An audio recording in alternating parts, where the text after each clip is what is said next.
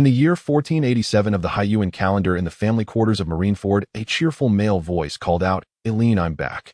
A tall man with purple hair draped in a white coat pushed open the door with a broad smile on his face.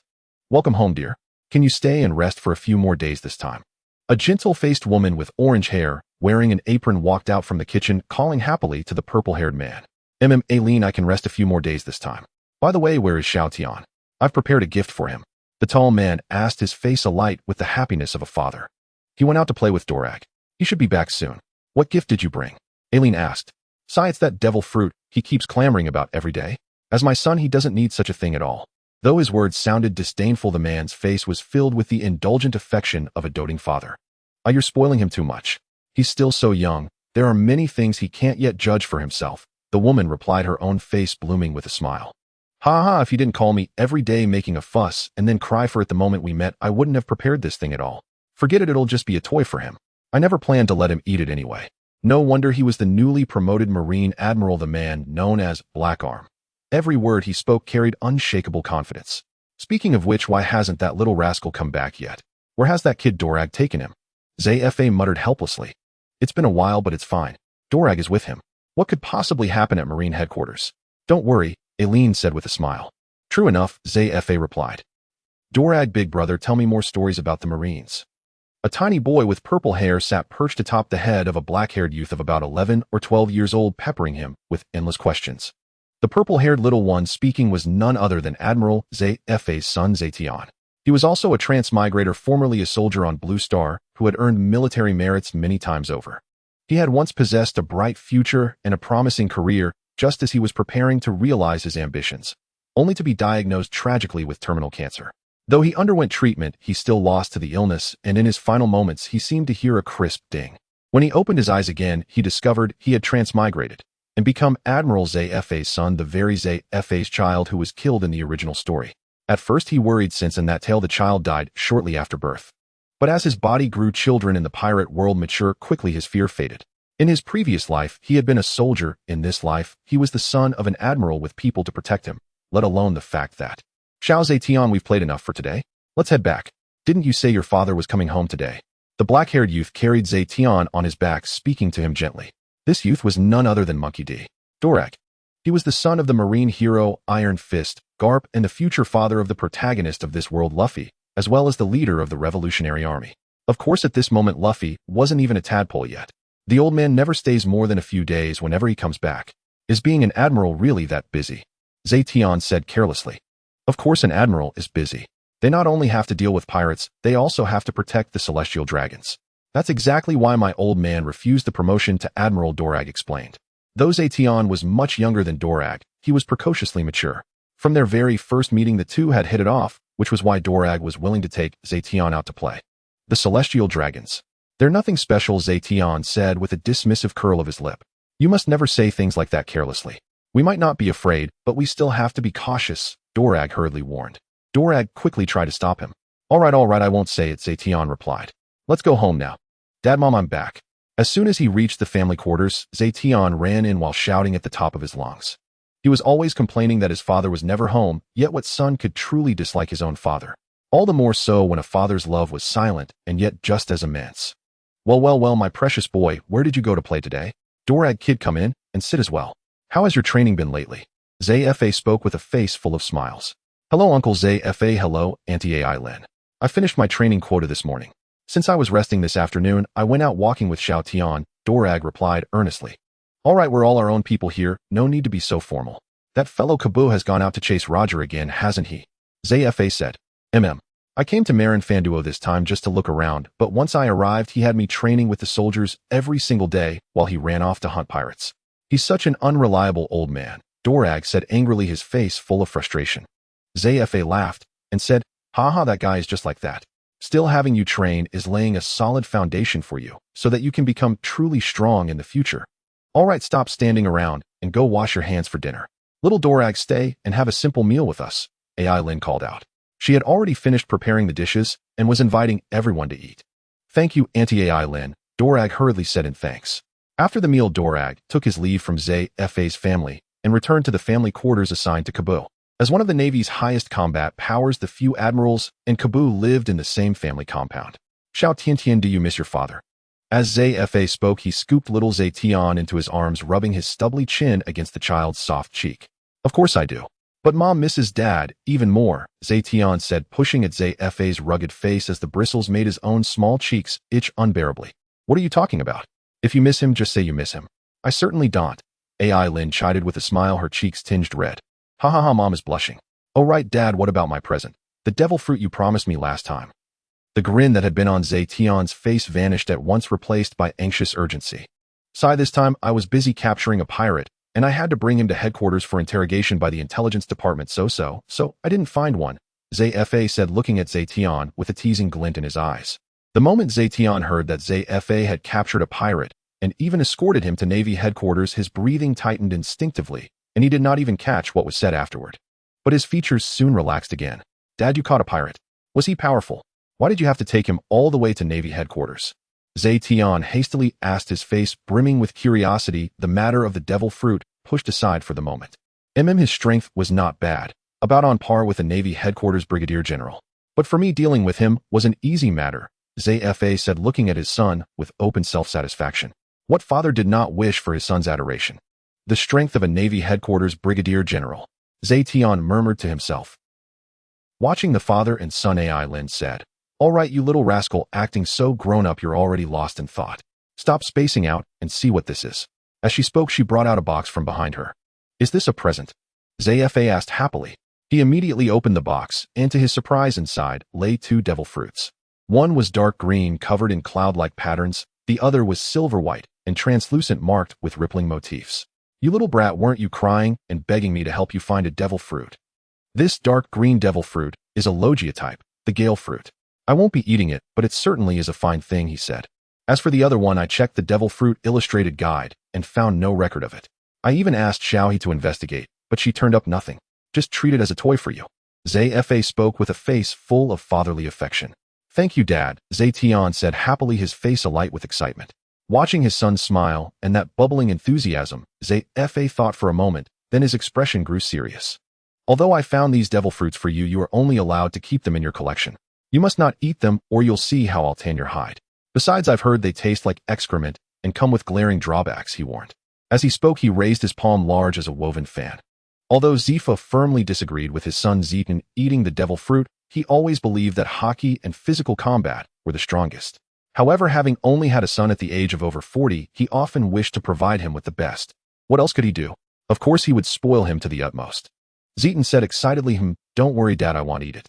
But I've heard that this is a treasure of the sea, something others would scramble for.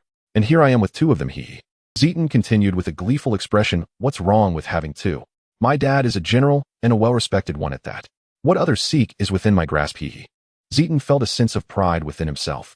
Looking at his son's joyful demeanor, Zefa and Eileen exchanged smiles and joined in the laughter, creating a harmonious family moment. Zeton looked at his serious yet loving father, and then at his gentle and beautiful mother. Though he wore a smile, his heart had quieted down. He would never allow this warmth to be disrupted.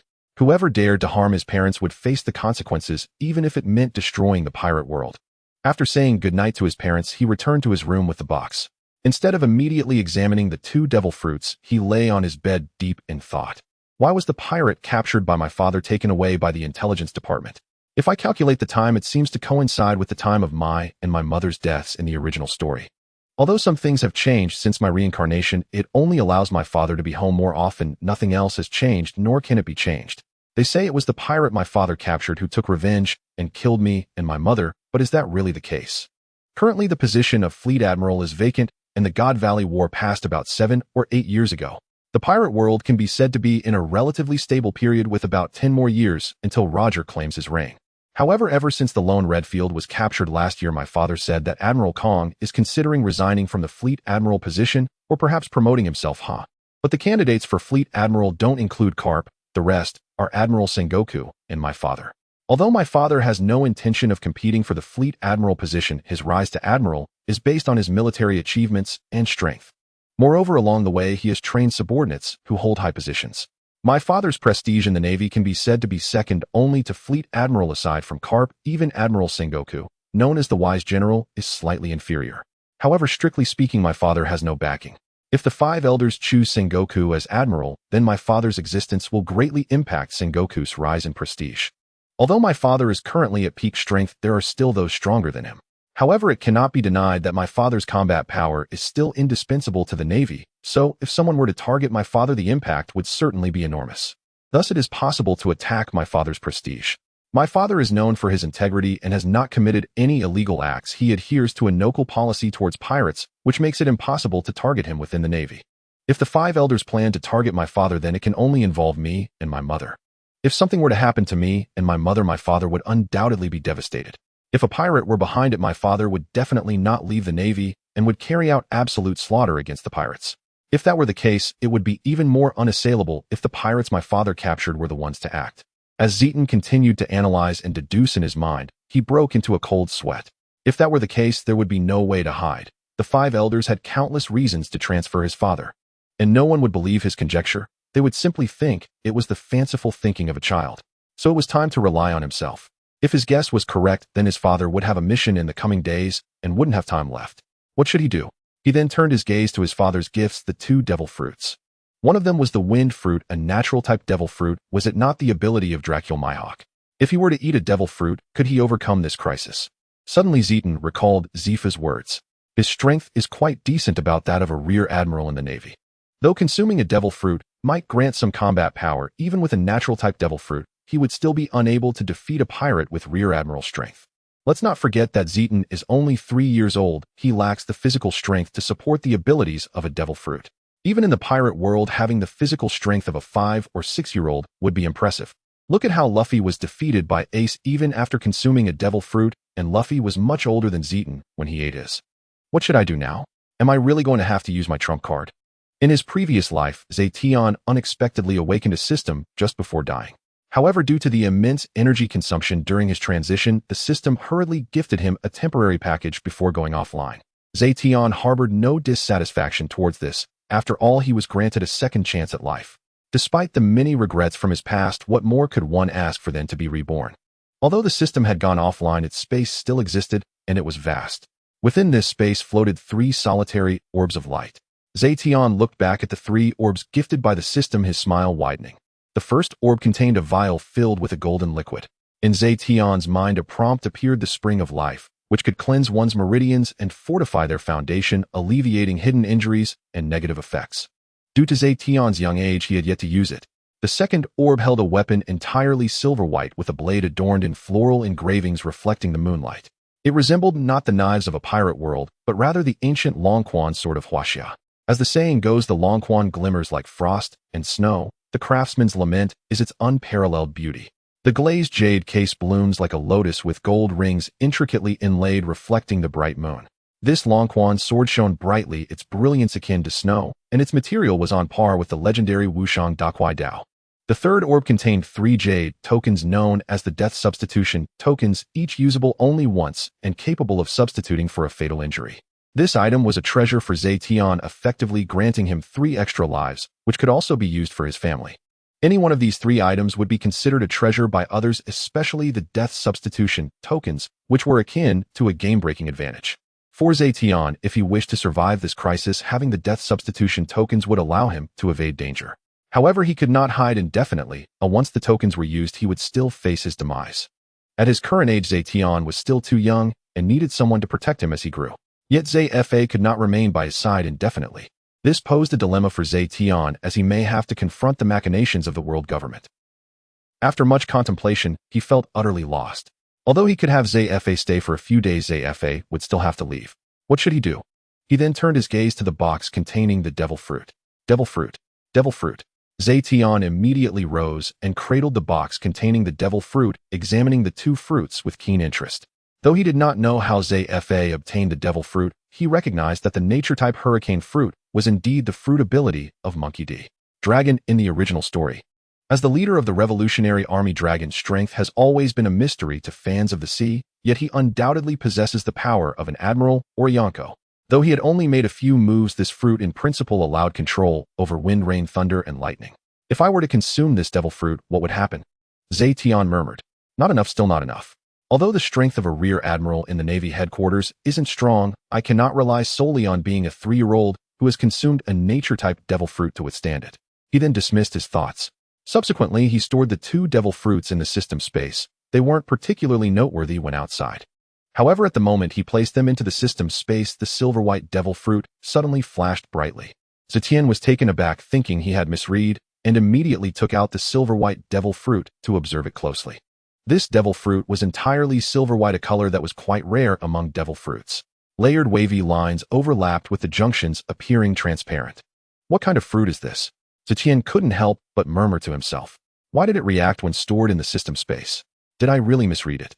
Thinking of this, Zetion quickly stored the devil fruit in the system space and stared intently. At the moment of storage, the devil fruit indeed glimmered. Confirming that he had not misread, Zetion immediately took out the devil fruit again. After multiple experiments, he lay stunned on the bed. Why did it react to the system space? Other great authors hadn't mentioned this before. System space. Could it be? With this thought, Zetion's heart couldn't help but race. If it really was that devil fruit, then he would hit the jackpot. As the saying goes, time is of the essence, space is king, destiny is unwritten, and causality reigns supreme. If it truly was a spatial fruit, then its value would certainly rival that of natural or even mythical beast fruits. Moreover, anything related to the system is definitely not garbage. Although the original work didn't mention this fruit, most devil fruits had been developed into trash. But could you expect Oda the old thief who draws manga to develop so many fruit abilities? Should I eat it? Zetion was conflicted, although he wasn't entirely sure this fruit was indeed too special. Since it reacted to space, it was worth taking a gamble. With this thought, Zetion looked at the fruit before him and decisively took a bite. Ugh! A foul, decaying taste surged into his mind, a flavor even worse than the worst he had experienced, causing Zetion's stomach to churn. After all, only those who eat it know how it tastes. This thing is really worse than I imagined, Zetion said with a grimace. However, after a moment's thought, he gritted his teeth and finished the remaining fruit. Ugh! As he consumed the devil fruit, Zetion first sensed something, then a look of ecstatic joy spread across his face. Ha, it really is this fruit. His heart stirred, and he extended his small hand, watching as an invisible ripple spread out in all directions above his hand. As the ripple spread farther and farther, Zetion's little face turned increasingly red, and finally, he could no longer hold on and collapsed. Huff! He exhaled deeply, feeling unwell. All over, his sweat poured down. I'm exhausted. Does this consume so much stamina? After a while, Zetion recovered some strength. The devil fruit consumed more stamina than he had imagined. He didn't expect to have any stamina at his young age. After trying a few more times, Zetion lay on the bed, reflecting on the information feedback from the spatial ripple, deep in thought. With my current stamina, I can maintain the spatial ripple for about 30 seconds. What can that do? However, this spatial ripple can sense in all directions. Nothing within a 50-meter range escapes my perception. Moreover, I feel that if my stamina were sufficient, I could teleport within this range, which is somewhat similar to the ability of the surgery fruit, but right now, I absolutely can't do that. Additionally, there's another skill, spatial slash. It sounds really powerful, but I definitely can't use it right now. Alas, I'm still too small to do anything. Zetion frowned and spoke to himself. I estimate that in a few days my father will set out to sea. What should I do? I still have no means of self-defense. The spatial slash sounds powerful, but I feel like I can't use it. Should I give it a try? After thinking for a moment, Zetion felt he could try. Without hesitation, he secretly went to the training room. It's reasonable for the general's villa to have a training room. Concentrating the power of space in his hand, he swung forcefully at the training target before him. Spatial slash. A flock of crows flew overhead. Nothing happened as he looked at the training target, and then at his small hand, feeling overwhelmed by the cawing of the crows above. Fortunately, no one saw, otherwise his awkwardness would have dug a big hole. Again, Zetion remained undeterred, focusing his mind and continually mobilizing the power of space, feeling the power gathering in his hand. With a calm heart, despite feeling the power being drained and the fatigue weighing down on him more and more. However, the resilience of his past life as a soldier manifested at this moment, the formless power in his hand becoming increasingly solid. Zetion's small face flushed red, yet he gritted his teeth, sweat soaking his entire outfit. Finally, just as he felt he might faint, the power had nearly coalesced. Void space slash. He almost shouted it through gritted teeth, a colorless crescent-shaped slash swiftly darting towards the target. But Zetion could no longer hold on, directly collapsing from exhaustion. The target was cleaved by the formless force, and the spatial slash continued unabated, crashing into the training rack behind. All the training dumbbells and iron weights fell to the ground, producing a heavy sound. Thud, thud, thud. What happened? What is that noise? Zefa exclaimed in shock. Xiaotian. AI Lin also said worriedly. It was supposed to be a rare chance to return home, and while he was enjoying a tender moment with his wife, the sudden noise startled him. He immediately got up to check the situation, opening his son's room only to find no one there. He swiftly activated his observation Haki and dashed towards the training room using the 6-style shave. Upon entering the training room, he found his son lying on the ground and quickly used shave to rush over and pick him up. After careful inspection, he discovered there were no injuries, just that he had fainted. AI Lin also ran over, hurriedly taking Zetion from Zefa's arms, anxiously inquiring about the situation. Zefa offered a comforting word before observing the surroundings, noting that there were no enemies. The training target was sliced in two, and there were also marks on the back wall from the slash. After checking the surroundings again with observation Haki and confirming there was no danger, he finally sighed in relief. It's fine, let's go back to sleep. They'll check him again in the room. Zefa reassured. What happened? How did Xiao Tian end up in the training room, and why is he fainted here, and what about over there? AI Lin held Zetion with a pained expression, asking, Dear, it's nothing. I guess the noise was caused by this little rascal. Don't worry, I checked. He just exhausted himself and fainted. After a good sleep, he will be fine. We'll just have to wait for him to wake up and ask him. Zefa continued to comfort. The next day, Zetion groggily woke up feeling soreness all over his body. Turning his head, he found his parents looking at him with concern. Just as he wanted to get up, he realized he was lying there completely naked. Xiao Tian, you're awake. Do you feel any discomfort? Seeing that Zetion was awake, AI Lin immediately asked with concern. Dad, Mom, I'm fine. Zetion shook his head, his mind gradually clearing, realizing he had been discovered by his parents. You little rascal, you've gone too far. What exactly happened? Zefa said angrily. Dad, well, that it's nothing really. Zetion spoke sheepishly. Are you asking for a beating? Do you believe I won't spank you hard? Now tell me what really happened. Zefa threatened in anger. It's really nothing, I just accidentally ate a devil fruit, and then went to the training room to train my abilities, and it turned out like you see now. As he spoke, Zetion sneakily glanced at Zefa. What? You ate a devil fruit? You little rascal. Just wait until I deal with you. This time Zefa was genuinely angry, stepping forward to lift the naked Zetion up and giving his little bottom a hard spank. Just as he was about to hit his bottom, the force reduced by 999. Mom, help. Zetion immediately cried out loudly, his little heart racing. He didn't expect Zefa would actually spank him, but the pain on his bottom made him feel a bit pleased. His father still couldn't bear to be harsh. All right, don't break him. Just a little lesson is enough.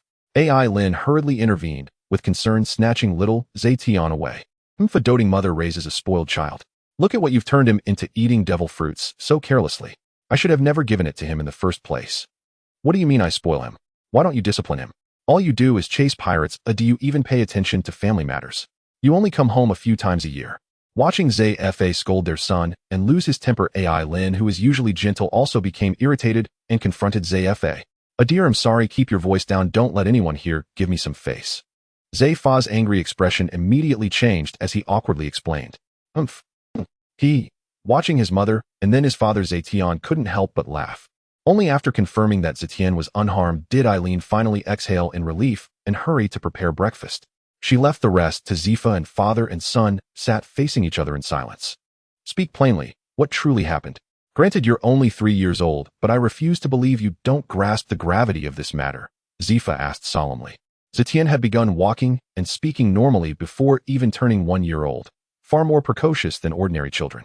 From the moment he first spoke, Zefa was astonished to discover his son possessed extraordinary intelligence. He often boasted to colleagues and subordinates about having a prodigious son. Yet as time passed and their bond deepened, Zefa realized he had vastly underestimated his son's brilliance and gradually ceased such boasts altogether. In daily life, he treated Zetion with natural, unforced familiarity. Well, how should I put it? I was simply thirsty and wanted fruit, but accidentally picked the wrong one. Zetion explained carefully. Though he could converse with Zefa as an adult with some truths, even if spoken aloud, lacked tangible proof. Moreover, his inner thoughts were too astonishing to voice. Instead, he offered a vague, evasive reply. What? That's your explanation? You brat. Are you seriously trying to fool me? I think you deserve a sound beating. Hearing such an absurd justification, Zefa felt his intellect had been quietly insulted. Truly, I simply misreached, and once I'd eaten it, I thought, why not test my abilities at once? After that, well, you already know what followed. Zetion replied with guileless candor. You? Really? As a fleet admiral, Zefa found himself utterly speechless, every word threatening to backfire. Sigh? Fine, what's done is done. Was it the hurricane fruit? Suddenly recalling something, Zefa pressed urgently. No, It was another one. Zetion beamed. What a... Zifa shot upright, then slumped back down deflated. You little rascal. Do you have any idea how tirelessly I searched for that Logia-type fruit for you? Though I never wished for you to rely on devil fruits for power. After all, they leave glaring weaknesses. I wasn't absolutely opposed, not entirely. But why in the name of all that's sane did you reject that formidable fruit? You've driven me to the brink of apoplexy. Zifa fumed. In his earlier years, Zifa still upheld his Nokul brand of justice and firmly believed Haki and physical mastery reigned supreme, a conviction that earned him the epithet Black Arm. Nonetheless, he remained remarkably open-minded. His mentorship of the three admirals bore clear testament to that tolerance, even toward devil fruit users. Of course, there was one certain yellow monkey who stood apart. Watching his father see Zetion could only offer a wry, helpless smile. After regaining his composure, Zifa resumed. So, what devil fruit did you consume? And what are its powers? Paramecia-type space fruit. Zetion answered earnestly. Paramecia? Space fruit. I've never heard of such a fruit. Zifa strained his memory, searching in vain for any record or rumor of it. Father, where did you acquire this fruit? I sense its power is extraordinary, not merely strong but transcendent. Zetion asked. Zifa cast a sidelong glance at his son and scoffed. What do you know, you brat? Extraordinary. How extraordinary? Enough to exhaust yourself into unconsciousness. Is it stronger than the Logia-type hurricane fruit? He paused, then added, this fruit. I found it on an uninhabited island. Now tell me precisely what abilities does it grant? Zetion paused and thought. 3 abilities so far. First, spatial perception. I can emit spatial ripples and currently perceive every object within a 50-meter radius. Second, instantaneous movement, but it requires synchronization with spatial ripples which I cannot yet achieve. Third, spatial slash. I can conjure a blade of pure spatial distortion, and I am already capable of wielding it once. What the A? Are you certain these are the fruit's innate powers? Not even developed, and already 3 distinct abilities. Zifa was stunned. No Paramecia-type devil fruit, he knew, granted 3 powers upon initial consumption. This seems excessively potent. Huh. Still, you are blessed with uncanny fortune. Zifa recalibrated his stance. Though mildly disappointed Zetion hadn't chosen the Logia fruit, he couldn't deny his awe. After all, loss in one quarter may yield gain in another, misfortune may yet blossom into unexpected fortune. Father, why not eat the hurricane fruit yourself? Seeing Zifa's temper soften, Zetion quickly suggested. You insolent whelp, are you mocking me? I won't deny the Logia-type's might, but I am Black Arm Zifa. Haki and physical mastery remain the pinnacle of strength. Never over-rely on devil fruits. At 40-some years I stand at the zenith of my power. Zifa grinned, puffing his chest with unapologetic pride. Zetion, hearing Zifa's refusal to eat the devil fruit, Zetion chose not to say anything. After all, Zifa was at his peak, and any top pirate could challenge him. His refusal to consume the devil fruit indeed showed confidence in his own strength. I initially planned to wait until you were 5 years old before teaching you training, considering you are still too young, but there are some things I can discuss with you in advance. Zifa pondered for a moment, and then spoke. Honey, little Tion, little Dorag has arrived and dinner is ready. Oh, let's prepare to eat. At that moment, Aaron suddenly exclaimed, he's here. This was when Dorag walked in. Uncle Zifa, little Tion, I'm here to bother you again. When Zifa left yesterday, he told Dorag not to eat at the cafeteria for the next few days and to come eat at his place. After all, that old man Garp left Dorag behind to chase after Roger, as if Roger were his true love and Dorag was just an accident. All right, we're all family here, so there's no need to be polite. After dinner, you can learn some things from me too, Zifa stated. Really? Uncle Zifa, are you going to teach me? I want to learn Haki, Dorag exclaimed excitedly upon hearing that Zifa would teach him. Hey, you little brat, eat first. After dinner, come with me to the training room. This morning you'll learn from me, Zifa replied. Okay, thank you, Uncle Zifa, Dorag said sincerely. Enough of this formality, let's eat, Zifa chuckled. After dinner, the 3 of them went to the training room, and Zifa had them sit down. The training target that was damaged by Zetion yesterday had already been tossed into the corner. Looking at the 2 of them, Zifa said softly, you are still young and your bodies are not fully developed yet, so it's best to lay a solid foundation first. However, little Dorag can start training with the Navy's 6 forms, given how you've been beaten by Garp. Ahem, focus on solid training. First, as for you, you little brat, just concentrate on learning theories for now. Zifa chuckled, almost revealing Garp's dark history. Infinite heavenly venerate Ba, my apologies, my apologies. Uncle Zifa, can we not bring that up? You know how I often end up bruised all over, even using Haki to fight. It's nothing new, I just floated up with balloons and fought beasts in their den. Do you know how I survived? As if recalling something, Dorag couldn't help but shiver. I can hardly believe I survived, it's a miracle, do you know? At this point, the 10-year-old Dorag nearly burst into tears from excitement. A Dorag, you've suffered a lot. Zifa said, unsure how to comfort him, only able to pat Dorag's shoulder. Brother Dorag, don't be afraid. Remember 30 years in the east and 30 years in the west. Once our strength improves, I'll help you settle the score, Zetion encouraged confidently. Yes, very well said. 30 years in the east and 30 years in the west. When the time comes, I'll make sure to give that old man a beating and send him floating with balloons too, Dorag vowed. Dorag motivated himself, fervently, truly embodying filial piety. Little did he know Garp was different from others. While others' strengths naturally declined with age, Garp's peak strength had lasted far too long.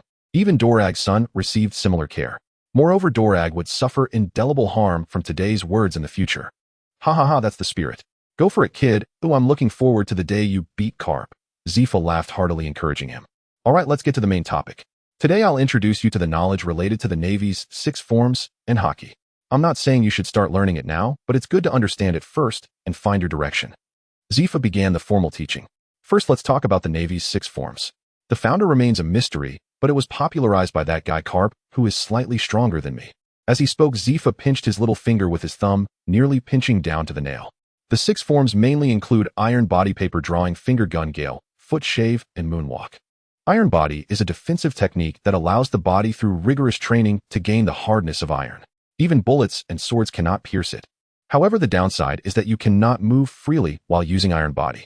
The principle is to accelerate blood flow to enhance muscular movement. Paper drawing is also a defensive technique. It unloads all the body's strength, enabling the practitioner to dodge incoming attacks by sensing the changes in airflow caused by the opponent's movements. Finger gun is a technique said to have the power of a gunshot, concentrating all one's strength in the index finger and unleashing a strike at lightning speed with a hardened fingertip. The fingertip possesses the power of a bullet capable of piercing through the human body effortlessly. Gale foot is a foot technique. It doesn't deal damage by kicking the enemy, but creates slashes through vacuum generated by high-speed kicks. Shave allows one to step on the ground 10 times within 0.6 seconds using the resultant explosive speed from the reaction force to move, enabling instantaneous movement.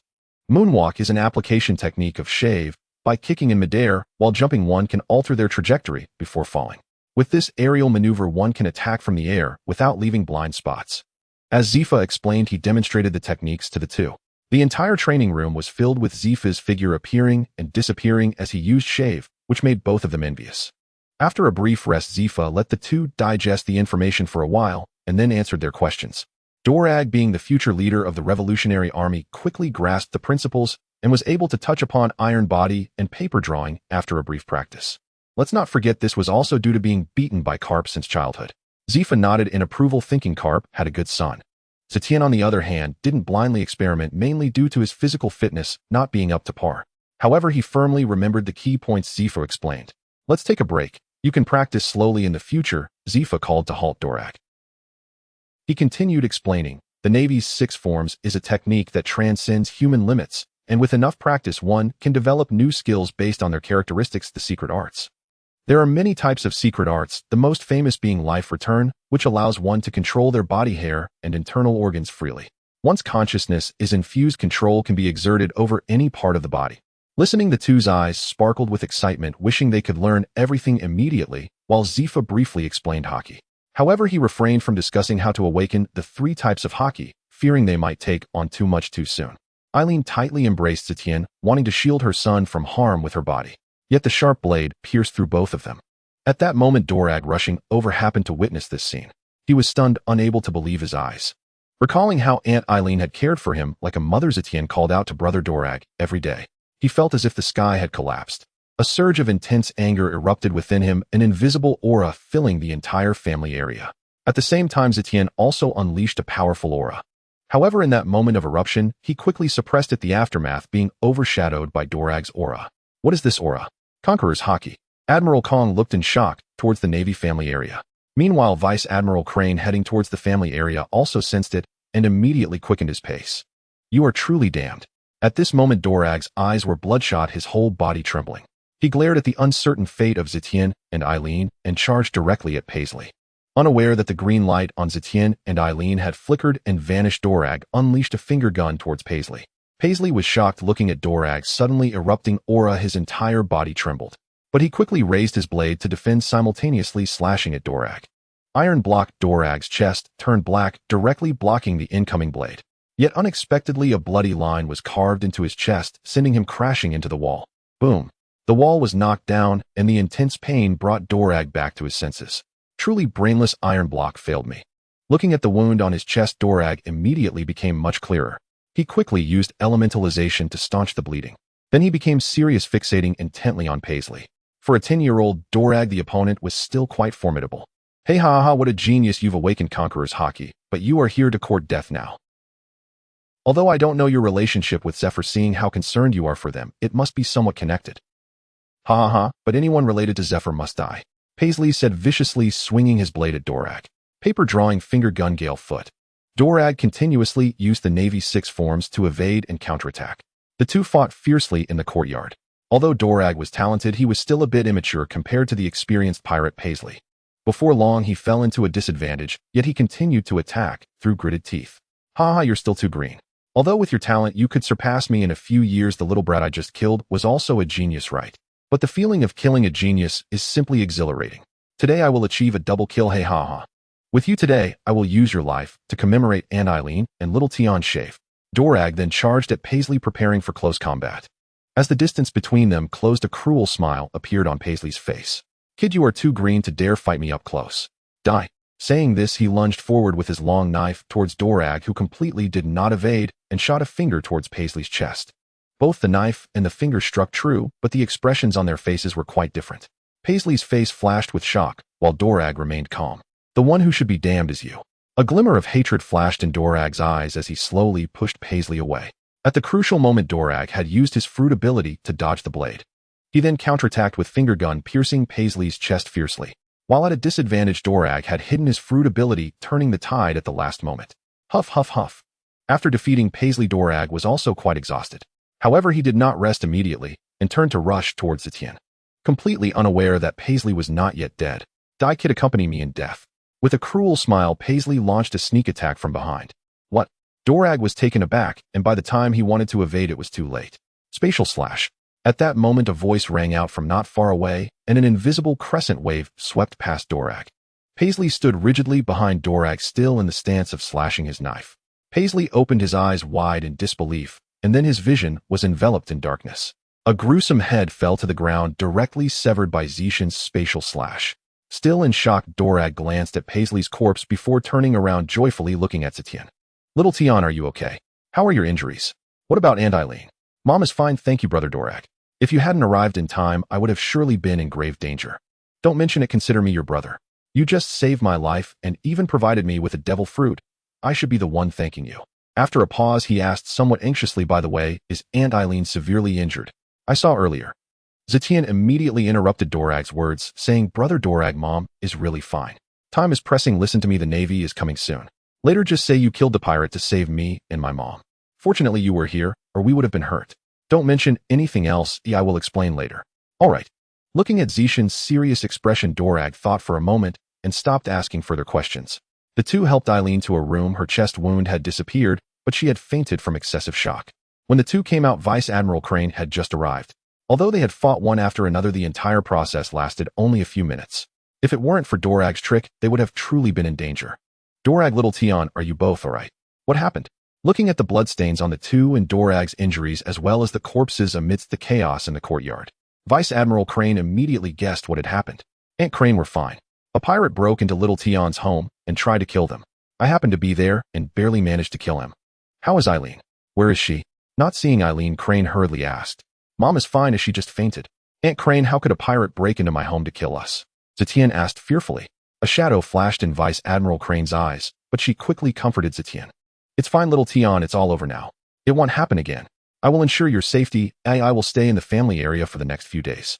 As a peer of Garp, Zephyr, and Sengoku, who also witnessed Zetion's birth, Crane genuinely liked this charming little guy. During breaks, Eileen often brought Zetion to chat with Crane, and the three had a particularly good relationship.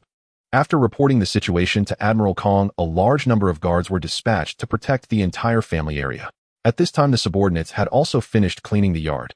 General Crane went to check on Eileen, confirming that she had merely fainted from excessive fright, and he couldn't help but breathe a sigh of relief. He held Zetion in his arms and called for Dorag, who had just finished bandaging. Tell me what happened in detail. Zetion and Dorag exchanged glances. Dorag replied, Aunt Crane, it was like this today. Zetion and I were training when that pirate suddenly barged in threatening to kill us all. I fought him, and after Zetion fired the distress signal, he took Aunt Aileen and hid. Later, after I killed the pirate, you all arrived, but Aunt Aileen fainted from the shock. General Crane frowned and looked at Dorag. The pirate earlier was Captain Paisley, known as the Butcher in the New World, with a bounty of 180 million berries. He possesses strength comparable to that of a rear admiral. How did you kill him?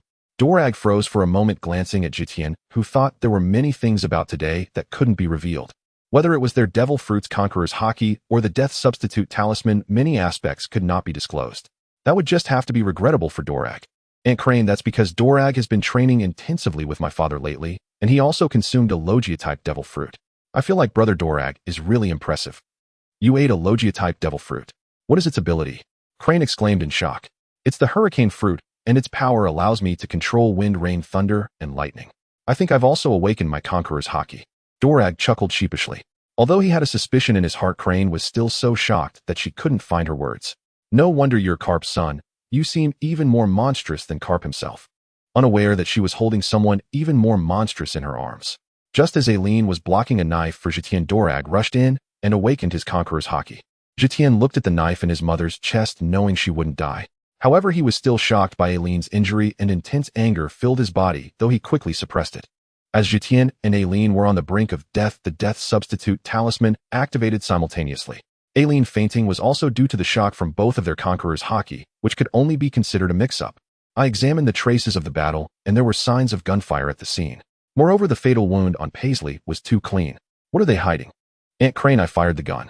I was scared and just shot randomly. Zetion's heart sank. Yes, that pirate was killed by my wind blades. Dorag quickly added.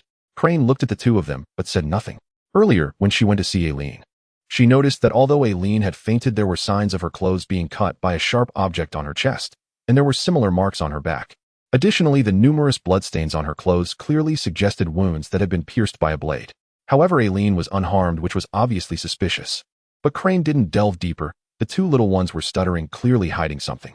This situation is complicated. These two little ones are not simple. All right, let's put an end to this.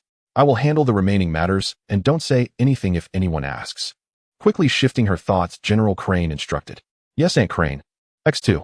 General Crane stayed a while longer, ensuring that the personnel were focused on protecting the area before hurrying back to the Navy headquarters. Zetion, what is going on? Why can't you explain it clearly to Aunt Crane? Brother Dorag, come with me. With that, Zetion led Dorag to his room, closing the doors and windows. Zetion looked at Dorag seriously. Brother Dorag, I will keep it brief. You must not tell anyone when you leave, including Uncle Garp. Can you promise me that? You won't tell the old man either. All right, I won't say anything. Dorag solemnly assured. Currently, Admiral Kong has been in office for nearly 10 years and is about to retire. The ones capable of taking his position are Admiral Sengoku, Uncle Garp, and my father. Uncle Garp will absolutely refuse, right? Yes, my old man will definitely not accept that. Oh, I know this. Then it leaves Admiral Sengoku and my father. My father has no intention of doing so either. But my father and Uncle Garp have similarities and differences. The similarity is that both have a high reputation in the Navy, and of course Admiral Sengoku does too. However, the biggest difference between my father and Uncle Garp is that Uncle Garp has high prestige within the Navy, but lacks many direct subordinates. On the other hand, my father has trained too many people over the years, and most of them are now holding important positions in the Navy. Isn't that normal? After all, Uncle Zephyr also enjoys teaching. Could it be? Dorag suddenly realized a look of disbelief appearing on his face. Yes, it's exactly as you imagine. My father has simply taught too many people, even though he himself doesn't think much of it. But in the eyes of others, these people are all his direct subordinates. If those above choose Admiral Sengoku to take over, how would the people my father trained think? To stabilize the situation, they would definitely find a way to undermine my father's authority. If my mother and I were harmed, my father would undoubtedly feel disheartened and might even resign from his position as admiral. Their goal would thus be achieved. Dorag's expression turned to one of shock, as if he couldn't believe it, but then he seemed to realize something and quickly asked, "Aren't they afraid that Uncle Zephyr will find out?" Uncle Zephyr is so strong. If he seeks revenge, then it won't be discovered. Not to mention that the pirate was originally captured by my father, making the reason for revenge quite reasonable. More importantly, although my father is very strong, he does not possess the absolute invincible power like Uncle Garp. There are several in the Navy who can match my father, not to mention those above. You don't really think that the power above only consists of the Navy, do you? Dorag was at a loss for words. The information he heard overwhelming him, causing a great shock to his mind and body. Okay, brother Dorag, don't overthink it. These are just my guesses, and don't take them seriously, but don't mention them to anyone either. Zetion looked at Dorag, who seemed unable to accept it, jokingly said. Seeing Zetion's childish face, Dorag felt as if he was getting to know him for the first time. Although Zetion said it was just his guess, Dorag felt that the truth of the matter was likely very close to what Zetion had said. For the first time, doubts about the Navy's justice arose in his heart. Are you alright? I distinctly remember you and Enel being pierced, yet you both are fine. Suddenly recalling what happened today, Dorag asked again. Alright, brother Dorag, there are some things I truly can't explain for now. Let's talk about it when my father returns. Also, you mustn't mention today's events or my devil fruit abilities to anyone. I'm going to check if my mother has woken up yet. With that, without waiting for Dorag to say anything further, he immediately went to see Eileen. At this moment, Eileen had just woken up and immediately got up to frantically search for Zetion. Upon seeing Zetion, she hurriedly embraced him, carefully checking him over. Xiaotian, are you alright? Are you hurt? Mom, I'm fine. Didn't I tell you? I ate the devil fruit. See, you are fine too. That's my ability. Don't worry, Ma. Oh right, I remember, I wasn't killed, though I am fine now. After sensing her condition, Eileen felt relieved, but then she began to cry in fear. Great. We are all fine, all fine. While crying, she tightly hugged Zetion. Mom, it's okay now? Let's contact Dad first. Also, Aunt, he has already handled today's matters personally. Make sure not to mention it in front of others. Zetion comforted his mother, patting her back like a little adult. Okay, I won't tell anyone. Let's contact your dad first. Brew, brew, brew. Meanwhile, in the New World, Zifa, who was patrolling the territory of the Whitebeard pirates, suddenly heard the special transponder snail ringing. Chuckling, he guessed it was that little rascal Zetion. Since he left in a hurry, this kid probably had a lot of grievances. Moshi Moshi, this is Zifa. What happened to Eileen? Is that little rascal causing trouble again? Zifa, can you come back immediately? Someone is trying to kill us. If it weren't for Xiaotian and Dorag, you might not even see me again. Hearing Zifa's voice, Eileen found some comfort. What? What happened? Eileen, are you and Xiaotian alright? Who dares to kill my wife and child? Zifa shouted furiously. Zetion took the phone and said to Zifa, Dad, we're okay for now. A pirate broke into our home and tried to kill us, but fortunately brother Dorag was here and defeated the pirate. You need to come back now, but don't worry about anything else. I'm afraid there are still people who want to harm us, and there are some things I need to discuss with you. Alright, I'm coming back right away. Don't go anywhere at home and wait for me to return. Immediately change course for home, now return to headquarters. After hanging up the phone, Zifa immediately ordered a return to headquarters, eager to get home. But General Wee. At that moment, a cadet was about to say something, but Zifa kicked him out of the way. Return to headquarters immediately. Whoever dares to say another word will face death. Zifa's furious voice echoed across the warship, and everyone immediately turned back. Zifa glared at the officer he had kicked out, feeling a bad premonition in his heart. Sir, the operation has failed. The Navy Intelligence Department, CP5 Reese, anxiously reported to the 5 elders. A bunch of useless fools. You can't handle even this little matter. Make sure to clean up the aftermath and pretend nothing happened. Yes, sir. If you mess up again, next time you know the consequences. Yes, sir. After the call ended, Reese was drenched in sweat. Wiping away the sweat from his forehead and composing himself, he headed towards the marshal's office. 3 days later, Zifa returned to the Navy headquarters. Before he even docked, he hurried home, using moonwalk, running all the way. Eileen Xiaotian him back. Are you alright? Zifa, Dad, Uncle Zifa. At this moment, Eileen and Zetion had already received the news and were waiting for him early. Dorag was also there, having stayed at Zifa's home. The moment they saw Zifa, the 3 of them visibly breathed a sigh of relief. Seeing the 3 of them safe and sound, Zifa's heart also eased. After comforting Eileen for a while, he asked her to prepare some food. Zifa hadn't eaten or drunk anything for days, fearing he would hear some bad news.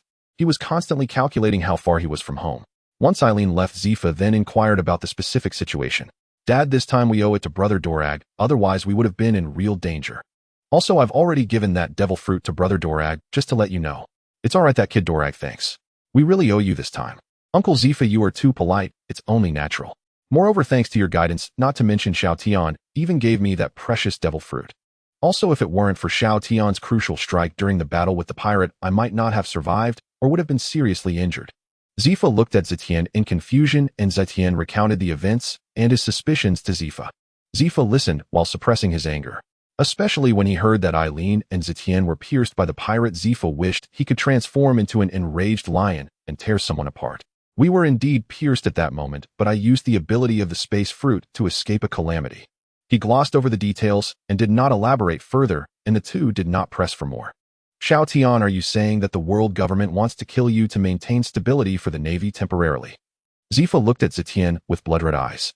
The anger in his heart wanted to burn down the entire Red Earth continent. Dad, please calm down.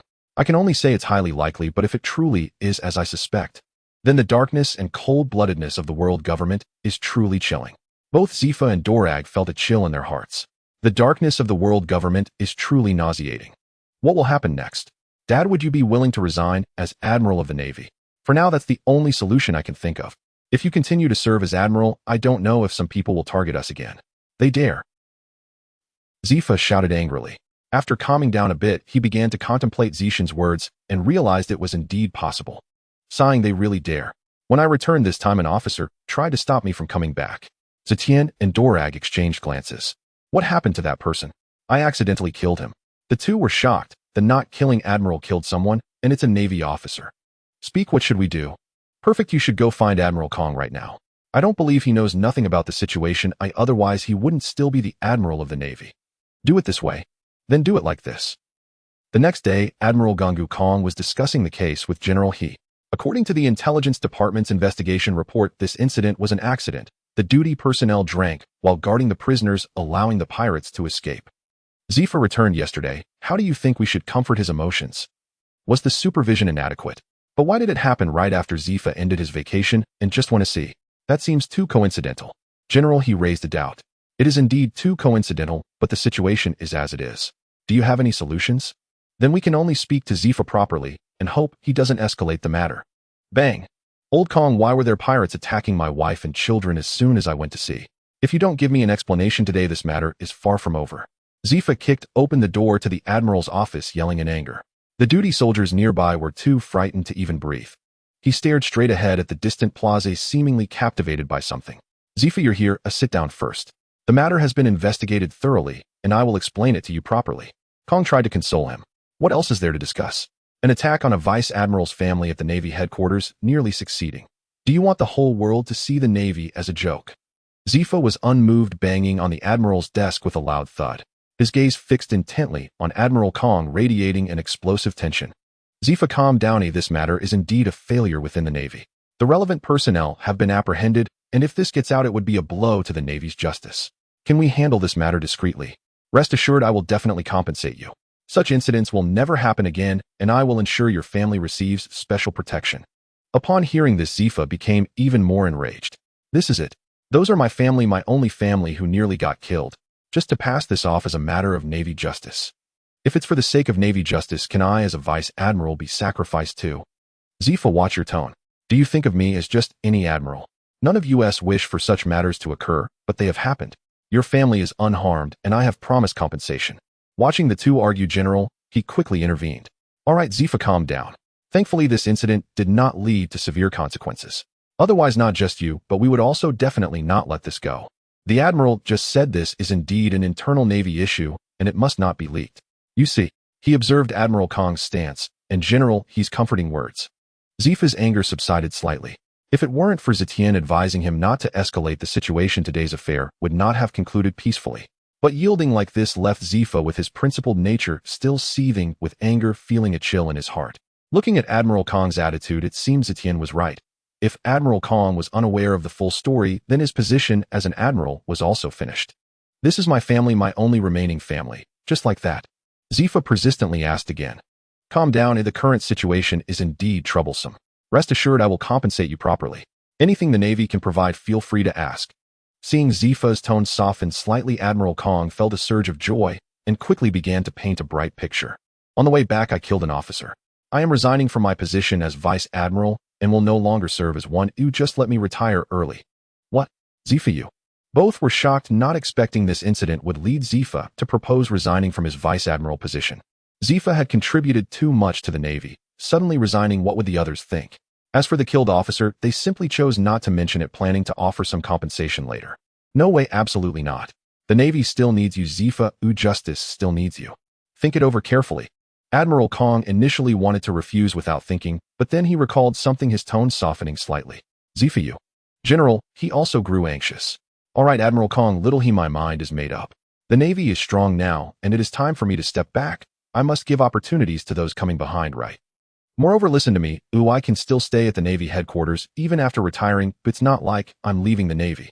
Hearing that Zifa wouldn't leave the Navy, both felt relieved. Zifa could serve as a naval instructor, and the overall combat power of the Navy wouldn't change if it seemed feasible. However, this incident had truly left Zifa feeling disheartened. Little He, what do you think? Admiral Kong turned his gaze to General He. General He pondered for a moment, then looked at the resolute Zifa, sighing. It's not impossible, but I suggest making Zifa the chief naval instructor. His ability to teach is well recognized, and he can nurture many talents for the Navy in the future. All right, but I need to report this to the 5 elders. Zifa, do you have any other requests? If possible, could you help me obtain a powerful devil fruit? Preferably a Logia type, so at least my son has some means of self-protection. All right. Seeing the matter resolved, Zifa said no more, took his leave, and returned home. In the year 1498 of the Ocean Circle calendar, 1 year after Gold, Roger became the Pirate King. Another major event occurred. The Pirate King Roger surrendered, and the Navy would publicly execute him in Logtown, the town of beginnings and endings. This news shocked the entire sea. Countless people risked being captured to flock to Logtown. Now Zetion is already 13 years old, and whenever the pirate world is mentioned, one cannot help but talk about height. Zetion is currently 182 meters tall, still not reaching the 3-meter height of a marine admiral.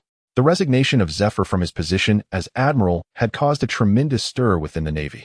Various discussions arose, especially from Zephyr's former subordinates, who voiced their dissatisfaction. However, the uproar subsided only after the Navy issued a gag order, and Zephyr himself provided explanations. After resting for 5 years, Zephyr was reappointed as the chief instructor of the Navy, responsible for the elite training camp established by the Navy. Zetion, on the other hand, had been training under Zephyr's guidance since childhood, making his strength a mystery. Dorag also trained alongside Zephyr for several years, and after reaching adulthood, he formally joined the Navy under Garp's intense martial arts education. During the first session of the elite training camp, he, along with Sakazuki and Borisolino, was known as the Monsters of the Navy. Zetion was of course aware of Roger's surrender and the upcoming public execution. Over the years, although Zetion often stayed at home, ever since he developed the fruit ability known as the Space Gate, he has been active. This skill requires spatial coordinates. As long as one knows the spatial coordinate points, they can fold space between 2 locations, much like opening a door to reach the destination. He specifically asked Zephyr to take the whole family to tour the 4 seas and the Grand Line. Even the Red Line was visited at Zetion's strong request. One day, just after finishing his training, Dorag came knocking. Hello, Aunt Aaron, I came to find little Tion about something. Although Dorag is still very passionate, he has started to think more seriously about things since experiencing the pirate attack incident. Especially regarding the orders issued by the world government, he has become increasingly intolerant. Dorag is here.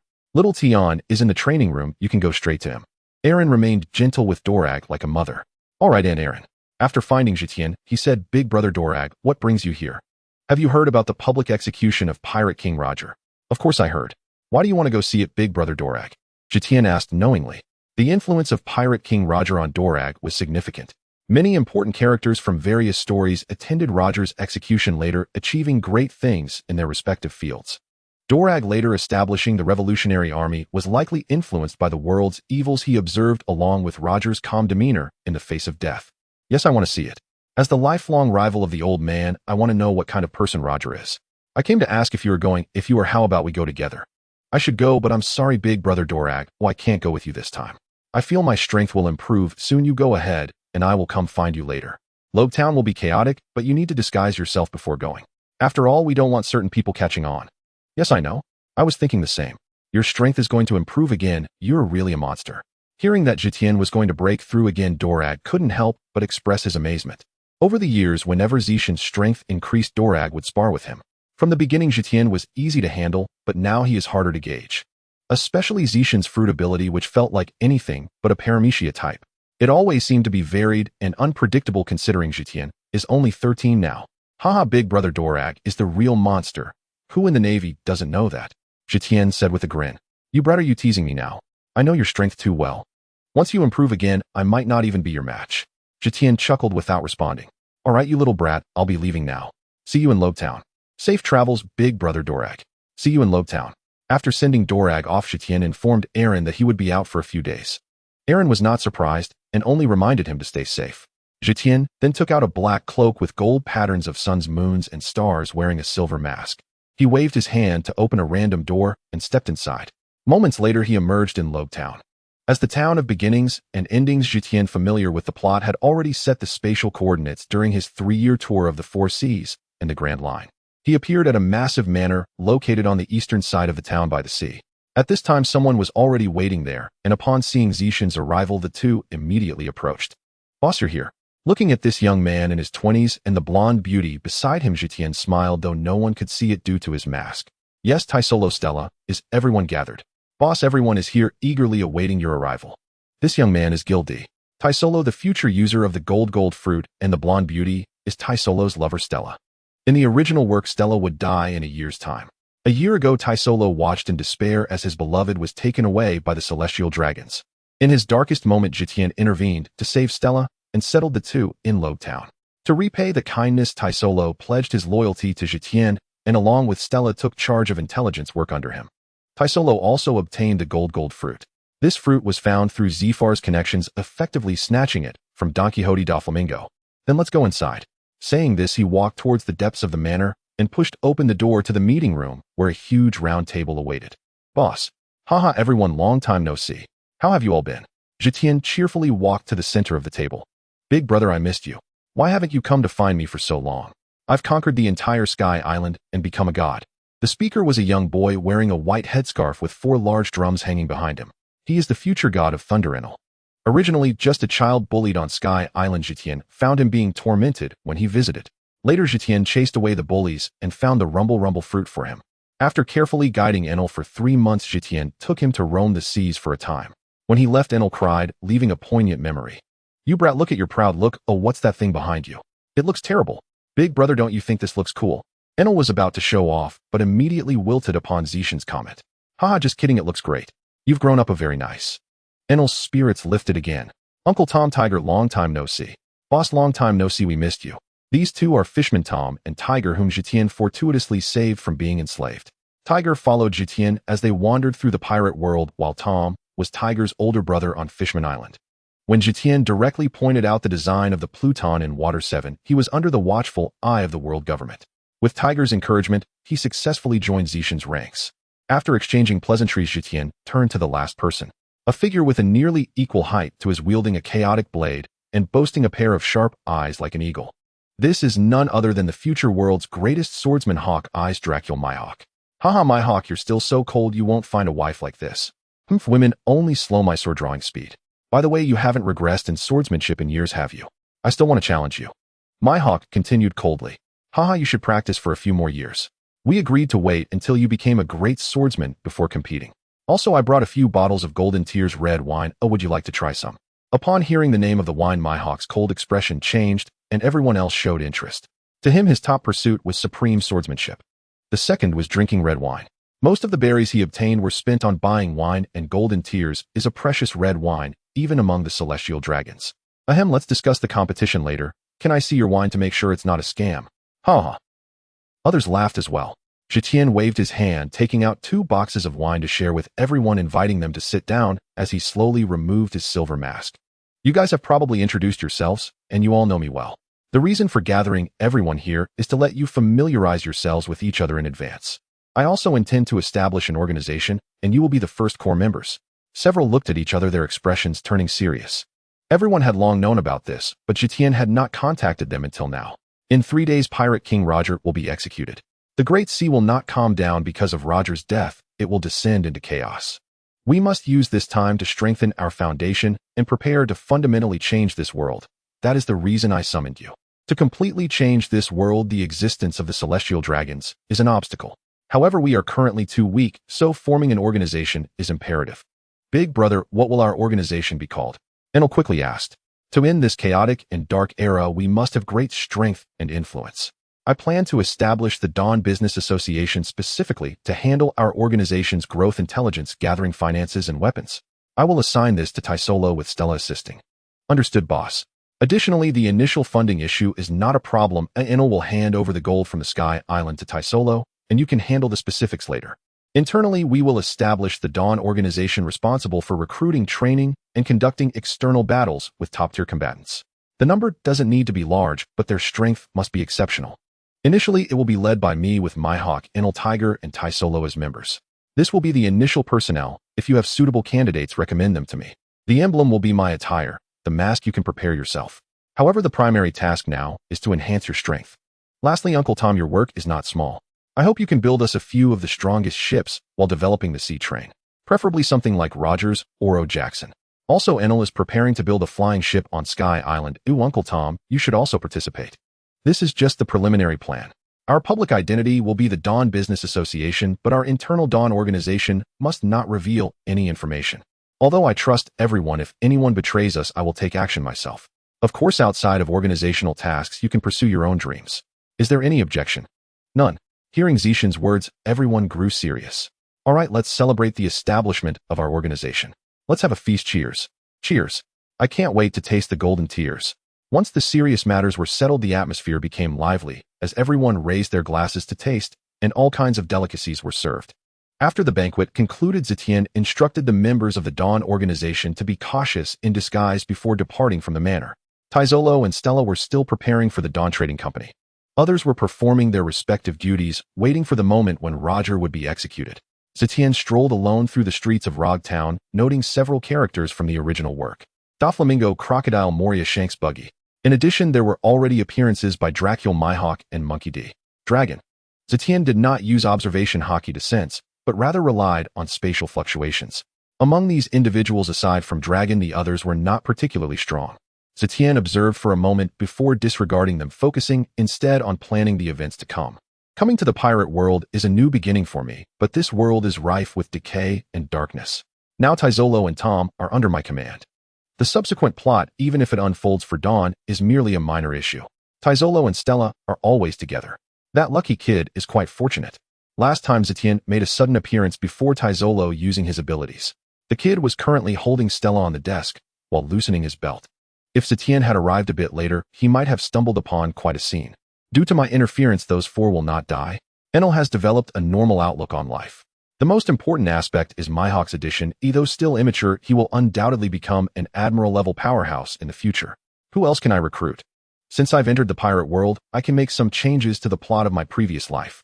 The celestial dragons must be eliminated, and the arcs of Boa Hancock, Nico, Robin, Nami, and Ace must be altered. And that little pervert, should he be castrated or just turned into a woman and thrown into Harmony Street by Ivankov? Forget it, I won't think about it for now. He'll address it when the time comes. This individual must die, and Wayno must be taken down. Although I cannot avenge the regrets of my past life, I can at least see how this race feels. By next September 8th, I will fully appreciate the cherry blossoms at the Horsehoof Shrine. On September 9th, of 1498 in the Sea Circle calendar, Rog Town was particularly bustling. Early in the morning, the Navy surrounded the execution platform, but did not disperse the crowd. It was no joke. For today's public execution, Garp, Sengoku, and Tsuru all personally appeared. There were a total of 8 Navy vice admirals present, not to mention Roger voluntarily surrendered and had little time left. If that pirate dared to cause trouble, he would likely be subdued in an instant. Big Brother Dragon Zetion found Dragon, and the two stood atop a tall building facing the execution platform. Xiao Tian, you're truly elusive. Today is quite lively. Many heavyweight figures have shown up. Dragon was enveloped in a dark green cloak, his gaze fixated on the execution platform. Zetion glanced at Dragon's attire, wondering why he was so fond of green. It was really hard to comment. His brother's outfit was far more sophisticated. Yes, Uncle Garp, Admiral Sengoku, and Aunt Tsuru are here, and quite a few vice admirals have come too. I really wanted to spar with the Pirate King Roger, but alas, there's no opportunity now. You would probably be badly beaten. Just think of Uncle Garp's usual training, and you'll understand. Dragon shuddered at the thought of Garp's rigorous education. Better not. I really am no match for that old man's lifelong nemesis. Oh, here it comes. As Dragon spoke, Zetion turned his gaze towards the execution platform. He saw a not particularly tall but awe-inspiring Roger being escorted to the execution platform by 2 executioners. As today's main character, Roger showed no fear of execution. Instead, he sat down on the platform. Is this the wealth, fame, and power of the Pirate King, Joel D. Roger? Truly worthy of being the Pirate King, his aura is quite remarkable. I still have a bit of a gap compared to him. Watching the awe-inspiring and death-defying Jold, Roger, Zetion couldn't help but feel admiration. He then thought about Roger's life. After establishing an incredibly powerful pirate crew, he traversed the Grand Line, recognized by all as the Pirate King. He fought against the legendary pirates Whitebeard and Shiki multiple times and was pursued by Monkey D. Garp several times. On the Golden Bell steps of Skypia, he left a message that directed the history of Skypia towards Laugh Tale. He contracted an incurable disease during his voyage. A ship, Dr. Korizumi, helped Roger's condition improve somewhat. After completing his journey through the Grand Line over 3 years, he disbanded the world's most famous pirate crew, the Roger Pirates. 1 year later, he bid farewell to his first mate Rayleigh and surrendered to the Navy. He is the father of Portgas D.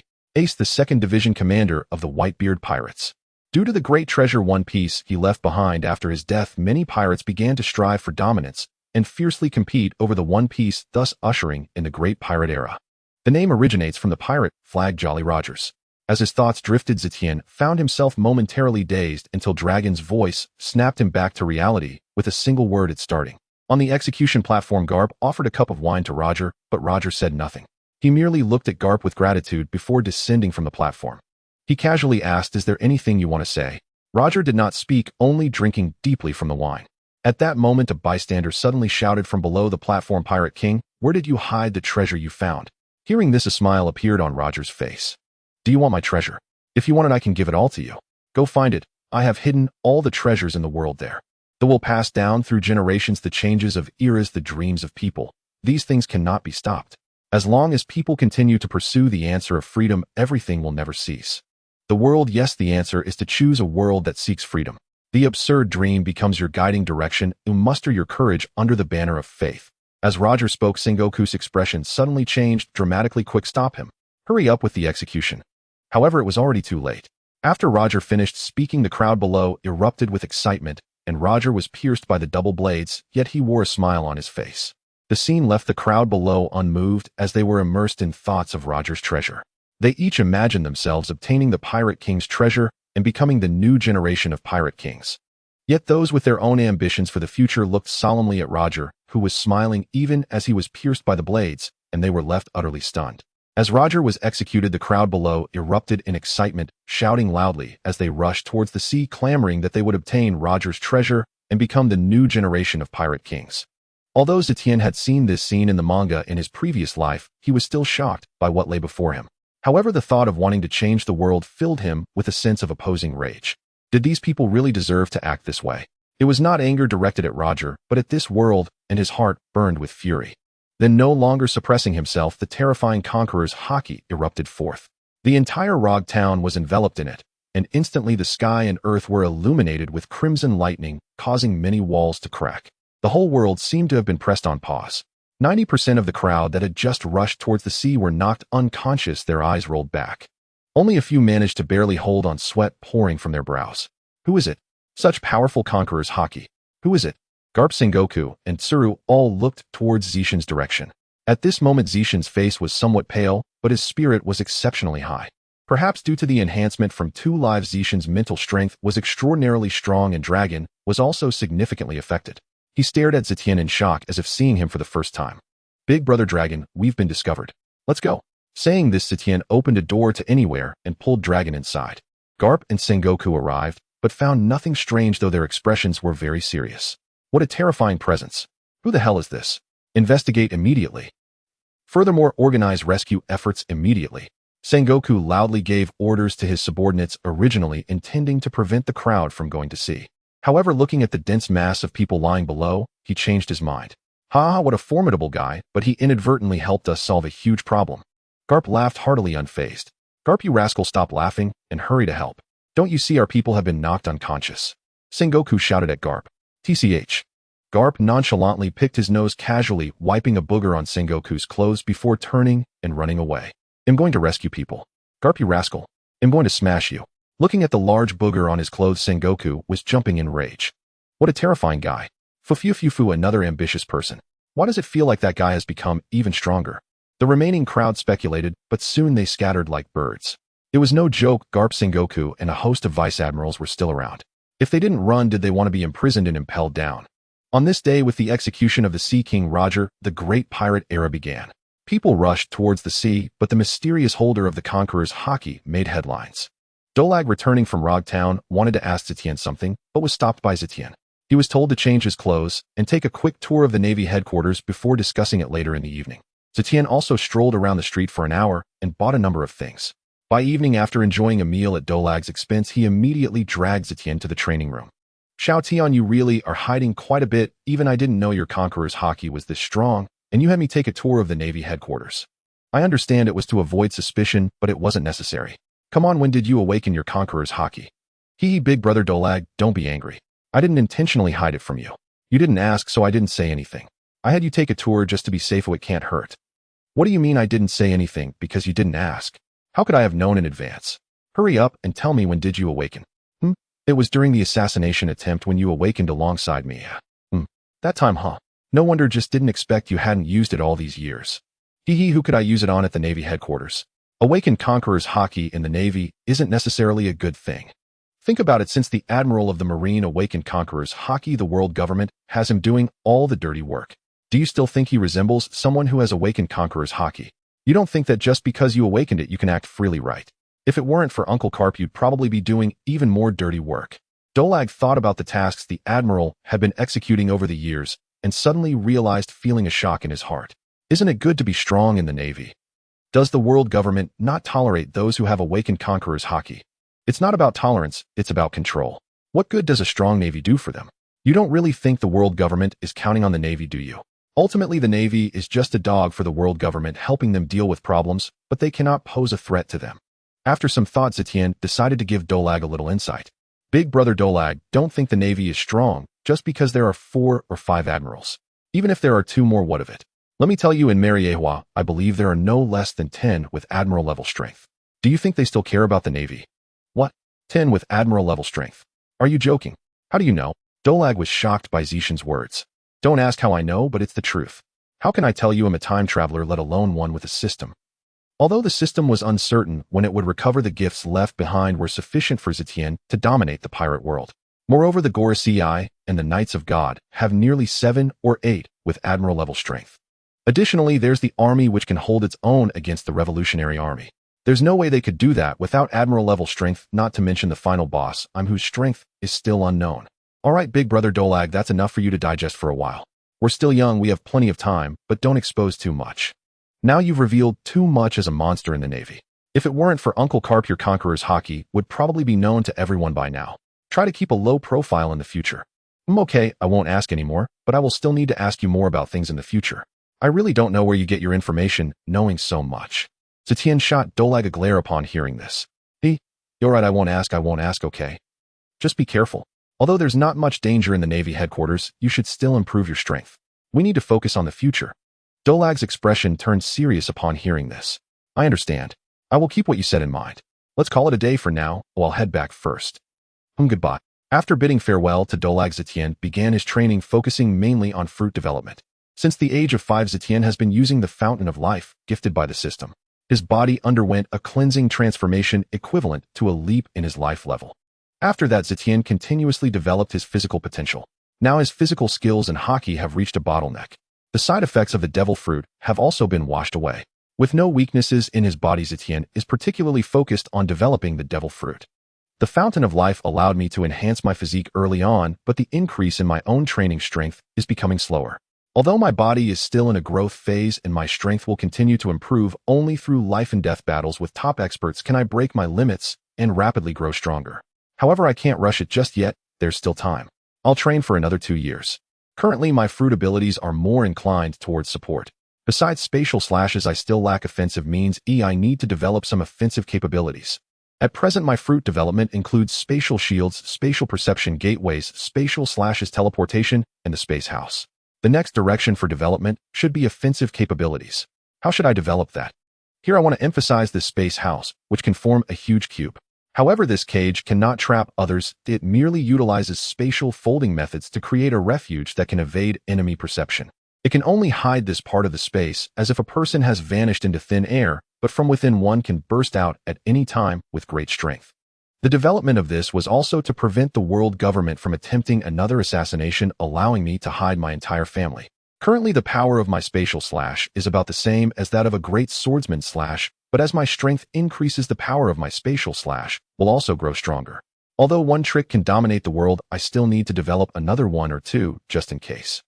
As I become more proficient in developing gateways, it seems I can sense spatial nodes. If I can control any space, could I perform attacks or slashes without distance? I remember the character Feng Xiaoyan from Iran Jixia has the spatial ability to punch through space to attack, but she appeared too early and the manga wouldn't allow such an obvious plot hole. However, I can do whatever I want to, let's give it a try. Zetion then emitted spatial fluctuations, sensing the spatial nodes nearby. The more he perceived, the deeper his understanding of space became. Zetion waved his hand, and a handgun appeared in his palm. He aimed forward and fired a shot. In Zetion's perception, the moment the bullet left the chamber, it vanished while the target behind him was struck by the bullet. He looks like it's not too hard after all. I'm quite the genius myself. With no one around, Zetion chuckled to himself, and then kept firing. The muzzle of his gun always pointed in one direction, yet bullets appeared around Zetion from all sides. Not satisfied with the handgun, he took out a standard military knife and slashed around, sending countless sword chi in all directions. There was no flight time, they appeared out of nowhere and struck their targets. Zetion trained vigorously, eventually sheathing his military knife and opting to use his fists instead, with countless fist shadows breaking through space and striking the surrounding walls. Zetion was exhilarated but still multitasking, sensing the space while throwing punches until late at night. After resting for a while, Zetion developed another skill, which was technically a combination technique. This combination technique had taken Zetion 3 full years to develop. With a deeper understanding of space, the skill was gradually taking shape. He waved his hand at a few prepared birds, saying space binding. Suddenly, the birds flying around stopped midair as if caught by invisible hands, followed by space strangulation. Bang! The birds in the air were suddenly torn apart by invisible air blades exploding into a cloud of blood mist. Zetion took a deep breath, looking at the carnage on the ground, his eyes revealing a hint of excitement, but then he furrowed his brow. Although it succeeded, the power seems too weak.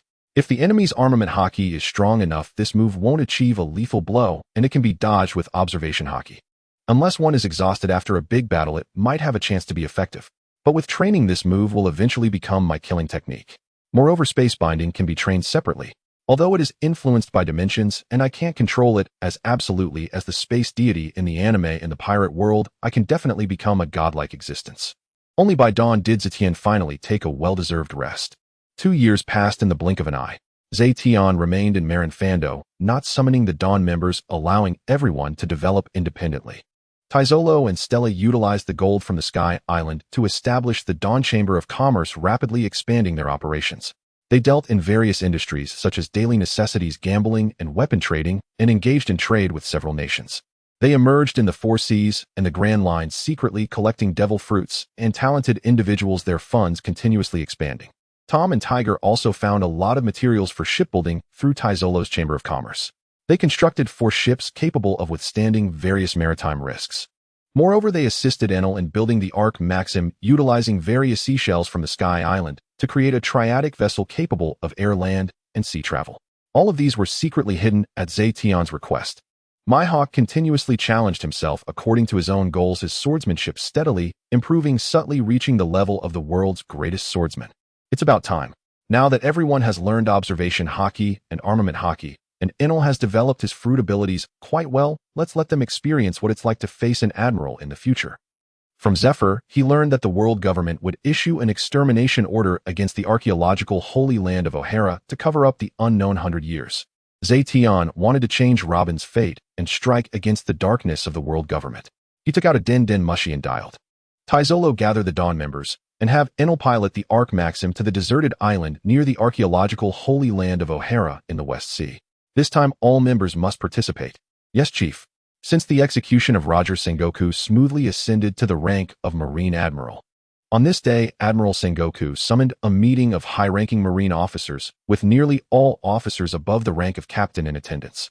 Sengoku, where did you hide the Sabaody? Hurry up and bring it out.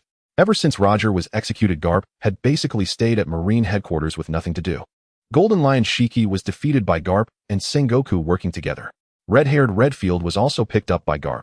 Now, aside from Whitebeard, Edward Newgate, there were hardly any pirates who piqued Garp's interest. It was more interesting to make Sengoku's Sabaody both for the food and to watch Sengoku's furious incompetence. It was simply too enjoyable. Garp, you bastard, this is a meeting. Don't think about laying your hands on my Sabaody. Sengoku was furious. Ignoring Sengoku's anger, Garp directly opened the Admiral's desk. He picked up the Sabaody and walked to his seat, his familiar actions making one feel pity for Sengoku. Hee, you continue your meeting, don't mind me. Garp, you bastard, you are the Admiral, you are not even a Marine Admiral. I know you are the Marine Admiral. The others watched with casual expressions, accustomed to this. Since Sengoku became Admiral, his roars often echoed through Marine headquarters. Only Vice Admiral through Dracul Mihawk and Akiji Kazan were watching with interest smiles on their faces. Scary, isn't it? Admiral Sengoku is terrifying. A certain yellow monkey was watching the show with a smirk. Of course, a certain red dog remained serious, showing no interest. Ahem, everyone is here, let's start the meeting. This task was issued by the world government to execute an extermination order on the entire island of O'Hara. Now I announce the personnel assigned to the mission. Admiral Sengoku, I want to ask why we are issuing an extermination order against O'Hara. As far as I know, this island is a holy land for archaeologists inhabited only by scholars and civilians. Why does the world government want to erase them? Hearing Sengoku issue the order, the others remained calm, but Kazan and Dracul Mihawk's expressions changed drastically. Mihawk was especially furious, directly questioning Sengoku. Upon hearing Mihawk's words, Garp was momentarily stunned. He then casually began eating his sabayeti. Crunch. Mihawk, this is the world government's order, and we are in a meeting, mind your attitude. However, I can explain. The scholars of O'Hara secretly researched the blank 100 years of history, attempting to overturn the entire world. Of course, this was also proposed by the world government. But they are just scholars and civilians. Even if they studied the blank 100 years, they do not have the capability to overturn the world. I see this as unjust. Shut up, Mihawk. Ooh, I don't want to hear that again. No second chances. A certain yellow monkey hastily cut Mihawk off. Except for Zetion, the two got along well outside of Marine headquarters, and among the four their relationship was the best. Mihawk glanced at Borisolino, who shook his head, leaving Mihawk with no choice but to sit down helplessly. Alright, I was originally planning to have Mihawk undertake the mission, but seeing your attitude, your spot is cancelled. Akainu Kazan. Present. This mission will be commanded by you, mainly cooperating with the CP9 organization. Additionally, we will have the assistance of Ghost Spider, Dalmatia, Fire Mountain, Flying Squirrel, and Maynard. 10 warships will be dispatched to carry out the extermination order against O'Hara this afternoon. Understood. In the west sea, a golden ship suddenly descended on a deserted island. It was the Ark Maxim. Lightning flashed on the ship, and a figure appeared below. Dressed in a cloak with a black base and golden sun, moon, and star patterns, it was Enel. Yo, everyone is here. Has Big Brother arrived? I was busy maintaining the ship and came late. Below the ship were Taizolo, Tiger, and Mihawk, all wearing the same outfit. Haha, Enel, you came. This ship is truly made of gold, although its appearance is a bit ugly. The first impression is just 2 words, belly. Taizolo, what are you saying? How dare you question my taste? Such an imposing ship, and you dare call it ugly. Tiger, watching the two above him, facepalmed. If Enel hadn't said that this design could facilitate better flight, he and Tom would never have built such a ship. Alright, stop messing around. The chief is coming soon. Upon hearing that Zetion was about to arrive, the two settled down and stopped their antics. They quietly awaited Zetion's arrival, and soon a portal opened in the sky. Zetion stepped through the portal and appeared before them. Chief, everyone is here. How have the past 2 years been? Everyone's strength has improved quite a bit. Zetion sensed the strength of the few people and confirmed they had made great progress. Big Brother, you're here. You don't know how boring it was for me on the Sky Island. Now I can finally fight alongside you. Also, look at our ship, isn't it impressive? If you only look at the gold, it is indeed imposing, but it's a bit ugly. Zetion smiled as he looked at the glimmering ship, while Enel sulked on the ground, drawing circles. Chief, you don't know? If it weren't for Enel's persistent shouting, Tom and I would have almost not wanted to build this Ark Maxim. Tiger immediately chimed in with his report. Alright, let's go aboard the ship. The reason I called you all here is that there's an important mission, and it's also time to test your training results. Upon hearing Zetion mention the mission, everyone became serious. Enel stood up, looking solemnly at Zetion, and then they all boarded the ship. The reason for gathering you here is to face the extermination order from the Marines. What? An extermination order? Everyone was shocked, not expecting their first mission to be against the Marines. Immediately, they became excited, rolling up their sleeves, and Mihawk even took out his sword knight to polish it. This time, the world government is preparing to issue an extermination order against the archaeological holy land of O'Hara, intending to erase the entire island. Our mission is not to organize their destruction, but to save people and fight against their highest combat power. According to my intelligence, the ones leading the charge are a Akainu known as the Marine Monster, and Kazan, along with 5 other vice admirals, several rear admirals, and 10 warships. In addition to these, there are the world government's hounds, the CP organization, but those are just cannon fodder, don't pay too much attention to them. So this time we will face considerable pressure. At that time, make sure to choose your targets well. I will hold off Akainu Mihawk, you will take care of Kazan. No problem. Enel, you are responsible for dealing with Ghost Spider and Dalmatia. Taizolo, you handle Fire Mountain and Flying Squirrel. After you make your move this time, do not expose your abilities outside. The gold brought on this ship can be fused in advance. Tiger, you handle Maynard. Among them, Fire Mountain should be the strongest, and Dalmatia is a Zoan devil fruit user. These vice admirals all know the Marine's 6 styles and armament Haki, so be careful. Also, Tiger Maynard should be the weakest, though I hope you can defeat him quickly and then help Enel and Tizolo. You can let loose this time and feel the pressure. Is there a problem? No problem. By the way, to hide your identities, Mihawk, you should wear glasses and you can't use your sword. Here, take this one for now. Saying this, Zetion took out a sword from the system space and threw it to Mihawk. This Night Hunter is a great blade, grade 21. Although it's not as good as your Knight, it's still a rare find. Take it. Mihawk, being a sword lover, wouldn't have nurtured Knight into the strongest black blade otherwise. He immediately drew Night Hunter the blade deep dark red with a serrated edge emanating a strong aura of killing. Good sword, thank you. Aside from not exposing during the operation, you can't call each other by name. I've given you code names, oh, just use those during the operation. Heaven, Zetion. Sword, Mihawk. Thunder, Enel. Gold, Tizolo. Water, Tiger. That's it. Enel, fly the ship to above O'Hara. You all wait for my news on the ship for these few days. I have some matters to attend to. You can communicate with each other in the meantime to coordinate better. Saying this, Zetion swiftly left the Arc Maxim. As the Navy headed towards O'Hara, Zetion had already arrived at the Tree of Knowledge. He found Dr. Crobat. Zetion held a deep admiration for the old scholar, who could converse with the 5 elders, but was ultimately murdered. Grandpa Crobat, it's me, Zetion. Do you remember me? You are the little Zetion grown so much. It's been nearly 3 years since we last met. Why have you suddenly come? Is Zephyr not with you? Let's talk inside, Grandpa Crobat. There's something I need to tell you. Seeing Zetion's serious expression, Crobat realized something was amiss. He promptly led Zetion to the research room. What's wrong, little Zetion? You look so serious. Zetion then revealed that the world government was aware of the scholars in O'Hara secretly researching the true history. Wanting to know the history of the blank 100 years, he informed Dr. Crobat about the Navy and CP's order to execute the demon extermination, hoping to let the people on the island leave early. After listening seriously, Dr. Crobat sighed. What is meant to come will always come. Thank you, little Tion, but I will not leave, and most of the scholars will not leave either. Why not, Grandpa Crobat? There's still time. You can study the true history elsewhere. Are you really willing to risk your life for research? Haha, little Tion, our entire lives have been devoted to research, and the Tree of Knowledge is our mother tree. I will not leave. If possible, I hope you can help me send some children and women away, but we scholars will not leave. Seeing Dr. Crobat's resolute expression, Zetion knew he wouldn't be swayed, so he had to give up. All right, Grandpa Crobat, may I take some of the books with me? Dr. Crobat's eyes brightened as he looked gratefully at Zetion. Of course you can. Thank you so much, little Tion. You are a good child. Grandpa Crobat, the Navy will probably arrive in a few days, but there are CP agents from the world government monitoring you on the island, so you need to quietly gather people. I will come to take them away tonight. I understand. I will wait for you at the Tree of Knowledge. All right, I'll be leaving now. See you tonight. Zetion sensed something for a moment, furrowed his brow, then relaxed and vanished in a flash. Dr. Crobat sighed, a hint of determination appearing on his face, and immediately headed towards the Tree of Knowledge. Saul, I tell you, I will soon become a true scholar. The day before yesterday, Dr. Crobat agreed to let me take the doctoral assessment, and I want to become an archaeologist like everyone else. A girl around 8 years old was happily talking to a towering giant. This girl was Nico Robin. The giant was an islander named Jagwadi, Saul, whom Robin discovered drifting near the seaside. Robin was captivated by Saul's unique laughter, and they became good friends.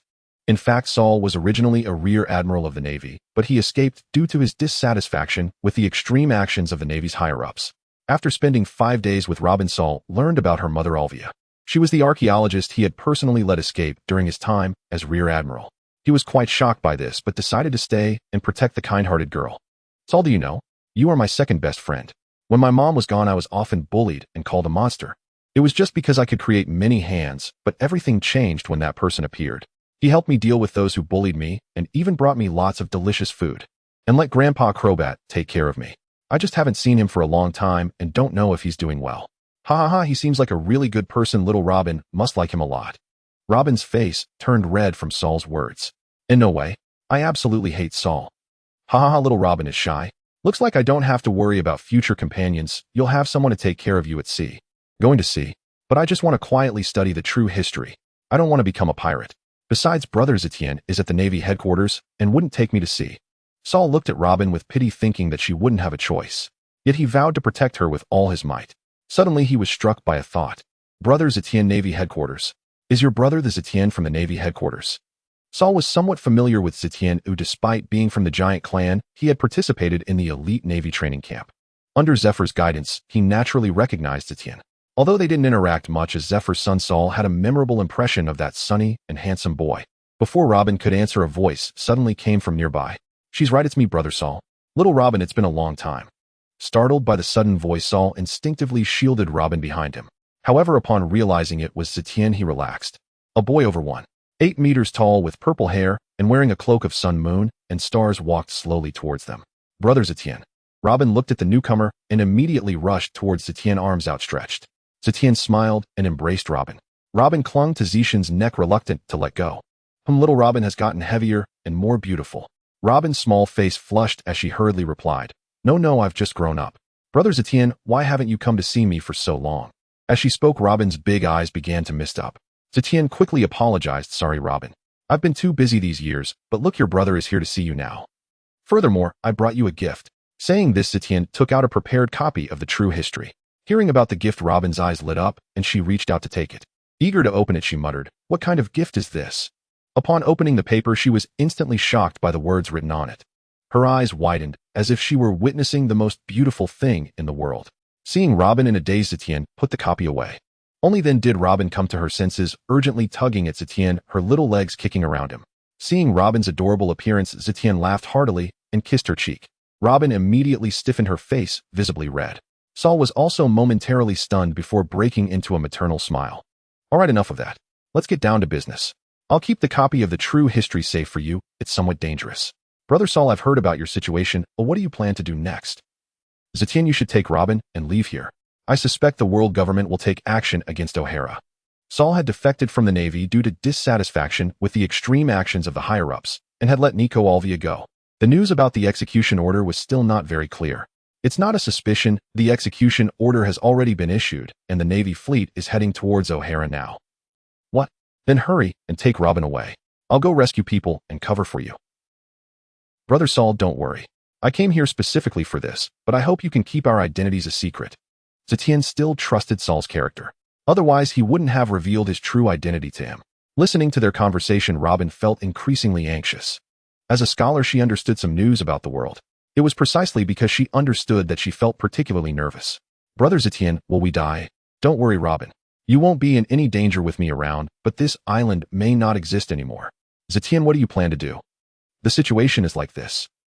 Having explained his plan for that night to Soro, Zetion escorted Robin back home. After stowing away essential belongings, clothes, books, and other necessities, into his system space, he set off toward the Tree of All Knowledge. En route, he used his perception ability to evade surveillance by CP spies. Meanwhile, Dr. Kloba had already evacuated the scholars' families through underground passages into the basement. "Xiao Robin, you've arrived. I've informed everyone of the situation. Most refuse to leave, but they ask you to take the women and children to safety. Grandfather Kloba, please come with us. Why sacrifice yourselves needlessly? Child, the Tree of All Knowledge is our mother tree, our faith. To abandon it is to sever our roots. Yes, we will not flee. We swear to stand beside the Tree of All Knowledge until our last breath." Zetion gazed upon their resolute faces, speechless. Though seemingly obstinate, these people embodied the unbreakable bond between a people and their homeland. Zetion reflected inwardly. The world of pirates was built island by island. Each island was a nation and a home. As that home crumbled, their quiet despair resonated deep within him. And yet, the deeper their devotion, the heavier his own heart grew. "Very well, I honor your choice. I vow to protect your families. I have prepared sanctuary on Skypia. Dwellings and provisions are ready. Please depart at once." "Skypia? Hear of it we have, though never visited. From records, it is indeed a tranquil, secluded haven. Perhaps the survivors of O'Hara may flourish there." Dr. Kloba murmured in quiet awe. "Rest assured, Grandfather Kloba, Skypia is now under my sovereignty. The people of O'Hara shall live and study there in peace forever." Zetion made one final plea. "Xiao, no more words. Your kindness moves us, but our resolve is sealed. We shall live and die with the Tree of All Knowledge. To preserve even a single ember of our legacy is enough." Zetion fell silent, then raised his hand and opened the anywhere door. "Step through, Skypia awaits you. Gonfall will greet you and assign lodgings upon arrival. Robin, go ahead to Skypia first. Once I settle matters here, I'll come for you. But what of Dr. Kloba and everyone else? I cannot bear to leave them." Tears streamed down Robin's face. "Little Robin, go now? Though I cannot administer your doctoral examination, your scholarship has long been evident to me. With this I formally appoint you Doctor of Archaeology, the youngest scholar ever honored by O'Hara." Hearing those words, Robin wept, even harder, lips trembling as she reluctantly approached the anywhere door. "Oh, and Zetion, if you ever meet my mother, tell her I've become the youngest doctor in history, and that I miss her terribly." "Yes, I promise." 3 days later, a young woman, battered and breathless, staggered onto O'Hara's shores. Her expression frantic, she rushed straight to Dr. Kloba. It was Nico Alvia, Robin's mother. "Dr. Kloba, flee at once. The Navy is about to enact the Buster Call. I barely escaped." Yet Dr. Kloba and the other scholars seemed deaf to her warning, still immersed in deciphering the poneglyphs. "Hurry, we're out of time." Dr. Kloba sighed deeply, then recounted the situation to Alvia. Only upon learning that the scholars had chosen to stay, and that Robin and the others were already safe on Skypia, did Alvia exhale in quiet relief. "Find her. Where did that woman vanish? She must be captured." Voices of the CP echoed beyond the tree of all knowledge. The world government had discovered O'Hara's investigation into the void history, and just as Alvia returned to warn the archaeologists, Spandine, the father of Spandam, arrived aboard his vessel, launching a thorough search. As in the original chronicle, Alvia confronted Spandam alone, only to be overpowered and seized by CP9. Dr. Kloba requested an audience with the 5 elders. Yet moments after their conversation concluded, Spandine received a call from the elders themselves, ordering the island's complete annihilation.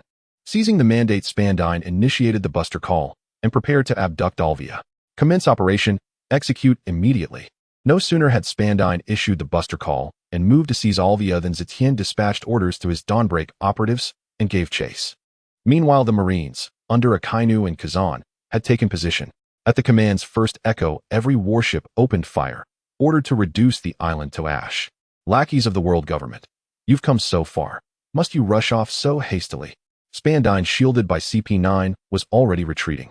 Suddenly a figure emerged before him, robed in celestial motifs, face veiled by a silver-white mask. "Who are you?" Spandine recoiled in shock, unprepared for any obstruction at this hour. But the Buster Call had been declared. Delay meant doom. He barked at CP9, "Kill him." 2 white-clad figures vanished, executing the Marines' 6 power Soru. They reappeared on either side of Zetion, launching finger gun and Rankyaku. Zetion remained motionless. Dust and debris erupted where their strikes landed. "Is this all? Truly, how little you know of death." Spandine roared with manic laughter. Yet before the echo faded, 2 bodies crashed before him with a sickening thud. It was the same 2 agents, bodies torn nearly in half, limbs convulsing, life ebbing fast. "Is this all? Truly, how little you know of death." Zetion returned the words verbatim. "Run, abandon that woman, and flee with me." Spandine's voice cracked with terror. He screamed for his men to carry him away. As CP9's supreme commander, his survival was their only guarantee of life. If he perished, so would they all. Hearing his order, 1 agent seized Spandine and fled, while the rest charged Zetion. To him, they were negligible, defeated swiftly without even invoking his devil fruit power. Just as he turned to pursue Spandine, cannon fire thundered overhead. A storm of shells rained down upon the island, leaving no time to give chase.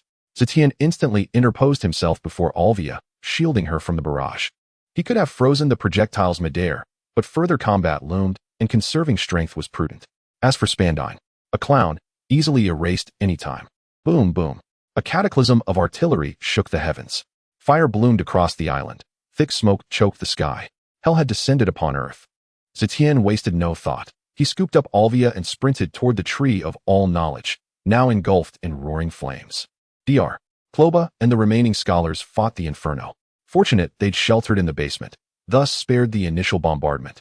Yet under such relentless conflagration, their survival was merely a matter of time.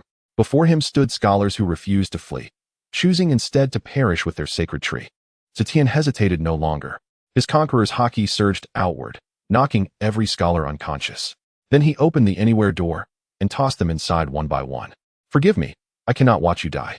You'll understand when you awaken." Though the Buster Call posed little threat to Apex Deer warriors, its explosive force remained devastating. Within moments, the island vanished beneath the barrage. Meanwhile, crowds gathered along the shore. O'Hara housed not only scholars, but civilians too. Zetion could not evacuate them all unnoticed. They surged toward evacuation vessels, faces twisted in primal fear, scrambling for salvation amid apocalyptic devastation.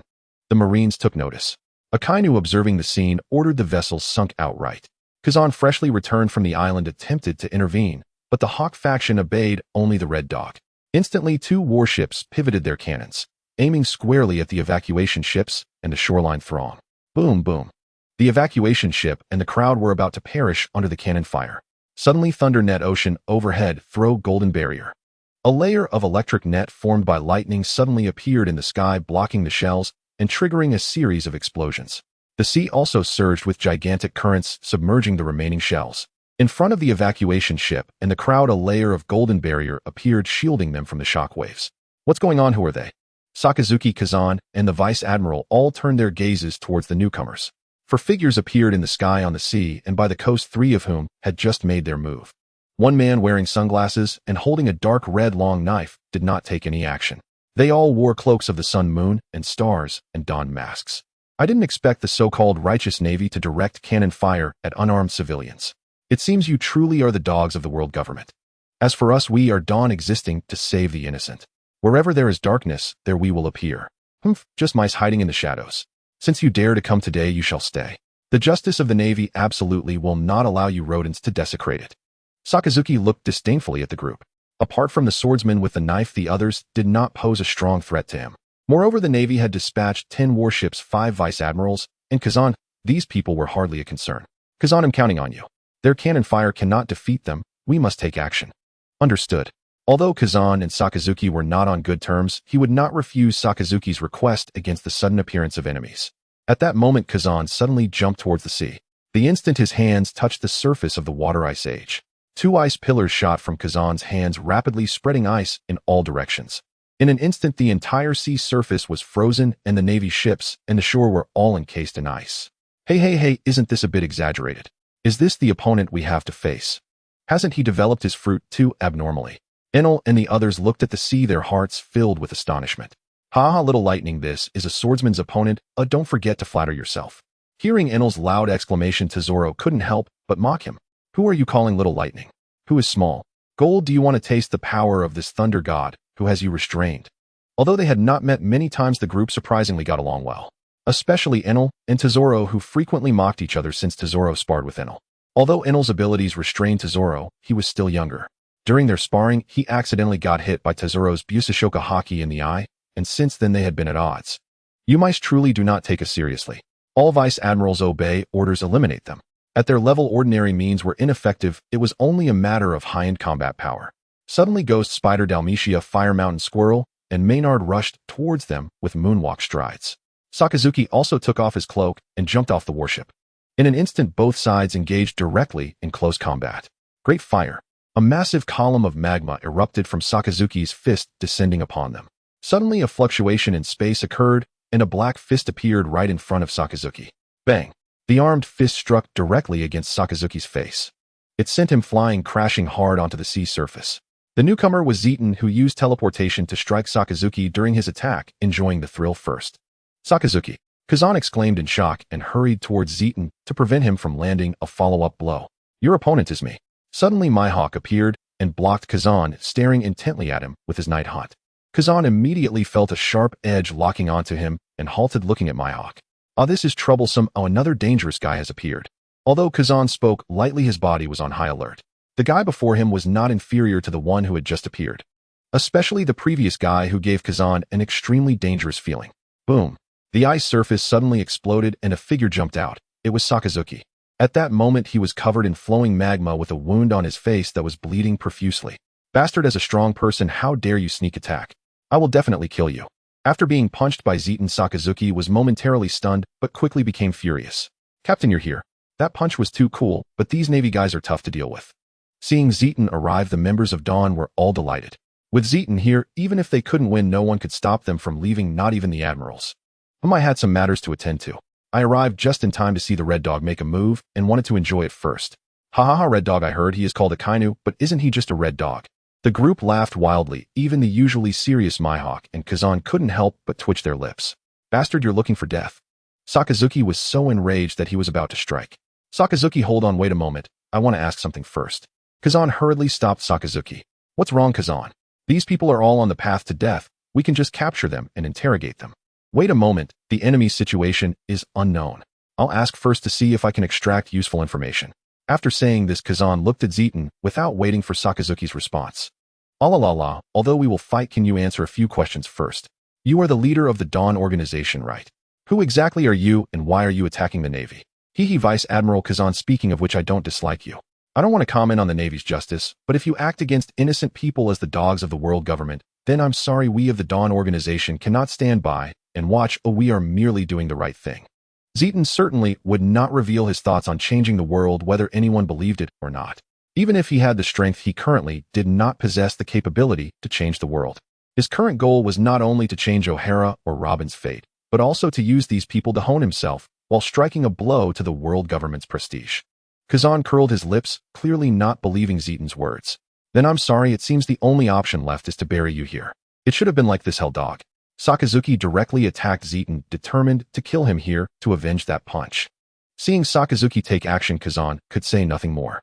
Although he disapproved of Sakazuki attacking civilians, he couldn't afford to think too much about the current situation and could only resolve the enemies first. Both sides immediately engaged in battle, igniting a fierce conflict. At this moment, both sides began to engage in a fierce battle. Zetion dodged Sakazuki's attacks while observing Mihawk and the others. After realizing they were not obviously at a disadvantage, he breathed a sigh of relief and turned to deal with Sakazuki. Bastard, how dare you be distracted in front of me, dog, bite Red Lotus. The magma fruit is notoriously known as the strongest natural fruit in terms of attack power. Even before the attack landed, Zetion felt a stinging pain on his skin, eager to test Sakazuki's attack strength. Zetion did not choose to evade, but instead covered himself in armament Haki, directly smashing the magma with his fist. The exploding magma splattered everywhere, and Zetion shook his red-hot hands. Not bad, the attack power is indeed high. It can entertain me now. Stop underestimating others. All of you evil individuals should be punished. Zetion curled his lips. Although he disapproved of Sakazuki's ruthless actions against pirates without regard for civilians, he had to admit that as a soldier, obeying orders is the primary duty. In this respect, Sakazuki was the most competent Navy officer, and Zetion, as a former soldier, recognized this. However, he could not accept the methods used to combat the pirates that endangered the people. Zetion said nothing. The most important task this time was to test the strength of Dawn. Moreover, he urgently needed a fierce battle to stimulate his potential, so he did not completely evade. Instead, he covered himself in armament Haki, and the black-red patterns adorned him with a unique beauty as he charged directly at Sakazuki. Boom! As Zetion and Sakazuki's fists collided, neither retreated. Sakazuki glared intensely at Zetion's silver mask, as if trying to see through it, and the two engaged in a back-and-forth battle. Hellhound! Suddenly, Sakazuki transformed and retreated, launching a burst of crimson magma at Zetion, who still punched through the magma. However, Sakazuki took advantage of the magma's cover to swiftly punch Zetion. Although Zetion sensed it with observation Haki, he could not evade in time. He could only use armament Haki to protect himself fully and take Sakazuki's punch heat. Boom!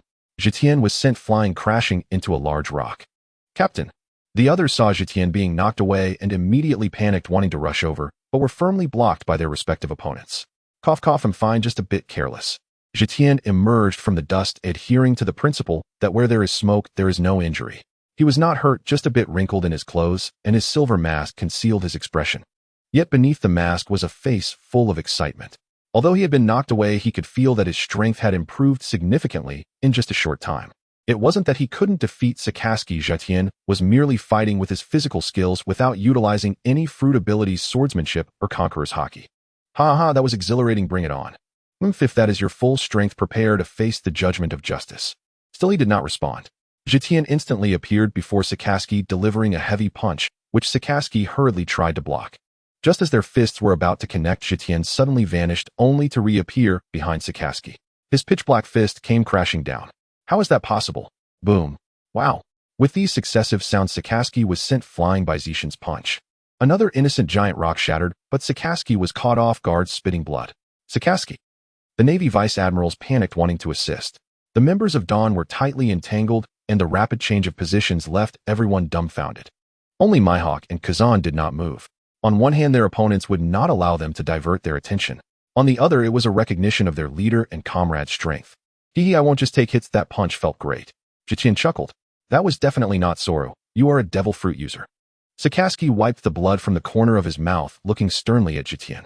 I never said I wasn't, but this level of injury shouldn't be an issue for you, so round two, let's begin. Zetion suddenly vanished again, reappearing in front of Sakazuki. He threw another punch, but the alert Sakaski blocked it firmly. The battle between the two intensified, Zetion's figure flickering in and out of sight, while Sakaski was engulfed in boundless magma, both sides unleashing their true fire. Meanwhile, on the other side, Enel was using the power of the lightning fruit to continuously maneuver against Ghost Spider and Dalmatia. Occasionally unleashing lightning chains, he did not engage in close combat. After being taught by Zetion, Enel was increasingly developing in the direction of hiding. The two opponents were enraged by this style of combat, shouting angrily at Enel for lacking martial ethics, but they were helpless as blades and lightning flashed in the battle. Taisolo's side was quite intense, utilizing the prepared golden armor. He assimilated it into the golden saint armor that Zetion had unintentionally extracted before. Taisolo donned the golden Taurus saint armor, which was quite flashy. From afar, Zetion watched in silence, thinking that he must make one for him in the future. Although it was impractical, it was still pleasing to the eye. Taisolo wielded a golden halberd, constantly clashing with the Burning Mountain and Mouse Admiral.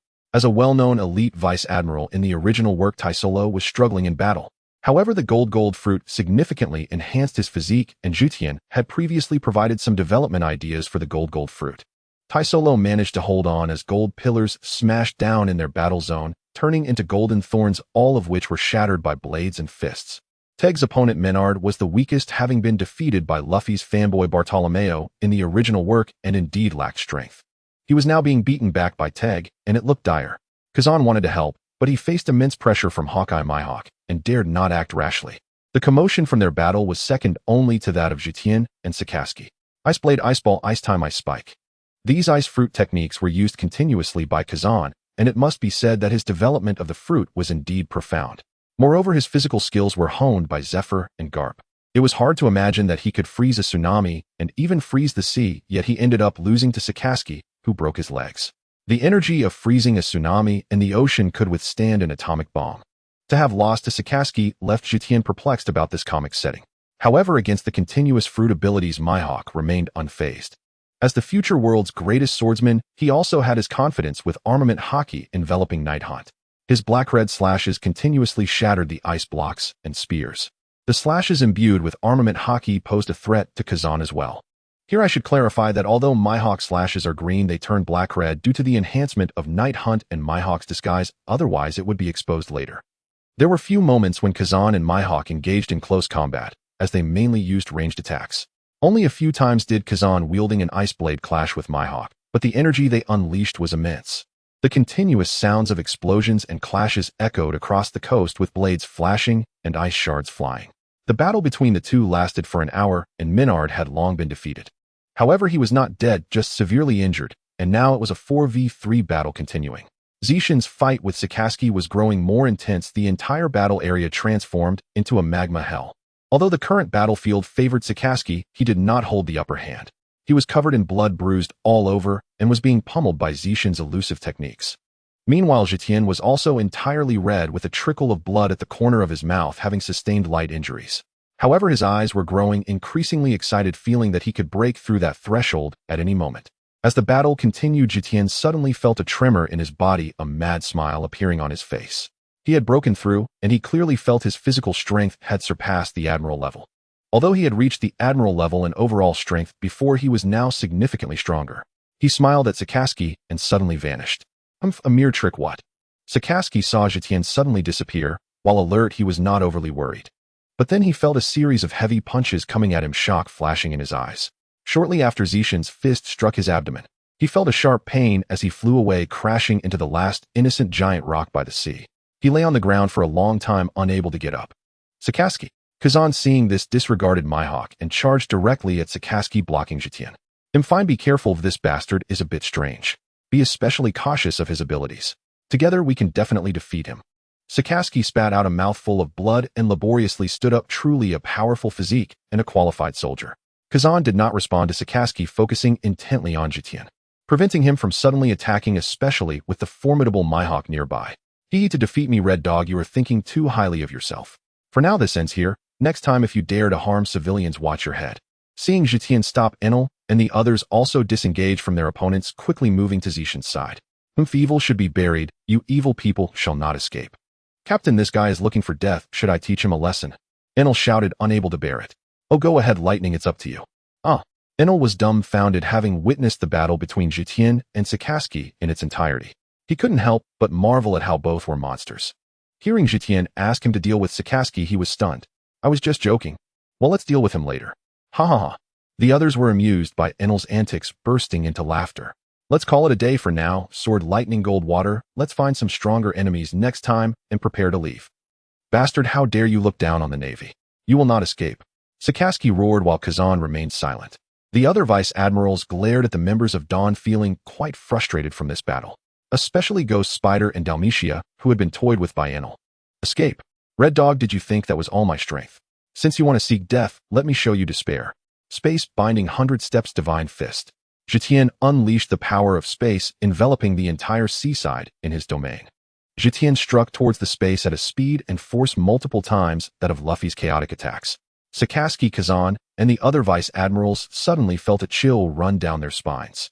Zetion remained stationary, yet countless fists and palm prints appeared around them. The black fists and palm prints were no less powerful than the earlier punch that sent Sakaski flying. The critical part was that the several of them couldn't move. Bang bang bang. Ghost Spider and the others were instantly drenched in blood, losing their fighting capabilities. Kazan fared a bit better. Although he had expended energy, he still retained strength, but he still sustained 2 punches and a palm strike, blood trickling from the corner of his mouth. The worst off was Sakaski, who, already severely injured, was rendered completely stiff. Blood gushed from his body as he lost consciousness. If he wasn't treated in time, he would likely perish. Zetion's face also turned pale, as using his space domain and maximum output took a toll on him. The Navy members could only view Kazan as a formidable threat. Meanwhile, the members of Dawn were stunned by Zetion's strength, their gazes filled with shock, admiration, and determination. Kazan, right. Given that you haven't harmed civilians and still want to protect someone, I'll let you go this time. Next time we meet, I won't hold back. Zetion hinted, though it was part of the original work. Kazan was a bit dazed, half not understanding, but he also felt relieved. Thank you then. But next time I definitely won't let you off. At this moment, Kazan was still quite passionate. Although he saw the Navy attacking the rescue ships, they were stopped by Zetion and the others, and he hadn't yet lost that passion. Do as you wish, we are leaving. By the way, Red Dog is almost done for a do as you see fit. If there's a next time, watch your head. Having said that, he led the members of Dawn towards the bombarded O'Hara, disappearing in the blink of an eye. Just as Kizaru said, it's terrifying. Zetion's final move left Kazan feeling a lingering dread. The move that appeared directly in front of him, impossible to evade, could only be endured. Kazan was somewhat lost in thought, completely forgetting the group of injured individuals around him and the nearly deceased Red Dog.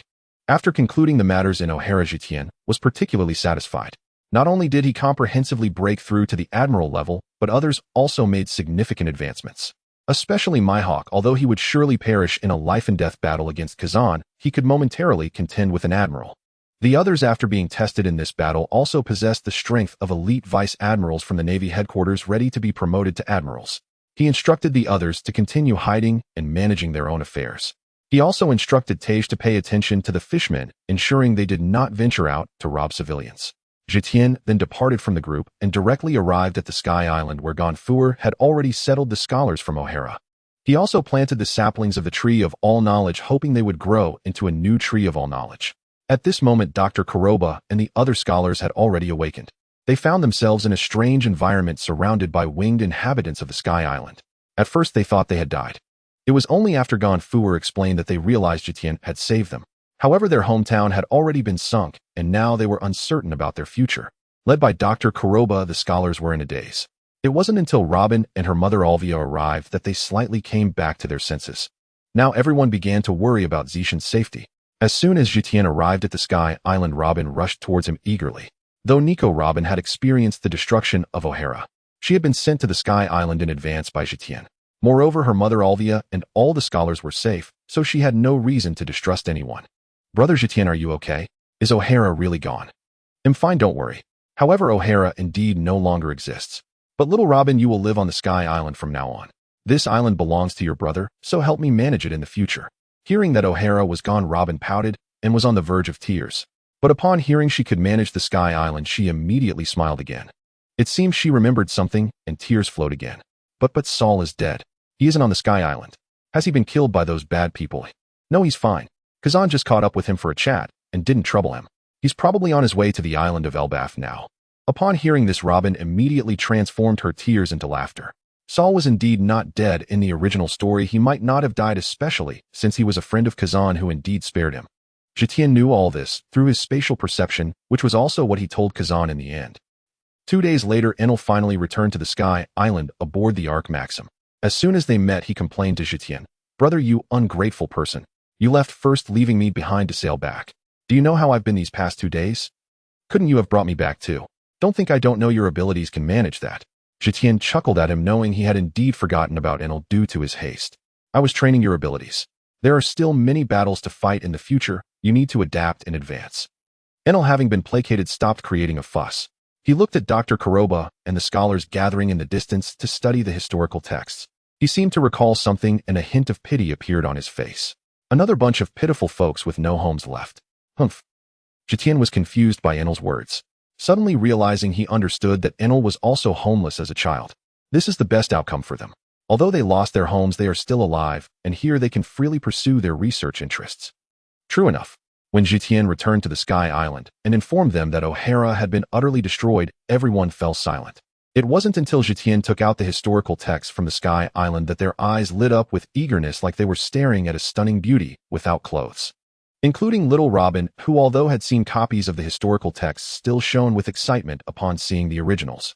Zetion informed everyone that they could now safely study the blank century of history on the Sky Island without worrying about the world government. Moreover, the historical texts would be supplied for them, which relieved Dr. Kuroba and the scholars significantly. In fact, during Zetion's travels over the years, he had also specially found several historical texts. The historical texts were divided into 2 types. One type consisted of 4 red road sign historical texts recording the location information of Raftel. The other type included 26 historical texts documenting the blank century. Among these were 9 historical texts that recorded crucial intelligence. When the information from these 26 historical texts was combined, it would form a complete article chronicling the history of the blank century, namely the true historical texts.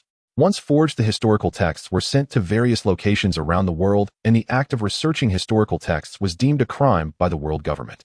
Currently, only the creators of the stone tablets, the Kazuki clan, and the scholars living in O'Hara could interpret the text on the stone tablets.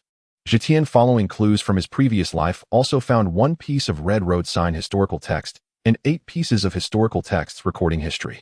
Among them were 2 pieces of intelligence historical texts, but he did not take them out immediately. There was plenty of time to reveal them later. Moreover, Zetion was not interested in the blank history. He had his own plans. He just wasn't strong enough yet. Once he became invincible, would he still need the blank historical texts? He would be the one to create history, even achieving legendary status if possible. Enel, what are your plans for the future? Nothing much. My strength is still too weak, but it's really boring on the Sky Island. Brother, do you have any recommendations? Well, there's a place you can check out, and you should be interested, but I hope you come back after you go there. Of course I will come back. I still want to follow you and become a celestial dragon. Since Zetion saved Enel and taught him, Enel had regarded Zetion like family, even acknowledging him as an older brother. Enel knew a bit about Zetion's affairs, and Zetion did not hide them from him. I hope you can visit the moon, also known as the Infinite Lands. What? Brother, how did you know my dream? The Ark Maxim is my spaceship. There's nothing you don't know. Enel had a blind admiration for Zetion, feeling that Zetion knew everything. I hope you can look for robots, also known as machine life, in the Infinite Lands. If you find any, bring them back, especially their technology. Okay, brother, I'm setting off right now. Enel was already impatient to leave. Don't rush. Take your time. Find Gonfuer and prepare supplies. You need to bring at least 3 years' worth of supplies. Others who rushed ended up starving to death. Once I conquer the Infinite Lands, won't that be enough? Who's afraid of not having food? Listen to me, better safe than sorry. I don't want to hear news of your demise. Also, I've left a spatial marker on the Ark Maxim. Find a way to contact me once you arrive. If you can't reach me, I will definitely come over within 2 years at the latest. Remember. Zetion shot Enel a glare. Was there food on the moon? The red hair. Enel shrank back as Zetion when Sirius intimidated him. He had received many lessons from Zetion for his past mistakes. So, brother, do you have any other instructions? Enel asked cautiously. Seeing Enel like this, Zetion felt helpless and waved his hand silently. All right then, brother, you carry on. Watch me as I stir up the nest in the Infinite Lands. Wait for my news. Gonfuer, where have you gone? Hurry up and prepare the materials for me. 3 years. No 4 years' worth of supplies. Did you hear that, you old fool, Gonfuer? Zetion looked at the hurried Enel and couldn't help but smile. He had wanted to introduce little Robin to him. Forget it. That would be for later. Just when Zetion was still on the Sky Island, the seas were stirred by a new bounty order. This newspaper featured the names of 5 individuals, all wearing capes adorned with celestial bodies and masks. One wore large sunglasses, and the bounty for the silver-masked person was astonishingly high, yet there was no useful information. Tion, leader of the Dawn Organization, an evil organization and notorious figure suspected of possessing the powers of a space fruit, with a bounty of 250 berries. Jin, member of the Dawn Organization, an evil organization, a notorious figure, a swordsman, with a bounty of 10 berries. Lei, member of the Dawn Organization, an evil organization, a notorious figure, a thunder fruit user, with a bounty of 68 berries. Jean, member of the Dawn Organization, an evil organization, a notorious figure, a gold fruit user, with a bounty of 65 berries. Shui, member of the Dawn Organization, an evil organization, a notorious figure, with a bounty of 55 berries. The entire sea was stunned. What kind of organization was this? The combined bounty of the entire group was higher than that of Roger. Capturing any one of them would be a fortune. However, they had never heard of this organization and all wore masks, making it impossible to catch them. Nevertheless, the unprecedentedly high bounties made many pirates on the seas vigilant. Although no reasons were given, it was evident they intended to target these individuals. In a new world, aboard a massive pirate ship adorned with whale decorations on its prow, a young man, with a pineapple hairstyle, purchased a newspaper from a messenger bird. Marco, a Zoan-type user of the phoenix fruit, was shocked as he read, for a moment his eyes narrowing in disbelief, and immediately ran towards the cabin. Dad, big news, big news. What is it, Marco? Why are you in such a panic? A giant over 6 meters tall with a pair of white mustaches bent like crescent moons was present. He was drunkenly lecturing his son. This man was none other than Whitebeard, Edward Newgate, who was known as the strongest man in the entire sea after Roger's death. At this time, he was in his 50s, at the peak of his strength, and in the current new world, he had basically no rivals. However, he did not seek to rule, but was solely focused on raising his sons. Dad, quickly look at the latest newspaper. A remarkable group has appeared. A group? The current strong ones are just a few, and the Navy. Where did this group come from? Dad, really, you should look. Seeing Marco's serious expression, Whitebeard began to take it a bit more seriously. He took the newspaper and looked. The headline prominently featured a report on Zetion and his companions. The Navy did not specify any crimes committed by them, yet the bounty was astonishingly high. Their announcement was set to rival the monsters of the New World. Whitebeard Newgate furrowed his brow, slightly pondering for a moment before breaking into a hearty laugh. Ha ha, the incompetent world government, unable to capture people, wants to do this, instead merely diverting disaster. Marco, spread the word that we should not interfere with this matter. If we encounter these individuals, do not engage in conflict, but do not show weakness either. I am Whitebeard. Understood, Dad. At Cake Island, Perispero handed a bounty notice to the Big Mom, Charlotte Linlin. At this time, Big Mom was still a great beauty, though her belly had slightly rounded. She squinted her eyes as she looked at the bounty notice. Mama, Perispero, issue a command to avoid provoking these people. If we encounter them, invite them to my tea party. Yes, Mama. Watching her eldest son leave, Big Mom smiled again. Interesting, truly interesting. Do they want us to take action? The fools of the world government. However, these individuals could be worth contacting. In Wano country, Kaido was preparing to seize it. Watching the bounty notice brought by the disaster Ember, he took a gulp from a large jug of wine. Wororo, another group of monsters has appeared. I wonder if they can kill me, haha. Ember, send out a command, ignore these people. Our primary task now is to take Wano country first. We need not concern ourselves with anything else. Yes, big brother. Just as the pirates of the New World were shocked by the bounty on Zetion and his companions, the Marine headquarters at Marineford urgently convened a meeting of the admirals. Sakazuki was rushed back to Marine headquarters after being wounded by Kazan's ice. Although there were doctors on the battleship, the medical equipment was insufficient, so they had to return urgently. Otherwise, he would have been dead long ago. Other vice admirals were also severely injured, notably Vice Admiral Maynard was the least injured. He had only fainted after being defeated by Tiger. The others, however, suffered the full brunt of Zetion's attack, with countless bones broken. They were likely to be bedridden for more than 2 months. It seemed that Zetion harbored some resentment over the death of Zephyr in his previous life, delivering his blows without mercy. If he had targeted just one person, he could have turned them to ashes. In this life, Zephyr did not die, so Zetion did not go all out. If the Yellow Monkey were present, Zetion would probably not be able to defeat the 3 of them working together. However, that certain Yellow Monkey would likely also be injured. There was no way to avoid it. Returning to the topic at hand, Sengoku had a solemn expression as Sakazuki had yet to wake up, but his life was not in danger. However, this time, even though there were no casualties, it was clear that the opponents had no intention of killing. Otherwise, even if Kazan had conserved his strength, they would have faced total annihilation which made Sengoku feel a bit of dread. If they had died, it would have been a fatal blow to the Marines.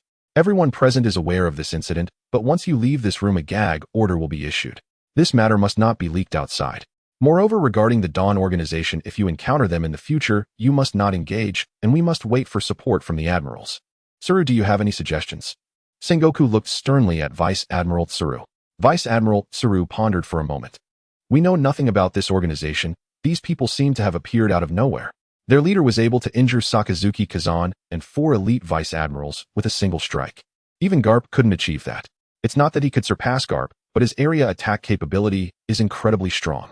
Moreover, his escape ability is simply unfathomable. Therefore, without absolute certainty, let's leave it to the world government to worry about it for now. Garp, upon hearing this, nonchalantly picked his nose, not taking it to heart. Now he firmly believed that his iron fist was invincible. Sengoku contemplated for a moment. All right, the Marines will not get involved in this matter. I will inform the Gorosei. Others merely listened and did not speak. Meanwhile, a certain yellow monkey scoffed. How terrifying. Even Sakazuki and Kazan almost got killed. How terrifying, don't you think, Dorag? Kazan's expression darkened upon hearing the yellow monkey's complaint, but said nothing. At that moment, Dorag was staring blankly at the bounty. It wasn't until Borsellino called him again that he snapped back to reality. What's wrong, Borsellino? Dorag, what's the matter? You seem off. Are you thinking about my beautiful sister? What are you talking about? It's none of your business. She's really your sister. Your genes must be mutated. As they bantered, Sengoku's face grew darker upon witnessing the scene. You two idiots, if you want to fight, take it outside. We're in a meeting right now. Upon hearing Sengoku's roar, the two immediately sat upright. Borsellino, with a nail clipper from somewhere, began trimming his nails while Dorag gazed at the ceiling as if something had captivated him. Garp laughed heartily at their antics. Ha! Seeing this, Sengoku was even more furious. He directly shouted, Bastard Garp, I will kill you. And you two little rascals, get lost, meeting adjourned. The others scattered, and Dorag hurried to find Zetion to validate his thoughts. Zetion, is that really you? But how is it possible? His strength shouldn't be this formidable, but only Xiao Tian possesses the ability to teleport. Borsellino wanted to chat with Dorag, but Dorag completely ignored him and transformed into wind, vanishing. The yellow monkey scoffed and disappeared in a flash. Dorag visited Eren only to learn that Zetion was not home, further confirming his suspicions. He then headed to the elite training camp to find Zephyr. Upon seeing Dorag looking for him, Zephyr seemed to understand his intentions. After instructing his aide to continue with the training, he brought Dorag to his office. Little Dorag, I know your intentions well. Although you've saved Xiao Tian and Eren, and I have always treated you like a nephew, I still want to ask, can I trust you?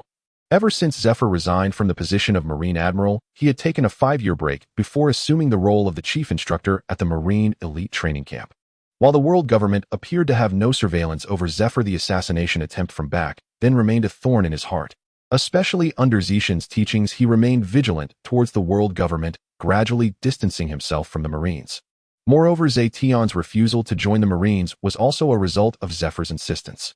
Thus, Zetion was helpless in developing his own power, and although Zephyr didn't intervene, he had some understanding of what Zetion was doing. Dorag was initially taken aback, then solemnly assured, Uncle, you taught me since childhood. Over half of my strength is imparted by you, and the devil fruit was given to me by Xiao Tian. I swear I will not disclose anything about Xiao Tian. Zephyr looked seriously at Dorag, but suddenly smiled. You little rascal, don't make promises. I trust you. I have seen your character since childhood, and I know what kind of person you are. Then why do you say that? Dorag replied, somewhat speechless. Haha, all right, Uncle believes you. Although I don't know much about Xiao Tian, it's true that this incident was indeed caused by him. It's really him. This is too dangerous. Sakazuki and Kazan both possess admiral-level strength. It's too risky for him. But his power is terrifying. Oh, why didn't I feel it when we sparred before? I also didn't know beforehand. I lost track of his strength after he turned 13. Now I might not be his match either. As they spoke, Zephyr began to laugh, a proud expression appearing on his face. Dorag was speechless. Alright, let me tell you. You know about Xiao Tian's abilities, there's no one else but him. As for why I'm so certain, it's because I really know the strength and abilities of those few people. Then Zephyr recounted to Dorag the 5 years he spent traveling the seas with Zetion, including encounters with Enel, Tazulo, Stella, and Tiger. As for Mihawk, he was not very clear and did not know where Zetion found him. However, it was during his travels that Zetion specifically sought Mihawk for a duel. That was also the only time the Longquan's sword named Questioning Heaven by Zetion was drawn. To this day, aside from Mihawk, no one knows Zetion's swordsmanship level. That's how it is. His companions are all individuals he found himself. As for what he intends to do, I have not asked. Now you know, right? Uncle, I understand. I will never tell anyone. Go back now, your current state isn't good. If you really can, it's fine to go out for a walk. Besides, your strength is also quite hidden, isn't it? Haha, you little rascal, tell me, have you become an admiral yet? Zephyr was also very curious about Dorag's strength.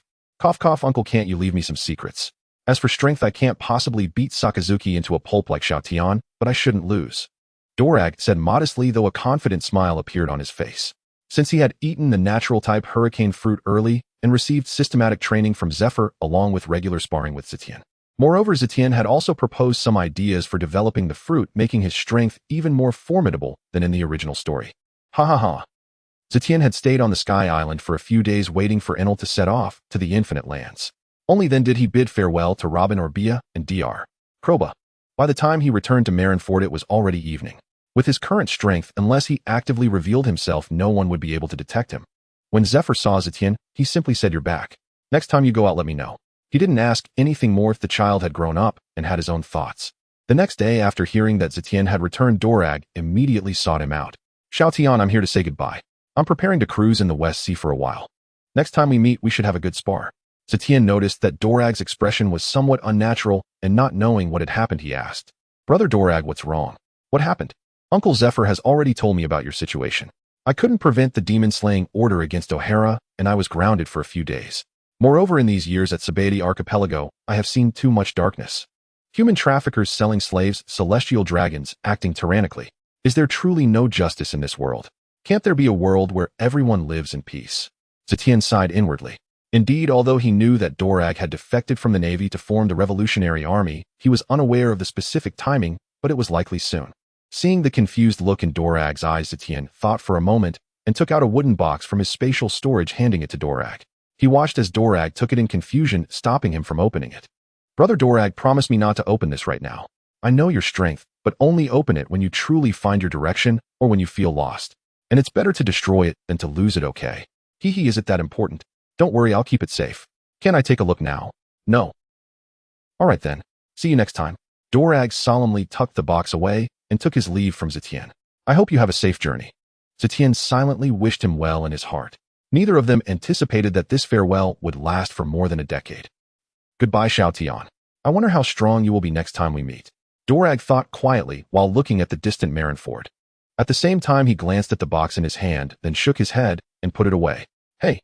Suddenly a flash of light appeared, and a shining yellow monkey appeared on the warship. "What the hell are you doing here?" Dorag exclaimed in shock, and upon seeing who it was, he immediately cursed in anger. "How terrifying. I came home to visit, heard that you were setting sail, and thought I'd hitch a ride.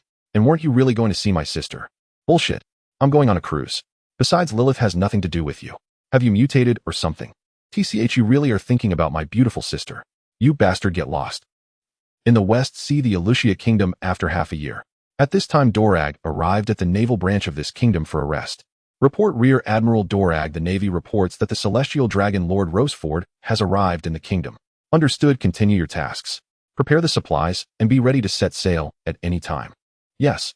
What are these trash doing here? Dorag thought to himself. I need to go take a look. At this moment, in the main city streets of Alucia Kingdom, a plump figure with no visible neck, wearing a bubble helmet and a space suit, was riding on a giant slave covered in wounds. The giant's eyes were dull, devoid of any light, numbly crawling forward. A group of white-clothed CP agents were protecting this celestial dragon, Roseford.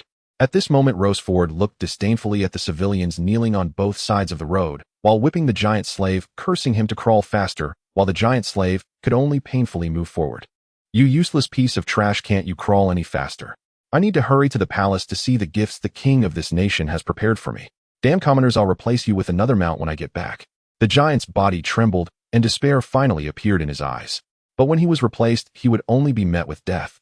Suddenly, Roseford's eyes lit up as if he had discovered something. A disgusting smile appeared on his face. "What a beautiful girl.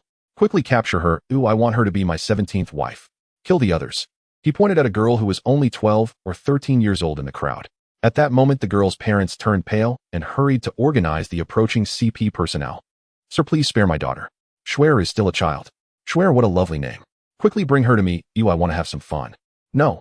The parents of little Schwer tightly hugged her while a tall CP man kicked the girl's father away.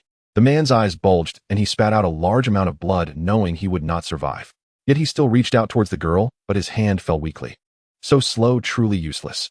Roseford cursed as he took out a golden pistol and shot at the girl's mother. Bang! The woman's chest exploded with blood, but she still held tightly to the girl. As if not satisfied, Roseford shot at the woman multiple times, all hitting her. The little girl seemed stunned with fear, her eyes filled with endless terror, a trace of blood at the corner of her mouth. Beast, what are you doing? Dorag, rushing from the Navy branch, heard the gunfire and quickly transformed into the wind. He saw the celestial dragon continuously shooting at the poor woman. Lying nearby was a man who had already died, staring unblinkingly in the direction of the woman. Dorag instantly appeared in front of the woman. At this moment, the woman was gushing with blood, her blood-red eyes looking at Dorag. Save! Cough! Save! Before she could finish, she fell silent, and Dorag understood her meaning. He removed the woman's hand, preparing to save the girl. But his hands suddenly froze, and he went completely still. It turned out the girl had already died with a bloom of blood where her heart should be. The woman did not block all the bullets, one had directly hit the girl's heart. Damn it, you deserve to die. Ah! Dorag roared in fury like a lion erupting. Suddenly, a massive wave of Conqueror's Haki swept through the entire street. The nearby terrified civilians all fainted with white eyes. The CP agents responsible for protecting the celestial dragon immediately surrounded Dorag and protected Roseford, watching him warily. Bastard, capture him and make him my slave fighter. I still don't have a Conqueror's Haki slave. As he spoke, he shot at Dorag. I have to say, this celestial dragon has some skill. He wasn't knocked out by Dorag's Haki. Hee, you want me to be your slave, huh? Go die. Dorag casually threw away the bullet he had caught and roared at the celestial dragon. Meanwhile, the CP personnel launched an attack on Dorag. Countless wind blades swirled around Dorag instantly, causing limbs to fly everywhere, and the nearby lickspittles were brutally torn apart. A mist of blood rose around Dorag, and this scene directly terrified the remaining CP and Roseford. Quickly, protect me, protect me. Kill him, quickly kill him. Roseford was so frightened that his liver and gallbladder ruptured. He frantically yelled at the CP personnel to surround and kill Dorag. Kill me. Even if God comes today, he cannot save you, I swear. Suddenly, Dorag vanished from where he stood, and when he reappeared, he had already grabbed Roseford's fat body in his hand. Roseford flailed his limbs desperately, like he was drowning, his eyes filled with terror. The nearby CP immediately charged at Dorag, but it was utterly futile. Another swirl of wind blades swept past, and Dorag was drenched in blood as the CP were all annihilated. Now it's your turn. At this moment, Dorag became incredibly calm. Things had reached a point of no return. He didn't want to look back anymore, gripping Roseford's neck, so he couldn't make a sound. Even hearing a single sound from you disgusts me. Go to hell and repent to them. Ignoring Roseford's terrified and pleading gaze, Dorag grabbed one of his arms and yanked it off. The intense pain made Roseford tremble violently. But being firmly choked by Dorag's grip, he couldn't make a sound. Then one by one, Dorag pulled off his limbs and then seized his head, ripping it off.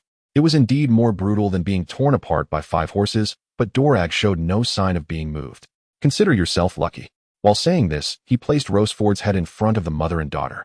He then took the corpse of the dead man, and with a thunderous clap, their 3 bodies turned to ashes and vanished. Only a head filled with fear and ugliness remained at the spot. Just as Dorag was about to turn and leave, he suddenly noticed a giant slave covered in wounds nearby. With a glimmer of light in his eyes, he casually unshackled the slave's shackles. Come with me. From then on, the character, calm and ambitious in the original work, was deemed by the government as the world's most vicious criminal for advocating revolutionary ideas that sought to overthrow the world government.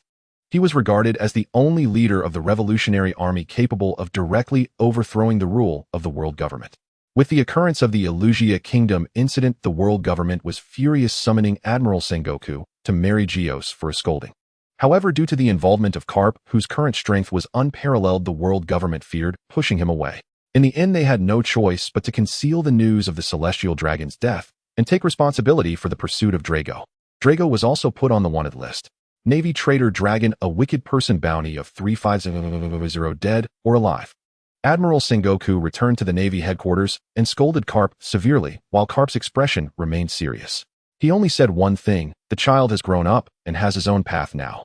The news of Drago's defection from the Navy initially caused quite a stir. However, under the intervention of the Navy and the world government, it was suppressed, and as time passed, the discussions gradually faded. After hearing the news, Zetion fell silent for a long time before pulling out a snail phone to make a call. At that moment, Drago was hiding on an unnamed island in the West Sea covered in wounds.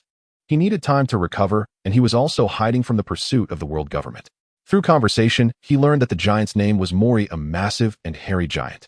Having been saved by Drago, Mori willingly chose to follow him. Drago sat on a large rock by the sea staring blankly at the turbulent ocean. In his heart, the despairing faces of 3 people before their deaths lingered. This decaying world where pirates run rampant and celestial dragons sit high above is truly nauseating. Drago exhaled, deeply contemplating his future path.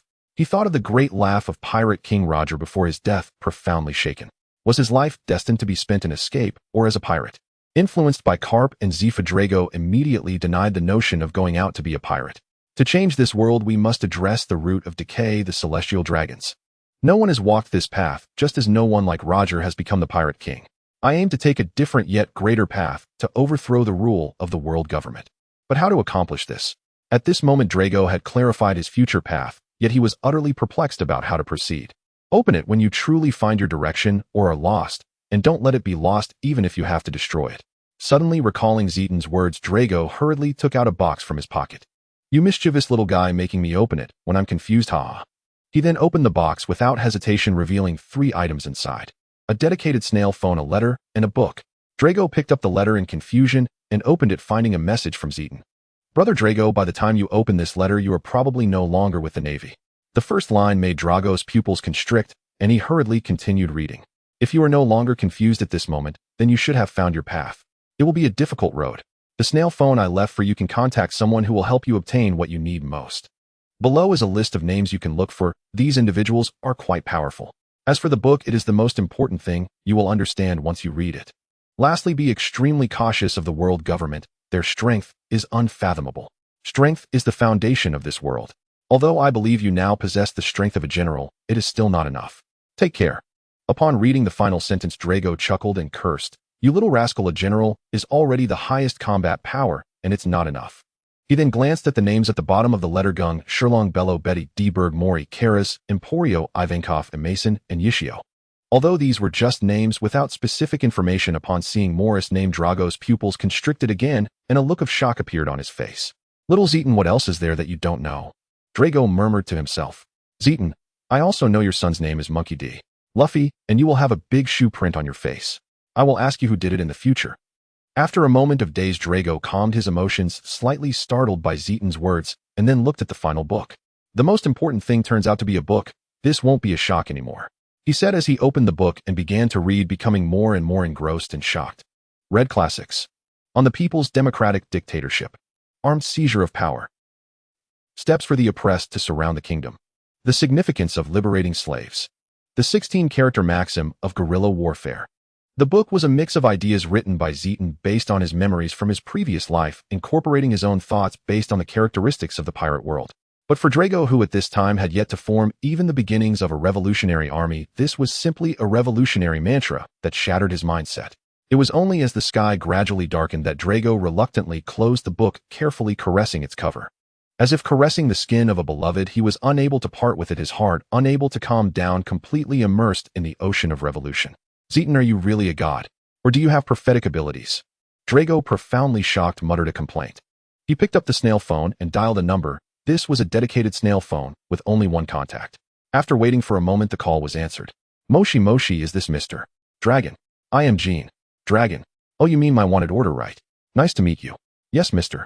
Dragon, I have received orders from the leader to contact you directly from now on. What did your leader tell you to contact me about? At this point, Drago already knew who the other person was. Jean, a user of the Gene fruit, and one of Zeton's subordinates from the Dawn organization. Mr. Dragon, the leader instructed that initially we will prepare 50 billion berries for you to grow various weapons, several ships of supplies, 8 devil fruits, and much more. Drago could hardly believe his ears, thinking he must be hearing things. Cough, cough. What did you say? Initially we will prepare for you. Taizolo had to repeat, leaving Drago stunned and speechless. Mr. Dragon, are you listening? Oh yes, I'm listening. Additionally, the leader has also prepared several strongholds for you. Specifically, you will be contacted upon arrival. The supplies will also arrive within half a month. However, as for the subsequent developments, the leader instructed us not to interfere, only to provide you with support and supplies. All right, please thank him for me. Sure, Mr. Dragon. If you need anything, just contact me directly. Supplies like 10 billion berries and weapons can be arranged, but for things like devil fruits, it will take time. Okay, thank you. Drago, shocked by Zeton's generosity, felt his mind go blank, unable to regain his composure for a long while. After gathering his thoughts, he walked towards Mori. So you're back. How are you? Is your injury healing? I'm basically fine now. Good. Tomorrow we set off for the Grand Line. Mori, have you truly chosen to follow me in overthrowing the world government? Sir, the name is given by you. I will forever follow in your footsteps no matter how difficult the path is. I will not regret, even in death. Mori looked at Drago with admiration. Good brother, from now on call me Leader Dragon. Understood. Are we just the two of us? Haha, for now it's just the two of us, but there is also a revolutionary army, the greatest sage who is our guiding light for the revolution. You will meet him when the opportunity arises. Mori was overwhelmed by the barrage of titles, but did not think too much about it. He must be a great person. Yes, he is a great person, a great sage. With the support of Zetion, Dorag quickly established a foothold in the White Earth Kingdom of Baldigo. In just 3 years, the revolutionary army visibly grew stronger and quickly gathered a group of like-minded individuals according to the revolutionary precepts. Long subject to plot changes, deployed personnel to infiltrate various countries. Compared to the impoverished revolutionary army in the original work, the current revolutionary army under Zetion's support and its own developed industries was vastly different. Those who joined the revolutionary army no longer had concerns for their safety. The newly emerged revolutionary army was still in its developmental stage. Under the guidance of the revolutionary precepts, they continuously developed personnel and expanded their ranks. However, they had not yet begun actions to overthrow the state, thus attracting no attention from the world government. Zetion now studied the revolutionary precepts every day, brimming with enthusiasm. The Dawn Chamber of Commerce, under the operations of Taizolo and Stella, had expanded its business across the entire seas and the Grand Line. They also had relevant businesses in the New World, mainly involving daily necessities, transportation, beverages, and gambling. At the same time, they utilized underground organizations for arms dealings and secretly collected devil fruits. In just a few years, they accumulated a vast fortune. Apart from supplying some berries to the revolutionary army, the rest was continually expanding into new businesses. Stella, at Zetion's request, established an intelligence organization.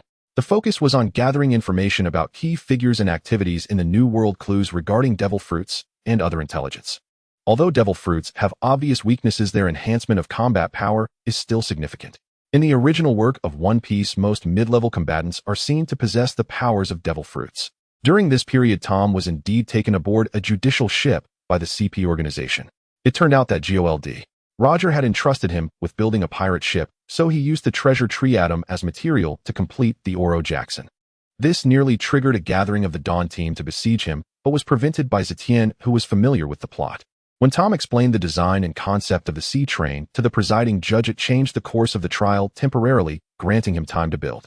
Zetion often visited Robin at Skypia and kept a constant watch on Enel's information. However, he could only vaguely sense changes in spatial coordinates without receiving any response from Enel. One day, after developing a fruit and cutting down several mountains, Zetion suddenly received a call from Mihawk. Moshi, what brings our great swordsman to find me for a chat? Mihawk was somewhat speechless at Zetion's words. I want to challenge you again. Zetion was taken aback. Since my last battle with Admiral Kazan, I have made some breakthroughs. Zetion was overjoyed. Mihawk's breakthrough now meant he had a solid admiral-level combat power, which would be a tremendous asset to the Dawn. Time and place. Zetion was straightforward. He wanted to test just how strong Mihawk had become. Tomorrow morning, right here at Kuraikavana Island. All right. After hanging up, Zetion said goodbye to Robin and left Skypia. He arrived at an uninhabited island and took out Tion from his space. Gently stroking the intricately engraved silver sword, he murmured, "Old friend, it has been many years since you last saw the light of day. Tomorrow there will be a battle between swordsmen. I will rely on you." Buzz. As if hearing Zetion's words, Tion vibrated softly. Zetion smiled. It seems you are also eager. Zetion sat cross-legged on the ground, placing the sword on his knees. Thanks to the formidable physique of the pirate world, he combined various mystical sword techniques he had seen in his past life to create a sword style that suited him. Now he was meditating, reinterpreting all the sword techniques he had mastered. The next morning, Zetion suddenly opened his eyes, and 2 sword-like auras burst forth.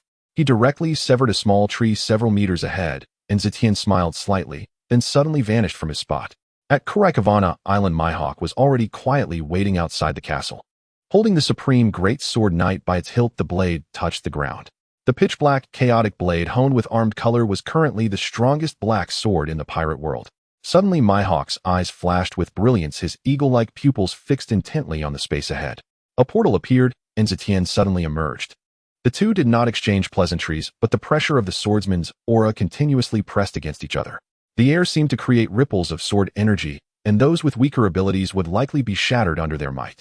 Nearby leaves were swept up, and one leaf flew into the space between the two, suddenly cut to pieces. It was as if they received a signal. Both simultaneously unleashed a wave of sword energy. Mihawk's sword energy was a dark green while Zetion's was silver-white. As their sword energies clashed, the air suddenly fell silent, followed by a deafening crash as rolling clouds were cleaved apart.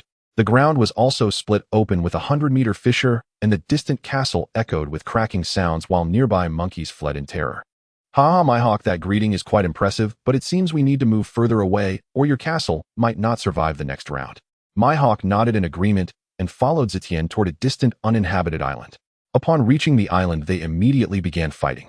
No longer testing with sword energy, they both chose to engage in close combat. The Black Sword Knight and Tion clashed continuously, ringing out in a series of clang sounds. Mihawk's techniques were mainly slashes, sweeps, and cuts leaning towards heavy strikes, while Zetion's techniques involved thrusts, swings, hooks, and flicks leaning towards agility, though he was still slightly stronger in force. As both continued to exchange blows, Mihawk found himself unable to gain the upper hand against Zetion. He then rapped Knight with armed color, unleashing a sharp aura. Zetion smiled slightly, maintaining a relaxed fighting style, though he increased the strength in his strikes. As time passed, they gradually immersed themselves in the thrill of battle. The sword energy surged forth, filling the heavens and earth with a sense of desolation and murderous intent. Mihawk executed a series of powerful slashes while Zetion's moves appeared far more dazzling. The sword danced like a white snake, spitting venom hissing through the air, while it also flowed like a dragon, moving gracefully. At times it was as light as a swallow darting upwards, and at other times it struck like lightning, causing leaves to scatter. Mihawk was forced into defense multiple times. Seeing himself gradually falling behind, he decisively struck a fierce blow to push Zetion back, then created some distance. "Haha, what's wrong? Can't keep up." Zetion laughed heartily, teasing Mihawk. "The outcome isn't decided yet. For the next strike, be careful. Oh, let's settle this in one move." "Alright, you be careful too." The two resumed their fierce momentum and flashed towards each other, with Mihawk still opting for a standard attack. However, the rich armed color and restrained dark green sword energy indicated the extraordinary nature of this strike. Zetion unleashed his newly understood sword technique, declaring pride shatters the firmament. A massive silver-white slash erupted fiercely as Zetion swung Tion and charged towards Mihawk. The two flashed past each other's backs, turned, remaining silent for a long time. "I lost." Mihawk's somewhat hoarse voice came through, and his shoulder was suddenly soaked in blood. "Hee, it's alright, I only had a slight upper hand. Losing means losing. Next time I will challenge you again." Mihawk still brimmed with fighting spirit. "Well, since I made the effort to come, you should at least treat me to a drink." "Alright, but he'll prepare the food, you have to bring some drinks." Ever since he had that golden tears brought by Zetion, Mihawk felt that drinking ordinary red wine had lost its flavor, but fortunately, he had preserved some exquisite liquor, which was still acceptable to sip occasionally. "Fine, really, I have to ask guests to bring their own drinks for a meal." Having returned to the castle with Mihawk, he simply bandaged the wound on his shoulder before heading to the kitchen to prepare the ingredients. Zetion lay on the sofa, marveling at the European style of the castle. Before long, Mihawk pushed the finished dishes over instantly, lifting Zetion's spirits as he hurried to help. It must be said this homebody Mihawk was not only a genius in the sword arts, but also a master in culinary delights.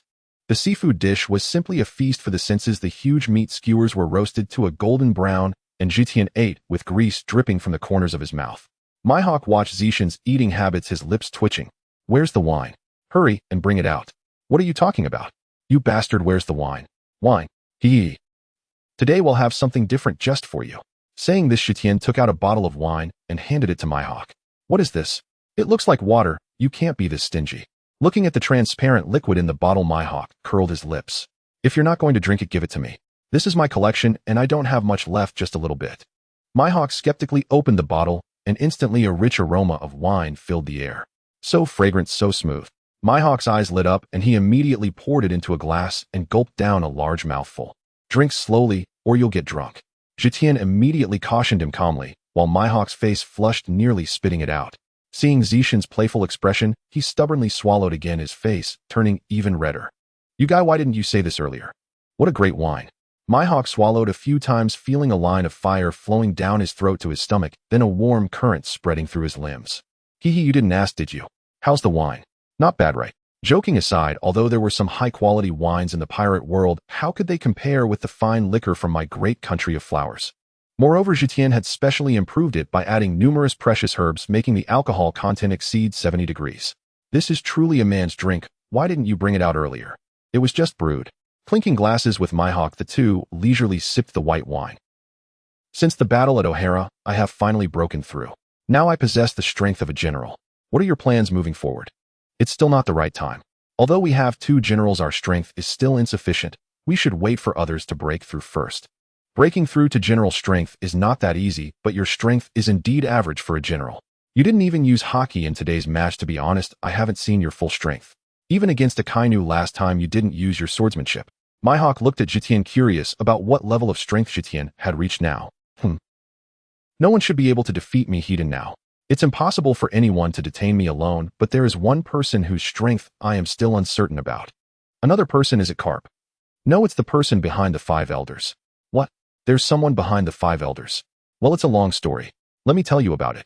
While drinking, Zetion began to explain the origins of the celestial dragons to Mihawk. Mihawk was in a state of confusion the entire time. Oh, perhaps this was the most shocking day he had experienced in years. After a long while, Mihawk slowly exhaled a breath of wine. So what exactly are you planning to do? Are you really planning to overthrow the world government and declare yourself king? I wouldn't say king, but I can't stand the celestial dragons and their trash.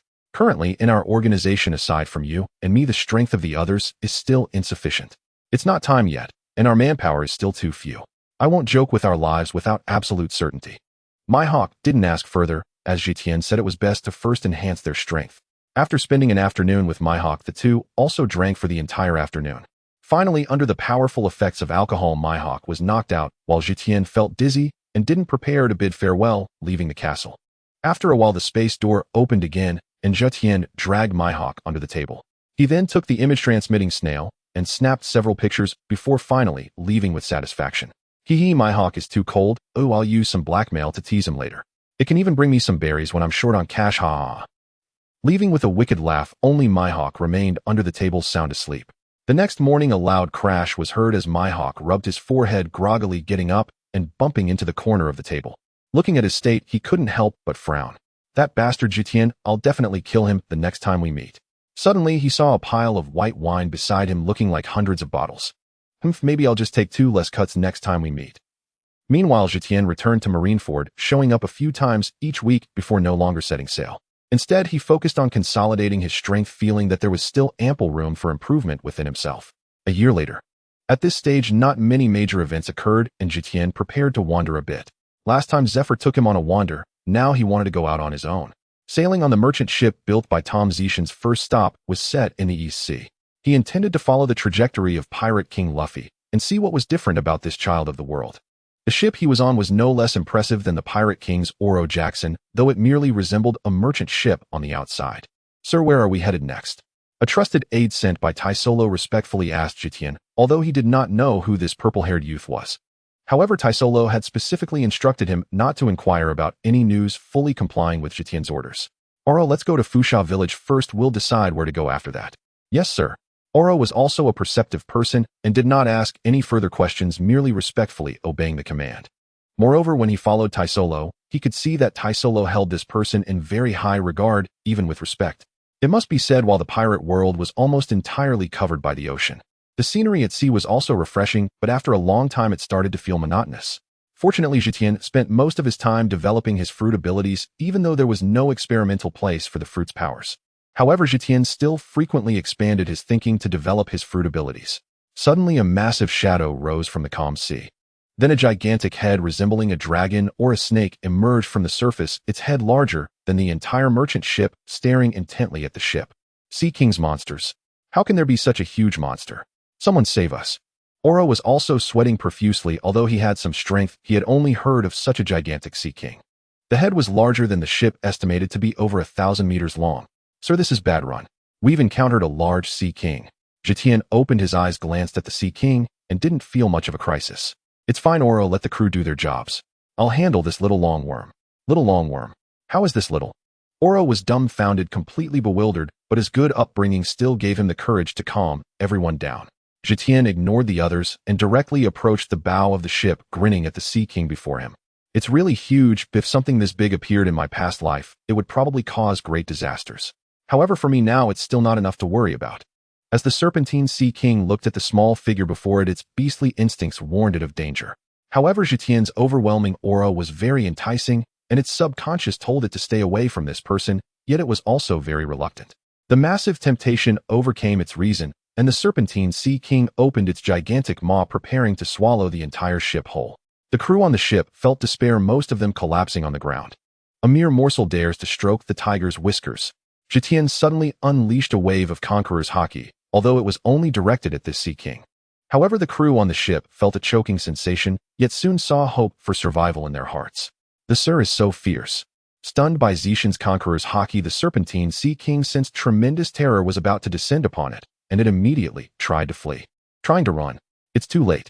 Drawing the sword, asking heaven. A massive silver slash directly cleaved the Sea King into several segments, its enormous corpse floating on the sea, while the surface was split open, leaving a crack several hundred meters long that could not close. Sir, so powerful. We're saved. Long live the Sir. The crew on the ship escaped death, and while feeling grateful to be alive, their gazes towards Zetion were filled with admiration. Like looking at a deity, even Oro's eyes were the same, collectively bowing to Zetion. All right, Oro, you handle the next matters. By the way, get some meat from this Sea King to taste. It should be very nourishing. Yes, sir, leave it to me. Meanwhile, on a dog-headed ship in the distance, a man in his 50s suddenly gazed towards the horizon. Such powerful Conqueror's Haki, such formidable swordsmanship. This person is none other than the marine hero Monkey D. Garp. Bogart, bring the ship closer to see what's going on. How can there be such a powerful figure in the East Blue? Yes, Vice Admiral. Bogart immediately issued the command, and the warship sped towards Zetion and his crew. At this moment, Garp's aide was a young man wearing a hat and wielding a fine sword emanating a powerful aura. Since the O'Hara incident, while Akainu, Akiji, and Kizuru were promoted to admirals later than in the original story, it was only a matter of 6 months.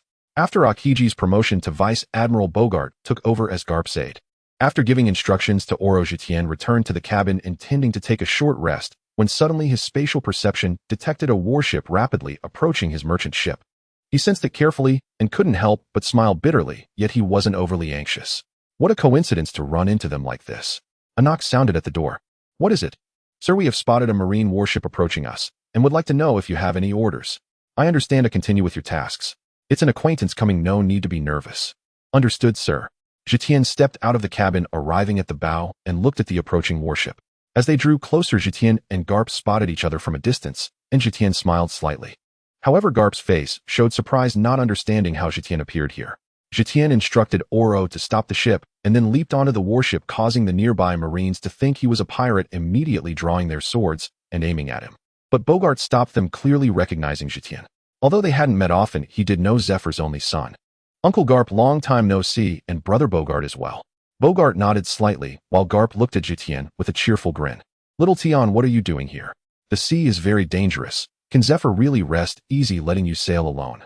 Since being ambushed by pirates in his childhood, Zephyr had resigned from his position as admiral. Everyone in Marineford knew it was for Zetion and Aaron. Zetion never joined the Marines, instead living at Marine headquarters. Moreover, aside from Dracula Mihawk, he rarely interacted with other Marines, often chatting more with the vendors in Marineford. Garp often lamented the loss of a good talent. My father knows that I went out to sea. Uncle Garp, it's been many years. How have you been? I'm still in good shape, able to take on Sengoku and Zephyr, haha. Zetion's expression darkened, but he didn't want to say anything disrespectful to an elder and had to change the topic. By the way, Uncle Garp, have you had any time off? Oh yes. Let me tell you, I have another grandson. I'm going to see my 2 grandsons and train them to be excellent Marines, ha. Zetion suddenly thought that according to the original story, Luffy should have just been born at this time. Ace had already been taken back to Fush Village by Garp 3 years ago. You already have grandsons?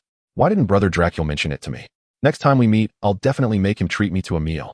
By the way, when are you calling Brother Dracula back? Garp was momentarily speechless. Who in Marine headquarters didn't know that Dracula had long since defected? The dragon currently wanted by the world was just Zetion teasing Garp. Ahem. Vice Admiral, let's ask about what happened earlier. Bogart reminded from the side, helping Garp out of the awkward situation. Oh, right. Speaking of which, little Tion, what happened just now? Who released that slash? Oh, I just encountered a Sea King and took it down. Garp glanced at the large corpse floating in the distance, turning to look at Zetion. You killed it. Was that you just now? Do you possess Conqueror's Haki? Or are you a great swordsman? Garp was shocked, but soon felt regret. What a promising talent. Little Tion, why not join the Marines? With your current strength, just joining the Marines, I can guarantee you'll become a lieutenant commander. In a few years, once your strength reaches admiral level, you won't be able to escape that path. Zetion's expression turned cold, The Marine's justice was gradually becoming the world government's justice. Aokiji had only been an admiral for a few years and was already practicing lazy justice, while Kazuru was also slacking off. Rumor has it that Akainu rarely distinguishes between friend and foe when executing missions, suggesting that Zetion's last words had an impact. However, the assassination incident from his childhood remained a thorn in the Zephyr family's hearts, prompting Zephyr to resign from his admiral position. Zetion also did not join the Marines, although the higher-ups had encouraged Zephyr, he rejected them. The Marine higher-ups estimated that if Zetion hadn't grown up in Marineford and had family there, he would have long since become a pirate. Though it was a pity there was no pressure, they didn't pay much attention to Zetion. Hee Uncle Garp, let's leave it at that. I don't know about others, but I don't believe you're unaware that the current Marine justice isn't truly justice. Why don't you get promoted to admiral? Do you really think our family can produce another admiral? My father is still alive. Upon hearing Zetion's words, Garp fell silent, his eyes flashing with a glimmer of light. He then burst into a hearty laugh. Ha ha, do as you wish, but if you change your mind in the future, let me know. I can guarantee your safety on my warship. Thank you, Uncle Garp. For now, I won't join the Marines. Let's see what the future holds. Zetion felt warmth in his heart. Although Garp spoke in a carefree manner, he genuinely cared for Zetion, and the relationship between their families was quite good. All right, but what's your current strength? I got sidetracked after just a few words with you. Zetion smirked. This old man was hard to fool. My strength is all right. My father has trained me a lot over the years. Yeah, I've learned basically everything I should know. You brat, what do you mean by knowing everything that needs to be known? Are you that arrogant? Garp poked his finger in his nose, glancing at Zetion with disdain, muttering in dissatisfaction. Little Zetion, you probably have the strength of a Marine elite vice admiral now. However, don't use your Conqueror's Haki recklessly. Oh, I'll make sure they keep it a secret. Sai, if I were to teach you, you'd probably be close to admiral level in strength. Zephyr is truly misleading his students. If Zephyr heard this, he would definitely get into a fight with Garp. What do you mean by misleading students? That's his own son. Oh, how could he not teach him with care? Besides, could his own son be called a misleading student? After chatting with Garp for a while longer, Zetion was invited to board the warship heading to Fush Village. After thinking it over, he didn't refuse and instructed Oro to follow the warship as they sailed towards Fush Village. One cannot help but acknowledge that Garp's deterrence in the East Sea is quite formidable. It is rare to encounter pirates along the way. Even the small-time pirates have been sunk by Garp's casual toss of cannonballs. Zetion found it quite speechless, feeling that using a cannon to swat a mosquito is a gross overkill. Because Zetion had exposed the swordsmanship of the great swordsman, Bogart became interested and challenged Zetion to a duel. It must be said that Bogart truly lives up to being Garp's vice admiral. Not just anyone can hold such a position. Bogart's swordsmanship is undoubtedly at the level of a great swordsman, and Zetion estimated that even if he couldn't match Mihawk, he was certainly very close. However, Bogart is quite low-key and enjoys a comfortable life aboard Garp's ship, so very few outsiders know of his true strength. In the original story, Uncle Garp was besieged by the Blackbeard pirates and was wounded by Shiryu of the Rain. The Navy and the world government were unable to come to his aid. If Uncle Garp was unscathed, the only one who could save him would probably be Brother Bogart, as he is the only one with the time and strength for it. Zetion felt Bogart's power and couldn't help but think of the events from the original story. Meanwhile, Garp and Bogart were even more shocked by Zetion's strength. One must know that although Bogart's strength hasn't reached that of an admiral, he is only a hair's breadth away. Coupled with the strength of a great swordsman, he can contend with an admiral. However, Zetion is still very young, and in their duel it felt like he wasn't using his full strength. However, neither of them probed deeper into the matter, merely keeping it to themselves. Time sped by, and 5 days later Zetion arrived at Windmill Village with Garp. After allowing the people from the Navy and the merchant ships to move freely, they headed into the mountains. Uncle Garp, how could you have two grandsons? Logically speaking, Brother Dragon wouldn't have had time when he left the Navy. Could it be you have a love child? Zetion asked knowingly, deliberately teasing Garp. What did you say, you brat? What kind of talk is that? If it weren't for Zephyr, believe it or not, I'd let you taste the iron fist of love. I don't have any love child. My elder grandson is someone I picked up. Zetion shot Garp a sidelong glance, internally scoffing. An elder grandson.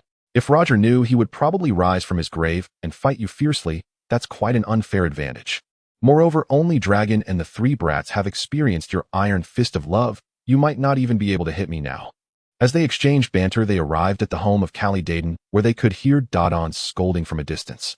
You two little rascals, look at what you've done to the house. And no playing with fire. You've already burned several of my clothes. That old rascal Garp just threw you two here and abandoned you. I'm still a young lady. How can I get married with 2 kids? Garp and Zetion exchanged glances, and Zetion looked at Garp mischievously, making Garp feel a bit uneasy. Garp hastily explained, Ahem, Dayton is the leader of a mountain bandit group. After I captured her, I decided to help her redeem herself by taking care of the kids. Uncle Garp, I believe you no need to explain. What kind of expression is that? Is that what you call believing? Brad, I should teach you a lesson in place of Zephyr. All right, Uncle Garp, I truly believe you. Let's first check on the two little ones. Garp ceased his explanations and directly pushed open the door. Ace, Luffy grandfather has come to see you. Upon entering, they found Ace and Luffy sitting obediently on stools listening to Dodon's lecture. Upon hearing Garp's voice, the first reaction from both was not joy, but a shiver down their spines. Little Luffy, barely a year old, was so frightened that his lips quivered on the verge of tears. Garp, you rascal, you scared the kids. Can't you stop coming back so suddenly every time? Dodon's head visibly swelled with two big lumps as she fell over, while Ace and Luffy were so frightened that they retreated, leaving Zetion dumbfounded. Uncle Garp, what is this? Humph, Dayton, how dare you speak to me like that? Or do you want me to capture you again? I'm sorry, I was wrong. Looking at Ace and Luffy, Garp again revealed a kind grandfather's smile, walking over to hug the two little ones overjoyed. Grandfather. A good grandson, Zetion, come and see my two grandsons. They will definitely become excellent Marines in the future. Ace, Luffy, quickly call him uncle. Not a chance. Zetion mentally scoffed while smiling at the two little ones. Hello there. Ace and Luffy looked at Zetion, curiously feeling that this handsome big brother should be easy to talk to. Little uncle. Under Garp's intimidating presence, the two called out, which made Zetion extremely pleased. The son of the former Pirate King and the future Pirate King become my nephews. Truly the world is full of wonders. So good. Here are gifts for you two. Zetion didn't have any suitable gifts for the two, so he simply tossed them each 1,000,000 berries. Garp was left dumbfounded, as well. Berries are still quite valuable nowadays. However, Zetion had a large stash in his system space, given by Tezelo, estimated to be worth over 10 billion. Ahem, little Tion, they are still young. Let me help them keep it safe. I don't trust you in your hands. Wouldn't it turn into donuts? And Sunbae. Dayton, please help them keep it for now. As he spoke, he handed two large bundles of berries to Dayton, who had never seen so much money and hesitated to take it. Ahem, Dayton, just take it. Seeing Garp speak, Dayton cautiously accepted it, relaxing as she noticed Zetion's warm smile. Thank you, young man. I will keep it safe for them. It's nothing. Spend it freely. If it runs out, I will give you more later. Ahem, little Tion, you see uncle is also in need. Why not give me a little welcoming gift? Zetion shot Garp a sideways glance, his face thick-skinned. What are you looking at? You didn't show any respect to me last time you saw me. Finally, unable to tolerate Garp any longer, Zetion tossed him a large bundle, making Garp beam with delight and appear much more agreeable to Zetion. Ha, when I see Zephyr next time, I must praise you well. He has never received such a large gift, right? Waiting here, huh? You probably won't be able to smile when you see your father next. Last year when I tossed my father 1,000,000,000 berries, he wasn't as cheerful as you are now. Zetion thought to himself, feeling somewhat ominous. Zephyr naturally knew about Tezelo's matters and wouldn't be surprised by Zetion's wealth. Ignoring Garp, he turned back to the two little ones. Come here, uncle will give you a hug. He took Ace and Luffy from Garp's hands. Ace was now 4 years old, while Luffy was still under 2. Zetion looked at the two, while the little ones gazed curiously at him, filled with affection and curiosity. These are the future Fire Fist Ace and Straw Hat Luffy. They are truly adorable now. However, Ace's fate is rather unfortunate, but with uncle here, I will ensure nothing happens to you in the future. As for Luffy, Zetion wasn't worried. His deep background as the child of the world would ensure his safety. However, Ace's situation was a bit grim despite having Whitebeard and Garp behind him. But one was aging and the other couldn't intervene, ultimately being killed by a Kainu. As Zetion pondered, he couldn't help but place a spatial mark on Ace. Garp glanced over. Although he didn't know what Zetion had done, he said nothing. I say, Uncle Garp, are you really at ease leaving them in Windmill Village? They are still so small. This matter is actually related to you, and now that little rascal of mine has gone off on his own, leaving Luffy with me. It infuriated me so much that I gave him a kick. I still have to go out at sea often and can't take care of them both. Zetion quickly understood that Garp probably feared someone might take action against the two little ones. One of them is the son of the Pirate King, and the other is the son of the future world's most notorious villain. If the world government discovered them, they wouldn't have Zetion's luck or strength. They also lack the protection of Dragon, and if someone were to target them, they could truly be in danger. So you're going to leave them in Windmill Village to grow up wild? You really know how to provoke me. What do you mean by wild growth? Windmill Village is my hometown, and no one dares to cause trouble here, and with the village chief and Dayton around, even the petty thieves are not a match for them. So how do you plan to arrange their future? Of course, they will become righteous Marines. Both of them have the potential of a general. Hee Uncle Garp, if someone else said this I might believe it, but coming from you, do you believe it yourself? Even if they grow to possess the strength of a general, would the world government allow the monkey family to have 2 generals? Garp, who had been smiling, suddenly froze, appearing somewhat unnatural. Kid, do you have some thoughts? What thoughts can I have? They are still so young. Ace is just starting to understand things, and what does Luffy even understand? Let's just let nature take its course for now, or we can talk about it when they grow a bit older. For now, let's lay a good foundation. I will teach them well with the iron fist of love. Ace and Luffy nestled in Zetion's arms, looked at the laughing Garp, and couldn't help but shiver slightly. Uncle Zetion, are you very strong? Can I learn from you? Ace suddenly asked Zetion. Before Zetion could respond, Garp angrily punched Ace on the head, causing a large bump to immediately form. Ace, can't you tell who's stronger? Zetion is strong, but can he compare to your grandpa? Though he said this, Garp's eyes were constantly glancing at Zetion. Fold grandpa, who knows until we compete. I just want to learn from Uncle Zetion. Perhaps it was the first impression, but Ace felt a certain closeness to Zetion. Watching the grandfather and grandson banter, Zetion couldn't help but smile. You little rascals, still laughing. You're just enjoying the chaos. No, for the sake of correcting their misconceptions. Come on, you little brat, let's have a duel and see what level your strength has reached. Zetion's expression changed. How did this conversation lead to a duel? Although Zetion was very confident that he wouldn't lose to anyone, it was uncertain if he could surpass Garp, considering that Garp was at his peak. Duel. The two little ones clamored, typical of wanting to watch the fun. Are you really or something? Alright, Uncle Garp, you have to go easy on me. Zetion also felt a bit eager. It had been a long time since he had a proper fight. He also wanted to know how strong he currently was, and Garp's strength was just right to allow him to unleash his full power. Good, let's go now. Garp said eagerly. Uncle Garp, let's save it for tomorrow. It's so late now, let's eat first. No more words were exchanged that night. The next morning, at Zetion's request, the group took a warship to a nearby deserted island. Only Bogart stayed with the two little ones while the other Marines took the warship far out to sea. This is the place, Brother Bogart. Please take care of Ace and Luffy for me. Alright, no problem. Little Tion, with Bogart here, you can rest assured the battle will end quickly. Uncle Garp, are you so confident that you can defeat me in a short time? You'd better be careful. Little brat, soon you'll get a taste of the iron fist of love. Without further ado, the two took their stances and threw powerful punches at each other. Their fists were pitch black, their haki cultivated to the highest level. With a loud bang, neither retreated, but the ground within a 50-meter radius was shattered, with shock waves continuously spreading outward. Seeing this, Bogart quickly picked up the two little ones and retreated to safety, beads of cold sweat forming on his forehead. The two little ones watched with wide eyes as Zetion and Garp fought, shouting excitedly, so strong. Both of them are so strong. Uncle Zetion, go for it. Beat Grandpa. Ace, clearly a little foolhardy, brightened up at the thought, but quietly moved away from Luffy. Zetion and Garp, however, were seriously focused on each other. Garp laughed heartily as his haki-wrapped fist struck again. Zetion did not hold back, either similarly enveloping his fist with haki and clashing with Garp. Neither retreated, engaging in raw close combat. After probing with a punch, Garp felt reassured and continued to fight. The air was filled with explosive sounds. After a full 3 minutes, the two separated. Garp showed no signs of fatigue, while Zetion felt a tingling pain in his hands, inwardly praising Garp. No wonder he is the strongest marine in the pirate world. The density of this haki is indeed not to be underestimated. Zetion was still at a slight disadvantage in their haki clash. Little Tion, I didn't expect your haki to reach this level. Probably not many in the entire marine headquarters can compare to you. I'm still a bit inferior to you. Next I will go all out. Feel free to use any techniques you have. Zetion stopped speaking. The unique observation haki combining spatial awareness burst forth. He instantly disappeared from his original position and appeared behind Garp, delivering a punch. Soro. Garp turned around and punched at the same time, and both hit each other. Zetion was sent flying several dozen meters, while Garp also retreated 10 meters. What a tough opponent.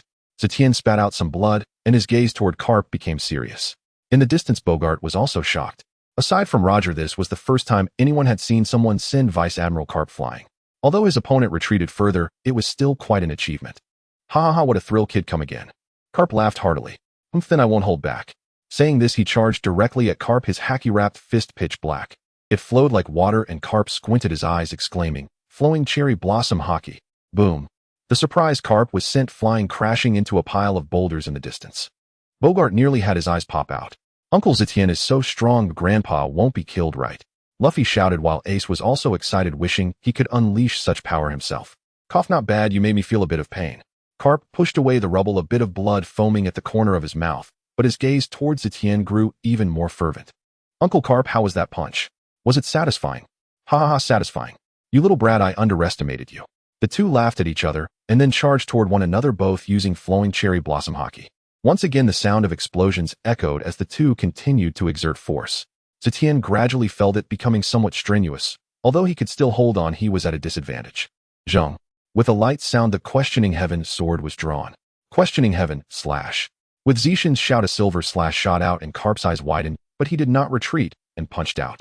Zetion's slash was shattered and Garp's clothes were torn by the sword's aura. Good guy, this slash is almost on par with Roger's, but still not enough, haha. This is just the beginning.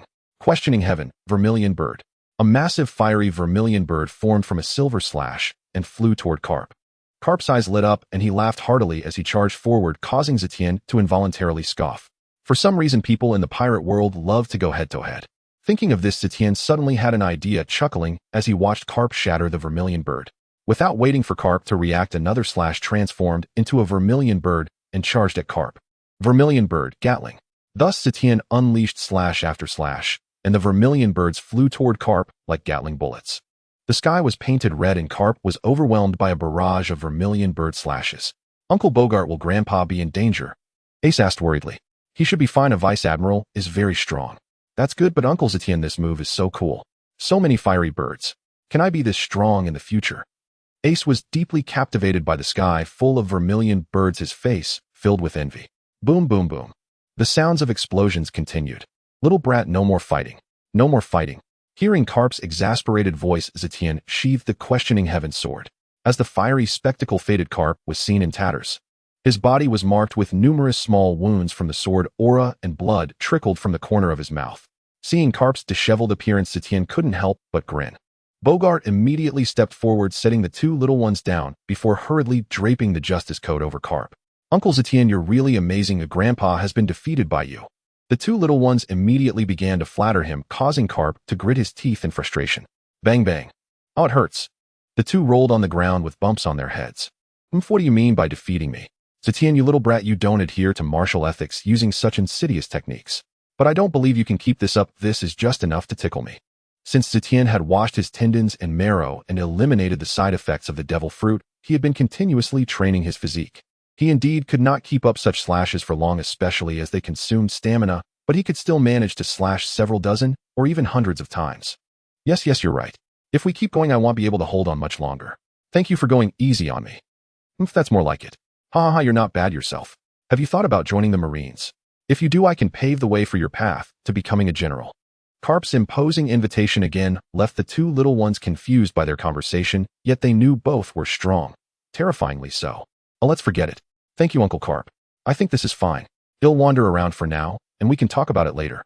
Seeing Zetion still unwilling to join the Marines, Garp let out a deep sigh, cursing under his breath at someone unknown. Zetion also remained silent, both of them pretending to be oblivious. Grandpa, can I learn from Uncle Zetion? If this kid has some skills. Zetion, are you willing to teach Ace? I can teach him for a few days. I can set sail again later. I want Uncle Zetion to teach me too. Bang, bang. Future Pirate King Luffy, with 3 large bumps on his head and tears in his eyes, lay down again, causing Zetion to twitch at the corner of his eye. What are you learning, you little brat? You should let Grandpa teach you personally. A group of people returned to Windmill Village aboard a warship, with Zetion taking Ace back to the merchant ship under the pretext of teaching. Meanwhile, Garp returned to his residence in Windmill Village, watching the distant figures of Zetion and Ace's face filled with complexity. At that moment, Bogart suddenly spoke up. Vice Admiral Garp, should we report Zetion's strength to the headquarters? Even you. Garp was silent for a long time before suddenly speaking. Bogart, this matter should not be disclosed to anyone. Furthermore, issue a gag order to those on the ship. They are all direct subordinates, but they must not discuss this either. Yes, but I understand your concern. You don't know about Zetion. Among the Navy, only a few veterans are aware. He and his mother were nearly killed at the Navy headquarters. Garp paused as if recalling something, but continued. The situation back then was urgent. Zifa was not present, and this kid was only 3 years old. It was my son who saved him. However, later when asking about certain details, the accounts did not match. My son stubbornly refused to disclose some specifics. Alas, what a tragedy. I only hope this kid can resolve his inner turmoil. Even now, I can only grasp part of his strength. What? You're saying even you can't match him? Not exactly, but it's just that this kid hides too deeply. Garp couldn't help but think of the fluctuations he sensed from Zetion around Ace, pondering silently. Perhaps this kid is a devil fruit user. Zifa has a good son, but I remember he didn't even use Conqueror's Haki. At this time, Zetion had already brought Ace back to the room prepared by Oro, making arrangements for Ace and instructing him to start training the next day. Zetion began to reflect on the battle with Garp. It must be said that Garp was frighteningly strong now. Although he managed to gain a slight advantage at the end due to his sword techniques, he was still outmatched in the earlier exchanges. Even now Zetion felt a dull pain in his fists and body. I underestimated Uncle Garp. He probably didn't even use his full strength. But now I still have time. In less than 3 years, I will definitely be able to confront him with my fists. However, Uncle Garp's character means he probably won't reveal my strength. It wouldn't benefit either of us. Ace is training with me now. I wonder if it will change his fate. But even if something happens with me around, he won't end up like in the original story. At worst, I can first beat down Akainu. Although he is the only one in the entire Navy who truly resembles a soldier. Zetion lay on the bed, continuously contemplating the future, eventually falling asleep without realizing it. His body emitted a faint glow, visibly healing the areas Garp had struck. Early the next morning, before Zetion had gotten out of bed, Ace burst into his room, shouting excitedly, "Uncle Zetion, get up. Teach me how to defeat Grandpa. I want to learn your technique, the flaming bird. It's so cool. Uncle, please get up." Zetion naturally woke up when Ace arrived, but he didn't get out of bed immediately. Instead, he sensed his body. Feeling completely comfortable, without a trace of fatigue or pain, he finally stretched after Ace's persistent urging. "Good morning, little Ace. Are you that eager?" "Of course, Uncle. Quickly teach me the flaming bird technique." Zetion's face darkened. What was this flaming bird? That was Phoenix. He casually flicked Ace's forehead. Under Ace's confused gaze, Zetion finally got dressed and got out of bed.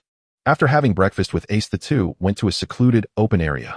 Zetion first checked Ace's physical fitness. It must be said Ace truly embodied the genes of Roger and Garp, who at such a young age he was exceptionally well trained. No wonder he awakened Conqueror's Haki at such a young age, just to save Luffy. Ace, your physical condition and potential are excellent, but you are still too young to undergo extensive training right now. "Oh, Uncle, I can do it. Grandpa taught me a lot." "Haha, it's not that I won't teach you, but let's talk first. Ace, do you have any dreams for the future?" "I want to go to sea and become the Pirate King." "Why do you want to be the Pirate King? Do you know what a pirate is?" "Of course I know. Pirates are the freest people." "Is that really your goal? You must want to surpass someone, right?" Upon hearing this, Ace's expression darkened. "Seeing your face, I guess you already know that Pirate King Roger is your father." Ace's face changed dramatically as he looked at Zetion with a mix of wariness and tension. "Don't be nervous. Since you call me Uncle, I accept you as my nephew. But this is just casual talk." "Uncle, how did you know?" "I only learned about it after Grandpa accidentally let it slip." "Haha, some things you know too early. But remember, no matter what happens in the future, I will support you." "What if someone wants to kill me? What if they have a huge power? The world government and the Navy?" "Haha, remember, no matter who it is, as long as I am here, I will protect you." Ace was instantly moved to tears. It was the first time in many years someone had promised to support him. Garp only knew how to educate with his fists and had never talked to him about his feelings. However, Ace's character was quite good except for some resentment towards Roger. "Now can you talk to me about your feelings? I know about your mother, and I am sorry that at that time I wasn't strong enough." Upon hearing Zetion mention his mother, Ace cried even harder. Zetion could only pat Ace's back, allowing him to vent his inner pain. After quite a while, Ace finally composed himself and looked at Zetion, feeling embarrassed. "Uncle, I want to go to sea to surpass him, and in the era of great pirates he started."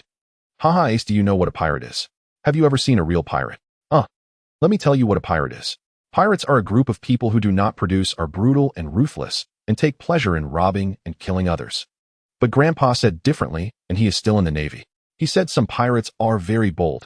Even though they are opponents, they have praised each other before. "What you said I know. You can think of those people as adventurers, but how many true adventurers are there? Even your father Roger was not a pure adventurer. Do you know how many people he or those he killed had to suffer? How many innocents do you think there are?" Ace's heart trembled as he looked at Zetion in shock. "Uncle, how can I surpass him?" Zetion gazed deeply at Ace, thinking to himself how much Roger had harmed his own son. It seemed he needed to find a way to correct Ace's perspective. "Why are you so fixated on this? This world is more complicated than you think. Because of the era of great pirates that Roger started, how many innocent families have been shattered? The Navy's justice is also diverse and lacks a unified standard, while the darkness of the world government has made this world even more rotten. Although it is early to tell you this, I hope that when you grow up you can see the truth of this world with your own eyes. Although Roger was irresponsible towards you, I still hope you can live freely, not trapped in his shadow. I believe your mother, Port Gasti Rouge, wishes the same for you. Think about it carefully. Is it my mother's wish?" Ace murmured softly, reflecting for a while before revealing a relieved smile. "Uncle, I understand. I will live according to my own heart, but I still want to go to see this world." Upon hearing Ace's words, Zetion smiled with relief. "Of course you can go to sea. Living should be according to your own ideas. What I want to tell you now is in whatever world, strength is the only criterion that determines whether you can act according to your own wishes. Power is the only truth. Ace's eyes sparkled with admiration as he looked at Zetion. Uncle, are you the strongest? You've beaten Grandpa. Can I become that strong too? Ahem, actually, I didn't defeat Uncle Garp, or rather I suffered a bit. But in a few years I might be able to beat him. Work hard, and you will become strong too. Alright, enough of this. Let's start today's training. You need to be prepared, and my requirements are very high, and the training is tough. Okay, Uncle, I'm not afraid. At this age, Ace was still too young. Zetion planned to first solidify the basics. As for the 6 forms, swordsmanship and Haki, he would teach those later. In the following period, Zetion had Ace undergo 10-kilometer long-distance runs, weighted runs, horse stance training, and some martial arts from his previous life, gradually solidifying his foundation. However, Zetion himself did not expect to stay in Windmill Village for 3 years. Although he went to Sky Island and returned home a few times during this time, he began to enjoy the feeling of teaching, especially since Ace was learning quickly. Now at over 7 years old, he was much stronger than he was at 10 in the original story. During this time, he also casually taught little Luffy, but it must be said that the monkey family was truly something else. Zetion found Luffy's thought process both amusing and exasperating. It seemed that Garp's loving iron fist was indeed effective because sometimes it made him want to do the same when he got angry. Under Zetion's guidance, Ace learned the spear, gun, gale, foot, and paper drawing, but still struggled with the moonwalk and shave. Although Ace learned iron block, he was strictly forbidden from using it in combat under Zetion's requirements. Zetion also taught Ace his swordsmanship, even though Ace did not use a sword in the original story. But being Roger's son, Ace had an exceptional talent for swordsmanship. After Zetion demonstrated a single sword breaking through the sea, Ace became even more interested in swordsmanship. However, Ace also faced a lot of hardships. Whenever he unconsciously used iron block during sparring with Zetion, he would receive a harsh beating, which made him a little fearful. I told you that using iron block in combat is courting death. Letting you practice is merely a transition for future armament Haki training. After another harsh lesson, Zetion finally allowed Ace to take a break. After a while, Zetion called Ace to him. Ace, I've taught you almost everything I needed to teach these past few years. I've also told you how to use armament Haki and observation Haki, and I should be leaving soon. What? Uncle, you're leaving? I still have a lot to learn from you. Haha, all good things must come to an end. We will meet again in the future. Hearing Zetion's words, Ace's eyes became moist. For these years learning from Zetion, he felt a familial bond he had never experienced before. Looking at Ace's expression, Zetion comforted him again, then suddenly took out a long box and handed it to Ace. This is a farewell gift I prepared for you. I hope you can carve out your own life in the future. Upon seeing this, tears flowed from Ace's eyes uncontrollably. Alright, a man should shed blood, but not tears. Remember that for the future. I remember, Uncle. Can I take a look at this gift? Sure, open it and see. If there's anything you don't understand, I'll teach you one last time. Ace eagerly opened the box. The first thing that caught his eye was a sword followed by a flame-shaped fruit and a book. This famous sword is specially prepared for you, the Great Blade 21, Fire Guardian. It matches well with you. The devil fruit is the Mera Mera no Mi, and the book contains my cultivation insights and some ideas for fruit development. The famous sword was something Zetion had instructed Taizolo to search for everywhere. The devil fruit was personally obtained by Zetion from a large bird on an island in the original story, showing how much he cared for Ace. After I leave, you can eat the devil fruit here, but be sure not to use it in front of others. Is there anything else you don't understand? If not, then see you next time. Zetion smiled at Ace. Over the years, he had also shared some insights about survival with Ace. Ace listened and usually only used a fraction of his strength when beating Luffy. That's it, I remember everything. Alright, see you next time. I'm leaving now. Watching Zetion's back as he left, Ace suddenly bowed and shouted loudly, Uncle Zetion, thank you for your guidance over these years. Huh? Zetion chuckled softly and vanished without a trace. Ace stared blankly at the spot where Zetion had disappeared, remaining silent for a long time. After a while, he took out the devil fruit and started eating it in large bites, completely indifferent to how terrible it tasted, tears streaming down his face. Dear readers, 2 updates in a row. Please support me with rewards, urge updates, and thank you. Zetion instantly teleported onto the merchant ship, and upon seeing him, Oro immediately approached. My lord, it's been a while. Do you have any orders for me? Since Zetion settled down in Windmill Village for a while, he let Oro attend to his own affairs with the ship. He instructed him to come once every 3 months, and today was one of those special occasions. To ensure their safety, Zetion specifically had Taizolo gift Oro a Zoan-type devil fruit, which moved Oro to the point of nearly kneeling in gratitude. Notify everyone to prepare for a day. We depart tomorrow. Yes, my lord. Zetion then leaned back on the ship, idly passing the time, as it was still early in the storyline. In his 20s, Zetion had plenty of time ahead of him. After resting for a while, he casually sensed his surroundings. Suddenly, he detected a ship radiating powerful auras, prompting him to fold space and observe. He saw a ship with a dragon-shaped bow heading towards Windmill Village, its mirror-like space displaying a figure with red hair. "Who's there?" At that moment, the red-haired man on the ship suddenly called out, lightly scanning the area, but he sensed nothing unusual. "What's wrong, Captain?" "Shanks, what is it?" This person was none other than Shanks, the future four emperors. He looked around with suspicion, not finding anything, and finally relaxed. "It's nothing. I just feel like someone is watching me secretly." The crew on the ship exchanged glances, looking around, but saw nothing but the endless sea. "Ha ha, Captain, you aren't still drunk, are you?" "I suspect so. There's no one here." "Ha ha, that's probably it. You were completely out yesterday." The crew burst into laughter, mockingly teasing Shanks, showing no signs of respecting his captaincy. "TCH, weren't you all drunk too? Anyway, let's have a feast, lads." "Oh." The crew merrily agreed, only Beckman shaking his head in resignation. Zetion retracted his ability when Shanks turned away. "What keen perception as expected of you, the Four Emperor Shanks." However, he hasn't yet attained the title of Four Emperor. His visit to Windmill Village likely coincides with the arrival of Luffy's devil fruit, just like the storyline. Zetion continually analyzed this, and his heart, a smile appearing on his face. "Let's go take a look at this scene." With that, Zetion spoke to Oro, asking him to bring him back before heading out, and he teleported to the bar in Windmill Village where he was welcomed. The 20-something bartender Makino immediately came over, gently calling out, "Brother Zetion, you're here." Unlike many bar owners in stories who are fierce and mature, Makino was gentle, kind, and warm-hearted. Regardless of who came, she would greet them with her sunshine-like smile and meticulous care. "Yes, Makino, it's been a while. Indeed, it's been several months since you last visited." Since Zetion had been teaching Ace, he often came to Makino's bar during his free time, and they had grown familiar over time. Zetion also took good care of her, driving away some troublesome little rascals and even introducing white liquor methods for her bar. At first, Makino refused, but eventually, after Zetion's persistent persuasion, she accepted, with the condition that any profits from the business must be shared with Zetion. Though she didn't care much for the small money, Zetion didn't refuse. He didn't want to burden Makino. However, after spending time together, they developed mutual feelings, and although her words were gentle, there was a hint of melancholy in her tone. Zetion rubbed his nose, unsure of what to say, quickly changing the topic. "So how's business? Since your liquor became available, business has improved a lot." Makino looked at Zetion with a smile, their gazes meeting, creating a moment filled with a hint of romantic tension. "Boss, bring me some food, and remember the ergo too." Just then a customer called out, breaking the flirtatious atmosphere. "Coming." "Brother Zetion, you sit for a moment." "Oh, I'll take care of the customers first." "Okay, you get busy," Zetion said as he seated himself in a secluded corner by the counter. This was a spot that Makino had previously reserved for him, and after serving the customers, she approached Zetion. She placed the prepared drinks on the table and sat gently across from Zetion, smiling as she watched him drink.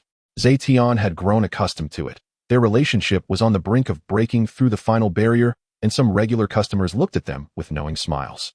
Ignoring others' perceptions, Zetion took a sip of white liquor, gazing at her gentle smile. As he was about to leave, he found himself momentarily at a loss for words. After a while, Zetion decided to be frank. "Makino, I'm leaving." Makino's smile instantly vanished, replaced with reluctance as she looked at Zetion. "Will you come back?" she asked, her expression turning anxious. "I won't be back for a while. I plan to travel the entire sea, but..." Before Zetion could finish, tears welled up in Makino's eyes. "Brother Zetion, please take care of yourself. Let me know when you leave." Then she covered her mouth and ran off. Zetion was taken aback and suddenly slapped himself. "Damn, I won't be back for a while, but I can always return anytime." In an effort to comfort Makino and avoid being a complete jerk, Zetion hurried after her. At that moment, Makino returned to her room, tears streaming down her face. Though she understood that going out to sea was a man's dream, she couldn't help but feel sad. "Oh dear, who made my little beauty sad? You're shedding golden tears." Makino was startled, turning to see Zetion, and hurriedly wiped her tears. "Weren't you leaving? Why are you back?" You ran off before I finished speaking." "I am leaving, and it will probably take years, but I can return anytime." Makino was momentarily stunned, but then furrowed her brow. "You're lying. How can you come back anytime if you leave?" Zetion had never used his abilities in front of Makino, so to reassure her, he opened a portal. Suddenly, a colorful door appeared out of thin air. "What is this?" Makino looked on in curiosity. "Let's go, follow me." Without waiting for Makino's reaction, Zetion directly pulled her through the portal. The two emerged to see a vast and magnificent capital in the distance. Makino was astounded, her moist lips slightly parted, struggling to comprehend the scene before her. "Brother Zetion, where is this?" "This is the kingdom of Alabasta on the Grand Line." "Grand Line? Alabasta? Weren't we just in the East Sea? Zetion didn't explain, but simply smiled warmly at Makino. Seeing Zetion's smiling face, Makino finally realized. You can directly traverse space to come here. Is this your devil fruit ability? Yes, didn't I tell you? I can return any time. Hearing this, Makino displayed a happy expression, excitedly hugging Zetion. Feeling the softness against him, Zetion couldn't help but smile. Oh, which little beauty was crying earlier? Don't mention it. Makino pinched Zetion's waist with her small hand, but not too hard. She was indeed as gentle as water. At this moment, Makino blushed, reluctant to leave Zetion's warm embrace. All right, since we're here, let me show you around. But what about the bar? I've already arranged it. Uncle Rourke said he would keep an eye on it. Then it's settled. Zetion smiled, taking Makino's hand as they walked towards the capital. Though shy, she was reluctant to let go, her cheeks slightly flushed as she followed Zetion. The two happily strolled around Alabasta, with Makino experiencing the exotic atmosphere for the first time, curious about everything. However, her gentle nature meant that Zetion had to guide her to buy many local specialties and taste various local delicacies.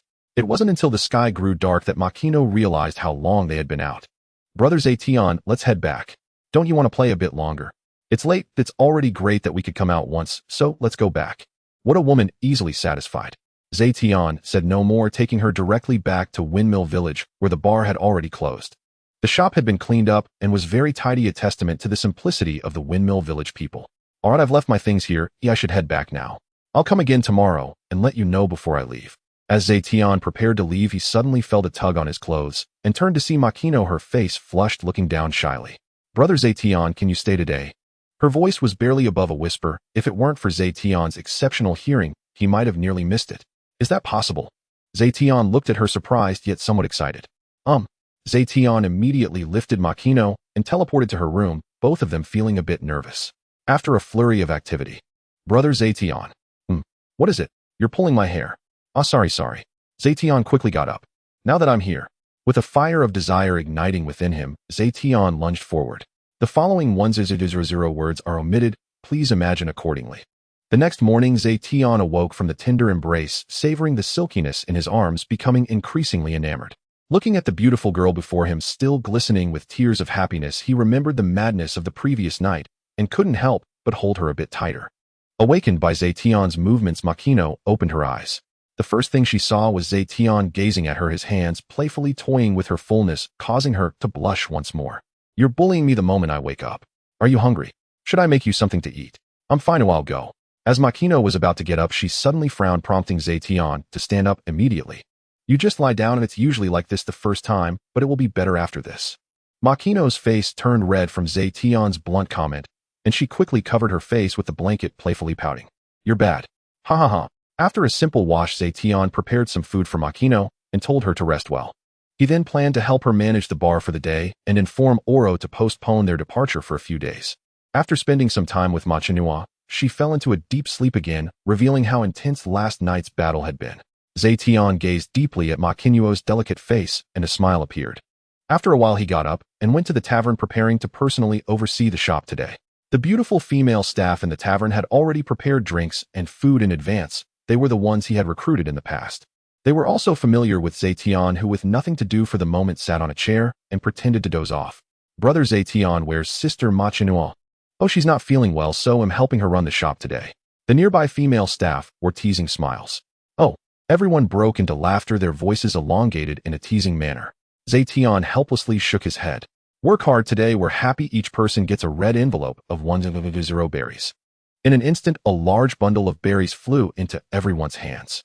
One wealthy individual directly threw money at people, and several young beauties were stunned by the berries in their hands. But soon they cheered, joyfully showering him with compliments.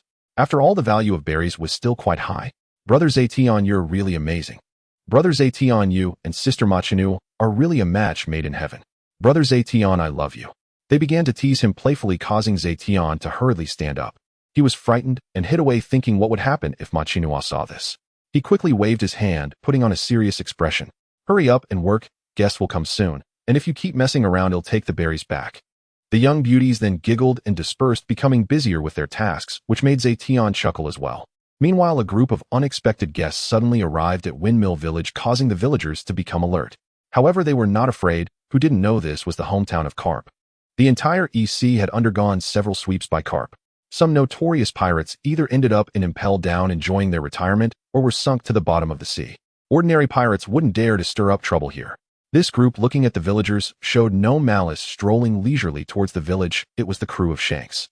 As they walked, they mocked who had thrown up yesterday and who couldn't handle their drink, with laughter echoing continuously. The villagers thought a group of lunatics had arrived. At this moment, Luffy had sneaked out. Ace was busy processing the insights Zetion had given him and had no time to bother with Luffy. Bored, he wandered around the village. Suddenly, he spotted a group of strangers approaching, showing no fear, but rather curiosity as he ran over to them.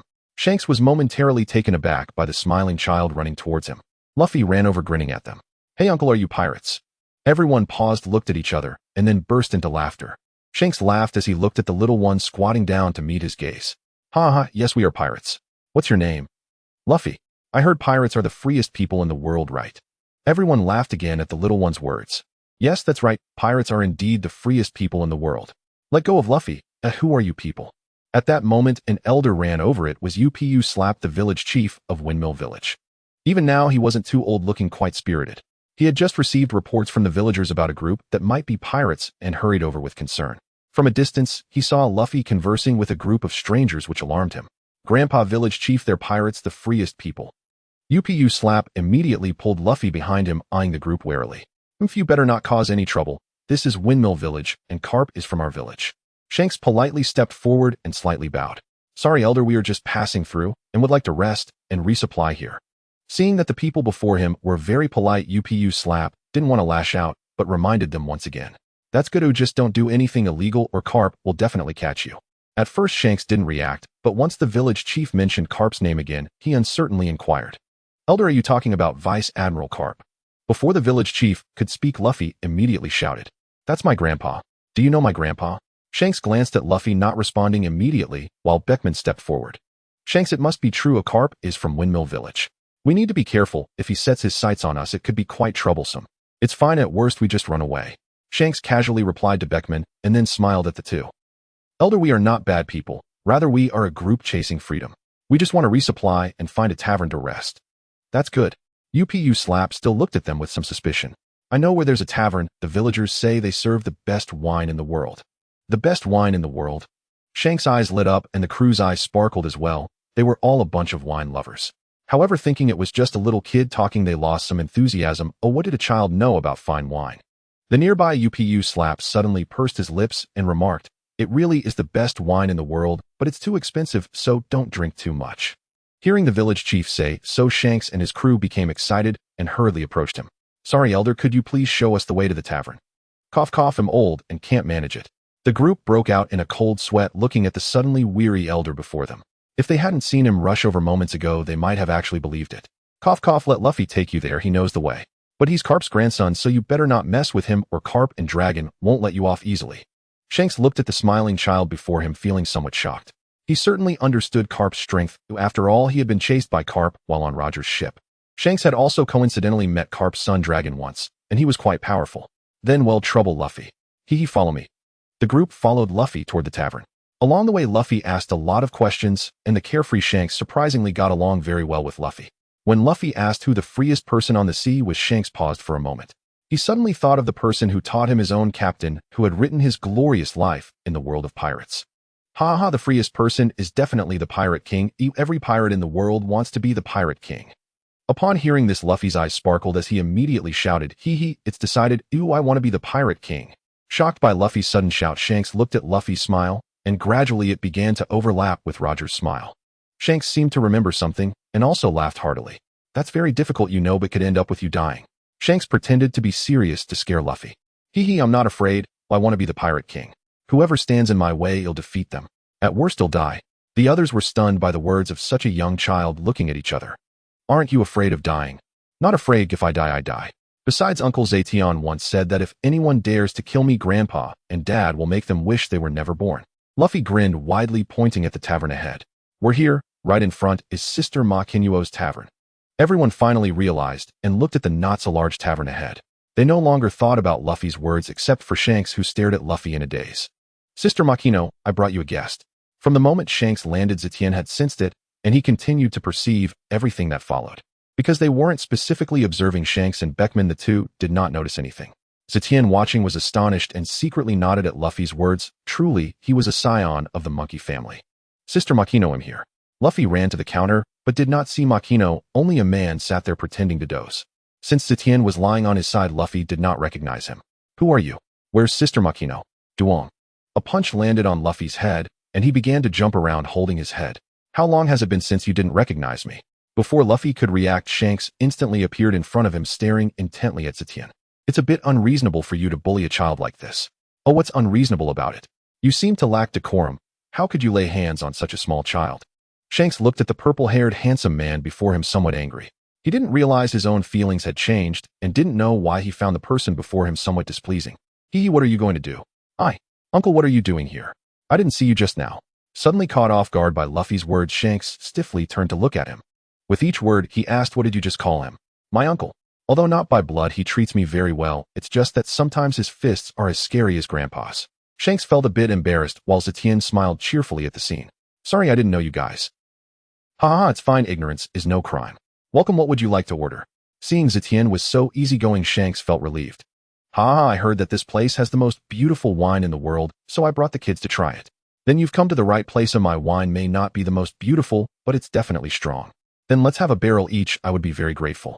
Zetion was taken aback and uncertainly asked, are you sure everyone gets a barrel? Don't worry, the kids are all wine barrels. If it's not enough, just ask for more. Really? Should we order a bit more? Absolutely. Don't worry, your wine money will be covered.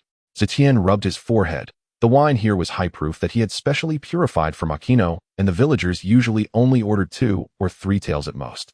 A barrel weighed as much as 50 pounds. Even Mihawk had passed out after drinking less than 10 pounds. The pretty waitress beside them looked at Zetion hesitantly. Forget it, it's hard to persuade the dead, let's go. So barrels of wine were brought in. The entire red-haired pirates watched as the wine was brought out, gulping involuntarily, including Beckman. Everyone eagerly opened the wine barrels, and the entire tavern was enveloped by a rich aroma of wine. They were all dazzled and quickly poured a cup to gulp down. Zetion and the few pretty waitresses stared in amazement. The mugs they held were larger than the ones he used to drink draft beer in his past life. Each cup probably contained 2 pounds, which these guys gulped down directly. Watching the crowd with amusement, Zetion felt a bit of anticipation and secretly took out a camera to start recording. After taking a large gulp, everyone suddenly turned red, and the tavern instantly fell silent before 3 seconds had passed. Ugh! Including Shanks and Beckman, everyone nearly vomited, but felt the intense aroma and hurriedly clamped their mouths shut to avoid wasting.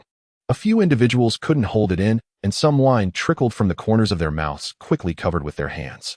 Zetion and a few pretty waitresses were once again astonished, while some regulars nearby gave a thumbs up to the crowd. This group of wolves perished, and then they couldn't help but laugh, and the tavern was filled with cheerful laughter. Shanks and the others' faces turned red, and it took them a while to swallow the wine in their mouths, savoring the wonderful taste. Their eyes gleamed as they looked at their cups, each one resembling a hungry wolf. This wine. Only Beckman frowned slightly, looking at Shanks. Shanks, doesn't this wine taste a lot like Mihawk's? Upon hearing Beckman, Shanks also realized. He had met Mihawk a few years ago, and they had sparred in swordsmanship with no clear winner, becoming friends since then. About 3 years ago, Mihawk had invited them to drink his wine, which was quite similar to today's scene. But Mihawk was too stingy, giving only a little wine to each person, almost sparking a brawl among the crew. To this day, they still reminisced about that wonderful wine, not expecting to taste such a delicacy in this small tavern. Shanks curiously asked, do you know Mihawk, the eagle-eye swordsman? Zetion chuckled, surprised that these two had crossed paths. It must be fate. He pretended to think deeply before suddenly realizing. Oh, there seems to be such a person. He bought a lot of wine from me a few years ago. Shanks and Beckman exchanged glances, realizing it was indeed the case. So how is my wine? Is it not acceptable? Your wine is indeed the most delicious wine in the world. The aftertaste is sweet and incredibly aromatic. I rarely get to drink such wine. That's good, but once my wine is opened, it cannot be returned for the unopened ones. Are you looking down on us? We can still finish this wine. Even though the wine was strong last time, they only had 1 tael each just for a taste. This time they drank too hastily and hadn't yet gotten tipsy. Then I wish you all a happy drinking. Forget it, let them do as they please. The wine money cannot be less. Zetion silently calculated how much money these wines could sell for, then looked at the smiles they displayed. Suddenly thinking of something, Zetion looked at Luffy. Luffy, why did you run out alone? Did you sneak out again? Oh well, Uncle Ace is too busy training and doesn't pay attention to me, so I came out. Let me tell you, Luffy is quite interesting. He wants to become the Pirate King. Oh really? Zetion glanced at Shanks and found that he showed no unusual reaction upon hearing Ace's name. No wonder, the pirate world is too vast. A name though special did not capture his attention. Uncle Shanks said the Pirate King is the freest person in the world. I want to be the freest person, the strongest man, far away from Grandpa. Zetion couldn't help but smile, and Shanks burst into laughter, reaching for the juice beside him and handing it to Luffy. Thank you, it's really delicious. Ha, still talking about being a man. He truly is a little brat. The others nearby also laughed heartily, while Luffy's little face turned red with anger. Zetion smiled as he watched all of this. Indeed. Suddenly, he noticed the Mountain Bandit King bringing a group of people toward the tavern. After thinking for a moment, he stood up and left the counter, walking toward the backyard. Uncle, where are you going? Makino isn't feeling well. I'm going to check on her. You all drink up. After saying goodbye to everyone, he left. Shanks and the others said nothing, happily drinking the delicious wine, completely unaware of the power of the person before them. After 3 years of tempering, Zetion had reached a state of returning to simplicity. If he didn't make a move, others would think he was just a person with a great temperament.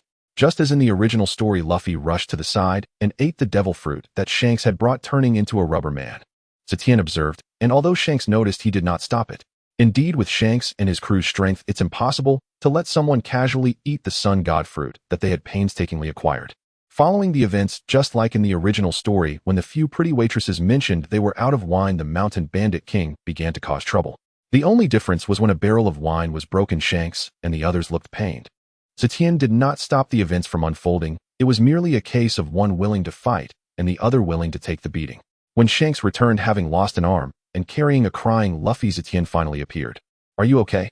I'm fine, but it's just an arm. We're leaving now. Thank you for your hospitality. Beckman settled the bill. Zetion still smiled at them. Thank you for your patronage. To express my gratitude for saving Luffy, even though I'm not his real uncle, I'll give you a 20% discount on the drinks. Beckman's eyes lit up. They were not pirates who liked to plunder, and when they had no money, they only targeted pirates. So although they could get by, they didn't have much berry. Then he thanked you. No need to be polite. I'll also waive the food you ate and the broken tables and chairs, just the drinks. That'll be a total of 6 million berry. Beckman felt happy at first when he heard the previous words, saving a sum. But when he heard the latter, his whole demeanor changed.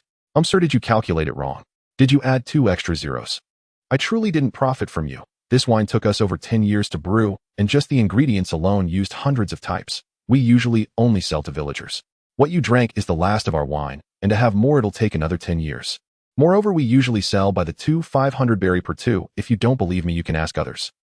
You opened a total of 30 barrels, each weighing 50 pounds, which totals 5 million berry. At a 20% discount, that's 6 million berry. This is only our cost price. Beckman felt hopeless. If it weren't for the fact that they were all on the same side, he would have wanted to kill those bastards. 6 million berry was a colossal sum for them, who were broke at this time. Sir, please wait a moment while I'll go get the money. It's fine. Beckman turned and left, directly chasing after Shanks and the others. At this moment, Shanks had already placed the straw hat on Luffy's head, and Luffy was crying with his shoulders shrugged, which was truly touching. Shanks, you bastard, something big happened. Beckman, what's wrong? What big thing could happen here? You bastards, do you know how much this wine costs? You guys opened 30 barrels. Haha, Beckman, calm down. Although we opened them, they can still be drunk sealed, and there are still more than 20 barrels on the ship, enough for me to drink for a while. What? Captain, you want to drink alone? Exactly, Captain, you're not letting us drink that wine. Let's duel. Looking at the ruckus crew, Beckman was about to explode. Shut up.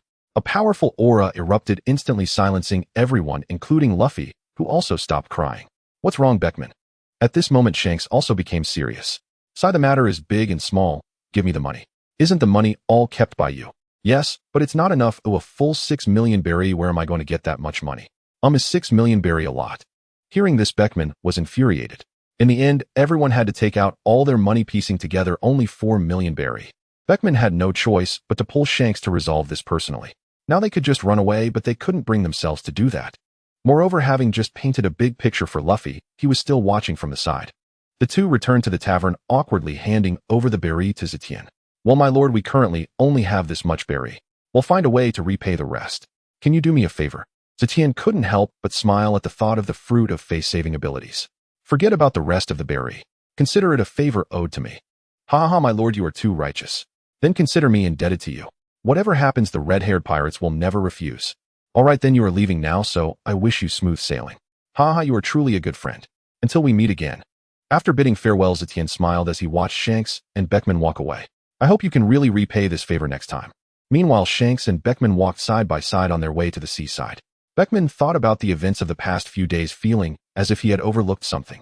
As he recalled the events and people in his mind, he suddenly froze. Shanks, are you really okay?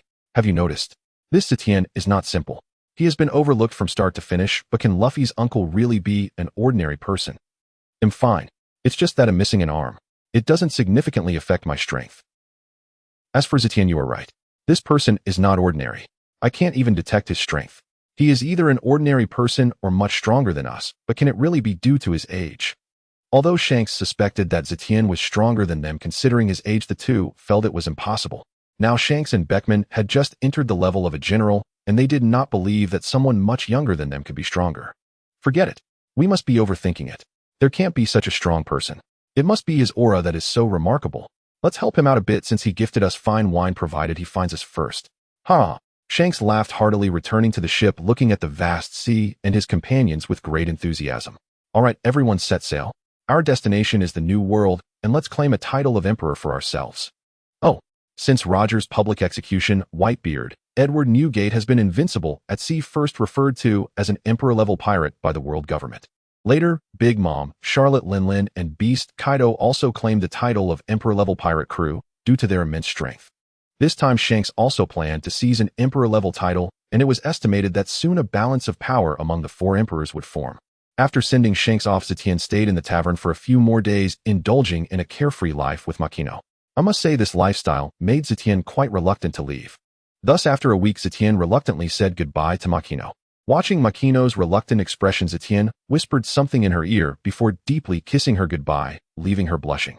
After informing Oro of the next destination, Zetion lay idly on the deck, planning to travel for 3 years this time, seizing the opportunity to recruit some subordinates and characters from the original story.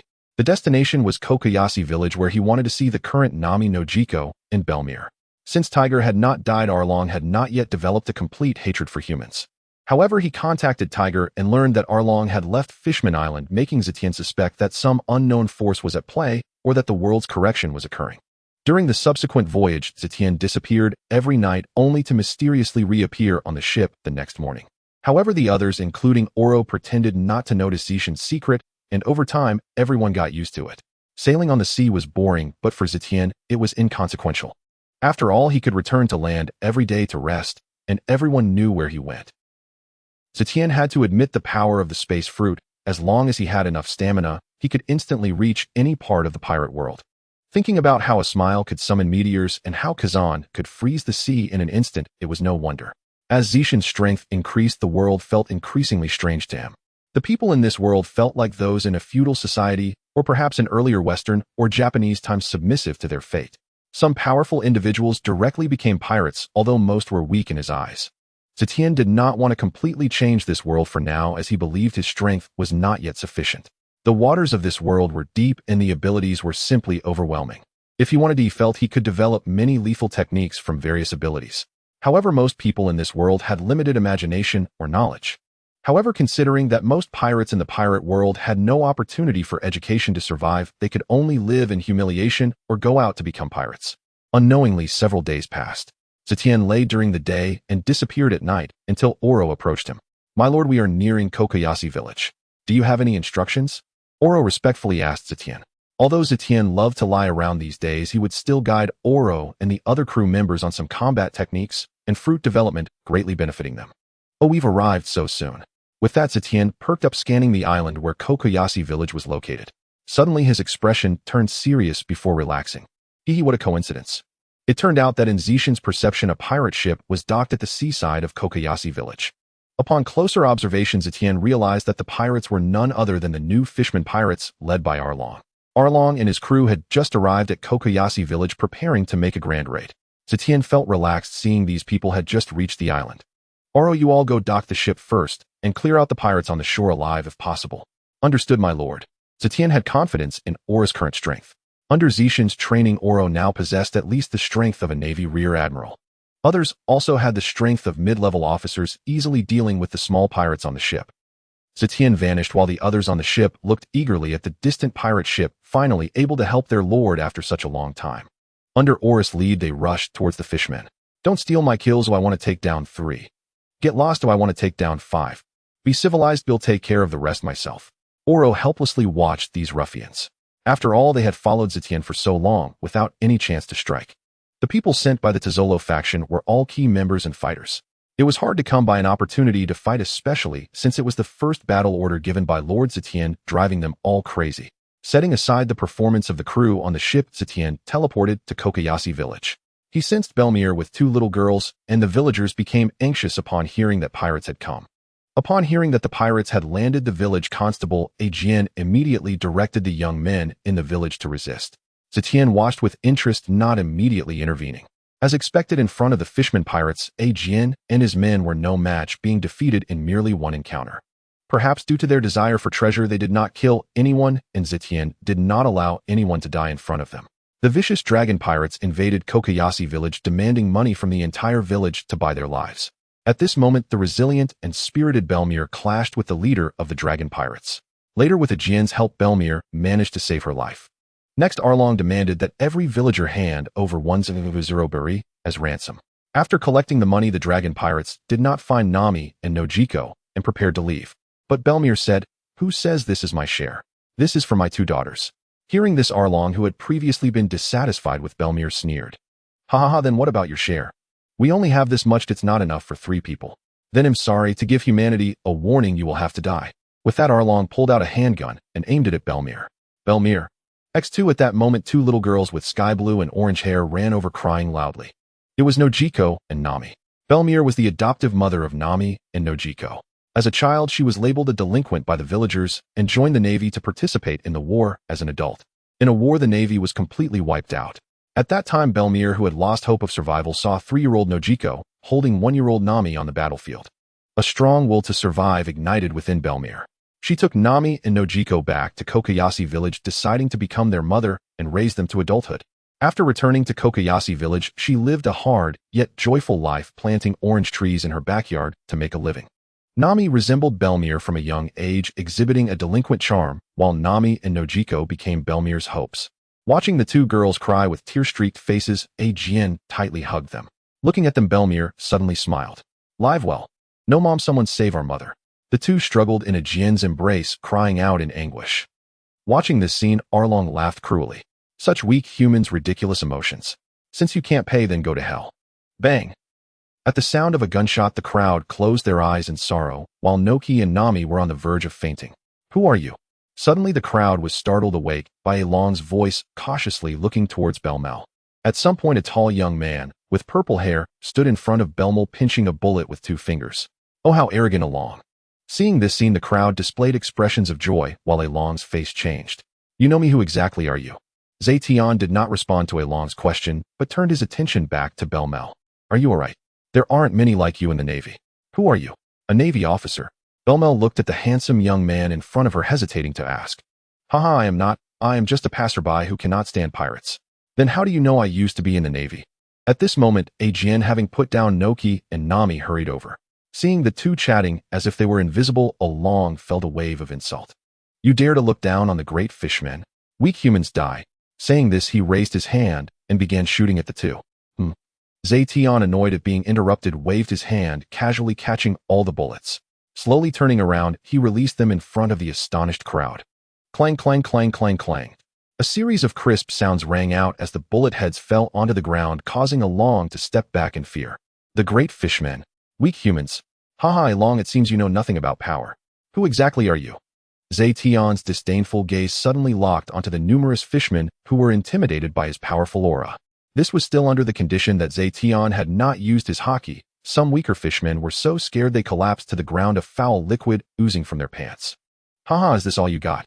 Arlong was also intimidated by Zetion, looking at him with an ugly expression. "Big brother, these people are bad. You should teach them a good lesson." At that moment, a clear voice rang out. Turning to look, Zetion saw it was Nami, who was still a 6 or 7-year-old little girl. Noki was also about 10 years old, but the 2 were indeed quite adorable. "Okay, let big brother take revenge for you." Hearing this, Arlong and the pirates looked even more displeased, but did not take action. The pressure that Zetion exuded was too great at that moment. They felt that any slight movement would lead to their demise. Zetion turned towards the Arlong pirates while Arlong's tone was dry. "Speak, what do you want?" It wasn't that he didn't want to act, but he felt that apart from his mouth, there wasn't a single finger he could move. Let me ask you, have you killed humans?" "Apart from pirates, no one else. I just came out, and this island is the first one I plan to attack." "Oh, really?" Looks like your luck is quite good, or otherwise you'd be dead by now. Considering Tiger's reputation, you can live, but while you can avoid the death penalty, you cannot escape the punishment. What? You know Brother Tiger. Haha, why else do you think you can still talk to me so nicely? Arlong's expression froze for a moment, feeling somewhat awkward. Noki, Nami, come here. Hearing Zetion call them, Noki and Nami cautiously walked in front of him, holding Belmel's hand. Big brother, X2. This gang of pirates came to rob your village. How should we deal with them? Zetion smiled at the two porcelain dolls. The two were somewhat at a loss, and looked towards Belmel. Despicable humans, how dare you insult us? At that moment, a stubborn fishman suddenly shouted angrily. Shut up. Arlong's expression changed, and just as he was about to speak, a massive presence of Conqueror's Haki swept over the entire pirate crew. With a bang, that pirate exploded into a puddle of flesh. The other pirates all rolled their eyes and fainted. Only Arlong retained some consciousness under Zetion's special care. This move was a special attack developed by Zetion through the combination of spatial power and Conqueror's Haki, much more effective than ordinary Conqueror's Haki. Seeing this scene, the villagers were all shocked into silence, while Zetion and Belmel hurriedly covered Noki and Nami's eyes. Arlong, it seems you all are seeking death, huh? At this moment, Arlong's mind was hazy as he suddenly found he could move his body. However, he made no move, only looking bitterly at the fallen fishmen. All right, that's enough. Noki, Nami, how do you want to deal with them? Big brother will listen to you. The two didn't know what to do upon hearing this. Zetion smiled and patted their heads. All right, then I'll listen to my little sisters. They'll make sure to take revenge for you. Saying this, Zetion took out a Den Den Mushi and dialed a number. Brew brew. A few seconds later, the Den Den Mushi was connected. Captain, long time no see, what can I do for you? Tiger, did you forget what I told you? Captain, what's going on? That's what you should ask your dear brother. You can talk to him about it. Saying this, he tossed the Den Den Mushi to Arlong, who realized that Zetion was contacting his older brother Tiger.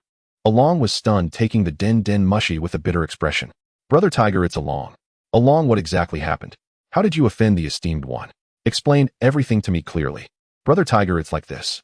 As he spoke, Arlong recounted everything to Tiger, not daring to lie under Zetion's pressure. Listening to Arlong's words, Tiger was almost furious enough to faint, cursing loudly. You rascal, didn't I tell you to stay on Fishman Island? How dare you lead people to become pirates? Do you still recognize me as your elder brother? You all are truly doomed. With Tiger's scolding, Arlong could only listen helplessly. You, Tiger, had always been the idol of all fishmen. Arlong grew up under Tiger's guidance, only able to listen to Tiger's scolding without daring to retort. Zetion scratched his ear, feeling somewhat impatient. All right, Tiger, enough of the act. I want kill them. Hearing Zetion's voice, Tiger hurriedly told Arlong to hand the Den Den Mushi back to Zetion. Captain, do as you see fit. Even if you kill them, I won't hold any grudges. You rascal, I said I won't kill them, so I won't. Don't worry, but since you've done something, you must face the consequences. Understood, Captain. As I said, do as you please. EI and Fishman Island will not have any objections. The two chatted for a while before hanging up. Zetion looked at Arlong, pondering. Although this time it didn't cause any serious consequences, punishment is still necessary. Arlong. Sir. Arlong lowered his head. From now on, you will renounce your pirate title and protect Kokoyashi village. As for how long, I will have Tiger notify you. No problem, right? Yes, sir. Suddenly, Zetion appeared right in front of Arlong, his overwhelming aura causing cold sweat to drip from Arlong's forehead. Let me say this up front. If I find out you are still engaging in wrongdoing, then neither you nor Fishman Island will exist. This is not a threat. You can ask Tiger if you don't believe me.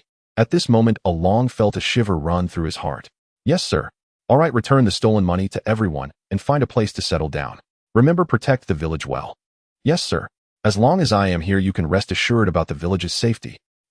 Zetion nodded and no longer paid attention to Arlong, then communicated his handling suggestions to the others. Although the crowd did not fully trust the pirates, they said nothing since Zetion had just saved them. The subsequent matters were left to Zetion and the villagers. At Belmel's invitation, Zetion held Nami in one hand and took Noki's hand in the other, walking towards the orange grove. Upon arriving at Belmel's house, they warmly welcomed Zetion, who was not polite, and picked up an orange to eat. Not bad, really sweet. Then big brother, eat some more. Nami happily said from the side. Compared to Nami's liveliness, Noki was slightly shy, but still enthusiastically helped Zetion peel another orange. Belmel invited Zetion to dine here, and Zetion smiled and agreed. Looking at Nami, who was a member of the original protagonist team, known for punching Monkey D. Luffy and kicking Roronoa Zoro. Now she was still a little girl, he couldn't help but wonder how she had managed to beat up a rubber man so badly. Noki, with her generous and kind personality, was a very strong girl with a distinct character. Looking at the two, Zetion began to space out again, while the two girls curiously looked at him. Big brother, what is your name? How do you know Nami and Noki? At this moment, the more sensible Noki looked curious and Nami blinked her big eyes. Zetion smiled, looking at the two. My name is Zetion. As for why I came, it's because I heard the heartfelt wishes of two little beauties. Moreover, I know everything in this world. Just like Nami, you wish to draw a complete map of the world, and Noki, you wish to protect Belmul Nami and the Orange Grove. Ah! The two exclaimed in surprise, shocked that Zetion articulated their aspirations. Haha, but do you know what you still lack to fulfill your dreams? What is it? The two curious babies eagerly inquired. Of course, it's strength and influence. You should know about strength, and as for influence, it can also be said to be finding a group of like-minded companions. The two seemed to contemplate, exchanging glances as if they had made a decision. Zetion, brother, can we become your companions? Just as Zetion was about to say something, Belmul came out calling everyone to eat. Zetion did not answer the two, but began eating with them. During this time, Jian came over after finishing his work to check on the situation and to mooch a meal. After chatting for a while, everyone realized that the purple-haired young man before them was actually the son of the former Navy Admiral Zifa, which left them all a bit shocked. Brother Zetion, you haven't answered our question yet. Can we follow you? The older Noki Gao asked Zetion again. You two are still too young, and I have some matters to attend to this time which are a bit dangerous, so I can't take you with me. Oh, understood. Hearing Zetion say this, the two little ones looked somewhat disappointed. Zetion smiled at their adorable expressions. After thinking for a moment, he suddenly took out a long box and handed it to Noki Gao. What is this? This is the item I mentioned that can enhance your strength. Open it and take a look. Everyone curiously opened it, and inside the box lay 2 devil fruits with wave patterns. Byrumir had been in the Navy, so she had heard of the treasures of the sea and couldn't help but be a bit surprised. Zetion, these 2 items are too precious, you should keep them. To me, they are not too precious, consider them gifts for the 2 of them. Before Byrumir could object, Zetion began to introduce the 2 devil fruits. These 2 devil fruits are prepared for you too. The colorful one is an ancient Zoan-type peacock fruit, and the green one is an ancient Zoan-type elf fruit. Although they are not as precious as mythical beast fruits, these 2 have the advantage of enabling flight, and with proper development, they may not necessarily be inferior to mythical beast fruits. These 2 fruits were the most precious possessions Zetion had. If it weren't for the fact that the fruits were not quite compatible with the Dawn organization, he wouldn't have kept them until now.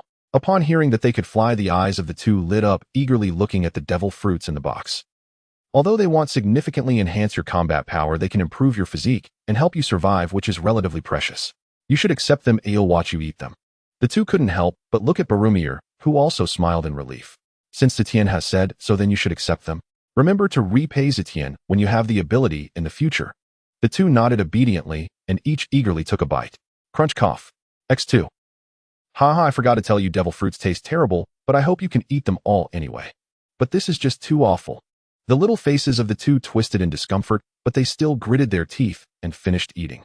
Both of them collapsed on the ground, finding the fruits far too terrible. Zetion looked at them amusingly, and suddenly the 2 began to change. Noki Gao's hands transformed into wings, and colorful feathers gradually grew on her body. Meanwhile, Nami sprouted 4 transparent wings, and almost instantly both of them transformed into humanoid forms with wings.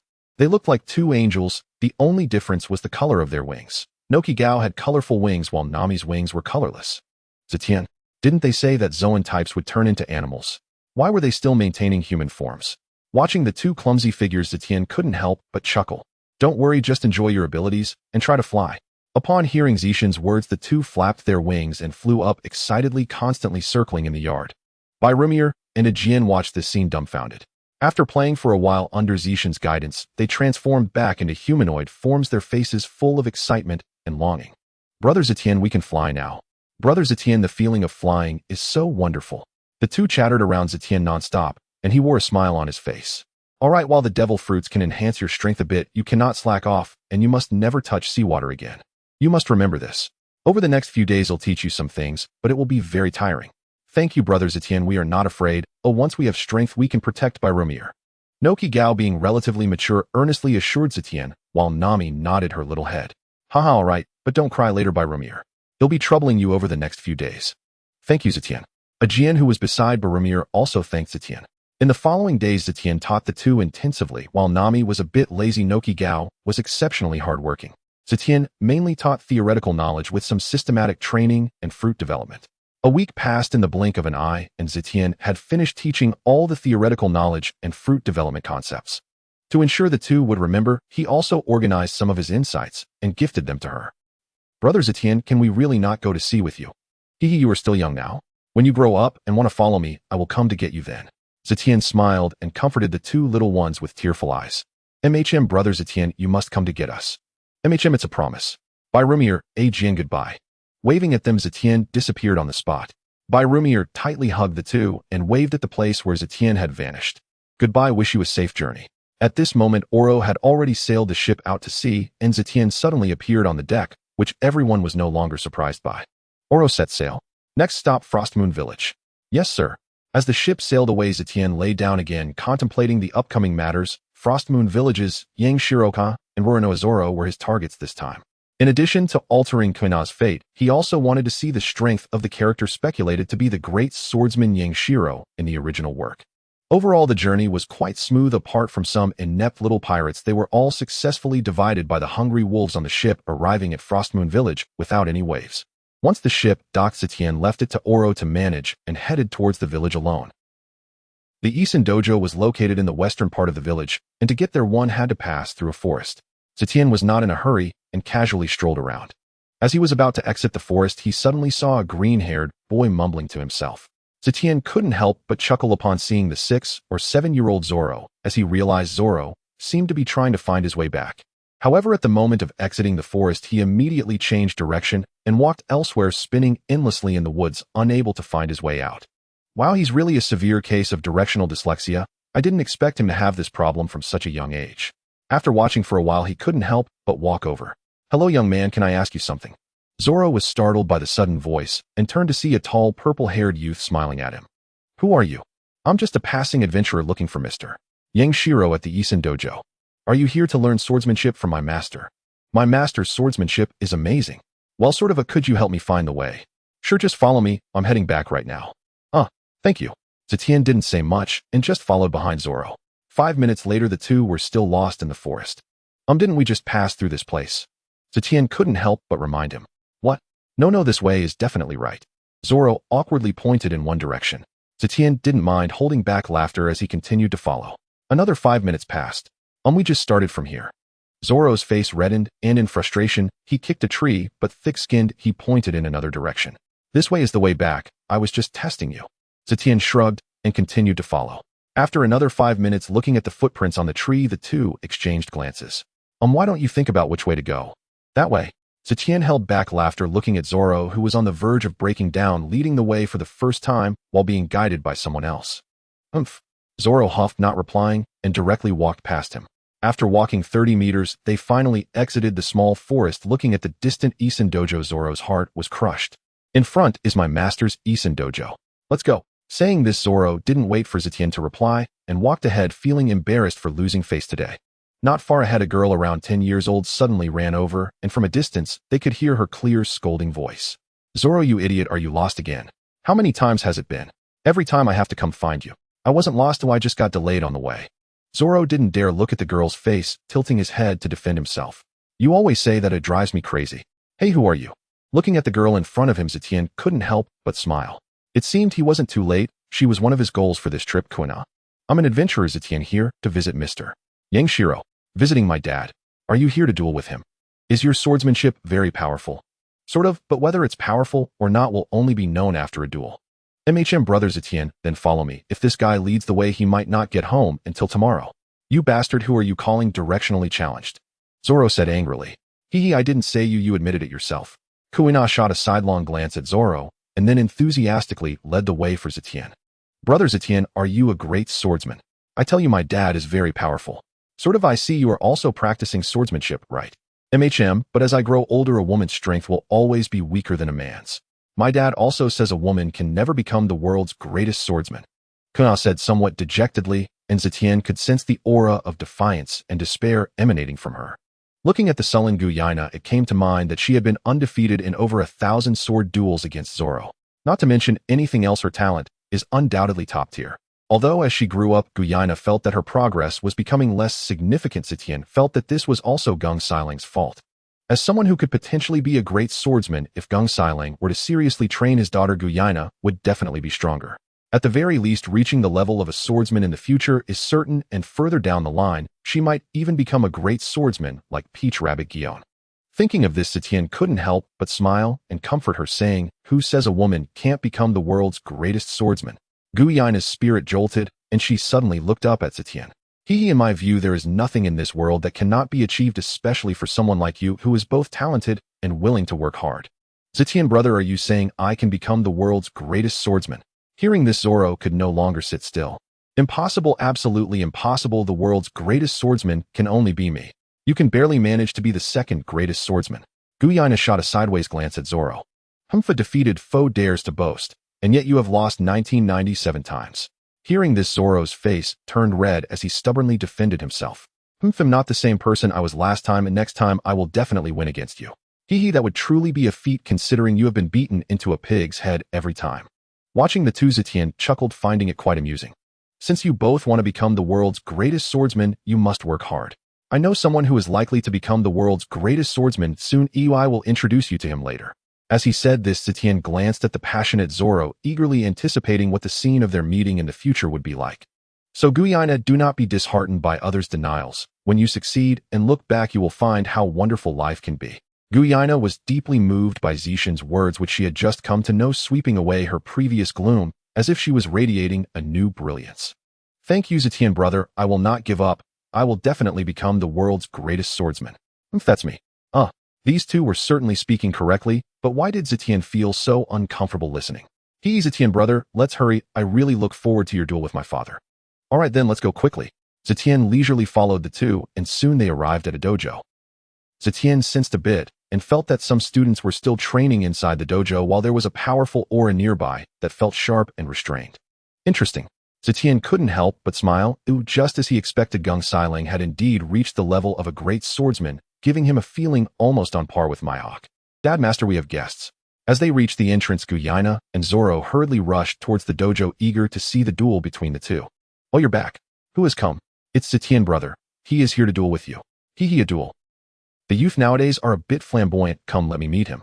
A few people approached the entrance, and Zetion cheerfully stepped forward. Sorry for intruding. I didn't mean to disturb the dojo master. Looking at the young man in front of him, Concealing's eyes flickered with a hint of seriousness. This young man is not simple. Zetion also assessed Concealing, who was smiling, though in manga such people are usually very cunning, and had a gentle demeanor. He wore the emblem of the Shimizuki family from Wano country. He had once demonstrated the highest sword techniques described by Hanzo. If one does not wish to cut, even paper cannot be sliced. However, this level was something Zetion could easily achieve as well, but it contradicted his thoughts. He leaned more towards truly being able to cut through anything, cleaving heaven, earth, and shattering the world.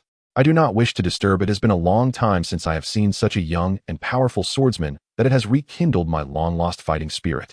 Are you here to duel with me? Sort of, if possible. Since you are here, let's rest for a bit, otherwise it would seem I am not being a good host. Then thank you. After arranging some food, the two began to chat like long-lost friends, especially about their understanding of swordsmanship. Zetion shared some concepts he had previously discussed with Mihawk, such as a sword in hand, a sword in heart, sword intent, sword momentum, sword heart, the realm of the sword, and other notions from his previous life. Compared to Mihawk, who believed more in the sword in hand, Concealing was indeed more interested in these theories, as many unheard ideas greatly inspired him. However, Zetion did not mind these. The stronger Concealing became, the better, as these concepts were merely for show. He believed in himself more no matter the weapon. He advocated for speed, ferocity, and precision, and one force breaking all methods. The two enjoyed sake and chatted freely. During this time, Guiana's mother came by, once a gentle woman. After a simple meal, Guiana and Zoro resumed their duel. Compared to before, Guiana now had even more confidence. Although Zoro's pressure on her was increasing, she, clear in her heart, was no longer afraid. As a result, this time the duel was won by Guiana even more easily than she had anticipated, as if she had truly become stronger. After promptly sending Zoro a pig's head set to celebrate, she happily prepared to sharpen her beloved sword. Watching the two fight, Zetion couldn't help but say, truly two fine talents. Concealing seemed not to grasp Zetion's implications and casually replied, not bad, but Zoro's talent is better. I estimate that in 2 years he will surpass Guiana. After all, a woman's strength is inherently not as strong as a man's. Listening to Concealing's words and recalling that Guiana's mother was also a gentle woman, combined with the status of women in Wano country, Zetion understood why Guiana would be discontent. After some thought, since he wanted to change Guiana's fate, he might as well change it thoroughly. Dojo Master, I feel that Kuina's talent is not weaker than Zoro's, and... Oh no. Before he could finish, Zetion instantly vanished from the spot. Concealing was first taken aback, but then realized something was wrong and hurried to follow. It turned out that after Kuina won the duel, she went to the attic to fetch a whetstone, preparing to take good care of her beloved sword and the daichi, but for some unknown reason, she suddenly felt dizzy and fell down. Since Zetion watched the two's duel, he had been keeping an eye on Kuina's actions. Although his arrival had changed some things, he still had to be cautious. As soon as he saw Kuina fall, he immediately teleported over and caught her just as she was about to hit the ground. He supported her neck, but when Zetion saw the position below, where Kuina fell, he was momentarily stunned. Concealing, who had rushed out, saw this scene and first breathed a sigh of relief, but seeing Zetion's gaze, he also looked down and felt a wave of shock and fear. It turned out that below, where Kuina fell, was a protrusion with a broken iron nail pointing directly at her. If Zetion hadn't caught her, she could have been impaled. The two exchanged glances, remaining silent. Zetion picked up Kuina, who had fainted for some unknown reason. Illogically, she shouldn't have. Could it be the world's correction, inertia, or something else? Zetion spread out his senses, but found no abnormalities aside from one large face. There were no other powerful presences. Could it be that I am overthinking? Not wanting to dwell on it, Zetion handed Kuina, who had fainted, to Concealing. She is fine as she just fainted. Concealing quickly took her and deeply bowed to Zetion. Thank you for your rescue. If it weren't for you, my daughter.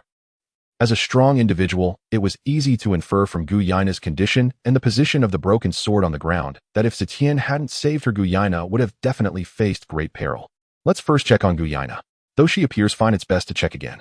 Oh right, sorry, I will go fetch a doctor first. At this moment, Concealing was no longer the wise dojo master, but resembled a father helplessly seeing his child injured. Kuina's mother also came out to check the situation, and the two nervously took Kuina to see a doctor. Meanwhile, Zetion returned to his place lost in thought. The next day, Concealing and his wife came to thank Kuina. After a polite exchange and repeated expressions of gratitude towards Zetion, Kuina's mother finally left. Concealing then kept Kuina behind. Originally, the two were planning to have a match yesterday, but the events took a different turn. Lord Zetion, Kuina woke up yesterday, and the doctor has confirmed that she is fine. I want to say more. I owe you a favor. It's merely a small effort. You are being too polite. Just as the two were exchanging pleasantries, Zoro rushed over.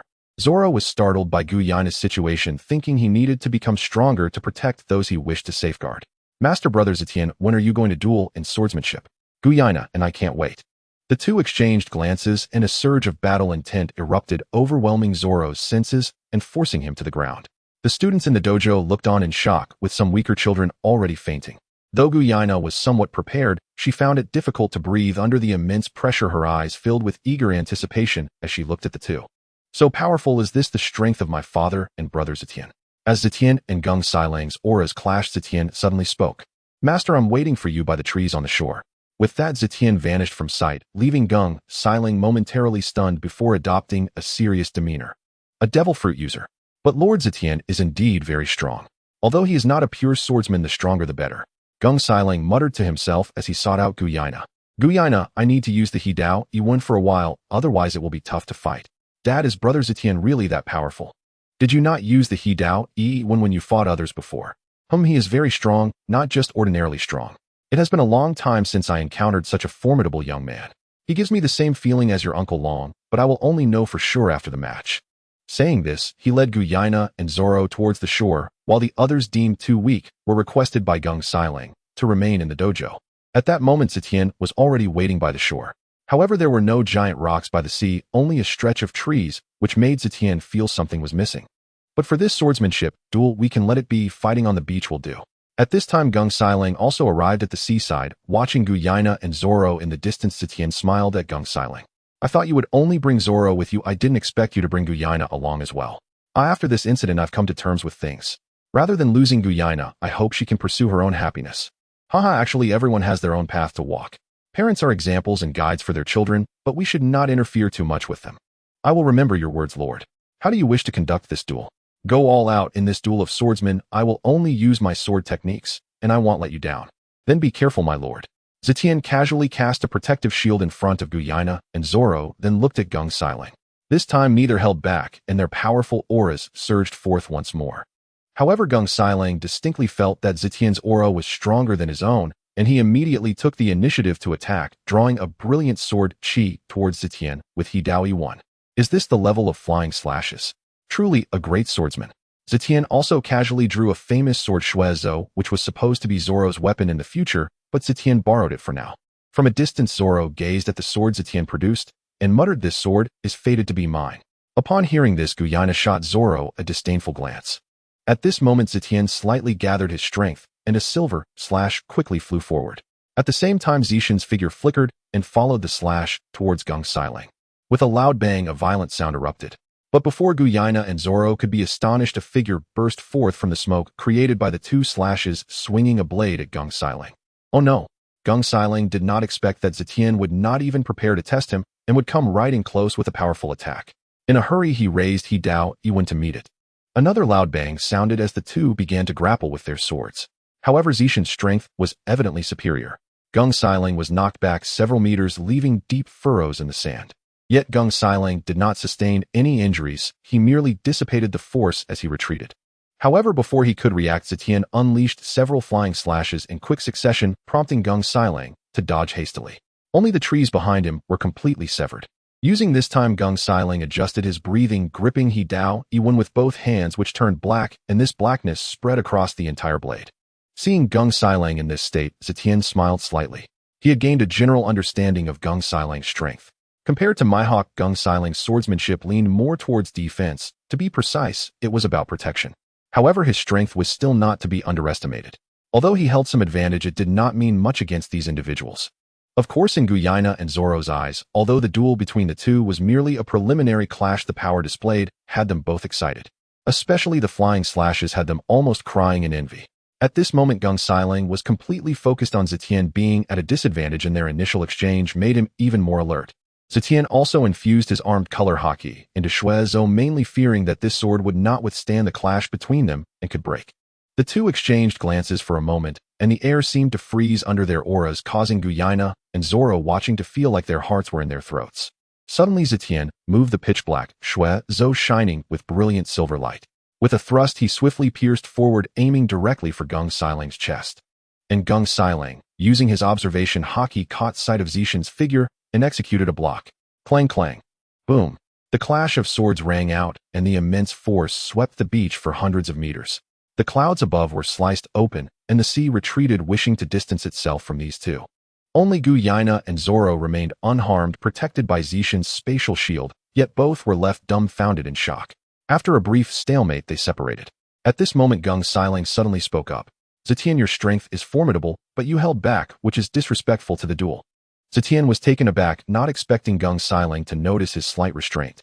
Concealing was very strong, and if Zetion were to go all out, he could not guarantee that he wouldn't injure him severely. With other thoughts in mind, Zetion was not prepared to draw blood with Concealing this time. After some thought, he smiled at Concealing. Apologies, Concealing, but you are too strong, so if I were to go all out, I fear we might not be able to hold back. And Kuina is watching you. I doubt she would want us to suffer mutual injury. Although Concealing understood that this might be Zetion's way of deflecting, he also knew that a duel between swordsmen was far more dangerous than those fistfights. One careless move could cost a life. Seeing Concealing somewhat swayed, Zetion smiled and said, "How about we showcase our strongest sword techniques so those two little ones can witness it?"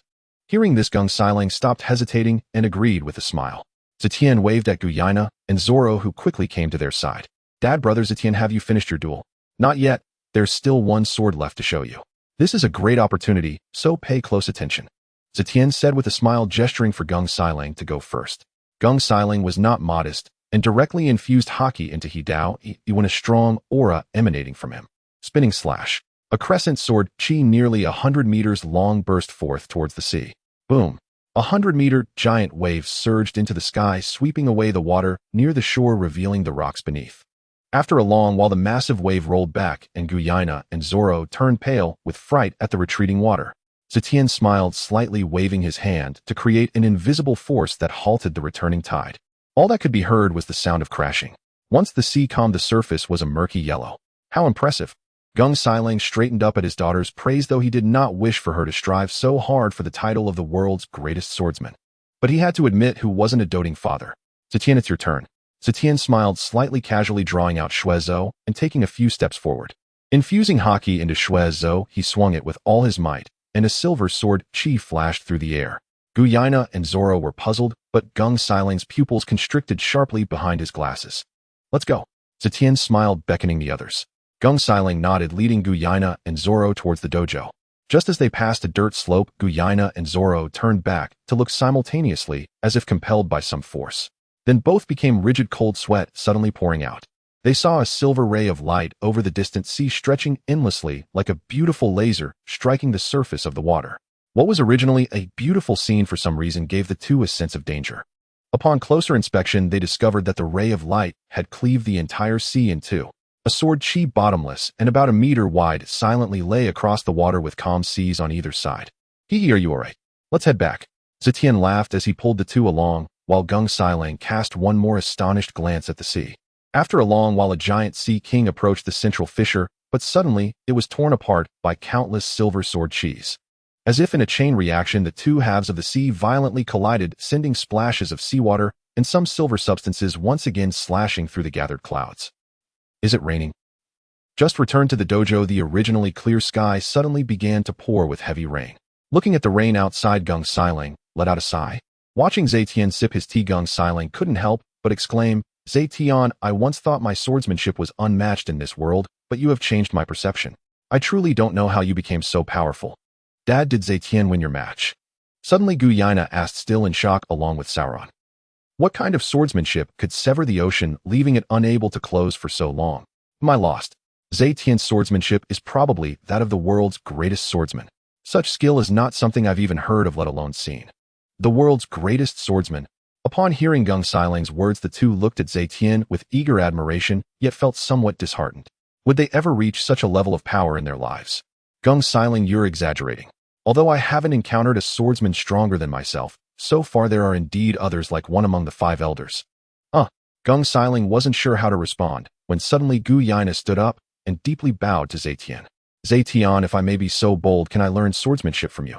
Sauron also wanted to stand up, but after thinking for a moment, he remained silent. Zetion was taken aback by Kuina's sudden request, looking at the little girl with interest. Why do you want to learn swordsmanship from me? Your father's swordsmanship is already among the best in the world. The usually serious Concealing felt his face warm at Zetion's words. I know, but I still want to learn from Zetion, because to become the world's greatest swordsman, one must learn from the best. Upon hearing this, Zetion couldn't help but smile, glancing at Sauron beside him. He recalled that in the original story, Sauron also learned from the world's greatest swordsman, Haki Mihawk. Sauron felt uncomfortable under Zetion's gaze, while Kuina thought that Zetion preferred Sauron. She felt a pang of sadness in her heart, wondering if women were inherently inferior to men. Sure. Oh, if you can't, then forget it. What? Kuina looked up in confusion, thinking she misheard. You agree? Yes, I agree, but I still need to ask your parents' opinion, because I won't be staying here long. They'll be leaving in a couple of days. Daddy. Kuina turned around, looking at Concealing with an eager expression. Concealing adjusted his glasses, gazing at Kuina. Are you really sure about this? No regrets. No regrets. Even if I die in battle, I won't regret it. Kuina declared with a determined expression. Sigh. All right, Zetion, I'll entrust Kuina to you from now on. Zetion felt a bit uncomfortable after hearing this, as if he were being asked to marry off a daughter. Don't worry, Concealing. While I'm here, no one can harm her. Sauron looked at Kuina with a reluctant expression. Hey, you better not die before I defeat you. I want to avenge you. If the loser has no say, you should take care of yourself. I want to duel with you. Come on our 1999th duel. 2 days later at the harbor by the sea in Frostmoon Village, Kuina and her mother embraced with tears in their eyes. She did not oppose Kuina's choice and consistently supported her to live according to her own wishes. Zetion looked into the distance. Though he discovered a familiar face coming to procure food in Frostmoon Village, he did not intend to meet them. Concealing, this is where we part ways. If fate allows, we shall meet again. Yes, please take care of my daughter. I wish you a safe journey. Let's go, Kuina. Zetion called out to Kuina, who was reluctant to part with her mother, as they prepared to set off.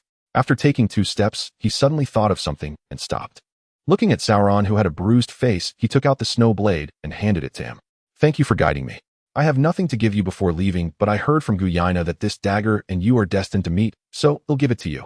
Since the blade was a gift from Concealing to Kuina, he thought it would be best to give it to Sauron now, since he would soon be lacking the most crucial weapon for his journey. Sauron, excited and unsure how to react, dreamed of having a good sword of his own.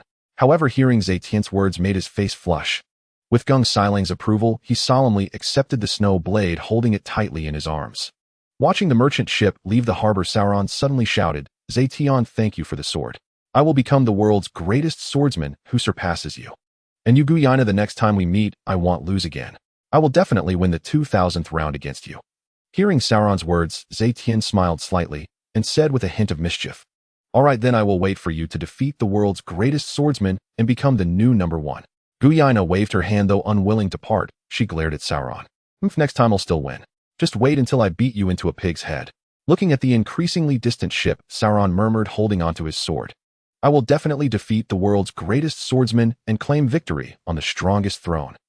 At this moment, Zetion was lying back on the deck, while Kuina, after a brief feeling of sadness, was excitedly wandering around the ship. For her, who had finally gone to sea, everything felt so novel, and Zetion paid her no mind. However, the voyage at sea was quite dull, and after a day, Kuina quieted down. She shyly walked in front of Zetion. Zetion, I'm sorry. This is my first time at sea, so I was a bit too excited. I won't be like this in the future. I will learn swordsmanship from you properly. It's fine. Everyone is like this on their first voyage, but I'm very strict when it comes to teaching. You need to be prepared. I'm not afraid. I'm always ready. All right, let's begin now. Zetion remained lying on the deck, not waiting for Kuina's response, when a massive gravitational force enveloped her. Kuina was nearly crushed to the ground by the sudden appearance of the enormous gravity, her legs instinctively kneeling on the deck, her hands supporting her body. Sweat streamed down her cheeks, yet she gritted her teeth and persevered. Zetion nodded in approval. No wonder she could defeat Sauron since childhood. Although she was only in her teens, her body could withstand 3 times the gravity without fainting. To become the world's greatest swordsman, it is essential to build a solid foundation. This gravitational field was created using my fruit ability, and you must spend at least 3 hours in it every day. You need to practice swinging your sword 1,000 times daily. Remember, it must be done with the blade of one text. Do you understand? Zetion said coldly. At this moment, Kuina was at a loss for words, but she stubbornly nodded slightly, though this action nearly caused her to collapse on the ground. Zetion nodded in satisfaction. In the days that followed, Zetion's life was quite ordinary apart from daily training with his fruit abilities and teaching Kuina. The long hours of sailing often left one feeling a sense of solitude. Fortunately, even when encountering deserted islands during the voyage, Zetion would allow people to disembark and rest. After 3 months of training, Kuina was barely able to move under the pressure of gravity, but executing the one word of Tao technique still remained a challenge. However, she was thrilled to feel her strength noticeably increasing each day, a sensation that brought her great joy and intoxication. One day, Zetion happened to visit Zilabu village and brought back 100 strategies Kuro. It is said that Kura's intelligence is comparable to that of Beckman, the first mate of the red-haired pirates, which made Zetion value such talent.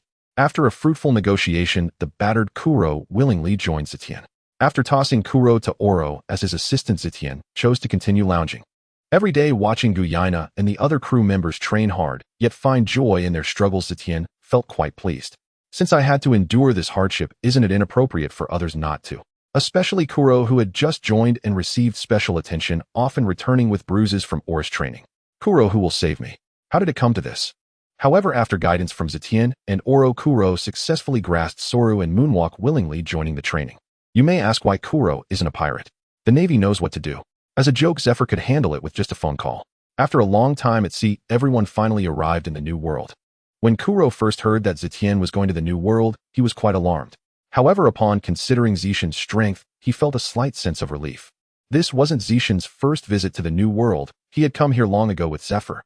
This time he aimed to see if he could find some promising talent. Although they were young, as long as they had decent talent, Zetion had plenty of ways to enhance their strength. If he wanted to change or control the entire pirate world, exceptional talent was indispensable. Zetion lay on the deck, his thoughts drifting with the rocking of the recliner. Until, boom bang, a series of cannon explosions interrupted his contemplation. This sudden noise darkened his mood. Kuro, what's happening? Captain, looking at the flag, it seems to be the Beast Pirates. Their captain is the Emperor Beast Kaido. At this point, Kura's face turned pale. The battle for the 4 emperors has concluded on the seas, with Shanks successfully claiming the final title due to his formidable conquerors Haki and swordsmanship. At that moment, Oro approached. Sir, it's the Beast Pirates, 3 disasters, Jack. We've raised the flag of the Dawn Trading Company, but it seems the other side is unyielding. Upon hearing this, Zetion grew even angrier. Looking at Zetion's face, Oro couldn't help but shiver. Usually Zetion was quite amicable, but when angry he was terrifying. The best outcome for pirates who angered Zetion was to be fed to the fish. For lying on the ship, King Jack, is it? Get closer. Meanwhile, on the ship of the beast pirates, a pirate was reporting to a towering man over 8 meters tall. Boss, the opponent is the ship of the Dawn Trading Company. Should we still rob them? This man was none other than Three Disasters Jack. He was tall and strong with a ponytail and 2 braids, wearing a metallic jaw and adorned with 2 ivory-like decorations on his head and shoulders. Hearing his subordinate's words, he slapped him, sending the little pirate flying. What the hell is the Dawn Trading Company? Do you think him someone to be trifled with? Get the ship closer. At this time, both sides charged towards each other. As the ships drew near, Zetion suddenly vanished from his ship. Kuina and Oro were both very worried. After all, the other side was a 4 Emperor's crew. Oro, seeing this, casually comforted the two. Relax, they're just 4 Emperor's crew members. Even if Kaido himself came, so what? Sir's strength exceeds your imagination. Kuina thought of that sword that split the sea, and her heart felt a lot more at ease. However, Oro, hearing Oro's words, expressed doubt. Could this newly recognized captain really compete with Kaido? At this moment, Jack was about to order a boarding battle when he suddenly noticed someone appear in front of him. Zetion was coldly staring at Three Disasters Jack. You are the one rumored to have a bounty of 1 billion and ivory worth 900 million. Jack's bounty had not yet reached the later 1 billion, but Zetion's clearly insulting words made him furious. Damn you, how dare you mock me? Do you think I am who I am? Kill him, boys. The others revealed cruel smiles, raising their weapons to charge at Zetion. Zetion looked disdainfully at these pirates. A bunch of small fries. His eyes narrowed, and an overwhelming Conqueror's Haki swept across the entire pirate ship. All the pirates rolled their eyes and fainted, with even the deck of the ship showing large cracks. Jack was also momentarily stunned by the sudden Conqueror's Haki, realizing that all his crew had been wiped out. Not far away, Kuina and Oro gazed at Zetion with admiration. So powerful is this, the strength of Zetion Gijboss. Being able to perform targeted Haki attacks is a hallmark of the strong. It is said that not all strong individuals possess Conqueror's Haki, but those who do are generally strong. At this moment, Jack realized he seemed to have encountered a tough opponent. However, as a well-known tough guy in the pirate world, Jack still did not understand what fear was. Kid, do you think I am who I am? I am Drow Jack. Saying this, he brandished a massive knife towards Zetion. Clang. The feeling of impact came, and Jack was delighted, but upon closer inspection, he found a pair of hands glowing with armament Haki gripping the blade tightly. Jack attempted to attack again, but despite exerting all his strength, he couldn't pull his knife back. Your strength doesn't match your fame. Zetion looked down on the tall Jack, applying force to his grip, directly crushing the knife. Jack, who was trying to withdraw his knife, stumbled back a few steps. Seeing Zetion's disdainful gaze, Jack, insulted, lost all sense of reason. Bastard, I'm going to kill you. With that, Jack suddenly transformed into a giant mammoth, charging at Zetion. As he watched the charging Jack, Zetion covered himself with armament Haki, his silver lightning tattoos looking quite stunning. Unflinching, he threw a punch at the charging mammoth. The charging mammoth Jack seemed to crash into a mountain, being sent flying by Zetion's punch, while the pirate ship was left in ruins. Zetion flew onto the head of the mammoth, stepping on Jack's head. He swung his fist. Is your head hard? Bang. So you rely on the ship king, huh? Bang. You think you are better than me? Bang. You want to kill me? Bang. As Zetion continued to punch and curse, Jack's screams grew fainter. Zetion glanced at Jack, who was on the verge of passing out. With a swift chop of his hand, he severed 2 nearly 10-meter-long massive tusks. Jack let out another scream upon losing his tusks. Zetion casually collected the 2 tusks, contemplated for a moment, and chose not to kill Jack. He gently stomped on the pirate ship, then flashed back to the merchant ship, where Kuina looked at Zetion with admiration. He waved his hand for Oro to continue sailing. Just as the merchant ship was leaving, Jack's pirate ship suddenly exploded. Looking at the gradually silent ship in the distance, Kilo wiped the cold sweat from his forehead. He turned to Oro and asked, the boss wouldn't really have killed Jack from the 100 beast pirates, would he? Oro replied, I don't know, but given the way the boss operates, he shouldn't have. If other small fry die, it's no big deal, but if Jack dies, Kaido will come for us. Seeing the two whispering to each other, Zetion shot them an irritated glance. If you want to ask, just ask directly. Jack should be fine. Although he is a devil fruit user, I remember, he seems to be a fishman. Moreover, now is definitely not the time to go to war with Kaido. Hearing this, both of them sighed in relief. Thankfully, while they weren't afraid of Kaido, fighting against one of the 4 emperors would lead to casualties. Zetion ignored the two any further, casually applying gravity to Kilo before walking towards the cabin. At that moment, Kuina had already begun swinging her sword under the influence of gravity. 3 days later, Zetion leisurely watched Kuina train on the deck, occasionally giving a few pointers. Brulu, brulu, brulu. Suddenly, the special transponder snail in his arms rang. He quickly set up a soundproof space. Tej, why do you have the time to call me? Boss, there's a reason for this call. Thank you again for letting Arlong live. There's one more thing I'd like to ask of you, boss. Upon hearing this, Zetion suddenly realized that Tej was likely planning to climb up to the Red Line to rescue the slaves. As for what he wanted to ask of him, it was simply to take care of Fishman Island. You take care of Fishman Island yourself. Just let me know when you want to rescue someone, and I'll go with you. Tej on the other end was taken aback. How did Zetion know what he was planning? Boss, you know what I want to do. It's not a big deal. It's just going to the Red Line to rescue those slaves. With me around, I can leave at any critical moment. Tej was shocked. Zetion really did know his intentions.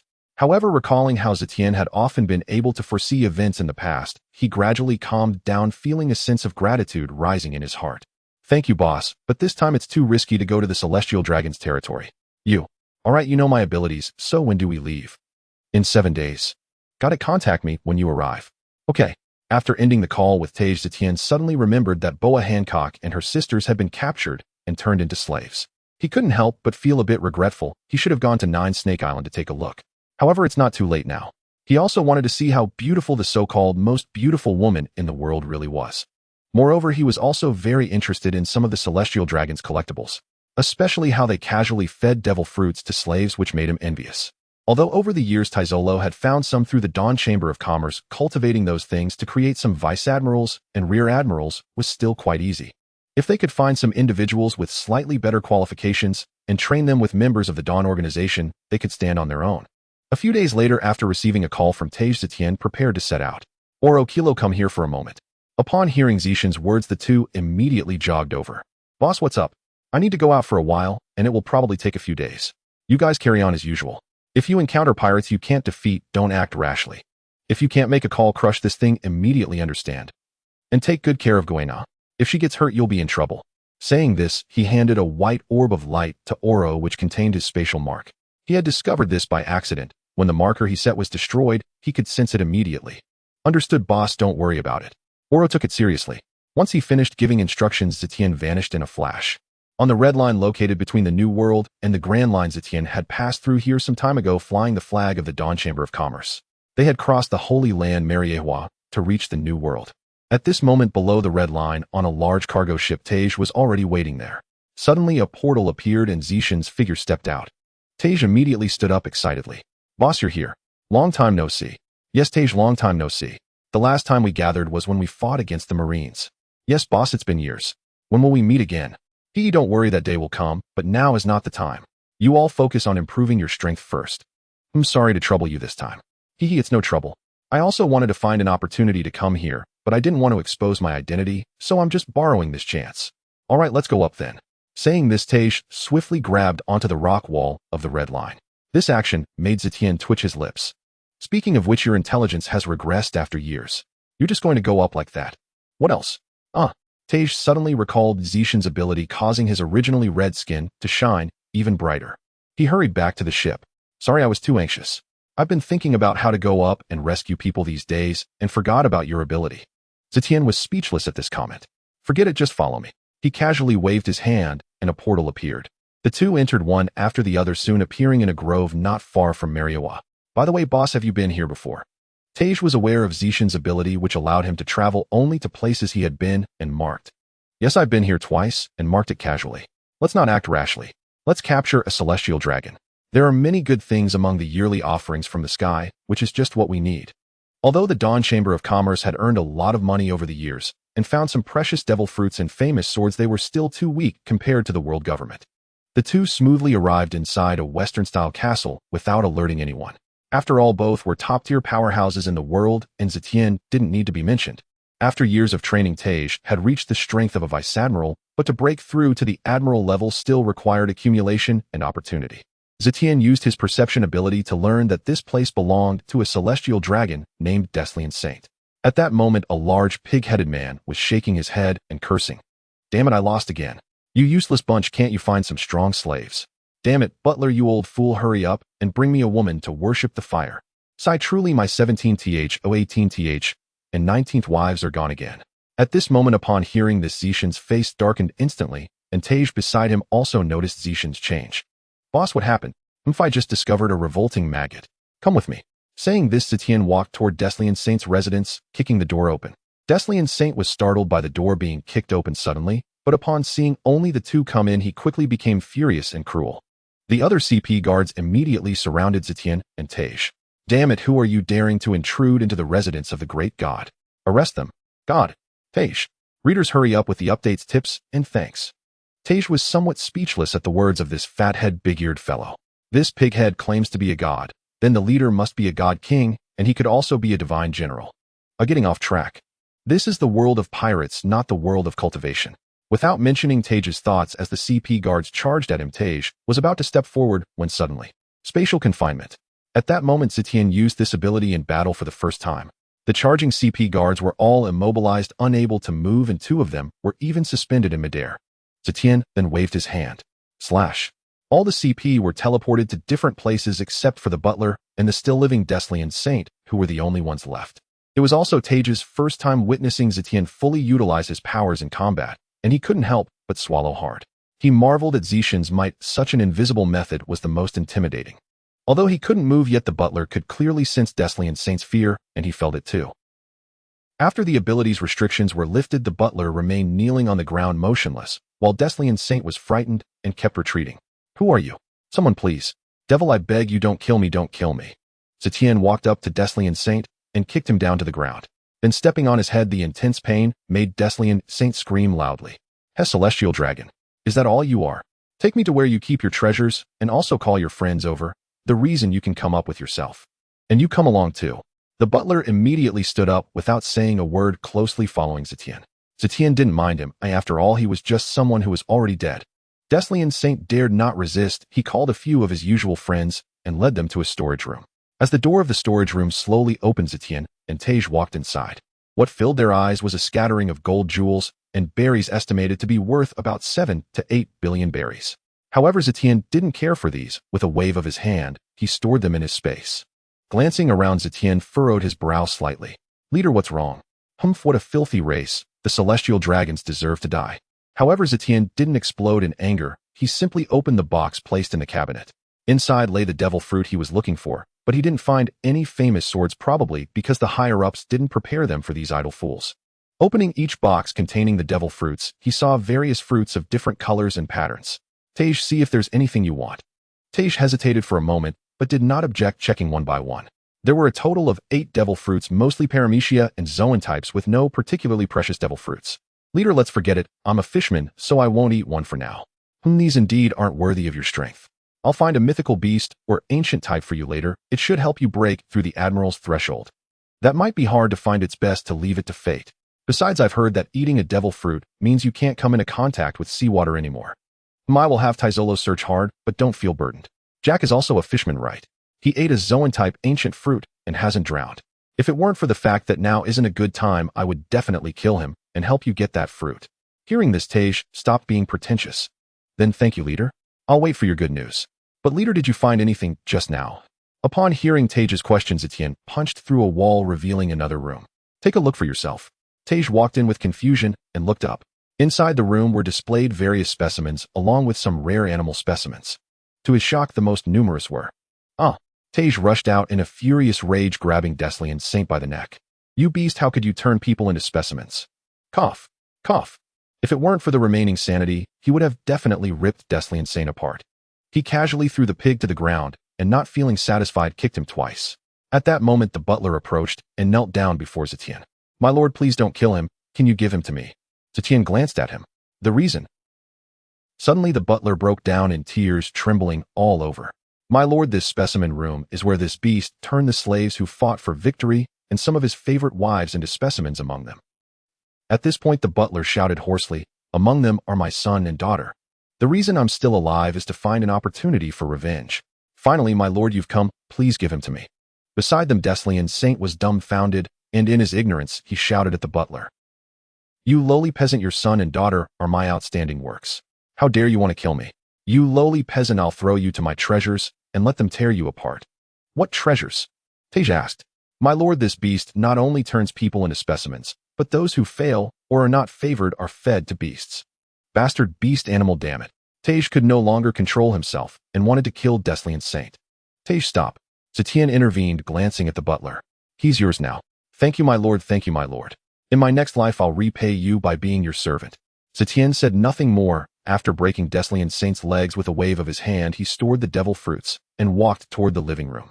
Soon the butler's howls and Deslian Saint's wails could be heard.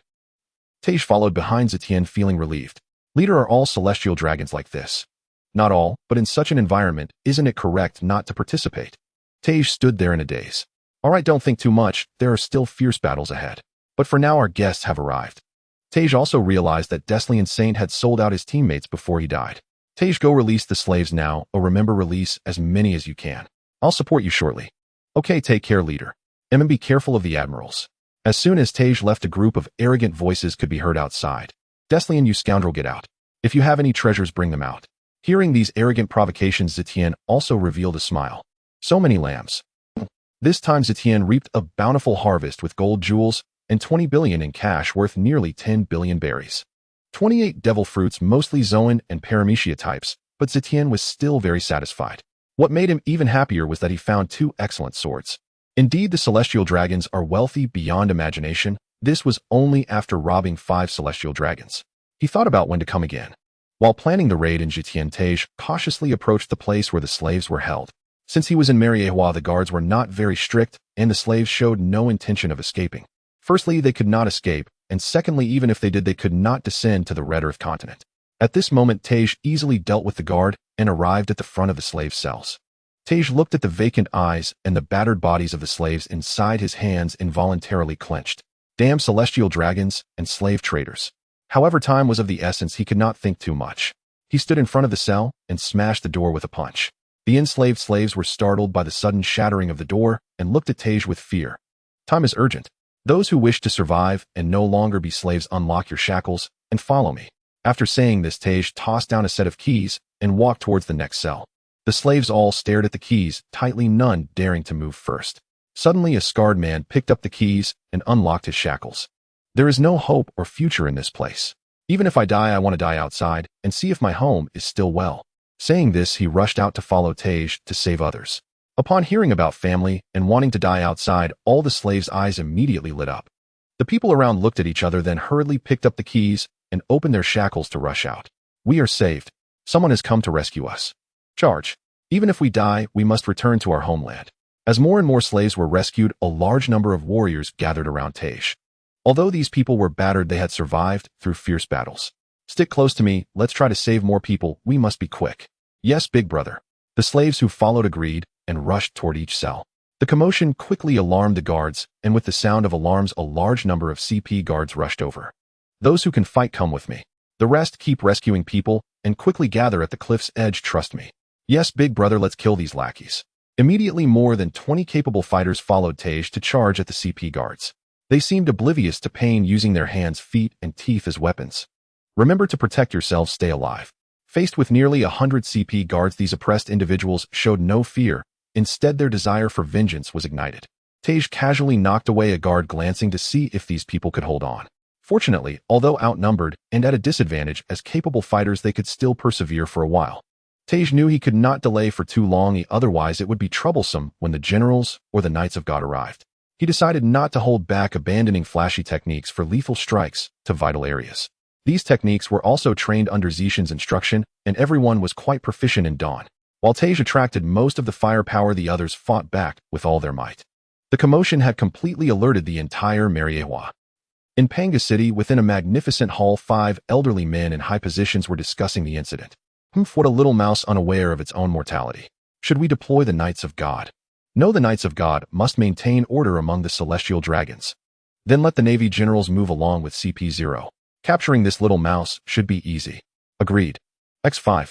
The other 5 elders also nodded in agreement. Although it challenged the authority of the celestial dragons, it was not enough for them to take it too seriously. As more and more CP guards joined, Tej began to feel anxious. Although he could still hold on, the others were on the brink of collapse. Suddenly, Tej's observation, Haki, sensed a strong danger rushing towards him. Without time to think, he immediately dodged. Boom. As he just dodged, there was a huge explosion at the spot, kicking up a massive cloud of dust. Tej looked warily at the scene, and as the dust gradually cleared, 3 tall figures wearing masks appeared. What a little mouse, yet he can dodge our attacks. Just a mouse deploying Navy generals is a bit excessive. Tej, these guys are almost on par with the leader. What a sin, I shouldn't think like this. If I thought who it was, turns out to be the Celestial Dragon's lapdogs, CP0. But only 3 have come. Do you think so little of me? Under Zetion and Enel's influence, not only had their strength improved, but their verbal skills had also become fluent. After all, having someone constantly bantering with you makes it hard not to improve. I hope you can still be so sharp-tongued later. As they spoke, the three suddenly vanished from their spots and attacked Tej directly. With the perception of observation, Haki Tej immediately countered. 3,000 Wajing Fist. A gigantic seawater fist appeared out of nowhere, blocking two of them, while he raised his hand to deflect the last one's attack. This person also exuded a dangerous aura among the three. He was the only one who could threaten Tej. Is this all you've got? No rush, capturing you is just a matter of time. Once the others are subdued, you will have nowhere to run. Having a general come is purely unnecessary. By the time he arrives, the battle will already be over. Let us take the credit. Using their words to distract Tej, the three decisively launched a sneak attack. Although they spoke confidently, just the initial exchange revealed Tej's strength. Damn it. Having no time to care for anyone else, Tej began fighting the three of them barehanded. This time Tej chose to end the battle quickly, as the others were really on the verge of collapse, fighting fiercely, driven only by their yearning for freedom. Coating his hands with armament Haki, he unleashed 5,000 Wajing Fist. A massive fist of seawater rushed towards the three, but it caused no significant damage. The three CP0 members did not intend to engage in a direct confrontation. Instead, one person focused on offense, while the other two took the opportunity to sneak attack. If the main attacker fell into a disadvantage, the other two would immediately strike. In an instant, Tej found himself in a passive position. He began to feel the pressure as he watched others gradually falter, with casualties already appearing. Caught off guard, he was repeatedly hit by sneak attacks from the three, but he still gritted his teeth to hold on. If these people were defeated, the rescue mission would surely end in failure. In his anger, he wanted to help, but was firmly held back by the three CP0 members. Just when he was at a loss, a sudden noise rang out. Kill them. Finish off these lackeys. Let's make a scene. Even if we die, it's worth it. Big brother, we're here to help. Suddenly, a group of tattered, battered individuals rushed out from the cells. Leading them was the man who had called Tej Big Brother. It turned out that while Tej was out trying to halt things, they had already opened all the remaining cages. Many of the slaves behind were capable fighters or had some combat strength. Upon hearing that their rescuers were engaging the CP guards, they did not hesitate to join the battle. These individuals, who had been oppressed and exploited for so long without any freedom, upon seeing a glimmer of hope for liberty, were not deterred by the prospect of death. Dozens, even hundreds, joined the fight, instantly changing the situation. Tej also steadied himself. The tide had turned, and now he just needed to deal with the three individuals in front of him. However, these three worked well together, so he had to seize the opportunity. Without waiting for him to think much, the opposing side seemed to share the same intent and launched a more ferocious attack on Tej. Immediately, spear thrusts, gale legs, and fists covered in armament Haki came flying at him. Tej fully enveloped himself in armament Haki, enduring the attacks from the spear and gale legs, while his dark hands swiftly grasped CP0. I've got you now, die for me. With a powerful fist enveloped in advanced armament Haki, he smashed down hard on CP0's head. Seeing this, the other two hurriedly attacked, but Tej was determined to defeat the CP0 member before him, even if it meant taking on the incoming attacks. At a critical moment, CP0 hurriedly used the so-called most defensive technique, Iron Block. Crack. A sound reminiscent of crunching teeth echoed as this person's skull was directly shattered by Tej's blow and his head caved in. A torrent of blood gushed out, and it was evident that he would not survive. However, at this moment, Tej was not in good shape either, as two attacks had torn deep wounds across his body. Yet Tej smiled, for the strongest opponent had been dealt with, leaving the other two significantly weakened. 10 minutes later, having sustained minor injuries, Tej finally resolved the two in front of him. Is that all? He cursed, not daring to delay, and charged directly at the other CP guards. Under Tej's leadership, everyone retreated while battling, bringing all the slaves with them.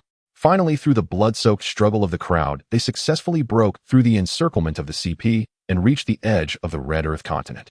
At this moment, the masked Zetion was already waiting here, accompanied by three young girls in their teens. They were the Boa sisters who Zetion had rescued, and upon seeing Tej, Zetion immediately approached. Zetion had been closely observing Tej's battle, eager to see if Tej could break through during the fight. However, it appeared that he had failed. Are you alright? Looking at the two massive wounds on Tej's back, Zetion furrowed his brows and asked, I'm fine. It would take more than those three to take my life. Tej understood Zetion's concern, but this time he did not feel the threat of death. Let them go down, and we can't stay here for too long. Upon learning that Zetion was Tej's leader, those who were rescued all bowed deeply. Thank you, big brother. Alright, everyone line up and prepare to escape, and we can talk about other things after we get out. Saying this, Zetion opened a space portal, and everyone hurriedly moved forward under Tej's command. At that moment, a golden light suddenly appeared in the sky, which then transformed into a figure. It was the Admiral Kizaru Borsalino, the user of the Pika Pika Nomi. At this time, Borsalino was still in his prime, wearing a white hat emblazoned with the Navy insignia, and still donned his sunglasses. He was dressed in a yellow shirt and white t-shirt. He adhered to the principle of justice that does not assist either side, believing that the crimes of pirates cannot be erased. Yo, how terrifying, you actually defeated CP0. Some recognized Borsalino, knowing he was the strongest force of the Navy. Instantly a wave of panic and despair spread. Admiral, is it really impossible to escape? Is this where it ends? No, I must return, or I still want to see my family again. Hearing the desperate words of the crowd, Zetion cast a deep glance at the showy Borsalino. In the original story, it was this yellow monkey who caused the downfall of his father, but Zetion did not harbor hatred towards him as Zifa was still alive and well. However, a good beating was still necessary, a way to release the resentment for his father in the original story. Teleportation, spatial confinement. Zetion suddenly vanished from his spot, his dark, shining armament Haki fist smashing fiercely towards Borsalino. Borsalino was startled by the sudden attack and had just wanted to elementalize and escape. However, he suddenly felt as if the space had been locked, unable to move at all. Damn! This situation gave Borsalino a cold sweat as he hurriedly elementalized to avoid the attack, while slightly raising his hand to break free from the confinement. Bang! Wow! Boom! A violent pain surged through him, and Borsalino was directly blasted away, spitting out a mouthful of reverse blood as he crashed into a massive rock. Whoa, big brother is so strong. The crowd, who had just been in despair, saw their big brother effortlessly knock the boasting admiral away. Instantly, they were all shocked, and the atmosphere of despair was swept away. Cough, cough, cough. At this moment, Borsalino emerged from the smoke, casually wiping the blood from the corner of his mouth. How terrifying with that outfit and mask! You must be the leader of the Dawn organization. I never expected that the Dawn organization, which disappeared for several years, would reappear, and I didn't expect you to be this strong. Zetion smiled slightly under his mask. In his perception, Borsalino was merely lightly injured. It seems that facing a strong admiral like you cannot be completely confined. He's such a terrifying ability. I am completely restrained by you. If I hadn't used armament Haki at the last moment, I would probably be seriously injured now. Truly terrifying. Borsalino eyed Zetion cautiously, his hands shimmering with golden light. However, if I let you all escape just like this, I won't be able to explain it. Yada no Kagami. Countless light bullets shot towards Zetion. Seeing the multitude of light bullets approaching him, Zetion smiled. Yada no Boken reflect. Two spatial doors appeared in front of Zetion, and the light bullets directly entered one of them, shooting out from the other door towards Borsalino. As he watched the returning light bullets, Borsalino did not move. His ability could not harm him, as they all merged and vanished with him. However, Zetion's words made his mouth twitch. What the heck is Yada no Boken? Suddenly, Borsalino was shocked and hurriedly dodged as a black fist appeared behind him. Before he could breathe a sigh of relief, he was startled again as Zetion appeared where he had just been. Teleportation. No matter how Borsalino moved, Zetion always appeared behind him. Having lived 2 lives, Zetion's observation Haki was astonishing, causing Borsalino to sweat profusely as he chased after him. Suddenly, a light sword slashed towards Zetion, and in that brief moment, Borsalino used Tenryu Soken. Zetion smashed a powerful punch forward, and as soon as Borsalino made contact, he was taken aback. The collision he imagined was not intense. Borsalino used Zetion's punch to directly flash away. How terrifying! Goodbye. No, never again. In the blink of an eye, he disappeared into the horizon. Although they had exchanged a few moves, the crowd simply could not keep up with their movements. They only felt that the admiral had come and was knocked down. The admiral left again, saying he would never return. After a while, the crowd excitedly shouted, gazing at Zetion with admiration on their faces. Big brother defeated the admiral, and we survived. Zetion halted the crowd's cheers, reopening the space portal, and everyone hurriedly entered. Brew, brew, brew, brew. At this time, Sengoku and many admirals and vice-admirals were holding a meeting waiting for news. Suddenly, the Den Den Mushi transformed into the image of a lecherous man, albeit one that seemed somewhat wilted. Borsalino, what's the situation? Admiral Sengoku, it's terrifying. Sengoku's face darkened, and he roared loudly. What's terrifying? Am I terrifying? Huh. Cough, cough, Admiral Sengoku, I was injured. Ew, I almost didn't make it back this time. What? Sengoku and everyone present were shocked, knowing that since Borsalino graduated from the training camp, he had never been injured. In fact, after graduation, no matter who he encountered, not even a crease appeared on his clothes. Sengoku's expression turned serious. What exactly happened? This time I encountered the leader of the Dawn Tian. Upon first meeting, he injured me with a single strike. My ability was completely restrained by him, and after our exchange, I couldn't even see his figure before being attacked, and could only dodge. If I hadn't hurried to escape, I probably wouldn't have made it back. The crowd was once again shocked, and what Borsalino said next sent chills down their spines. Moreover, I felt that he did not harbor killing intent towards me, otherwise I really wouldn't have made it back this time. Beneath the Red Earth continent on a massive cargo ship, everyone who escaped was greedily inhaling the scent of the sea. Some older individuals looked at the azure sea before them and even cried out loud. At this moment, Zetion did not pay attention to these people. They needed to vent their emotions. The ship was still under the watchful eyes of the world government, and they had not truly escaped danger yet. Zetion adjusted his state and waved both arms simultaneously. A gigantic space portal appeared at the bow of the ship. Tej understood immediately and hurriedly steered the ship towards the portal. Zetion, on the other hand, exerted all his strength to utilize his devil fruit ability until the entire ship passed through. By the time the CP guards arrived to investigate, the sea surface was already completely empty. In the Panga city of Mary Geos, several high-ranking elders were quietly listening to the CP report the situation. Especially when they heard that after the battle ended, the Marine Admiral arrived late, their brows furrowed. After a pause, one of them scoffed. The Navy is truly useless. An Admiral was injured with just one exchange and fled after only a few exchanges. Borsalino, you think you're so great, so superior, why don't you try testing the strength of the Dawn leader? This incident is too severe. The Dawn organization actually dared to release slaves and killed 6 celestial dragons. This is truly heinous, and we must find these rats. But it should be left to the Navy to execute this. If they perform poorly this time, it should serve as a warning. They've become a bit complacent after promoting 3 admirals these past few years. Agreed. Additionally, we should increase the bounty on the Dawn organization, especially for their leader. The ability to injure an admiral with a single strike suggests that his strength is comparable to Whitebeard's. Agreed. There are too many slaves that escaped. It's likely we can't cover it up. Let's issue a bounty under the pretext of the Dawn organization's intent to overthrow the world and the murder of the noble celestial dragons. Agreed. Agreed. Agreed. Agreed. At this moment, Zetion was unaware of the 5 Elder Stars' plans for the Dawn organization. Using his ability to teleport a giant ship for the first time was quite taxing for him. He realized that the Space Gate's transportation was related to the size and distance. In the past, he only teleported himself, consuming only a bit of stamina each time. Long-distance teleportation consumed at most 1/10 of his stamina. However, this time's teleportation was thousands of times greater, and even transporting just a few hundred kilometers drained most of his stamina. Feeling weak made him uneasy, so he informed Tiger and returned to the cabin to rest. Is Zetion okay? Boa Hancock looked worried. During their time at Mary Geos, she had taken advantage of the chaos to escape with her 2 younger sisters, but unfortunately encountered CP guards. Meanwhile, after dealing with the celestial dragons, Zetion had been keeping an eye on Tiger and the others and naturally noticed them. At a critical moment, Zetion stepped in to rescue the 3 of them, and after getting to know each other, they waited for Tiger's group at the edge of the red line. It's fine, the leader just overexerted himself and needs a bit of rest, he reassured them, causing everyone to sigh in relief. 3 days later, the group was resting on a deserted island. Tiger had prepared supplies in advance, so there was no need to worry about food and drink for the time being. Tiger, now that we've saved everyone, what are your plans next? A leader, I originally planned to save as many as I could and then send them back, but I didn't expect you to step in personally and rescue almost everyone.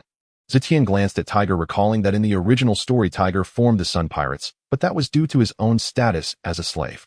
Currently, Tiger had not gone through such experiences. Although it was unclear why he wanted to rescue slaves on the Red Line, he had not yet considered forming a pirate crew. After all, the number of people rescued this time was astonishing, nearly 800. How about I give you a suggestion? Tiger nodded eagerly. So many people have been captured and many of their families are likely no longer around. When you ask next, those with family members who want to return can contact Taizolo to use commercial channels to send them away. The remaining people mostly have decent abilities, especially those 56 capable individuals. This force would be considerable in the new world, don't you find it tempting? Hearing this, Tiger seemed to think of something and felt a bit excited. Leader, do you mean?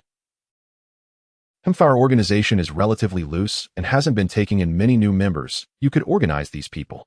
Tiger immediately became interested. Although the Dawn members were scattered, it was clear that he had the least to do. Hawkeye, Mihawk, is currently challenging for the title of the world's greatest swordsman, going around issuing challenges. It is said that some have already started calling him the world's greatest swordsman. Taizolo and Stella were busy with the Dawn business and intelligence work. Enel was sent by Zetion to handle an important matter and had yet to report back. As for himself, aside from occasionally helping Tom with shipbuilding and improving his own strength, he really had nothing to do. What I mean is that you can form your own pirate crew. This rescue of slaves has probably exposed you already. I never intended to hide it. If I'm exposed, so be it. Aren't you all here, leader? On the surface, we definitely need someone to attract fire, but it is quite dangerous. Are you sure? Tiger immediately became serious.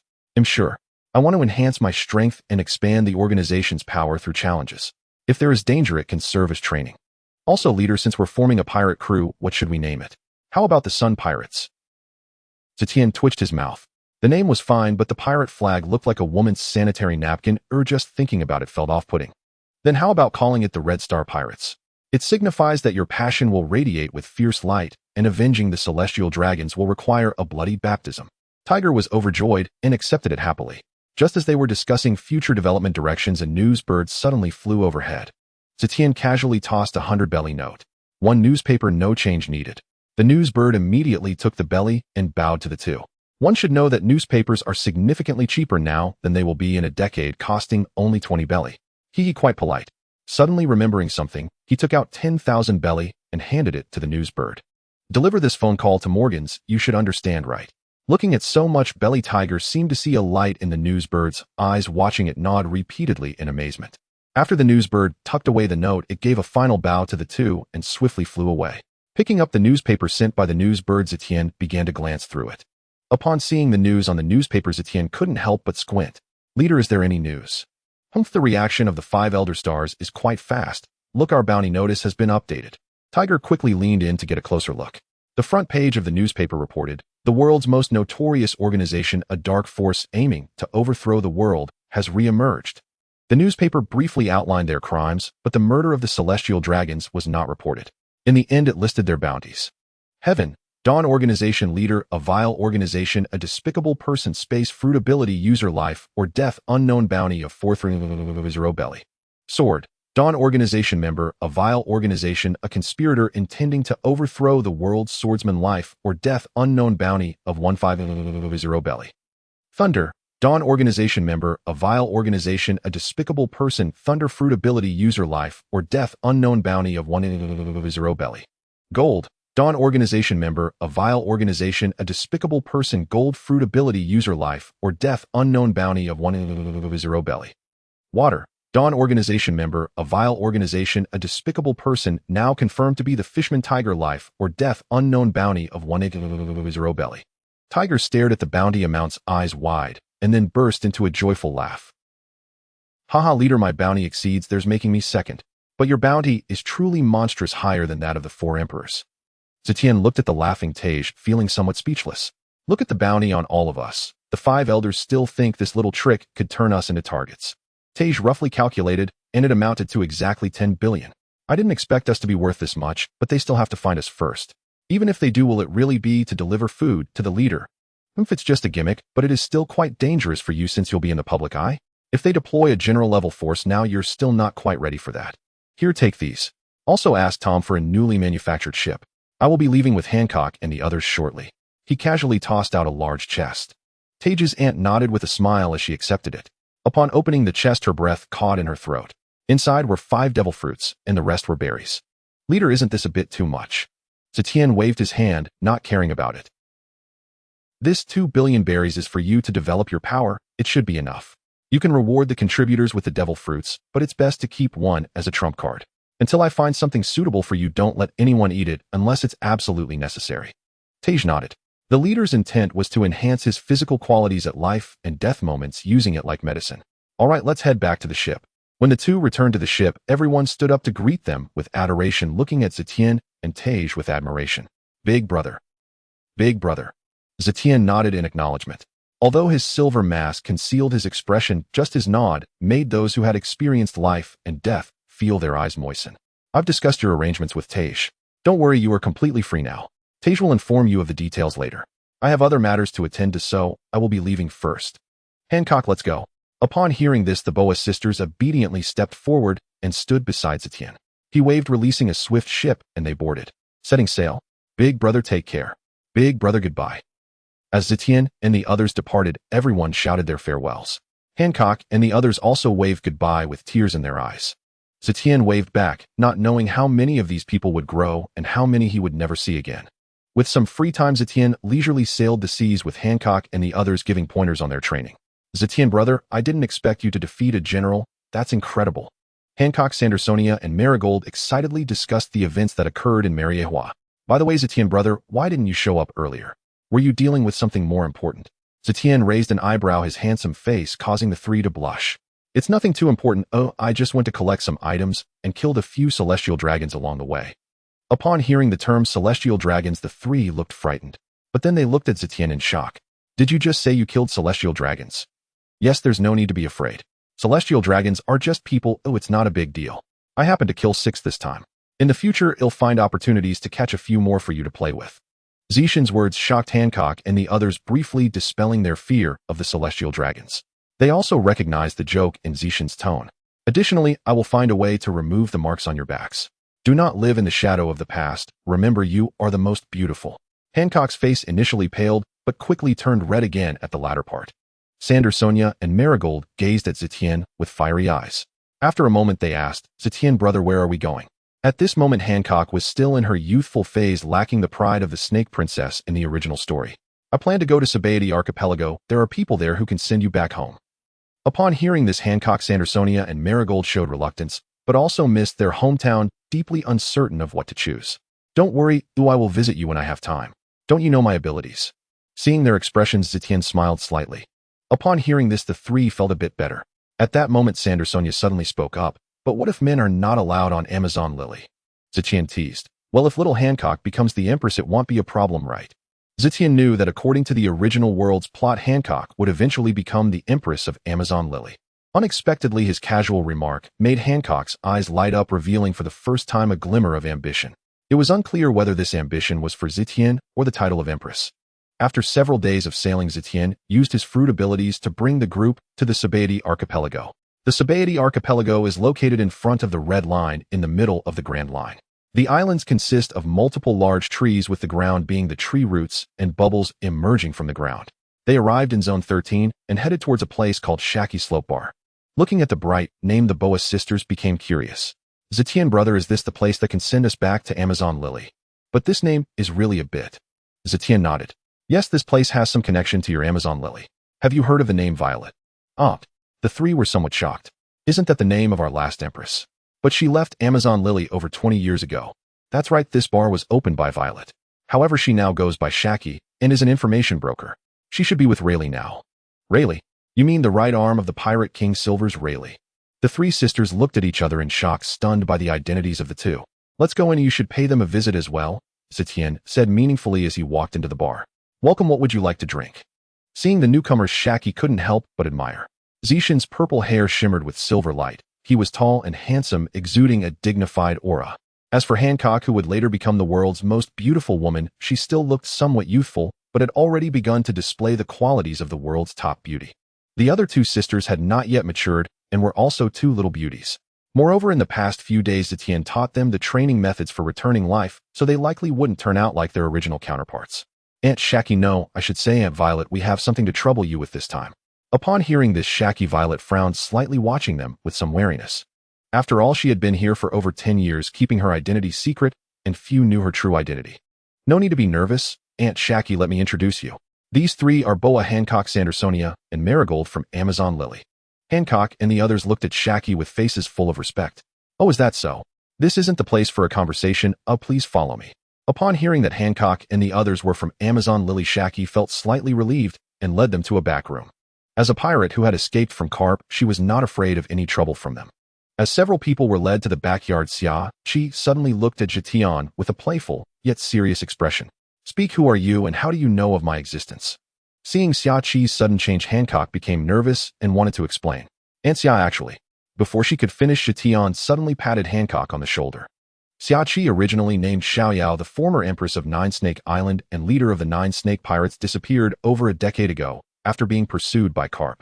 Zetion smiled at Xiaqi, noticing her changing expression, and continued, some say you were captured by Garp and imprisoned and impelled down, but after your escape you left Nine Snake Island and settled in Sabo Archipelago. Your real profession is that of an information broker. This tavern is essentially a temporary residence for you, and Rayleigh isn't it? At this moment Xia Qi could no longer hide her expression and suddenly attempted to subdue Zetion. However, just as she made her move, her shoulder was suddenly pressed down. Unbeknownst to her, Zetion had already come up behind her and patted her shoulder. "Aunt Xia, don't be angry. We mean no harm. We truly have a matter that requires your assistance." When Oi, Xia Qi was initially startled, but then lowered her hand. "Hee little brother, you really are quite concealed, but before discussing matters, shouldn't you introduce yourself? It's quite rude to expose others' secrets right away." Zetion walked over to a nearby stool and sat down, casually pouring himself a glass of water. My apologies. Let me introduce myself. My name is Zetion, son of former Admiral Zefa. As for the three of them, hey race, what happened?" As he spoke, Zetion recounted the experiences of Hancock and the others, and Xia Qi relaxed. Listening to their plight, she showed a sympathetic expression, but when she looked at Zetion again, her gaze narrowed. "To my knowledge, you have always been at the Navy headquarters, right? Since they were sent by you, then the ones who caused a ruckus in Mariawa a while ago must also involve you. Moreover, Fisher Tiger has been confirmed to be one of the Dawn Organization's members, and the other one." Xia Qi looked at Zetion with a hint of mockery, while also feeling somewhat shocked. If her guess was correct, then the person before her was truly formidable. "You truly live up to your reputation as an information broker. It seems I can't hide anything from you." Since he brought Hancock to find Xia Qi, Zetion didn't intend to conceal his identity. Although he trusted Xia Qi, he also wanted to gain her intelligence network. While he was unaware of where her information came from, it was clear from the original story that there was hardly anything she could not find out. "To reintroduce myself, besides being Zefa's son, I am also the leader of the Dawn Organization. The chaos in Mariawa recently was indeed orchestrated by me and Tiger." Xia Qi was stunned. It was true. For a long time, the outside world had speculated about the identity of the leader of the Dawn Organization, and Xia Qi had once secretly searched for it. However, all her efforts had been in vain. Not only could she not find the leader of the Dawn Organization, but it also seemed that everyone else had vanished. However, their combat strength was indeed beyond doubt, having defeated 2 of the current Navy admirals years ago. According to her information, the current Admiral Kazuru was also injured in one blow, and his true strength had yet to be determined. Could he be another figure like Rox? Xia Qi assessed the purple-haired young man before her, noting that he was quite handsome, and besides that he exuded great charisma. But who would have thought that this young man in his 20s was actually the leader of the Dawn Organization with a bounty of 10 billion from the world government? So this time, aside from sending them back to Nine Snake Island, you have other objectives, right? Truly worthy of Aunt Xia. Indeed, there are some business matters I need to discuss with you. Hancock thought Zetion wanted to discuss some confidential matters and tried to take her 2 sisters away. But Zetion reassured her with a sense of camaraderie, causing her face to flush with joy, while the other 2 were also overjoyed. After their discussion, Xia Qi agreed to provide Zetion with intelligence, and he gave her Stella's number. He didn't mention the Dawn business, but it probably wouldn't be long before Xia Qi found out. Just as the group was enjoying their conversation, suddenly the walls of the room were shattered, and a sharp attack headed straight for Zetion. Zetion did not dodge. Instead, he directly grabbed the incoming fist. "Rayleigh, stop." Upon recognizing the figure that attacked, suddenly Xia Qi hurriedly shouted to stop. It turned out that this person was Rayleigh. Having just returned without finding Xia Qi, he heard that 4 people had brought Xia Qi to the back and rushed over in a hurry. In his haste, he was unaware of the specifics and chose to take action first. However, upon hearing Xia Qi's words and seeing Zetion grab him, Rayleigh wore a puzzled and shocked expression. "Xia Qi, are you okay?" "I'm fine, just let go of your hand first." Xia Qi looked at Rayleigh with a face full of exasperation. Seeing his captured hand, Rayleigh wore an awkward smile. "This young man, could you please loosen your grip? I've met Uncle Rayleigh." Zetion smiled and released his hand, looking at Rayleigh with a cheerful expression. After some explanations, the misunderstanding was cleared. It turned out that after Roger's execution, Dark King Rayleigh drifted at sea for a while before being found by Xia Qi's intelligence organization. In the end, he was pulled back to Saba Archipelago by Xia Qi to engage in business. Rayleigh was aware that Xia Qi's business was not something that could be seen in the light, so he had been living cautiously for these years. However, it had only been a few years when someone suddenly found Xia Qi. Rayleigh assumed it was the world government or Navy personnel, hence his impulsive action. "You old fool, aside from liking to watch young girls and gambling, I never expected you would think of me." Xia Qi shot Rayleigh a glare and said irritably. Rayleigh also smiled awkwardly and remained silent. Once the misunderstanding was resolved, Zetion seriously sensed Rayleigh. It must be said that Rayleigh was indeed strong at this time. He was still in his prime. He had only recently started to show a few white hairs, and the overall aura he gave off posed a certain threat to Zetion. Although not overwhelming, it indicated that Rayleigh's strength surpassed that of the current 3 admirals. Rayleigh was curiously observing Zetion.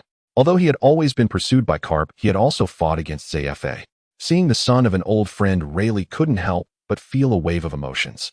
Zetion, I didn't expect you to be hiding so deeply. I reckon that old man Zefa can't compare to you now, right? How's that old fellow doing? He's doing quite well. These days, aside from teaching students, he's living quite comfortably. Oh, what a pity. I've heard Xiachi mention your matters, but I didn't expect you to encounter such situations at such a young age. This must be the reason you didn't join the Navy, right? Zetion smiled, but didn't respond. It was surprising that Xiachi could find out about events from over a decade ago. It seemed he had come to the right place this time. Rayleigh learned that Zetion was sending Hancock back to Nine Snake Island, and agreed, readily glancing at the radiant Hancock, and then at Zetion nodding in acknowledgement. This made Hancock blush again, while Xiachi shot an exasperated glance at Rayleigh and pulled Hancock closer. Little Boa, keep your distance from them. Not a single man is trustworthy. Zetion and Rayleigh exchanged awkward glances at each other. In the following days, Xiachi busied herself contacting the Nine Serpent Island, while Zetion and Rayleigh took Hancock and her sisters out for a trip. Originally, Zetion planned to go out alone with Rayleigh, but under Hancock's strong insistence, he reluctantly agreed to take them along, and Rayleigh didn't mind. After a day on a deserted island, they returned. None of them spoke about what they had done, but when Xiachi saw Hancock looking at Zetion with admiration, she couldn't help but feel suspicious. However, seeing Rayleigh nodding at her left her even more shocked. On the sea not far from the Sabati archipelago, Hancock, Sandersonia, and Marigold were tearfully watching Zetion full of reluctance. Nearby, Rayleigh, Xiachi, and Gurulioza were chatting, not disturbing the group, though Gurulioza seemed hesitant to speak, but still kept quiet. Brother Zetion, you must come to visit us often in the future. Don't worry, keep what I gave you safe, and when I find a way to treat you, we'll come to see you. Can't you come when you have time? Alright, I'll come to see you whenever I have a chance. Zetion ruffled the heads of the three girls, and although Hancock and the others were a bit shy, they couldn't bear to pull away. Gurulioza in the distance clenched her fist. Rayleigh on the side was chuckling, which made Xiachi pinch him hard in the side. Hiss. Look at them, and then look at you. Regardless of the little antics between Rayleigh and Xiachi, after comforting the three beautiful girls, Zetion sent them onto another boat. Gurulioza thanked Zetion once more and hurriedly took the girls back to Nine Serpent Island. Brother Zetion, goodbye, you must come to see us when you have time. Zetion waved at the departing Hancock, not retracting his gaze until she was out of sight. Oh, you can't see your little lovers anymore, feeling reluctant, huh? Aunt Xia, please don't tease me. Really, Aunt Xia, I will bid you farewell here. I've been out for so long, I need to hurry back to the New World. So urgent. But it's so far from the New World. Do you want me to find someone to send you? No need for that, I'll give you some gifts before I leave. Saying this, Zetion took out a 10-meter-long ivory and a few boxes of white wine and placed them on the boat. Is this ivory? Sort of, it's Jack's tooth kept for Aunt Xia to carve some jewelry. Really, Aunt Xia, goodbye. After saying this, Zetion waved his hand and directly opened the spatial door to step inside. Jack, one of the three calamities under the four emperors. The two looked at the place where Zetion had disappeared, remaining silent for a long time. This kid went to the New World. I wonder what kind of storm he will stir up. After Zetion used the spatial door multiple times to return to the ship, the near-death Jack finally returned to Ghost Island. Looking at Jack covered in wounds and even missing teeth, everyone was stunned. One must know that this is the time when the four emperors rule over the world. Each of them has gone through brutal battles, killing until no one dared to provoke them. Now the Beast Pirate Crew's big signboard has been beaten and even teeth have been knocked out. It shows they don't take them seriously. At this moment, Kaido raised a bowl of wine and gulped it down, glaring at Jack. What happened? Woo-woo, Captain, I was almost killed. If I hadn't been unable to drown, I would really be dead. Kaido's eyes twitched, wishing he could slap Jack to death. What exactly happened? Who beat you like this? Seeing Kaido's gloomy face, Jack trembled and hurriedly explained the truth. I don't know the other party. He was a guy with purple hair, but he was riding on a merchant ship from the Dawn Merchant Association, the top-tier merchant ship. Although the Dawn Merchant Association is powerful, they don't have top-notch experts. Sooner or later, they will be swallowed by other forces. But the one who beat my men must give me an explanation, or I want to see what kind of big shot it is. Saying this, he transformed into a giant dragon and soared into the sky.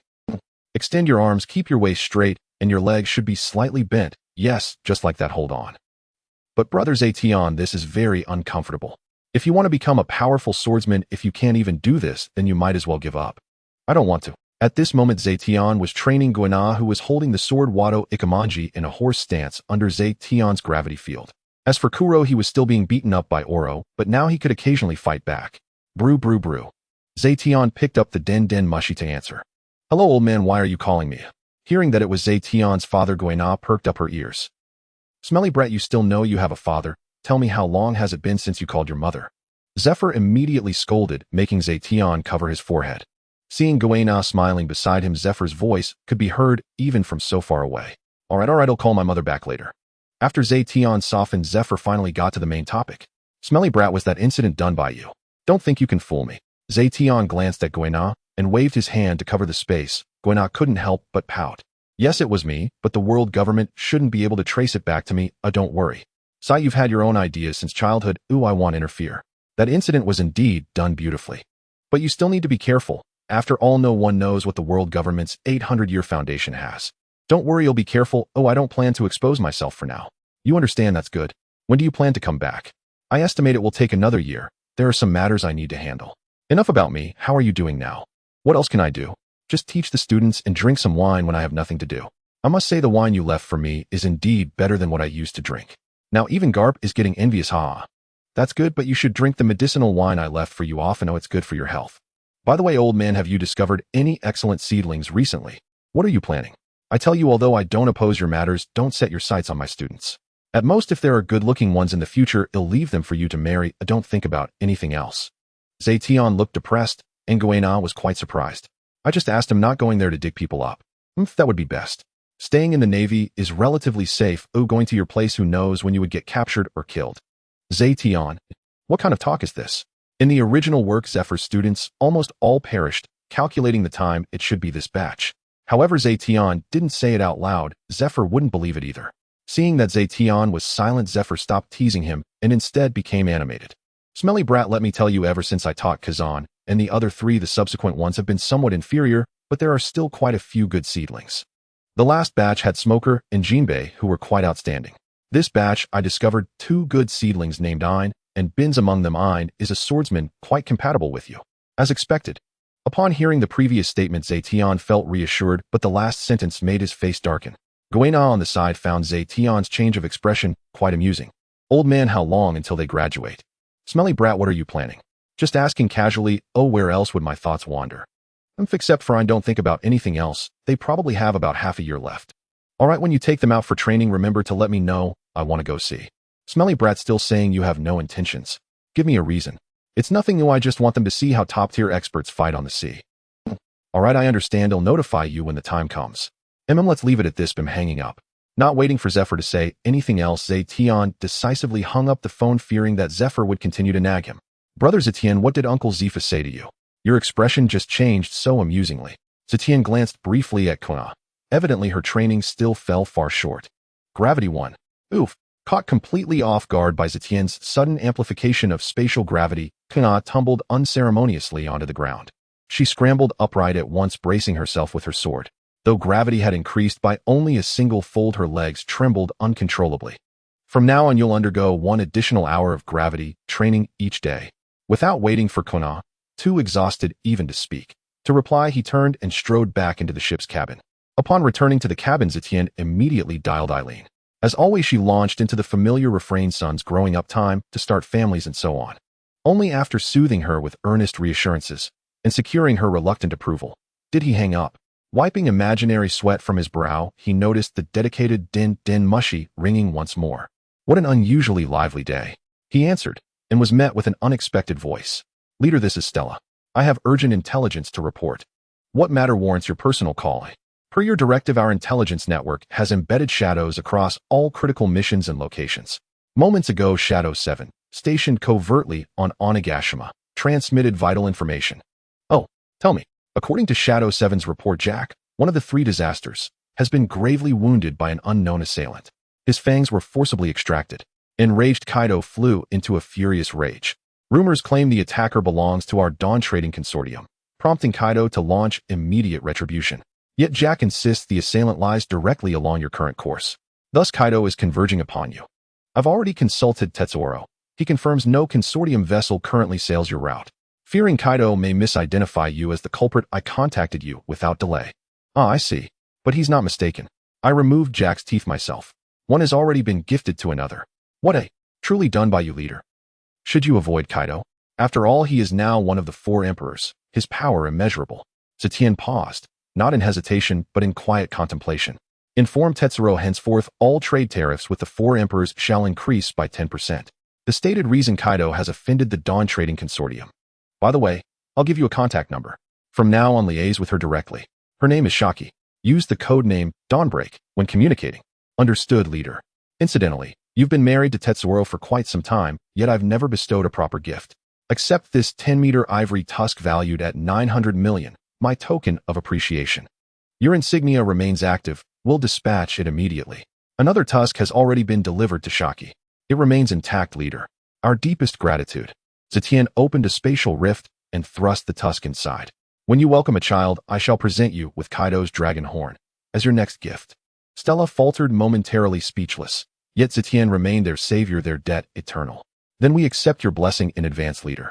How long until Kaido reaches me? Calculations indicate a minimum of 10 hours before he arrives. Then let him come. And let this serve as a public declaration: the Dawn Consortium is no trivial faction to be trifled with. This time, we shall slay a beast to frighten the monkeys. Leader, are you certain? After all, Kaido bears the moniker Immortal Beast. The Marines have captured him repeatedly, yet never succeeded in ending him. No need for concern. At worst, I cannot lose, and killing him now would be premature. Merely inflicting pain will suffice. Then proceed with utmost caution, leader. I'll end the call now. After concluding the call with Stella, Zetion's lips curved faintly upward. His intelligence apparatus now functioned flawlessly, unexpectedly vital at precisely the right moment. A full-scale battle with Kaido here would expose him entirely. Fortunately, early warning granted ample time for contingency planning. He summoned Oro and Kuro, briefing them on Kaido's imminent arrival. Oro remained unruffled. After all, in all his years, he had never witnessed anyone defeat Lord Zetion, not even the marine hero Garp. Kuro, however, paled slightly. Still, his sharp intellect quickly discerned from Zetion's and Oro's expressions that Kaido's approach elicited neither alarm nor urgency. Oro, accompany me this time. I'll need you to capture several photographs. They'll serve a specific purpose later. As for the ship, it falls to you, Kuro. Brother, allow me to join you instead. Commanding the ship alone, I'm not sure others would obey me. Zetion regarded him silently. Oro cast Kuro a wry sidelong glance. You remain aboard precisely because you once captained a pirate crew. Are you truly confident you'd survive if you came along? Survive? Why ever not? Oro covered his face with one hand. Oro has attained elite vice-admiral strength, but even he can do little more than defend himself amid two emperor-tier clashes. With your mere rear-admiral rank, even minor shockwaves would likely obliterate you. Zetion dismissed Kuro without further word and began preparing himself. Oro, having issued final orders to the crew, likewise withdrew to rest. 8 hours later, Zetion emerged clad in pristine white martial attire, his face concealed behind a white fox mask, his hair bleached snow-white. Let's go. They stepped through a spatial rift, and in an instant stood upon an uninhabited island, carefully selected by Stella's navigational calculations. To intercept Zetion, Kaido would inevitably fly directly over this island. Oro, find a concealed vantage point. Capture photographs once my battle with Kaido begins. Understood, Lord. Oro vanished into the distant woods. Zetion settled into lotus position, extending his spatial perception outward. 10 li, 50 li, 100 li, 200 li. Until at 500 li a colossal aura surged through the heavens. Zetion smiled and drew forth Wentian. Old comrade, forgive the wait. Today you shall taste blood once more. Shing. As if answering his words, Wentian sang, a piercing razor-edged resonance that severed distant saplings with its mere echo.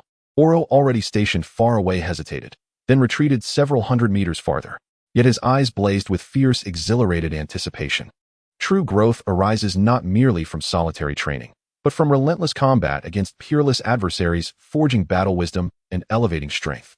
Even observing such titans yields profound insight. Meanwhile, Kaido soared single-mindedly toward the merchant vessel, utterly unaware that an ambush awaited him mid-flight. 2 hours passed. As Kaido swept over a desolate, uninhabited isle, his colossal dragon form, over a kilometer long, unfurled across the sky, blotting out the sun. Oro stared dumbfounded. Shing! A blade's cry pierced the air, followed by a titanic silver crescent cleaving skyward, aimed directly at the immense azure dragon. What the hell? At this moment, Kaido never expected someone to strike at him in this place, but even if he had known, he wouldn't have cared. After all, how many people could defeat him, yet he had yet to see anyone capable of killing him. With his powerful resilience and recovery abilities, he had suffered defeat 7 times, captured 18 times, while challenging the Navy and the 4 emperors alone, and had been sentenced to death a full 40 times. Even when subjected to hanging, he could break the chains. Even on the guillotine, he could shatter the blade. Even when pierced by a spear, it would end with the spear breaking. He had sunk as many as 9 massive prison ships, No one had ever managed to kill him, not even himself. However, he became arrogant, for with the appearance of Zetion, the world gained terms like transmigrator and hanging 13. And these two terms could not be predicted by common sense. Boom. The massive slash struck the scales of the Azure Dragon, producing a tremendous crashing sound. Roar. Kaido's painful howl echoed as his massive dragon form thrashed about, accompanied by a torrent of blood rain. A gaping wound over 100 meters long appeared on the transformed Kaido, deep enough to reach several feet. The intense pain forced Kaido to revert from his Azure Dragon form, collapsing to the ground. Thud. A loud sound erupted, kicking up dust everywhere. Zetion smirked, remarking on how strange it was that in every other world there was always this law of smoke with no harm. Damn it hurts so much. Who dares to injure me? Show yourself. As the smoke cleared, Kaido had returned to his human form, yet a wound over a foot long on his chest continued to bleed.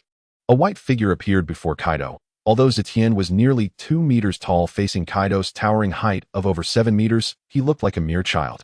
Yet the aura he radiated was not inferior to Kaido's, and perhaps even stronger. Looking at the suddenly appearing man in white, Kaido revealed a cruel smile. You cowardly brat, hiding your face and playing tricks. Who exactly are you? Hee, so the 4 emperors aren't that impressive after all. Didn't Jack tell you who I am? And are you prepared to meet your end? Kaido coldly stared at Zetion, and upon hearing Zetion's youthful voice, he suddenly burst into maniacal laughter. Wah! Kaido's laughter was mad yet grand, filled with dominance and confidence, instilling a sense of oppression. However, for Zetion, it was somewhat grating. Preferring silence, he swiftly swung his sword. What are you barking for? You've scared all the little animals in the forest to death. A massive slash rushed towards Kaido, but he smashed it to pieces with a single strike. Bang! The violent collision snapped a large number of nearby trees, causing the grass to bend. You little coward, who dares not show your face? Thunderclap 8 trigrams. In an instant, he vanished from his original spot and reappeared right in front of Zetion, the massive spiked club smashing down towards Zetion. Clang! Break! Zetion, undaunted, raised his sword to meet it, and the clash of their full powers momentarily stilled the air. Then, boom! A deep pit, half a meter deep with a radius of over 30 meters, suddenly appeared beneath Zetion and Kaido, with a strong shockwave raging outward. Yet neither retreated, starting a test of strength. Both unleashed their Conqueror's Haki upon each other, producing black, red, and silver lightning. Kaido's face twisted into a mad grin. Wah, you've got some skills to die for me. Suddenly, Kaido's arms bulged several times larger as he gripped the spiked club and increased his strength again. Zetion was forced back by this surge of power, yet he was still sent flying dozens of meters. Shaking his slightly numb hands, Zetion looked at Kaido with a much more serious expression. What immense strength! In terms of raw power, I reckon even Garp would fall short. No wonder he is a Zoan-type devil fruit user.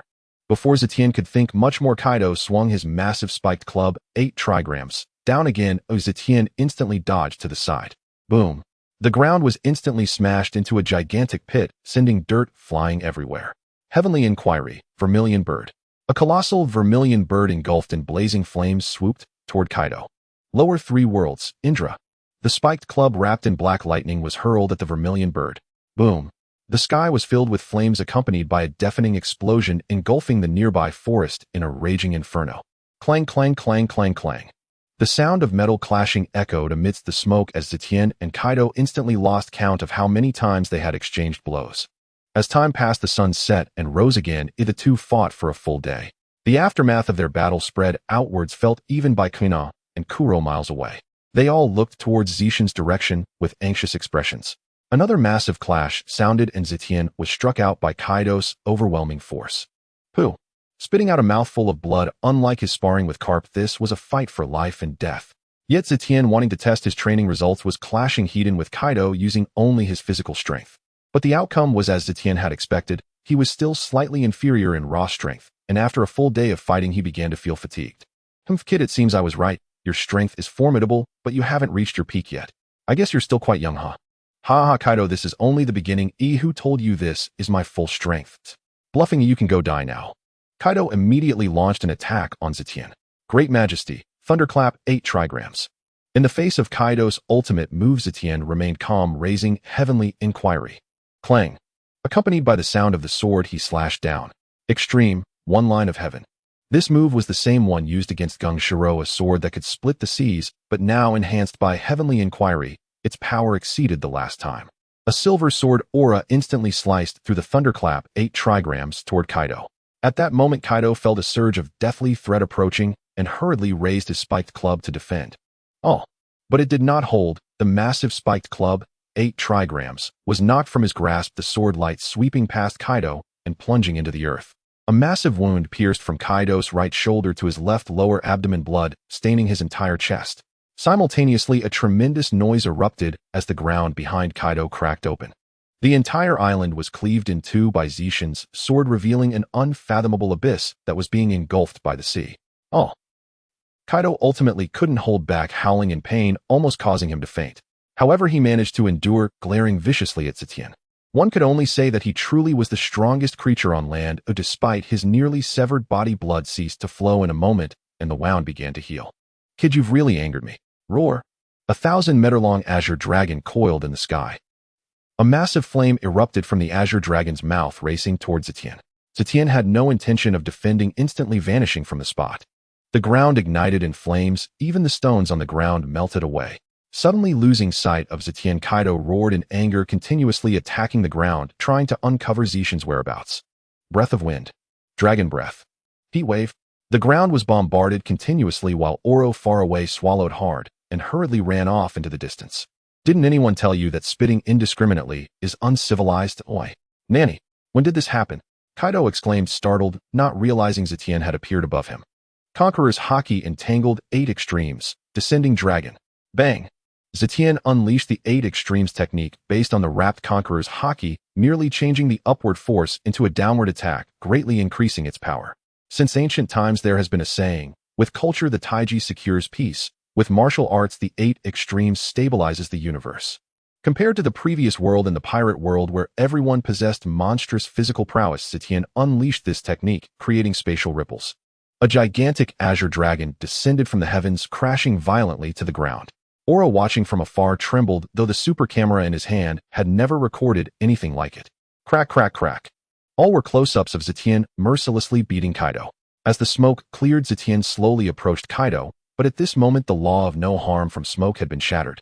Transformed back into human form, Kaido's wounds ruptured again, a large bump appearing between his 2 horns resembling a triceratops. Cough. Wow. Kaido coughed loudly several times, then suddenly spat out a mouthful of blood. I never imagined you would be this strong, reminding me of my captain. However, you're still far from him. Who are you? He rocks. As for who I am, you'll find out later, but stay away from the Dawn Trading Company in the future. If you provoke me again, I will destroy the Beast's pirate crew. Wahaha, so that's it. But kid, you're far too arrogant. To think you could destroy me, you're still a bit off. I am immortal. And besides, who doesn't have some trump cards? You think you truly won? Looking at the maniacally laughing Kaido, Zetion's expression darkened, though Kaido, wearing a mask, could not see it. Then died. Zetion raised heavenly inquiry. Who dies is still uncertain, but it definitely won't be me, wahaha. Kaido also picked up the 8 trigrams, again pulling out a wine jug from nowhere, opening the lid and gulping it down. At the same time, his form changed, transforming into a dragon-head humanoid monster. Never has anyone forced me to use this move, not even Whitebeard could. Kid, you're lucky. See dominance. Zetion was momentarily stunned, then quickly understood that it was a giant race technique that required 2 people to use together. He never expected Kaido could use it alone. However, Zetion wasn't nervous. He covered the sword Heavenly Inquiry with a layer of spatial power, channeling all his abilities into Heavenly Inquiry. Dawn, open sky. The 2 unleashed their ultimate moves, and Kaido's 8 trigrams unleashed a massive shockwave, while Zetion charged directly at Kaido. Zetion slashed his sword against the massive shockwave with spatial shields and armament Haki enveloping him, cutting against the flow of the shockwave toward Kaido. Bang! Dwong! The blade of Heavenly Inquiry flickered with spatial rifts, directly splitting the 8 trigrams in 2, which fell to the ground. Zetion swung his sword against Kaido's neck, but at the last moment, he still held back. Boom! What the hell? Oro hurriedly fled in the distance, but the confrontation between the 2 sank the entire island. Oro could only use moonwalk to soar into the sky, but his hands never stopped. Looking up, only a 10 square meter area remained for Zetion and Kaido to stand. Crack, crack, crack, the master is mighty. At this moment, Kaido lay on the ground, utterly unconcerned about the blood on his body and head. He merely stared in horror at the sword around his neck. The blade had already penetrated, yet it was not his own flesh that obstructed it. In his perception, this sword could decapitate him at any moment. Under the power of space contained within the One Tian sword, Kaido's beastly form was as fragile as paper. Although his Qinglong fruit ability possessed powerful self-healing capabilities, he would still die if his head were severed. I lost, why not kill me? Zetion coldly looked at Kaido, his words devoid of any emotion. The reason I don't kill you is that you are still useful. Do you understand the saying about killing the chicken to scare the monkey? Killing a dragon to intimidate the monkey would be even more effective. If it weren't for your usefulness, would I spare you? From now on, all items from the trading company will have a 10% increase. Remember my earlier advice. Kaido felt somewhat humiliated by Zetion's words, yet he closed his eyes, seemingly acquiescing. Remember, I spared your life today. In the future you must do your utmost to help me with a task. Kaido did not reply, and Zetion did not wait for his response. Sheathed his sword and turned to leave. At that moment, Kaido suddenly called out to Zetion. Are you Joy Boy? Zetion did not turn around, only a faint voice escaped. An illusory delusion, a pitiful and cowardly fellow. With that, he flew off into the distance, leaving Kaido standing in place, lost in thought, eventually bursting into a loud laugh, though his laughter was tinged with more sorrow. A pitiful and cowardly fellow, huh? Yes, a pitiful and cowardly fellow. After a long while, Kaido regained some strength and transformed into a Qinglong, yet his body bore many indelible scars. Not long after he left, a wave crashed, and the last piece of solid ground on the island collapsed with a thunderous roar. Aside from the tumultuous waves, it was as if this island had never existed. Zetion would go back to the ship without a word, directly opening a spatial door. Sir, the photo. But before he could finish, Zetion suddenly removed his mask, his face pale, as he coughed up a mouthful of blood. Sir! Brother Zetion! The crowd exclaimed in shock, rushing over. Kuina stepped forward to support Zetion's arm, helping him sit in a deck chair. It's nothing, just some internal injuries, you'll be fine in a few days. Zetion gently patted Kuina's small head, soothing her. Seeing Zetion spit blood, the crowd's initially pale faces gradually returned to normal, though they remained tense. Where's the ship's doctor? Hurry and bring him to check on Sir. Zetion did not refuse. He understood his own body, but he could not dismiss the goodwill of his subordinates, fearing they would worry. The ship's doctor, also a skilled practitioner sent from the trading company, examined Zetion and then sighed in relief. Fortunately, it's just some minor injuries. Your internal organs have been slightly shaken. With your recovery ability, resting for a few days will suffice. They'll go prepare some healing potions for you. That's good. The crowd sighed in relief, but at that moment Kira's eyes lit up. Since you all are back, does that mean you defeated Kaido? Hearing this, everyone was energized, gazing eagerly at Oro. Only Kuina still worried about Zetion. Oro nodded at Zetion before excitedly shouting. Not only did we drive him back, but if it weren't for Sir's mercy in sparing Kaido's life, the seas would have been shaken by 3 emperors. What? Is that true? The crowd looked at Zetion in shock. Even Kuina gazed at him, with eyes full of admiration sparkling like stars. Let me tell you. Then Oro passionately recounted the battle to everyone, constantly praising how powerful Sir was, mentioning feats such as a single sword brought down a dragon, a single sword split an island, and a punch left Kaido bloodied and bruised, and so forth. Kaido was no weakling either, transforming into a giant dragon, breathing fire, unleashing winds, and wielding massive spiked clubs, among other techniques. However, the stronger Kaido became, the more it highlighted Sir Zetion's strength. The ultimate showdown was when Sir cut through Kaido's shockwave with his sword, and in the end the spiked club shattered, nearly resulting in Kaido's decapitation. Sir spared him and remarked that he was a pitiful person, and one must say that Oro was quite eloquent, causing everyone to exclaim in astonishment, their blood boiling, wishing they could witness Sir's majesty in person. After a long while, Oro finally finished speaking, yet he seemed unsatisfied, adding, "Oh, there are still some details. He'll tell you more about it tonight." Everyone's curiosity was piqued again. Zetion smiled and shook his head, returning to the cabin with Kuina's assistance. He could have walked on his own, but Kuina was adamant, so he complied. Meanwhile, Kaido returned to Onigashima, looking at his numerous wounds, and his subordinates were also astonished. The first of the 3 disasters, Jin hurriedly approached to support Kaido. "Big brother, how did you sustain such serious injuries? Who else in the sea could injure you?" Though it was a question, his tone held disbelief. "It's nothing, I'll recover in a while. Send the order down. From now on, no one is to act against the Dawn Trading Company without my command. Those who do will be regarded as traitors to the pirate crew and hunted down." "What? Big brother, the one who injured you is from the Dawn Trading Company. How is that possible?" Jin was shocked. "Boss, I heard you returned. Did you catch them? I want to take revenge thoroughly." Just then, Jack's loud voice could be heard as he rushed over, dragging his injury. "Kaido! Jin!" The two glared fiercely at Jack, who suddenly felt a wave of malice and involuntarily shivered. Moments later, a tragic scream filled Onigashima. This time, it was a double attack from the two. 3 days later, Zetion had fully recovered much faster than he had anticipated. During the subsequent time, he continued to instruct Kuina on the deck. At this point, Kuina was at least several times stronger than when she was at the dojo. One could only wonder if Zoro would be beaten into a state of emotional shutdown upon encountering Kuina again. Seemingly recalling something, Zetion looked at the sky, a slight smile forming at the corners of his mouth. Calculating the time, the items should be arriving soon. Meanwhile, our newsbird hired for a high salary of 10,000 berries finally arrived at the news agency branch. The one receiving the information was Morgan's subordinate, the Photo King, known as Flame Photo Hero. At this moment, he was frowning, communicating with the newsbird. Finally, after the newsbird excitedly gestured with its wings, the Photo King understood. Are you saying someone gave you a photo and news to deliver to the president? The newsbird nodded excitedly, flapping its wings in delight. Where's the item? Hand it over. The newsbird hurriedly produced the item, carefully sliding the 10,000 berries into its bag. Upon receiving the Photo King's hands trembled, his face turning a shade of red in shock, his eyes nearly popping out. This is... He stammered and was unable to speak. Taking several deep breaths, he still felt somewhat breathless. Big news, big news, big news. The surrounding subordinates were startled, rushing over to inquire about what was happening. The Photo King quickly stashed the photo and sealed message, glancing warily at the other approaching people. Go do whatever you were doing. Photo King, tell us what's the big news. Go away, don't pry into this matter. I need to report to the president. What a joke, if you all knew my location, wouldn't I be replaced by you? With this news, I will take another step forward. Brulu, brulu, brulu. The photographer king dialed Mo Air Gang's number, and after a while it connected. What is it, my dear subordinate? Is there some news? The photographer king's hand holding the photo was still trembling. The image depicted a scene of a celestial dragon being brutally murdered, while several other celestial dragons knelt on the ground in terror. With his years of experience in photography, he was certain that this photo was genuine and taken from a close distance. President, it's big news, absolutely big news, the biggest news ever. The biggest news ever. Are you kidding me? What news haven't I seen? Could it be that a celestial dragon was killed? What's wrong? Speak quickly, my time is precious. But President, didn't you already say it? What did I say? What the hell are you saying? Mo Air Gang suddenly felt a tightening in his chest, unable to articulate his thoughts. Yes, President, it's true that a celestial dragon was killed, and it seems there is more than one. More than one. Several. Is the news accurate? What about the news?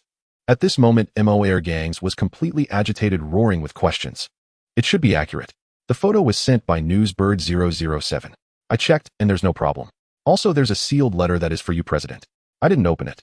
Upon hearing this, Mo Air Gangs, who was originally ecstatic, instantly became alert. Looking for me. Is there anything else? Did the other party say who they are? No, just a photo and a letter, but the letter is sealed. You need to return to our base immediately. I will wait for you there. The world government is trying to force me to join them. The situation is tense, so be careful. All right, boss. After a while, the photographer king arrived hurriedly at Base 1, where Mo Air Gangs was surrounded by a multitude of newsbirds. Quick, let me see the photo. As soon as the photographer king took out the photo, Mo Air Gangs snatched it away to examine it closely. He was immediately shocked by the contents of the photo, his face turning an abnormal shade of red. Gaga gaga, big news, truly big news that will shock the entire world. Quick, give me the letter. I want to see which big shot sent me the news. As he spoke, he took the letter from the photographer king and opened it. Inside was only a piece of paper. Opening it in confusion, just a few words made Mo Air Gang's expression change dramatically. Not good, the base has been exposed, we need to escape quickly. The photographer king looked puzzled and hurriedly grabbed the paper. The note clearly read, I've found you. At that moment, Zetion suddenly opened his eyes wide and vanished from the spot. The two of them, terrified, wanted to flee. The unknown often instills greater fear, just like that note. Just as the two were about to run away, a dazzling portal of space suddenly appeared. President, it seems we're out of time. Then a figure wearing a silver mask and clad in a robe of sun, moon, and stars stepped through. President, Mo Air Gangs, where are you planning to go? Seeing the person's attire, the two widened their eyes and couldn't help but swallow hard. The world's most evil organization, Dawn's leader. The person was none other than Zetion, who had transformed into the leader of Dawn, smiling slightly as a powerful aura surged forth. I come uninvited. Please forgive me, President Mo Air Gangs. You flatter me, Lord Tion. I, a mere newsworker, have drawn the attention of such a big shot. I wonder what business Lord Tion has with me. At this moment, Mo Air Gangs was still under 40 years old, very much interested in big news, always thinking about how to bring the big news before the public. He was even willing to risk his life to shoot material for news. Moreover, Mo Air Gangs claimed to be a miser, but he would not accept dirty money to report on things he did not wish to cover. He particularly disliked others controlling his reports. The content published in the newspaper must be decided by himself. In his past life, Zetion had read about Mo Air Gangs, so he did not intend to force him. Isn't this the hospitality of President Mo Air Gangs? Won't you invite me to sit? Oh, my apologies, Lord Tion. Please have a seat. Curry's hurry and serve tea. Curry's was also the name of the photographer king. Zetion was not polite and directly sat down on the sofa taking a sip of the tea that the photographer king had brought. Let's discuss business. I came this time hoping to make a deal with you, President. Hearing this, Moair gangs became calm instead. I don't know what business you want to do, but I must say it's impossible for me to join you. I just want to report on big news properly. Of course I came this time with great sincerity. Why don't you listen to my conditions first, President? It seems I have no choice, but in front of Zetion, he simply couldn't resist. You please go ahead. First, I heard that the world government is looking for you so I can provide you with the safest base available, President. Second, the current news agency's resources are insufficient, so we will provide you with 1 billion berries in funding support every year in the initial phase. Listening to this, Moair Gang's heart immediately stirred, but he still maintained his composure. Third, Dawn can take action for you once, no matter who it is, including the world government. Upon hearing this, Moair Gangs could no longer remain calm. Zetion's words were equivalent to giving him a protective talisman. Now being pursued by the world government, he felt rather helpless, not knowing when that group of CP would bite him. However, with Zetion's assurance based on his understanding of Dawn, even if he were captured by the world government, they could rescue him. This was not the first time doing such a thing. What do I need to do for you, Lord Tion? My conditions are not yet finished. Why not listen? There's more. Actually, I would agree to those 3 conditions. The 4th condition is also a request from you. If we need intelligence for future actions, you must help me investigate, and every time we take action, the news can be reported by you. 5th, similar to the 4th condition, if there is a need, you must report on the incidents we provide, and of course, they must be real events. Upon hearing these demands, Moair Gangs could hardly believe his ears. These are really the conditions. Moair Gangs felt as if he had been struck by a gigantic cake. These demands were simply too easy for him. Moreover, could Dawn actions be considered ordinary news? Would big news not follow one after another? Moair Gangs began to envision a future where one super big news after another was transmitted to the entire world through his hands. Okay, I agree to all of them. Lord Tion, here's to a pleasant cooperation. Haha, a pleasant cooperation. Zetion laughed as he waved his hand and took out a box, handing it to Moair Gangs. This is this year's support fund, 1 billion berries. Additionally, the base is an unmanned sky island at an altitude of 1000 meters. They'll give you the coordinates. I assume you don't need me to escort you there. An unmanned sky island. Lord Tion is truly generous. Thank you so much. It's a perfect base. With this, I won't fear the world government anymore. Those CPs chasing me like hyenas have been quite troublesome. Now let's fulfill our conditions. Upon hearing this, Moair Gangs became serious, his face filled with excitement. Another big news is coming. The news of the celestial dragons being killed doesn't need to be reported yet, but we can release some rumors. This should be no problem for you, right? It can be done, but what a pity, this is a major news event. Moair Gangs looked regretful. If the news of the celestial dragons being killed were released, it would definitely make the headlines and squeeze out other media outlets. Although he would be targeted by the world government, he used to worry about it, but now who cares? I won't let you down. Here, take this and spread the news across the seas. Moair Gangs curiously took a look at it, but suddenly stiffened, gazing at Zetion with fervor. 2 days later, a shocking piece of news spread across the entire sea, igniting a resurgence of excitement following the liberation of the slaves. The 4 emperors have been defeated, and a new force has emerged with overwhelming might. Beware of the supreme beings. The 4 emperors should tread carefully. The 4 emperors were robbed, crying out in despair. Is this a distortion of humanity or a decline in morality? As a flood of headlines followed, Kaido remained silent. Only the angry shouts from Onigashima could be heard, along with the heart-wrenching cries of those beaten. Instantly, the pirates of the New World began discussing this incident. Even whispers of the celestial dragons being slain by a mysterious figure went unnoticed. On the enormous Moby Dick in the New World, Whitebeard Edward Newgate sat silently with a newspaper in hand before lifting a bowl of alcohol and downing it in one go. Haha, that little brat Kaido actually capsized. This is quite the embarrassment. Old man, aren't you worried? The title of 4 emperors may not have been around for long, but it was built upon solid strength. Could this be a move by the world government against us? Marco, the head of the team, asked anxiously. Those scum won't care as long as stability in the world brings them profit. They won't concern themselves with anything else. And even if something happens, so what? I am Whitebeard. Boys, let's start the feast. Ha! Hearing Whitebeard's rousing words, the entire pirate crew erupted in excitement, but 2 individuals revealed a glimmer of sharpness in their eyes. On Cake Island, Perispero held the latest newspaper. His eyes narrowed as he listened to the news. He picked up a din mushy to call, but the line was disconnected as soon as it connected. Well, Kaido is truly useless, wasting such a mythical fruit on him. Mom, did Kaido really get defeated? What should we do? We will proceed as originally planned. A defeat is just a defeat, but this alone doesn't mean he can be removed from the four emperors. After all, no one knows the real situation. Yes, Mom. Well, this is getting more and more interesting. The two had no idea that a guard nearby had a glint of brilliance in his eyes. On an island in the New World, red-haired Shanks was drunkenly celebrating with his crew. At that moment, Beckman picked up the newspaper, looking seriously at Shanks. Kaido's defeat, whether true or false, is not good for us. What are you planning to do? What to do? We're having a feast. It's not the right time. The sea is still stable. And even if something happens, I have you, my powerful first mate. Beckman smiled slightly, shaking his head at this unreliable captain, but feeling no concern as he had already broken through.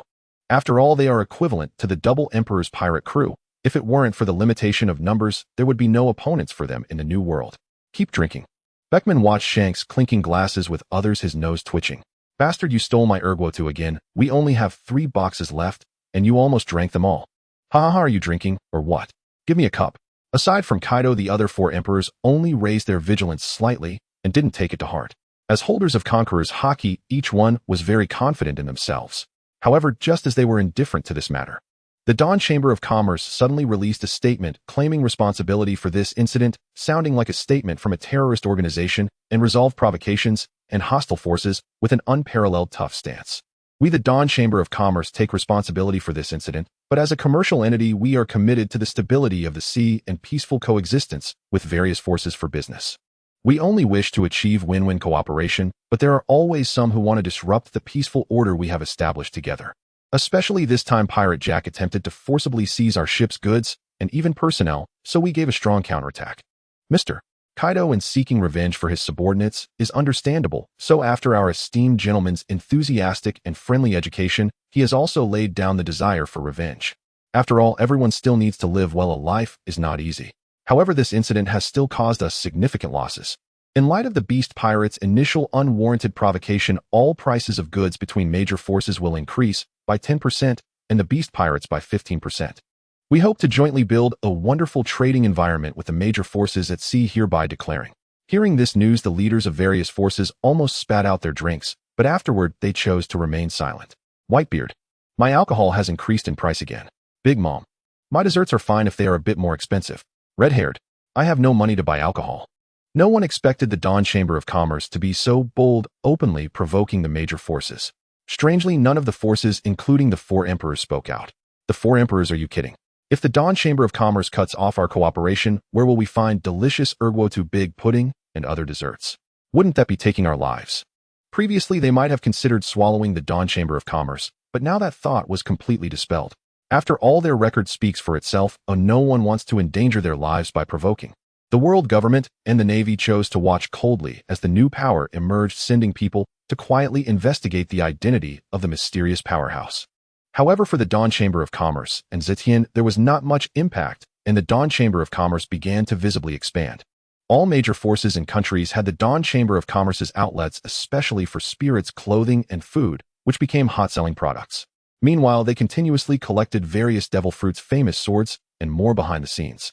The weapons manufactured by the military factory were primarily supplied to the Revolutionary Army. With the support of the Dawn Chamber of Commerce, the Revolutionary Army rapidly grew. Although they did not openly start liberating nations, many countries in the Grand Line and the Four Seas were infiltrated by their people. These actions had already caught the attention of the world government, which had begun to send people to investigate quietly. Zetion paid no heed to this, continuing to advance towards the New World as planned. According to Oro, the next stop will be the Dress Rosa Kingdom. Upon hearing this name, Zetion couldn't help but think of Don Quixote Doflamingo, one of the 7 warlords of the sea. He wondered if Doflamingo had begun his treachery yet, but Zetion did not care much. If they met, it would either be to subdue him or to beat him until he surrendered. In any case, he wouldn't let him run rampant again. He remembered that Kazan once said that Doflamingo was an extreme outlier among pirates. To date, he had personally destroyed at least 8 towns, and his pirate crew was involved in weaponry, drug trafficking, and other illegal activities. He had agents Virgo deployed within the Navy, overseen by the world government, acting as spies. The former Navy scientist Caesar Clown also indicated that all the authoritative figures in the underground society of the New World colluded with him. It is evident that he is truly heinous, but Zetion is not someone who cannot spare his life. After all, most villains are exceptionally capable, squeezing him to serve his interests aligns more with Zetion's intentions. Forget it, too much has happened lately. Let's wait and see. If I'm in a bad mood, I'll just kill him. The journey over the sea is always so monotonous, and the bored Zetion had Kuina and Oro engage in combat. After Zetion's guidance, Kuina's physical abilities have greatly improved. Although she has not yet been taught swordsmanship, she is no longer weak. Moreover, under Zetion's generous feeding of various delicacies and herbs, she has grown taller. Under Aluo's tutelage and a few harsh lessons, Oro has truly transformed into a refined gentleman with glasses. The sword Whitebeard drew an arc towards Oro. Shave. Habitually pushing his glasses with his palm, Oro instantly vanished from his spot. Failing to land a hit, Kuina quickly turned to stab behind her. Duong. Just in time, she blocked Oro's sneak attack, but was also sent flying by him. Adjusting her posture in midair, she gripped Whitebeard tightly, her gaze fixed on Oro to prevent another assault. Oro did not take the opportunity to advance. Instead, he leisurely took out a pair of alloy steel claws and put them on. Be careful, I'm going to use my weapon now.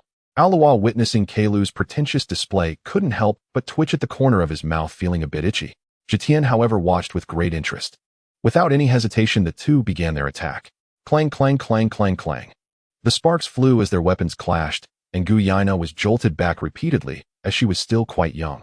Finally, after enduring a dozen exchanges, Whitebeard was knocked away, and Kuina fell to the ground. All right, Kuina lost, let's take a break and have some water. Phew, okay. Kuina picked up Whitebeard and went to rest. Everyone expected this outcome, considering Oro was nearly 10 years older than Kuina. Seeing the match concluded, Aluo approached. Sir, we will arrive at the Dress Rosa Kingdom in an hour. All right, have someone arrange supplies, and then accompany me to the island to explore. Kuina can join as well. It's time for a break, after all, a balance of work and rest. Sure. Upon hearing about the shopping, Kuina became excited, as this is a woman's nature regardless of age. Big brother, I want to go too. Zetion had no objections, but Aluo, having finished the formalities, began to scold Oro while holding his head. Slap. How many times have I told you not to push your glasses with your palm, yet you still don't listen? Slap. Who told you to take your time with your weapon during a fight? Only you can act pretentiously, or do you want to die faster? Slap. Little Kuina is so much younger than you, and it took you this long to win. Have you been training on a dog, huh? Slap. Why are you hitting me again? Oh, it just became a habit, I'm used to it. Slap. Oro. After a thorough beating, Oro screamed in pain, causing Zetion and Kuina to chuckle. All right, let's go together and experience this tropical island with a vacation vibe. Yay! After the ship docked, the group disembarked on foot. Truly, it is a superpower. Even though they pay a large amount of heavenly gold each year, it remains prosperous. Upon arriving at the seaside port, aside from the workers unloading cargo, people could be seen gathered together, enjoying drinks, living a leisurely life. In high spirits, people even started singing and dancing. Zetion, brother, this place is so lively. Aluo beside him was also quite impressed. It's been a long time since I've seen such a vibrant country. Oro was filled with anticipation. Being respected in such a country must feel wonderful. The three exchanged glances as Oro was still dreaming of being a respected, wealthy heir. Let's go, we should head to the royal capital. I've heard it's even more bustling there. Zetion did not use his abilities, but accompanied Kuina as they strolled on. Whenever they encountered something they liked, they bought it without caring about the cost in berries. After all, with Zetion being a wealthy man, it's not like certain small authors who are still typing away at the keyboard at dawn, unwilling to turn on the air conditioning. What's even more frustrating is that the computer suddenly blue-screened. Oh, I hate it. Some words were lost because there was no autosave. Enjoying food and fun, they unknowingly arrived at the royal capital, which was even more prosperous. Everywhere young women showcased their sexy hot dances, and the island was filled with the fragrance of blooming flowers. Kuina bought a snack from a roadside vendor, took a bite, and instantly felt delighted. Zetion, brother, you have to try this. The food here is even more delicious. It's been a long time since I've had something this tasty. Then let's rest here for a few days and delay returning to the ship. We need to take a good break. Yay! Aluo and Oro beside him were also excited, their faces lighting up. Compared to the lonely sea land, made them feel safer and happier. Just then a commotion erupted nearby. Oh, a beautiful woman was charging at a handsome man, causing him to retreat in fear. What's even more amusing was that a fruit fork was stuck in the man's backside. However, no one nearby planned to help. Instead, they were cheering from the sidelines. Several older women even spat at the man being chased. Kuina and the others were left dumbfounded, unable to comprehend. Seeing this, Zetion thought for a moment and provided an explanation. It turns out this country lives up to its nickname as the Island of Love and Passion, with an excessive obsession with love that breeds strong jealousy among women. If a man betrays a woman, she may resort to violent actions. The more beautiful the woman, the more ruthless she is, embodying a clear distinction between love and hate.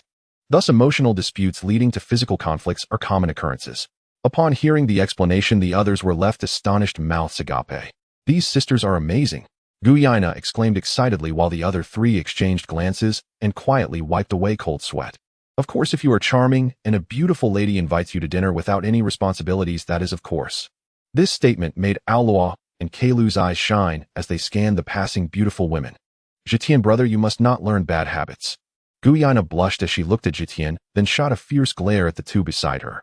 Finally, someone in the crowd stepped forward to calm the beautiful woman. After the man apologized and assured her, the woman tenderly embraced him and took him home.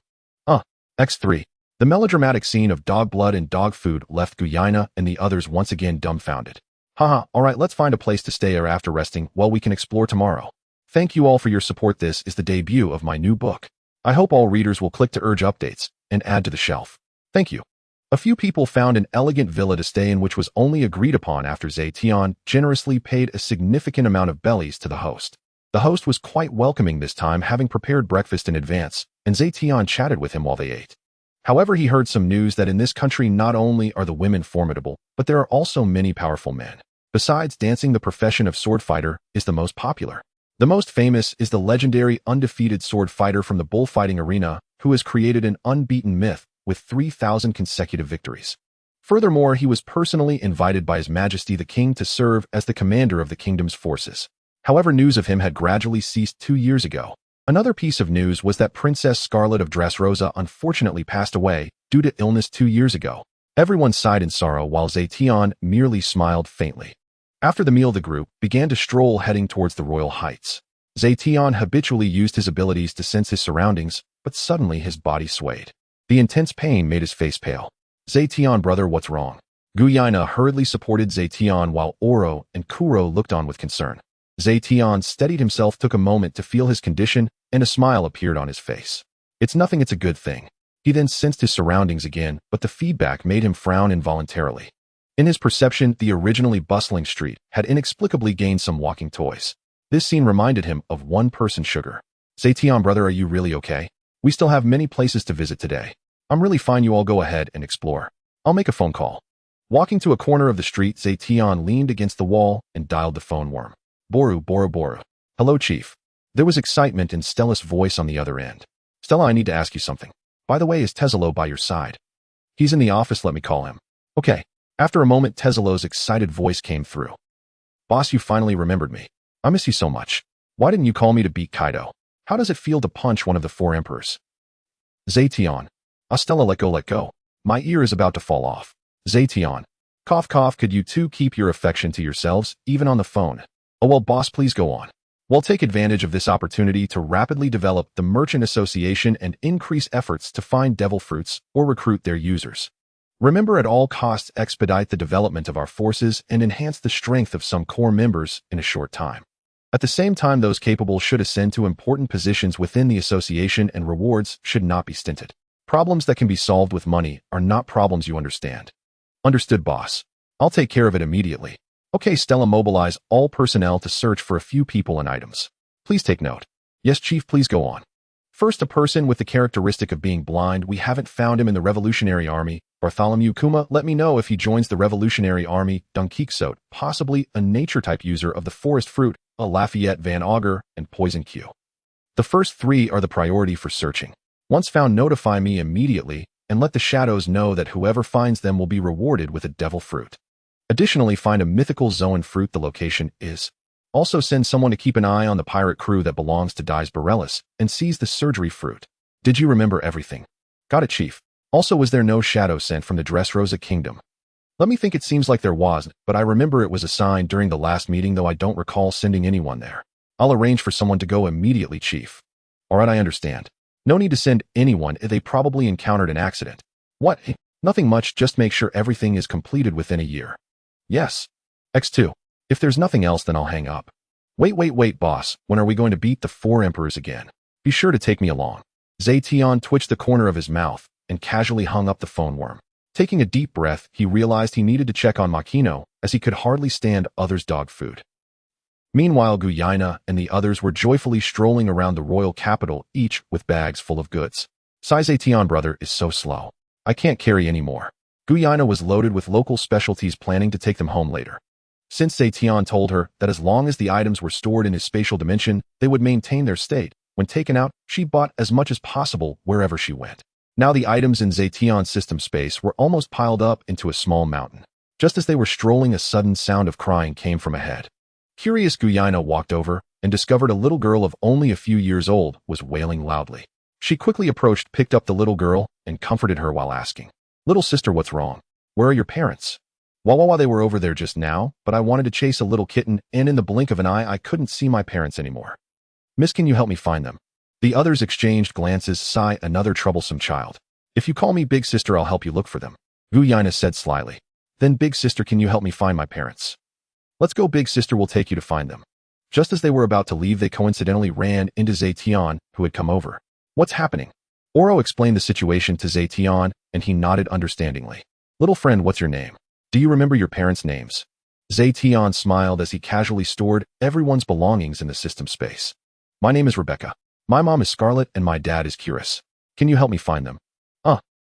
Zetion was somewhat stunned. Could this be the benefit of a transmigrator? Encountering everything. What a coincidence. Don't worry, I know where your parents are. I'll take you to them. He reached out to take Rebecca from Kuina and opened his spatial perception. Instantly, he found Curious and Scarlet, who were frantically searching for Rebecca. Zetion walked toward them with Rebecca in his arms, during which Rebecca also learned the names of the others. Rebecca, where are you? In the bustling street, Curious and the veiled Scarlet were anxiously searching for Rebecca. Tears were already streaming from Scarlet's worried eyes as Curious scanned the surroundings while comforting her. At this moment, even this strong man was somewhat at a loss. Suddenly a voice came from afar. Dad, Mom.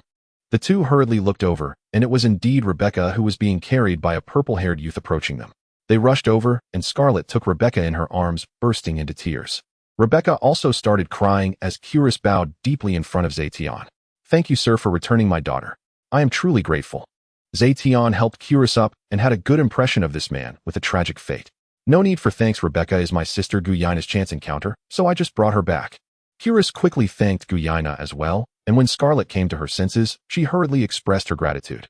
It was the first time Kuina had received such a serious thank you, making her blush, and she waved her hands in fright. After multiple rounds of thanks, the group began to chat. Learning that Zetion and his companions were visiting the Dress Rosa kingdom for the first time, Curious warmly invited them to his home. Zetion too did not stand on ceremony. He said it was a disturbance and followed them towards the flower field.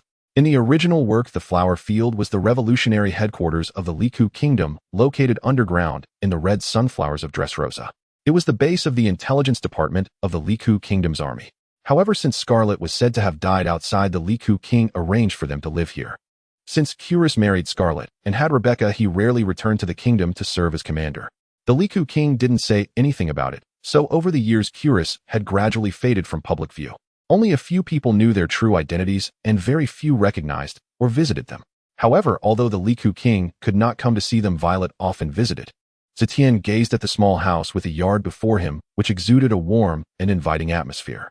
I apologize for the simplicity of my home. I hope it does not offend you. At this moment, only Zetion and Julius were in the yard sipping tea and chatting. Kuina was accompanying Lesgard and little Rebecca, while Oro and Chloe had been dispatched by Zetion to buy ingredients. It's quite nice, that feels very cozy, and I truly enjoy such an environment. Julius smiled upon hearing this, as he also found it pleasant. Lord Zetion, may I ask, you are not an ordinary person, are you? Upon hearing this, Zetion glanced at Julius, intrigued by the question. Oh, what makes you think so? I cannot discern the extent of your strength, but I can sense a thing or two about Oro and Chloe. Chloe's strength is quite decent, however Oro's power is formidable. I feel that if we were to face off, I might lose within 10 exchanges. Such strong individuals serving under you suggests either a noble status or immense strength, or perhaps both. Julius was straightforward, sharing his thoughts candidly. Zetion smiled slightly. After all, someone who had won 3,000 battles without defeat possessed keen observational skills. Since you figured it out, aren't you afraid we might pose a threat to you? Our commander or the Lord Hero? Zetion looked at Julius with a hint of a smile, causing Julius to pause briefly before responding nonchalantly. Haha, you jest, Lord Zetion. Those matters are all in the past. I am merely a husband and father now. Moreover, if you intended to harm us, you wouldn't have returned little Rebecca. Haha, why not ask how I know your identity? Such matters can still be investigated if one desires to. While I mainly wish to travel and experience the exotic customs of various nations, although I often encounter unsatisfactory situations. Oh, could you share your experiences with me? I have never left this country. That's fine, but do you have any knowledge of events at sea? The two engaged in friendly banter resembling good friends, and Zetion enjoyed this atmosphere. Since his strength had grown, the friends he could confide in had become scarce, and he cherished them dearly. Sitting with Julius sipping tea and chatting reminded him of his last time with Mihawk. However, Zetion was somewhat surprised that Julius was quite knowledgeable about major events at sea. Especially his admiration for Mihawk and his high regard for the Dawn organization piqued Zetion's interest, leading to new thoughts. Isn't it strange? Why would I hold such a high opinion of an organization labeled as the most wicked by the world government? This was something Zetion had not considered, but he felt free to inquire. Why? Because I have observed that they have not harmed the peace of nations or civilians. They oppose the oppressive world government and its navy that enslaves people. Their leader, along with Tiger, is said to have attacked Marioa, but who among those at sea does not know they are heroes liberating slaves? Oh, is that so? You admire Mihawk because you are also a swordsman. Yes, he is now almost universally recognized as the world's greatest swordsman, the pinnacle of honor every swordsman aspires to attain. He paused, feeling somewhat embarrassed, but I am self-aware I am far from his level. Ha ha, Julius, do you believe in fate? Julius looked at Zetion with a puzzled expression, questioning, do people like you believe in such things? I do not, but this time I intend to change your fate. That doesn't sound like something a person like you would say. Initially, Julius found the conversation enjoyable, but now he was struggling to understand. Do you not believe it? This time not only will it change your fate, but it will also alter the destinies of your wife and child. Julius displayed a hint of wariness for the first time upon hearing this. He was about to say something when Zetion interrupted him. I initially intended to assist you at a critical moment, but I have now changed my mind. I formally invite you, Mr. Julius, to join us. Julius became increasingly confused, finding it difficult to comprehend Zetion's words. However, seeing Zetion's smiling expression and reflecting on their earlier conversation, he abruptly stood up, staring at Zetion in shock. Lord Zetion, are you perhaps a member of the Dawn organization? What do you think? I have personally extended the invitation. You wouldn't refuse, would you? Julius fell silent, unsure how to respond and hesitant to answer lightly. Although Zetion appeared amicable, he indeed held a high regard for the Dawn organization. However, he still had reservations about joining. But if he did not join, Zetion had already revealed his identity, and what if? Seeing Julius deep in thought, Zetion did not rush him, taking a sip of his tea. After a while, Julius voiced a question. Why would it be me? With my strength, I shouldn't qualify to join you all. No, you are underestimating yourself. If I am not mistaken, no one has ever trained you in combat or swordsmanship, right? Oh, that's true. I trained on my own. Zetion recalled the original work. Julius, aside from Sugar, had either won or drawn against everyone he encountered, never suffering a loss. Even if severely beaten, he could still escape. His strength was truly remarkable. Moreover, he could hold his own against Doflamingo and his subordinates through training, even managing to kill one. Such feats were not something even a naval admiral, excluding Garp, could easily accomplish. At just over 30, Julius still had great potential to reach the admiral level. May I ask, what is your position within the Dawn organization, Lord Zetion? Surely you wouldn't extend an invitation without such ease. What do you think? Zetion leisurely sipped his tea, relishing the familiar sensation. As far as I know, aside from the known Tiger, are you a gold? Wrong. Lightning? Wrong. Sword? Wrong, completely wrong. Then you must be the leader of the Dawn Tion, right? Observing Zetion's playful smile, Julius finally caught on. His body, which had just sat down, shot up in shock, utterly astounded. The leader of the Dawn was standing right before him, personally inviting him to join. Others use abilities or weapons as their code names while I use my name. I didn't expect the world government to be so clueless. It's truly foolish. Julius felt somewhat speechless, as he had not guessed this either. By the way, the Mihawk you admire is also in the organization. He is indeed the sword you mentioned. If you join us, perhaps he could come and guide your training. What a... Julius was completely stunned, not expecting that his most admired swordsman was also a member of the Dawn. The nearly world-renowned greatest swordsman was merely a member. How powerful must the leader Zetion be? Have you made up your mind? Once you miss this opportunity, it may not come again. Upon hearing this, Julius became anxious, eagerly expressing his desire to join. Is there even a need to think? Of course I want to join, but will my strength hold the organization back? No worries, you can train to become stronger. Additionally, I will have Mihawk come to guide your training and will provide some medicinal herbs for physical enhancement. Julius was very excited. He would finally meet the person he admired. However, looking at Zetion, he still voiced his lingering doubts. Lord Zetion, oh no, leader, may I ask just how strong you truly are? Zetion smiled as he stood up and walked outside the yard. Just as Julius was puzzled, a commanding voice rang out. You are aware that one of the 4 emperors, Kaido, was nearly killed, right? That was my doing. Julius. At the dining table, everyone was chatting and laughing, especially Kuina and Rebecca, who were particularly pleased to see each other. Their bond was surprisingly strong, with Kuina even gifting Rebecca a large pile of snacks and toys she had bought. Scarlet showed no sign of the pride typically associated with a princess. Instead, she smiled and listened to the conversation. From time to time, she helped Rebecca wipe her greasy little mouth. However, Scarlet found it strange that her husband seemed to treat the young Zetion differently today. There was a hint of deference which surprised Princess Scarlet. It was known that even in the presence of his own father, King Liku, Cyrus maintained a rather indifferent demeanor. It was the first time she had seen her resolute husband show respect to someone younger than himself. However, she did not voice her doubts, and instead warmly entertained the guests, especially encouraging Kuina to eat more, constantly serving her dishes. She is a clever woman, Zetion noted as he observed everything. In the original story, Princess Scarlet's fate was indeed quite tragic. She was killed by Doflamingo while trying to find food for Rebecca. The scene of Cyrus turned into a toy holding the slain Scarlet in the rain left a deep impression on Zetion. Looking at this family's happy life, Zetion didn't mind lending them a hand. Lord Zetion, do you know when Lord Mihawk will arrive? Cyrus couldn't help but ask, and the others immediately perked up their ears. Scarlet looked at Zetion in surprise, knowing how much her husband admired Mihawk. Don't worry, I've contacted him. He has something to deal with, but I'll bring him over tomorrow. My lord, will Lord Mihawk really come? Oro was startled as he was finally about to meet another important figure. While Cyrus will become one of us in the future, but unlike you, Oro, he isn't part of the trade association. Upon hearing this, Crocodile showed no reaction, but Oro trembled with excitement, looking at Cyrus with envy. As a longtime assistant to Zetion, he had already guessed some things, and Tetsolo had hinted and instructed him multiple times. Joining Dawn was also his dream. However, he also knew that his qualifications were lacking. His current strength had already been boosted by Zetion. It was unlikely he would reach the level of a general, at best achieving the strength of a reserve general. One of the conditions to join Dawn was to have the potential to break through to the level of a general. So far, only a few had this potential. Even Stella, who was in charge of the Shadow Intelligence Organization, did not qualify. Lord Cyrus, I hope you will take care of me in the future. Oro stood up respectfully and offered a toast to Cyrus, who quickly returned the gesture, and Scarlet also stood up. No need for formalities, I'm new here, so please support me often. Zetion shot Oro a glance, thinking that the kid was quite sharp. But with him around, who would dare to undermine you? Cyrus understood this logic as well. Although Oro was not a member of Dawn, with Zetion's backing, he would surely rise to a high position in the trade association. Even now, Oro's strength surpassed his own. Oro certainly understood this better, otherwise he wouldn't have been noticed by Tetsolo and assigned to assist Zetion. But who wouldn't want a group of generals or emperors backing them up in the future? Just the thought of it was exhilarating. However, the others looked on in confusion. Crocodile narrowed his eyes and quickly followed Oro in offering a toast to Cyrus. Zetion smiled, knowing that none of them were foolish. The atmosphere of the meal grew increasingly lively. Rebecca was also delighted, unable to stop smiling as she looked around. The next morning, Zetion received a call from Mihawk. Hello, Zetion, I've finished my business and can come over now. Okay, I'll pick you up right away. Everyone stood in the courtyard waiting, and soon Zetion waved his hand to open a magnificent spatial portal.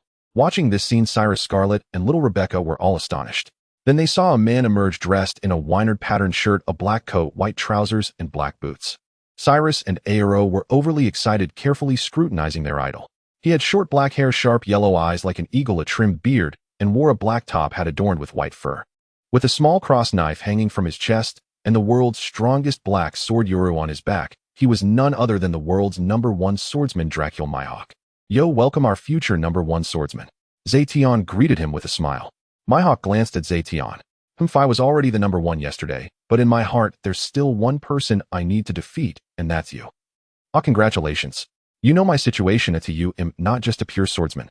The title of the world's #1 swordsman belongs to you alone. It turned out that Mihawk had participated in a contest among all the great swordsmen yesterday, and won, becoming the world's #1 swordsman. Interestingly, it was said that Yasop had also attended and had a match with Mihawk, but lost in just one move. Who are these people? Upon noticing the others, Oro, Crocodile, and Cyrus hurriedly stepped forward to introduce themselves, while Kuina looked at him with admiration. Is this the world's #1 swordsman? My goal, Lord Mihawk, I am Oro, Lord Zetion's assistant. Lord Mihawk, I am Crocodile, a junior and strategist of Lord Zetion. Cyrus. Oh my lord, I am Cyrus, and this is my wife and child beside me, members recently invited by Lord Zetion. Mihawk nodded at Oro and Crocodile, then looked at Cyrus. Hey Zetion, is this the reason you called me? His qualifications are acceptable, but he's a bit too old and his strength needs improvement. Later you can help train his swordsmanship. Although he is not a swordsman with his sword skills, he can contend with swordsmen. He'll take care of the rest, and strive to enhance his strength soon. He will be our new member in the future. Alright, it would be nice to have a swordsman to practice with, but do you intend for me to teach him like this? At least 10 years. Zetion's lips twitched. He understood what Mihawk meant, and raised a finger. Mihawk shook his head. Zetion, feeling angry, raised his middle finger. Mihawk remained unfazed, and Zetion gritted his teeth, raising his ring finger again. Mihawk raised an eyebrow at this. Don't push your luck, this is the most he'll give you. Saying this, he cautiously extended his pinky. Hey, remember you said that one should have a grand vision and not be so petty. Mihawk stepped in front of Zetion and forcefully pried open his thumb before nodding in satisfaction, causing Zetion's veins to bulge in frustration. Now that shows sincerity. Watching Mihawk's smug expression, Zetion loudly threatened. You better teach well. If he doesn't reach the level of a reserve general in a year, do you believe he'll chop you to pieces? Hee, I couldn't ask for more. The interaction between the two left Kuina and the others puzzled. Zetion, Gidge, are you alright? I'm fine. Zetion seemed to have heard a voice that sounded like Demimi. Zetion forced a smile, feeling heartache as he looked at Kuina. It's nothing, just my 10-year vintage is too dark. Mihawk, you are too dark. Don't tell me it was you who stuffed me under the table. Mihawk threatened in a low voice. Aha, what are you talking about? We're all brothers, isn't it just 5 boxes of 10-year vintage? The old rules. It was only when he was with Mihawk that Zetion rarely joked. Perhaps this was the mutual attraction between strong individuals. Saying this, Zetion opened the spatial portal again and threw in 5 tightly sealed boxes of vintage wine. Mihawk leaned into the portal to take a look before satisfactorily stepping back out. Since he had once tasted the vintage wine Zetion brought, called 5-grain liquid, Mihawk felt that red wine was no longer appealing. Watching this scene, Zetion's eyes twitched. If I had some bad intentions, I would surely chop your head off. After getting to know each other, Zetion ignored them and found a chair to sit down. However, Kuina and the others stayed behind as they were being taught by Julius, and such an opportunity was rare. Isn't it tempting to gain insights from the world's greatest swordsman by just being a little thick-skinned? At this moment, Julius felt somewhat nervous and excited in front of Mihawk, and even Scarlet, who was beside Rebecca, began to feel tense. From their conversation, she realized that her husband was no match for Mihawk. Since you are going to join us, there are some things you should know, but to earn our recognition, you are not yet qualified. I won't argue. Julius nodded in acknowledgement. First, I need to test your strength in order to provide targeted instruction. Draw your sword and use your strongest attack. Right here. Where else? Don't worry, you won't break anything. Go all out. Julius suddenly felt he had said something unnecessary and picked up his broadsword from the side. Mihawk glanced at Julius' sword and frowned slightly. Wait, you're fighting with that sword? Yes. I've been using it for a few years now. Although it's not a great sword, it feels comfortable to use. Mihawk remained silent and instead looked at Zetion, who was sitting on the chair busily devouring fruit. Zetion felt somewhat uncomfortable under Mihawk's gaze. Impatient, he took out a knife and tossed it to Julius while shooting a fierce glare at Mihawk. Use this knife. And Mihawk, what are you looking at? I invited him just yesterday. He hasn't even equipped his weapons yet. Every time I see you, it feels like I'm losing a fortune. And don't think I don't know you're just trying to provoke me into a fight, but I don't want to fight right now. It's annoying to have battles every day. I've faced admirals, but are the 4 emperors really that strong? Looking at Mihawk's serious expression, Zetion couldn't help but sneer. You and Shanks are such good friends, how could you not know?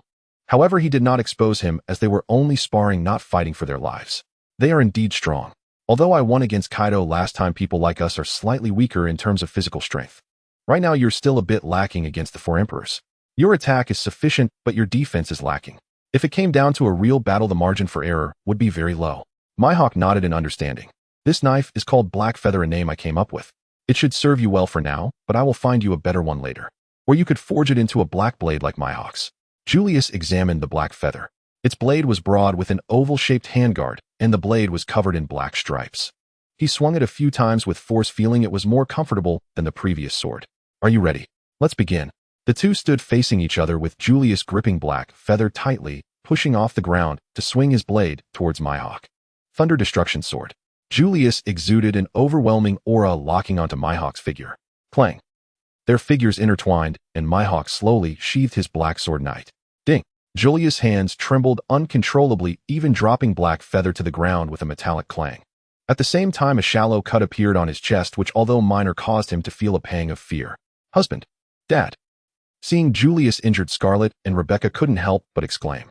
It's fine, don't come over. Julius picked up Black Feather from the ground and respectfully approached Mihawk, bowing deeply. "Thank you for your guidance, sir." Mihawk rubbed his wrist. "No need to be polite. It seems Zetion was right, you are indeed qualified to join us.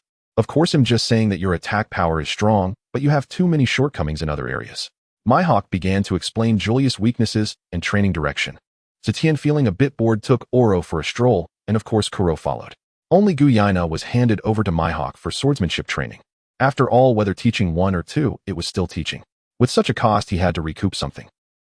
At this moment, the capital was still bustling, filled with men and women singing and dancing. However, Zetion did not seem particularly happy. "Sir, has something happened? Are you still saddened by that vintage wine? You seem a bit gloomy." Zetion smiled and asked Oro while looking at the lively square ahead. "Oro, I originally hoped to truly see a thriving and joyful country. You've been with me for quite some time and have been to many places, but until now I have yet to witness such a country." Oro could understand Zetion's words, but the lively scene before him left him somewhat puzzled. He didn't know why Zetion suddenly became sentimental. Kuro, seeing the scene, also dared not speak randomly, just obediently listening. "Sir, do you mean this country is merely a facade of prosperity?" "Oro, let me ask you a question.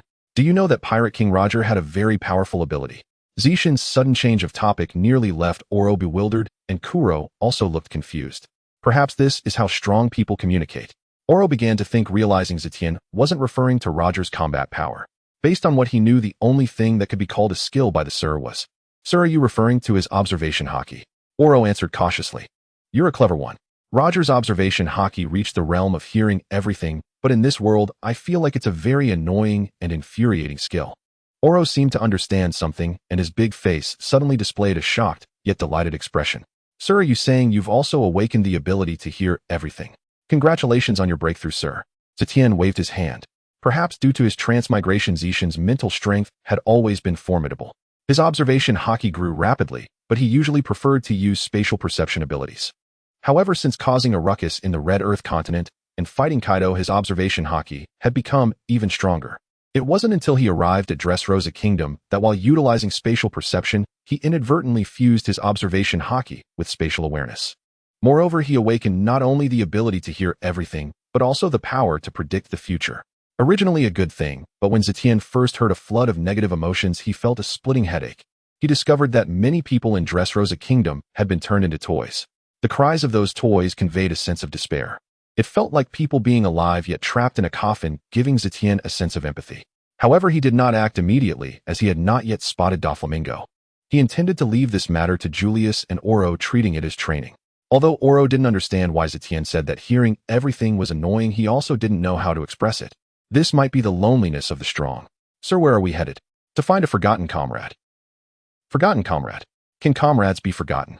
Seeing the atmosphere lighten a bit, Kuro appropriately chimed in. Zetion had no choice but to briefly explain the situation regarding Doflamingo, especially Sugar's ability. Hearing about such an ability, both of them were immensely shocked. They thought about the feeling of being forgotten by everyone yet unable to speak about it. They couldn't help but shiver. At the same time, they understood why Zetion said that hearing everything was an annoying and infuriating skill. "Let's go." The two hurriedly followed. Oro and Kluo closely followed behind Zetion, occasionally glancing around. However, they truly discovered some peculiarities. Toys were seen walking or playing with people on the street. Yet these people seemed unfazed by the moving beings, which sent chills down the spines of the two. Especially when they noticed that the eyes of those toys appeared genuinely alive, while both perceived only helpless despair. "Sir, as you said, there are indeed many moving toys here. Are these toys really actual people?" "Yes, and most of them are relatives of the people they accompany." "What? This world possesses such evil abilities. Can these people revert back to normal?" "As long as we incapacitate or kill the one with the ability, it will suffice. However, you must be careful. If you encounter them, you must envelop your entire body with armament Haki. Though this is merely Zetion's hypothesis, it is likely effective since armament Haki can affect those with natural abilities." A brief solace, he glanced at Kluo again. "As for you, it's best to escape as far as possible in case you are alone." Alright, Kluo at present cannot fully utilize armament Haki. He has only just awakened. Afterward, the two fell silent, simply trailing behind Zetion until they halted before a warehouse. Gazing at the tightly shut door, Kluo instantly covered his arms with armament Haki and struck with a punch. Clang. Creak, creak. Observing the unmoving door, Kluo awkwardly withdrew his fist, his mouth twitching in pain. "Boss, it's an iron door, it hasn't opened." Smack. Oro stepped forward, delivering a powerful blow. "Are you here to joke around?" Has all your training gone to the dogs? As he spoke, Oro advanced, likely alerting those inside. Armament strike. Though it was also a punch imbued with armament Haki, Oro's strength was several times that of Cluo. Boom. The massive door was smashed open, a tremendous roar echoing throughout the warehouse. Who are you daring to intrude upon our territory? A man appeared sporting a hairstyle reminiscent of a Super Saiyan, wearing round-lensed goggles with stitched scars on either side of his eyes, dressed in a deep blue long coat. Beside him lay a broken helmet emitting black smoke. He was Gladius, a member of the Don Quixote family with the power of the bomb fruit. Cluo, it's your turn. Remember, neither Oro nor I will intervene. Cluo, rather than showing fear, revealed a smile. He had always wanted to prove himself, even though he had not yet demonstrated remarkable intelligence. He had been waiting for this opportunity. Oro patted Cluo on the shoulder without speaking, as it was Zetien's command. The two did not even glance at Gladius and proceeded inside. This made Gladius feel humiliated. Damn, if you want to die, I'll grant you your wish. Die. Explosive fist. Boom. Suddenly a figure appeared before Gladius, a dark hand tightly grasping his fist. Although the explosion inflicted some wounds on Cluo, he steadfastly blocked the attack. Haha, kid, your opponent is me. Ooh, I won't let you pass. Die. Explosive fist. The same technique won't work on me. Shadow Wolf's Claw. P.S. Do you think you are a Saint Seiya?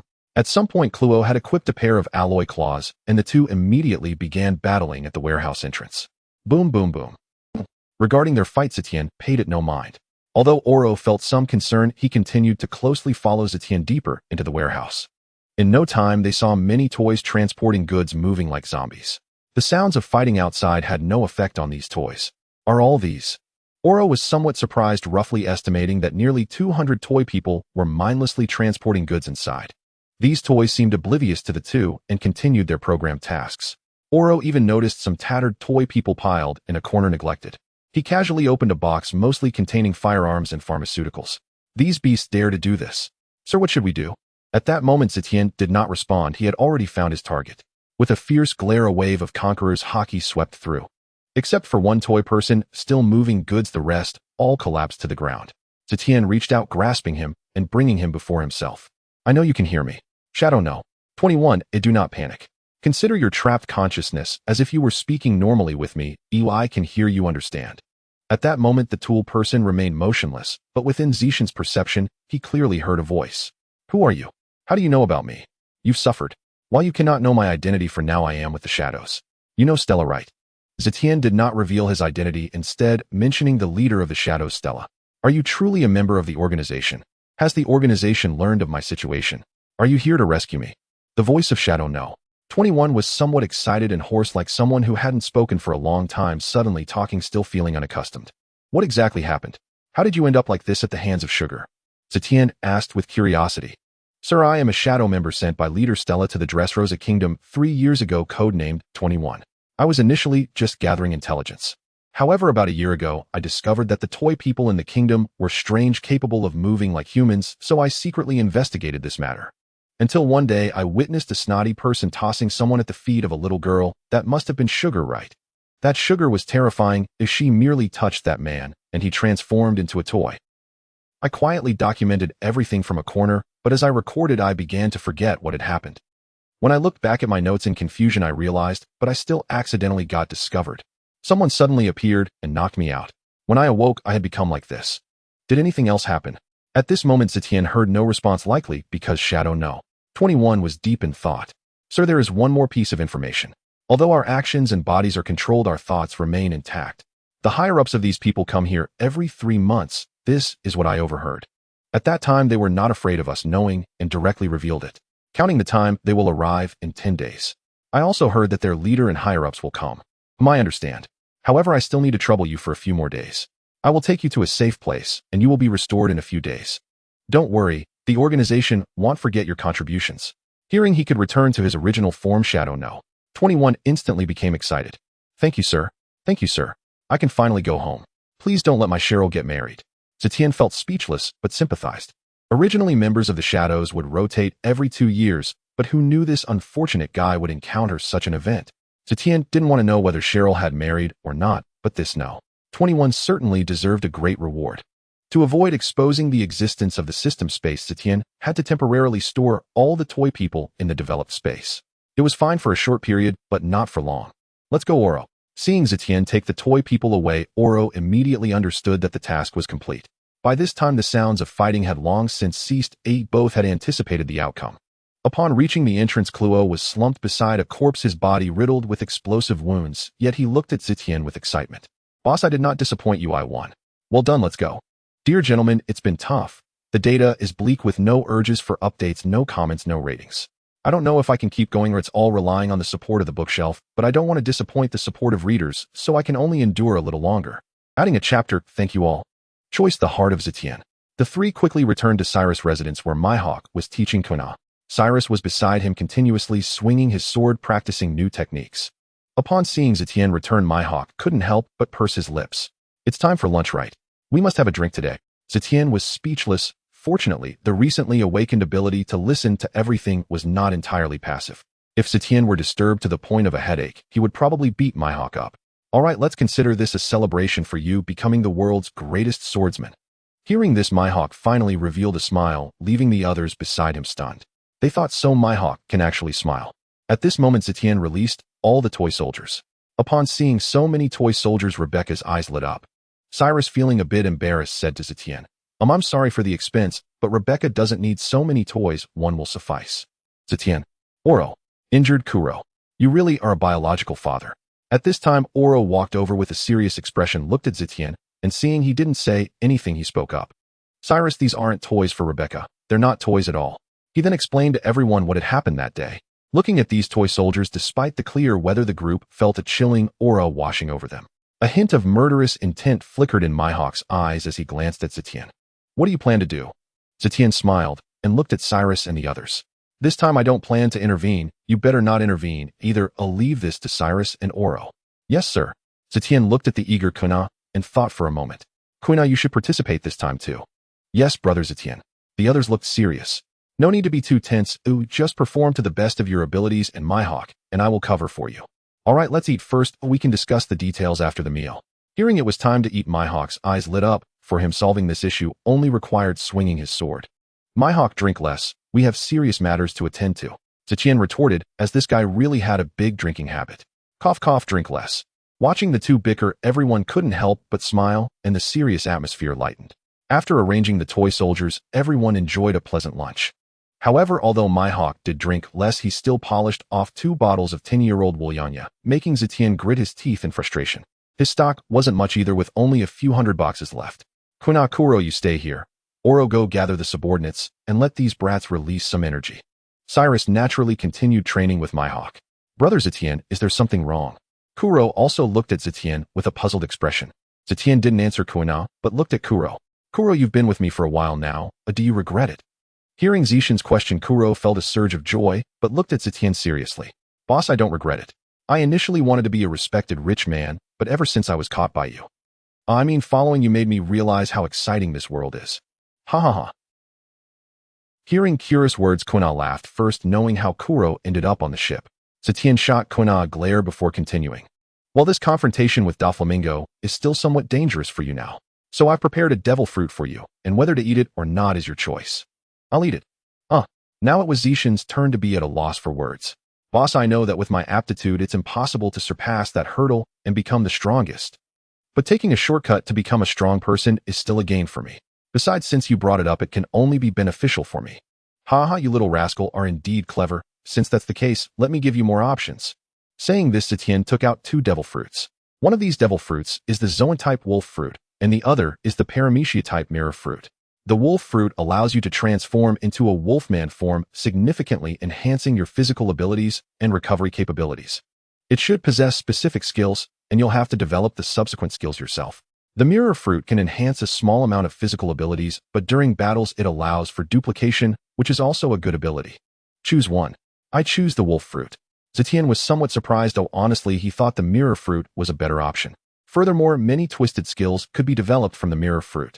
However, he overlooked that not everyone was as twisted as he was. Are you sure? I actually hoped you would choose the mirror fruit. I'm sure. If you gave me another 10 years I might choose the mirror fruit, but when I saw the wolf fruit I knew it was my choice. I'm currently very weak, my aptitude is even inferior to Brother Oro.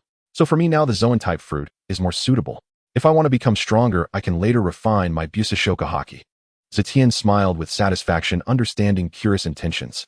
Such a person has no reason not to become a strong one regardless of the aspect.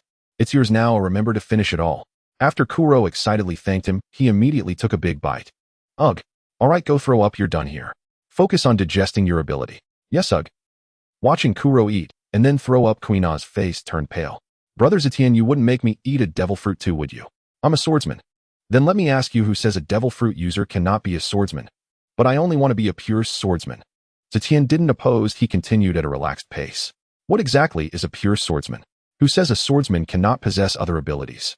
Is Haki Kenbunshika Haki or Busashoka Haki considered skills? Does a swordsman's flying slash count as a skill? Why continue developing techniques then? Kuina was momentarily at a loss for words. Kuina, do you know why Mihawk has always wanted to spar with me? I heard you defeated him before. Yes, when I first met him in terms of swordsmanship we were about equal, and he was even slightly stronger than me. But when I used my abilities to empower my swordsmanship, he was no match for me. Later, while developing my abilities, I also improved my physical condition.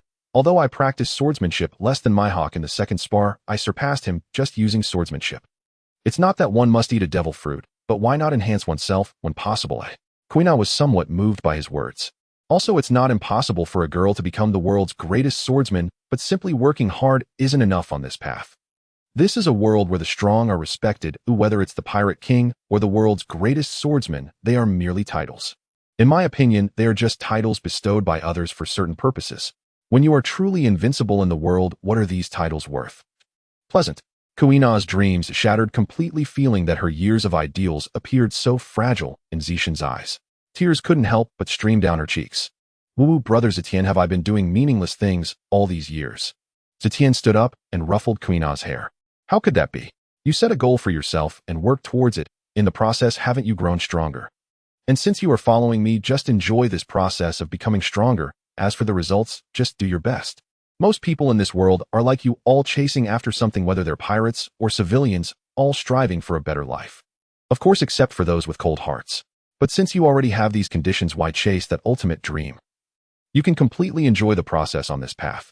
Kuina suddenly looked up, her tearful eyes gazing at Zetion. What about you, brother Zetion? Are you also enjoying this process?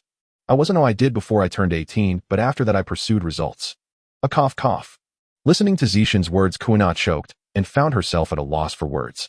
But then Zetion's next words caused her heart to ache immensely. That's because before I turned 18 someone could protect me. After 18, if there are enemies who can threaten me, no one can stand in my way. Kuina couldn't care less about her confusion despite her young age.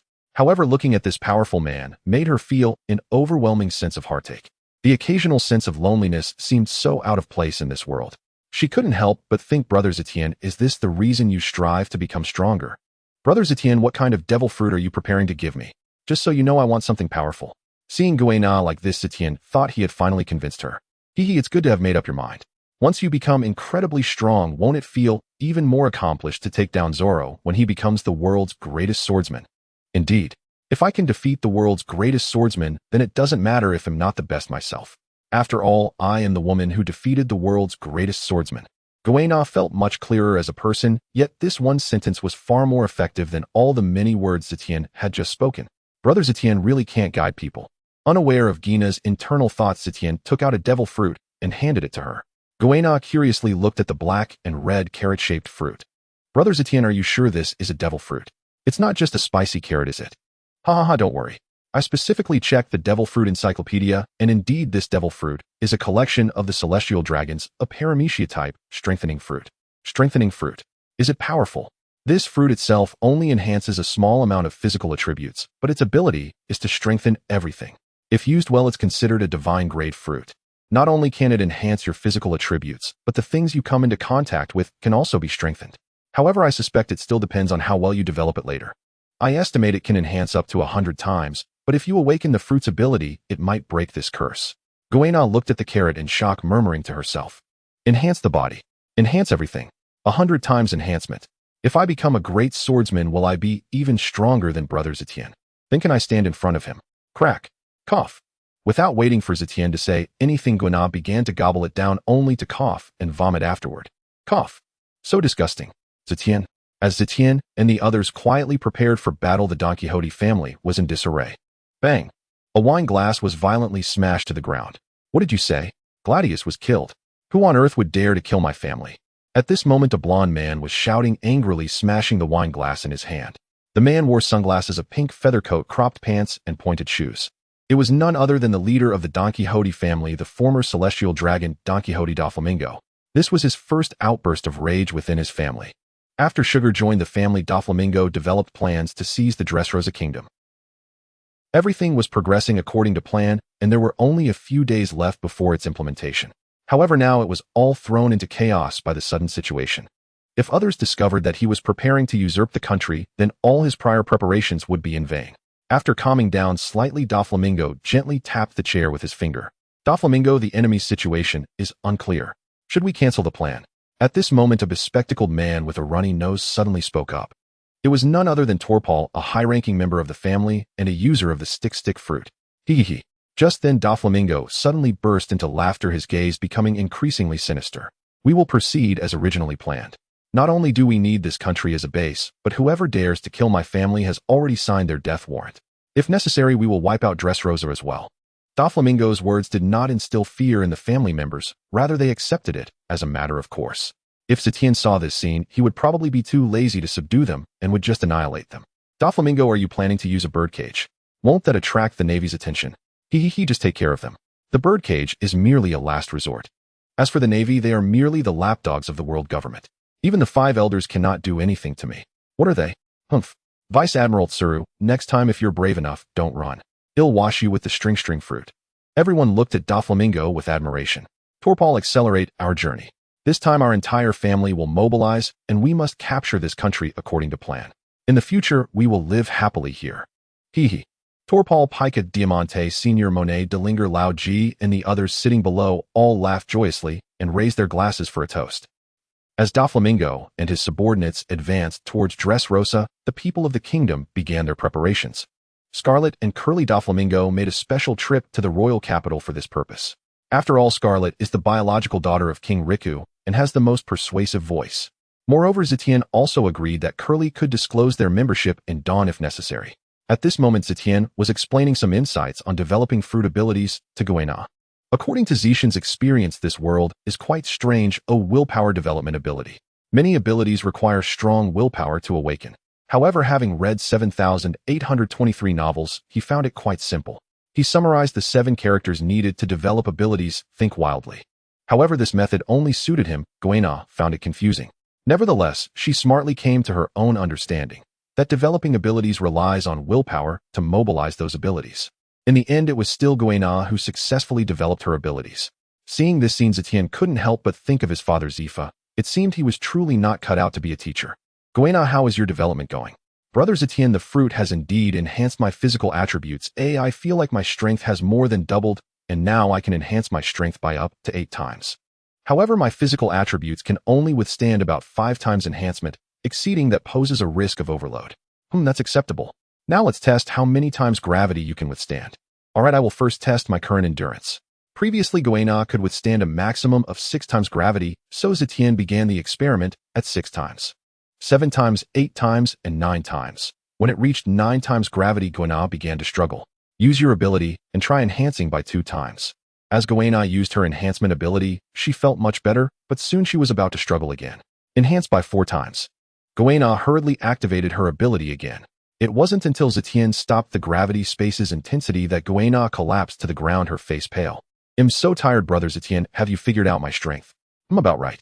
When you used the 4 times enhancement ability, you could withstand roughly 16 times gravity, which should be equivalent to a Navy officer's strength. If I exert all my strength, I estimate I could reach the rank of Lieutenant Commander. Together with the Daokai Wenji, this great sword, I might even match a colonel's strength. Overall, it's quite good. If I were to face Kuro again, I could probably match him. I'm talking about when he hasn't eaten the fruit. Also, I'm still very weak. Kuro. Zetion raised his hand and tapped Kuina on the head, causing her to glare at him fiercely in pain. Little girl, don't be ungrateful. You can defeat the original 10 of you now. Next, you'll spend an hour each night developing your strength, and the rest of the time, I will personally teach you swordsmanship. Brother Zetion, you're finally going to teach me swordsmanship in person, but can you really teach? Kuina was first delighted, but then recalled how disappointing Zetion's teaching of fruit development had been. She cautiously asked again. Zetion gave her another hard tap on the forehead.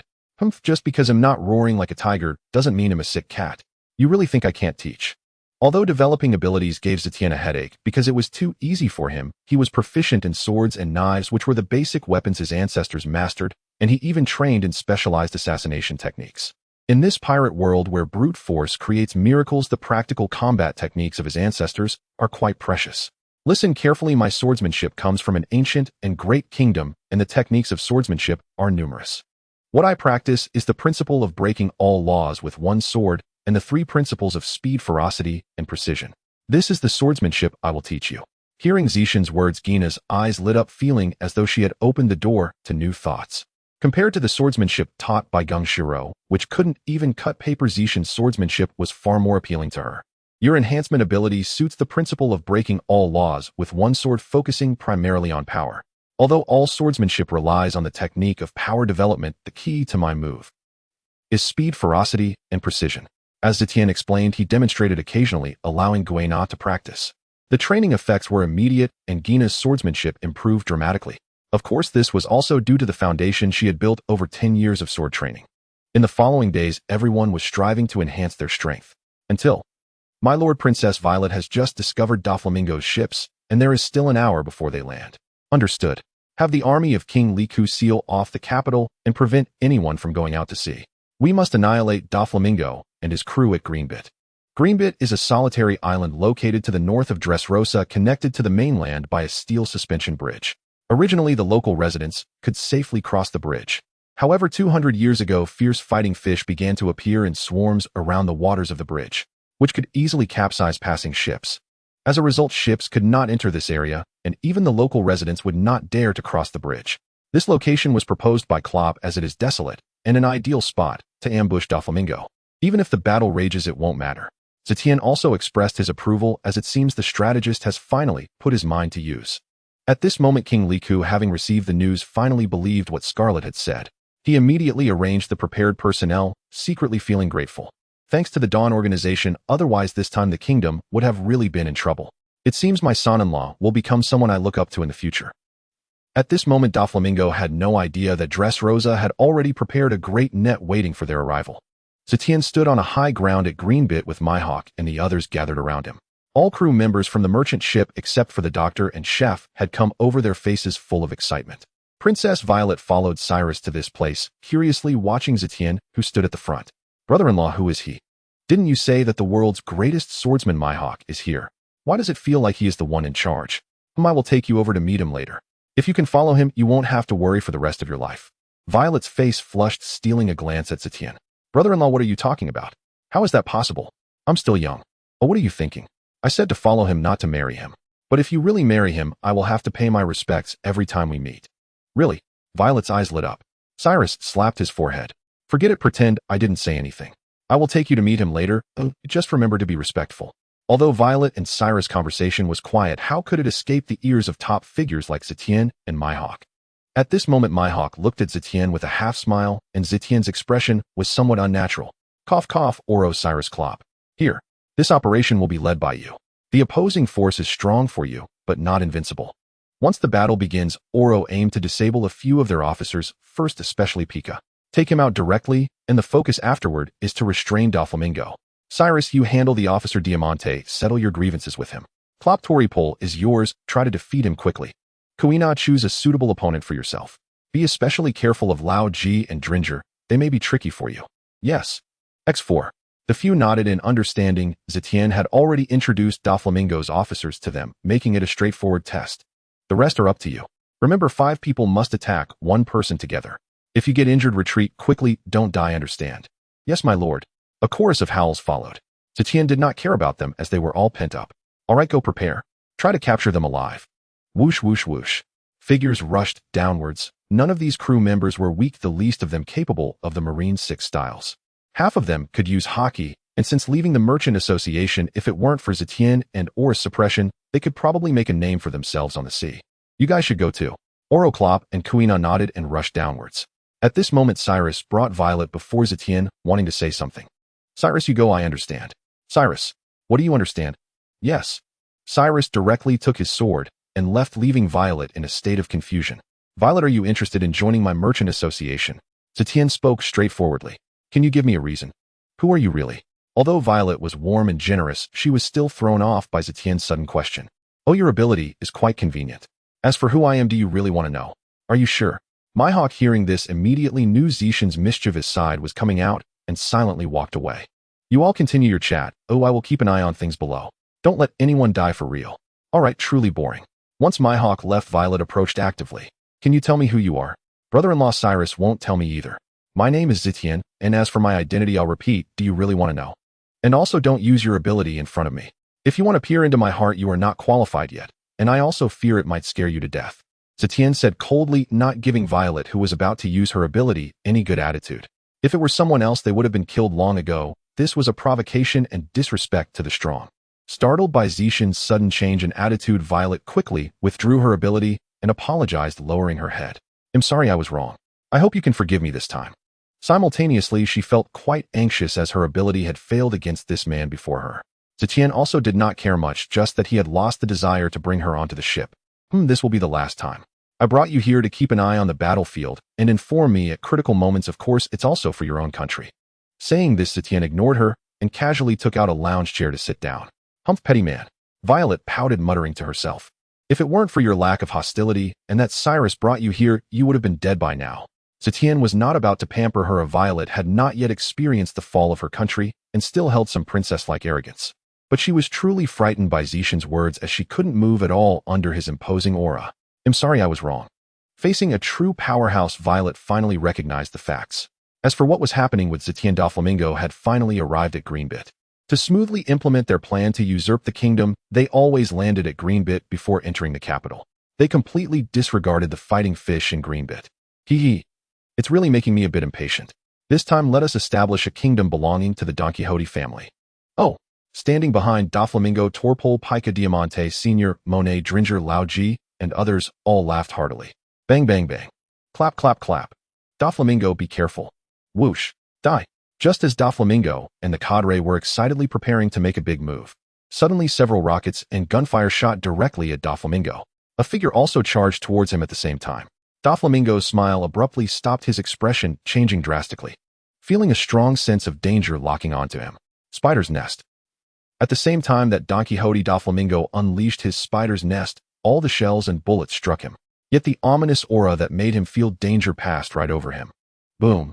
Doflamingo couldn't warn anyone in time and was directly hit by the cannonball, resulting in a violent explosion. He was engulfed in smoke and flames. Armament-rending fist. The figure was Oro, who now possessed the strength of an elite admiral and had cultivated his armament Haki to a very high level. His target was precisely these officers. The guns and cannons were merely to restrict Doflamingo's movements. The officers who had just charged at Doflamingo all halted. Be careful. Everyone was startled, but it was already too late. Oro's full-powered armament-rending fist struck Pika directly. Armament continuous punch. Before anyone could react, Oro seamlessly executed another skill, hitting Delinger and Lao Ji. Bang, bang, bang. The three were knocked away, and Pika, still in the air, was struck by Oro's full force and lost consciousness, uncertain of his fate. Delinger and Lao Ji also spat blood, seriously injured. Pika, Delinger, Lao Ji. The crowd called out their names, initially panicking, but soon turned to attack Oro. Shave. Oro disappeared from his spot, distancing himself from the members of the Don Quixote family. He was slightly out of breath, heat radiating from his body.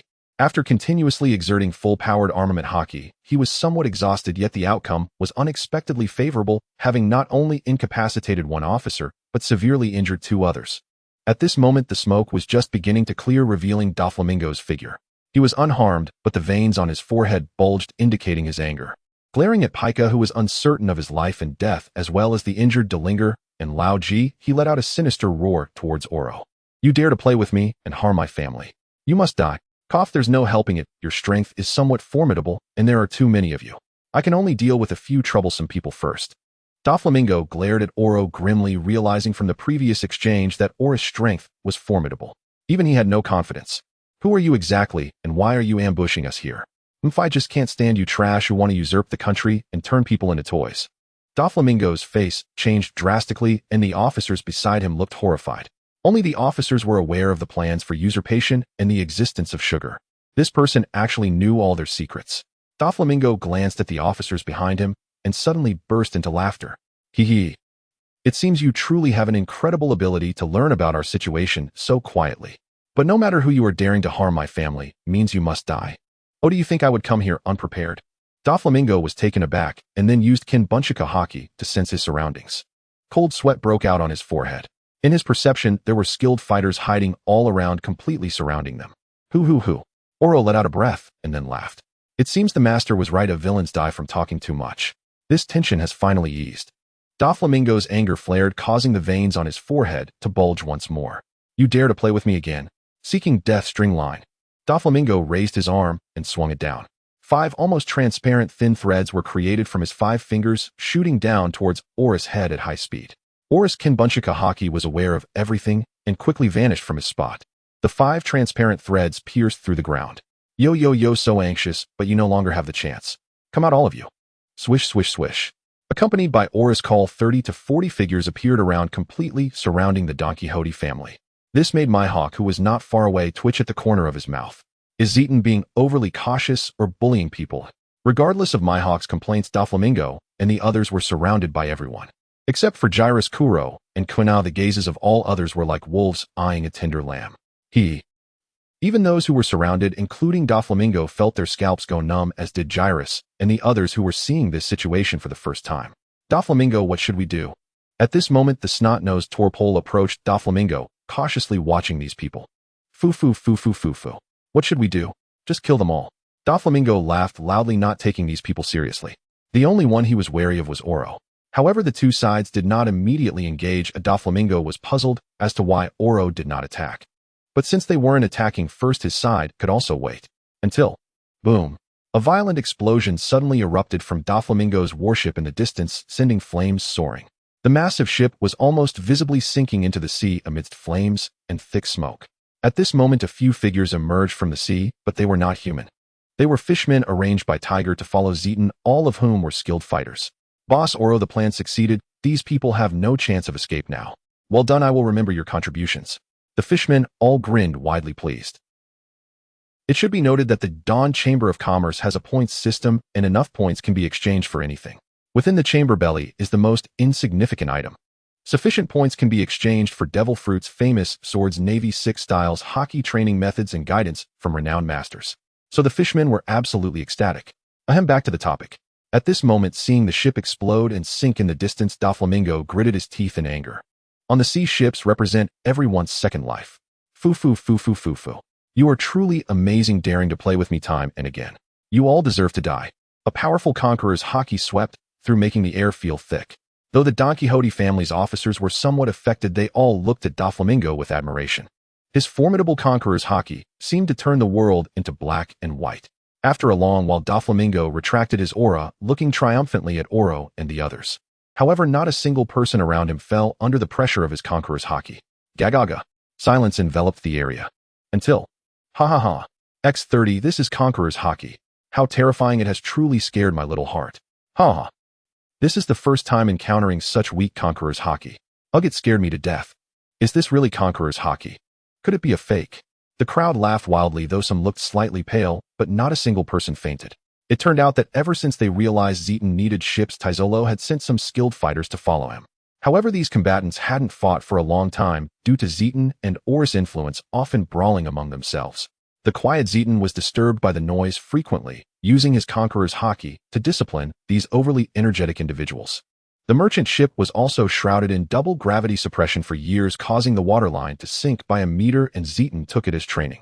Over time, under Zeton's long-term conqueror's Haki discipline, these people significantly increased their resistance, and their strength grew rapidly.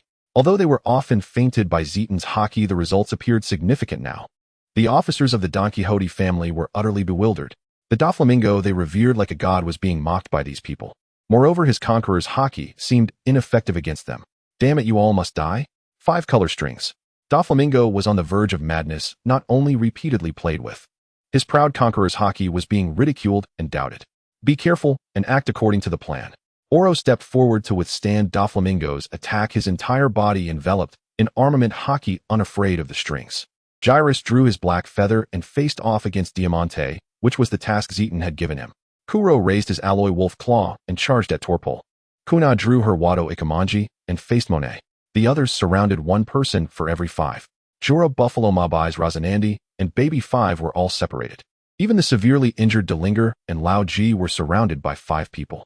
Several others kept a wary eye on Sugar, their hands darkening, all of whom were users of armament Haki. The two sides immediately engaged in fierce combat, but almost instantly. The relatively weaker Jorah, Buffalo, and Mabai's were defeated, knocked unconscious, and thrown to the ground.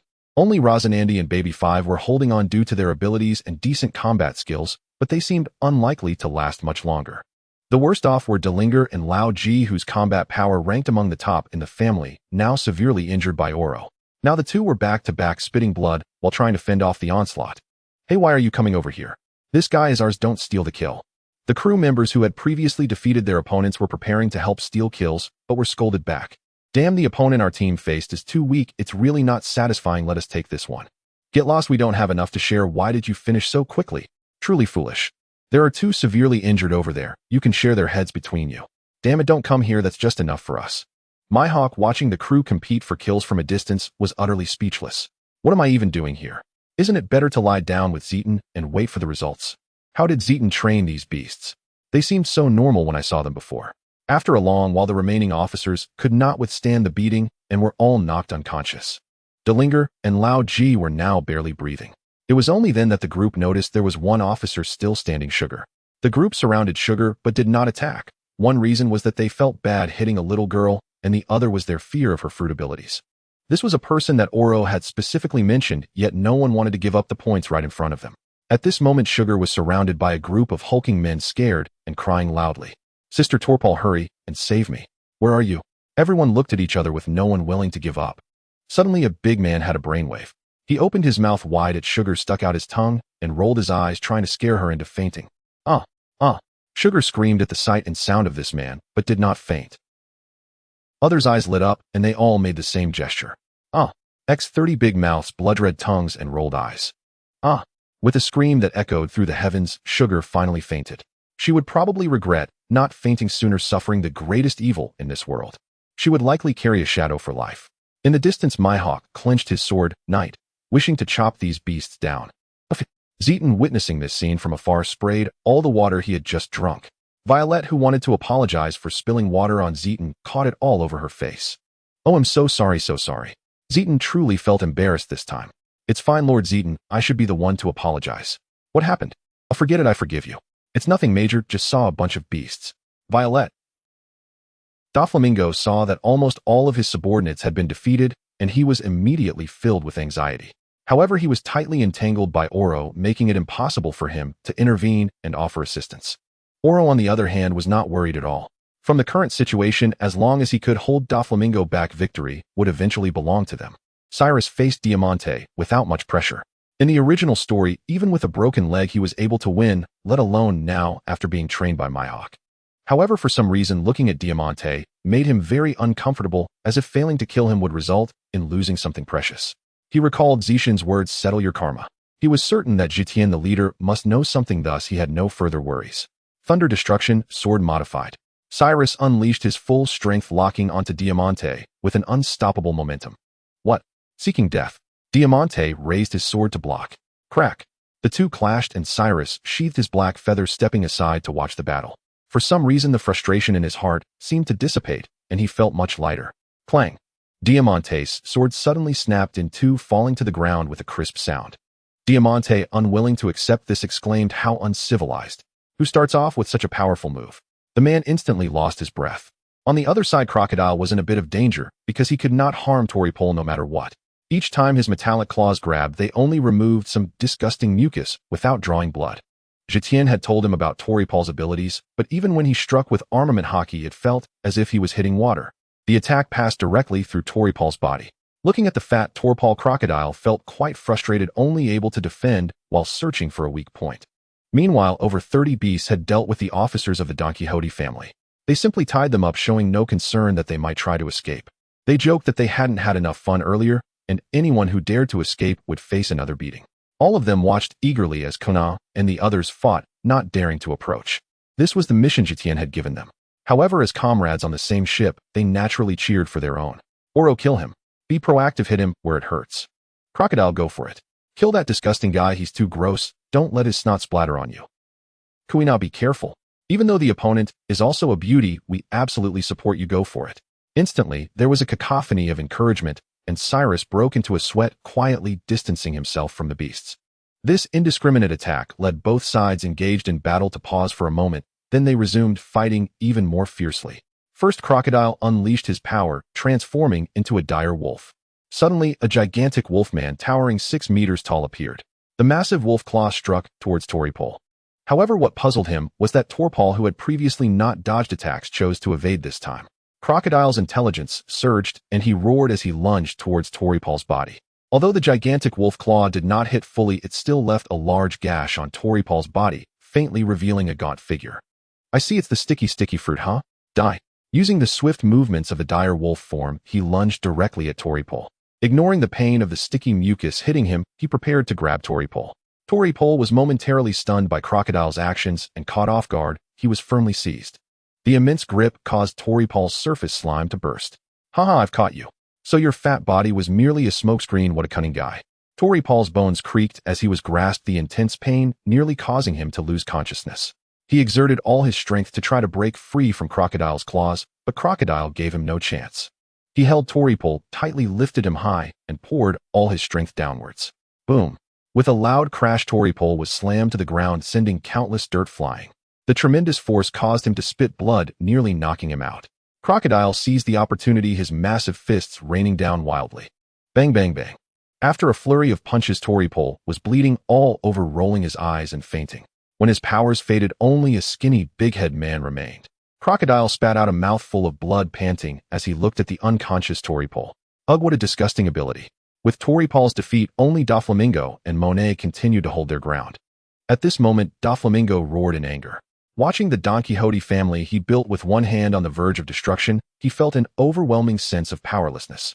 It felt just like when he was driven out of Mariejoa and bullied at will. But this time he did not want to feel failure again, roaring as he launched continuous attacks at Oro. I have not failed yet, I am a king. Die. Oro easily dodged. In contrast to others, Kuina's battle was exceptionally difficult, even more so than Crocodile's initial struggles. Monet, being a Logia-type snowfruit user, completely countered Kuina. Without the awakening of armament, Haki, Kuina could not land a hit on Monet. Moreover, the snowstorm created by Monet continued to grow, making Kuina feel increasingly cold. Fortunately, Monet's strength was not very strong, possibly due to her having just consumed the fruit. Currently, Monet had not been transformed, still possessing her beautiful features. But as a fellow woman, Kuina felt no sympathy, fiercely attacking with her sword Wadu Ikamanji. After 30 minutes of continuous fighting, Kuina finally encountered trouble. Although Monet had just obtained the fruit, the Logia abilities were indeed overpowered. Monet continuously generated ice and snow, unleashing cold air upon Kuina. Kuina felt her body growing icy, her grip on Wadu Ikamanji weakening. However, she did not want to give up. Ever since following Zetion, it was likely the happiest time in her life aside from her family. Each training session, while tougher than at the dojo, had indeed accelerated her strength's growth. Moreover, she had seen many different landscapes. Now all she wanted was to stay by Zetion's side forever until she could protect him. Gritting her teeth, she continued to battle Monet, having amplified her strength fivefold, but her stamina was nearly depleted. Monet was similarly fatigued, having exerted her powers for an extended time. But seeing that Doflamingo was still fighting, her gaze became resolute. Since Master Doflamingo is still fighting, I cannot back down. Next is my strongest strike. Let's decide this. Withering. Just 2 simple words, but they gave Kuina a sense of danger, as if her thoughts had come to a standstill. Kuina snapped out of it. The surrounding beasts saw her motionless in the face of Monet's ultimate move. They all nervously reminded her, but under Zetion's orders they did not dare to intervene. Afraid of being sent back to the Merchant Guild, a wave of colossal frost accompanied by swirling snowflakes and cold air surged towards Kuina. At this moment, Kuina, feeling somewhat stiff, was lost in her own world, as if time had stopped. She seemed to recall the hardships of training since childhood, yet she persevered. She remembered competing with Zoro 1999 times, winning every single match. She recalled the growing disparity between her and Zoro as they aged, and the helplessness and despair she felt when her father said that girls could not become the world's greatest swordsman. Kuina, don't be discouraged by others' denials. When you succeed and look back, you will find how wonderful life can be. Before the age of 18, there was someone to protect me. After 18, if there are enemies, no one can shield me. At that moment, Zetion's figure flashed before her, the man who had pulled her from the abyss in her despair. This man, forever alone, shouldering everything by himself. No, I will not give up. I must earn the right to stand before Brother Zetion, even if it means taking a hit for him. I don't want to see Brother Zetion's lonely heart any longer. Strengthen. Eightfold. Hiss. Kuina's body turned red and steam began to rise from her. Extreme heart of the blade. Kuina gripped her sword. Her eightfold enhanced body began to overload, but her powerful will made her disregard the unusual sensations in her body. Her gripping hand suddenly turned black, and with a fierce swing she struck with Wadu Ikamanji. A white sword aura swiftly sliced through the frost, and swirling snowflakes directly aimed at Monet. Monet hurriedly elementalized to dodge, but she could not escape, receiving a massive wound. How could this happen? Monet felt unwilling to accept her defeat. At this moment Kuina also lost consciousness, collapsing to the ground. Seeing Kuina lose consciousness, everyone hurriedly stepped forward, carefully protecting her. Zetion, who was constantly monitoring the battlefield, changed his expression and opened a spatial portal to pull out the ship's doctor.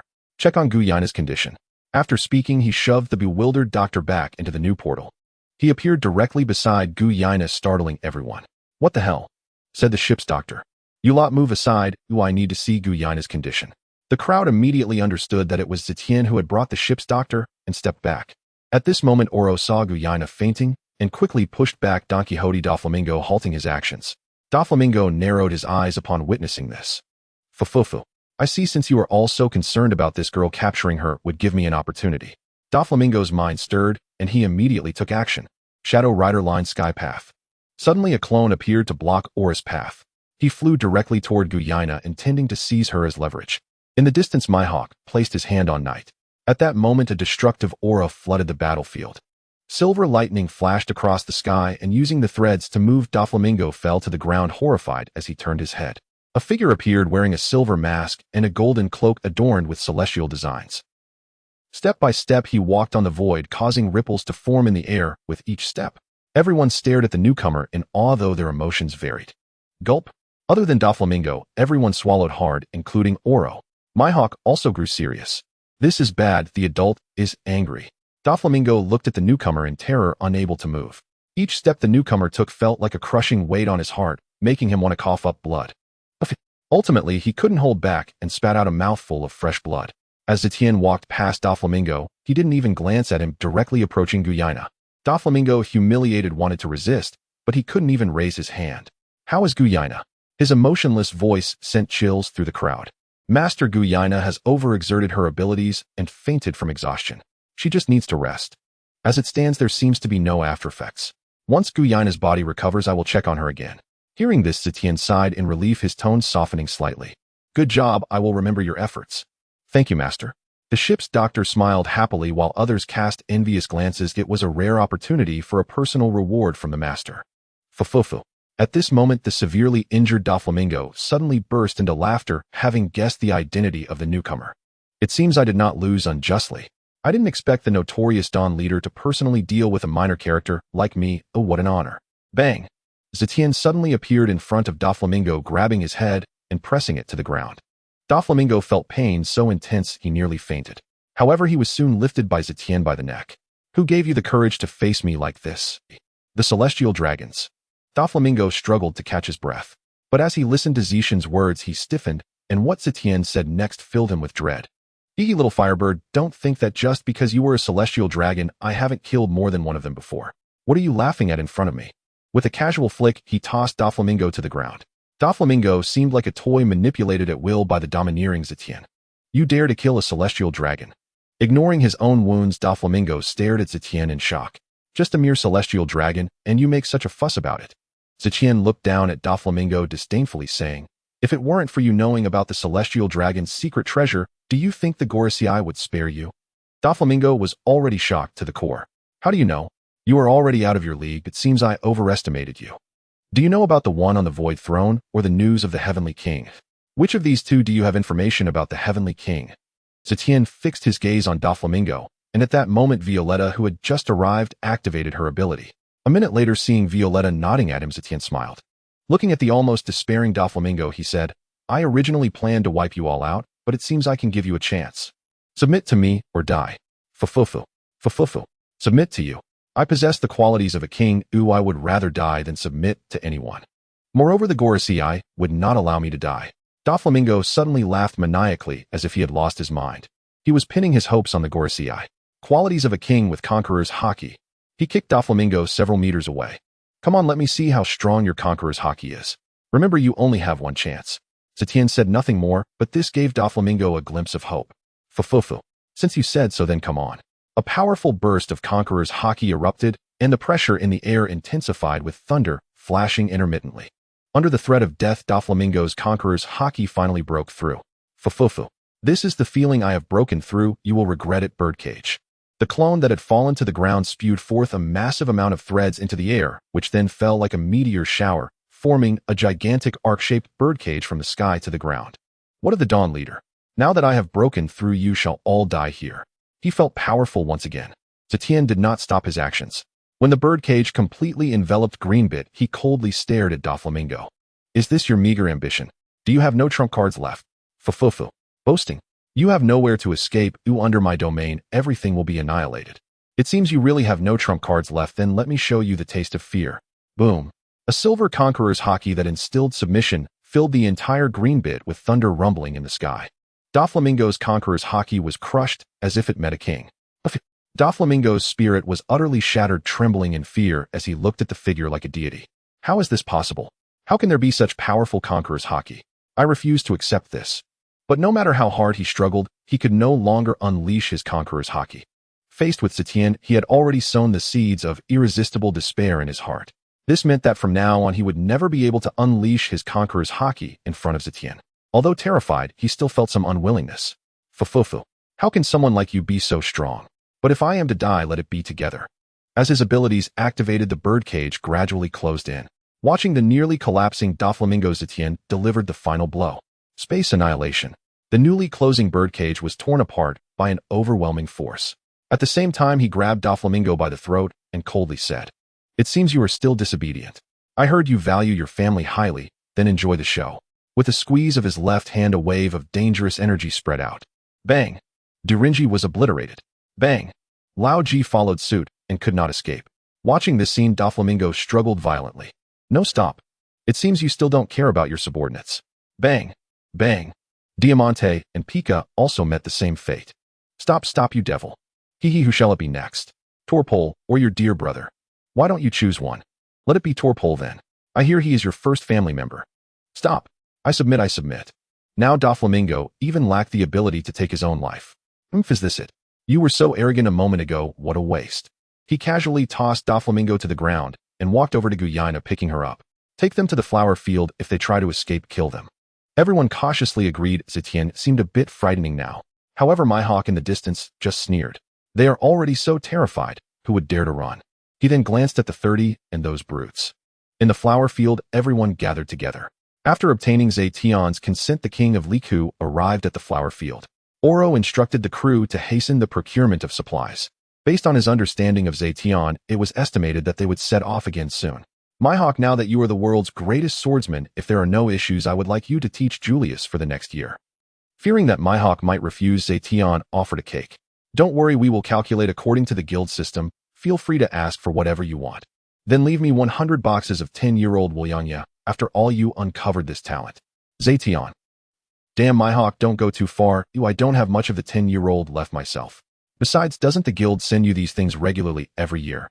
Who told you that the best batch was taken by you? The 9-year and 8-year ones aren't unacceptable either.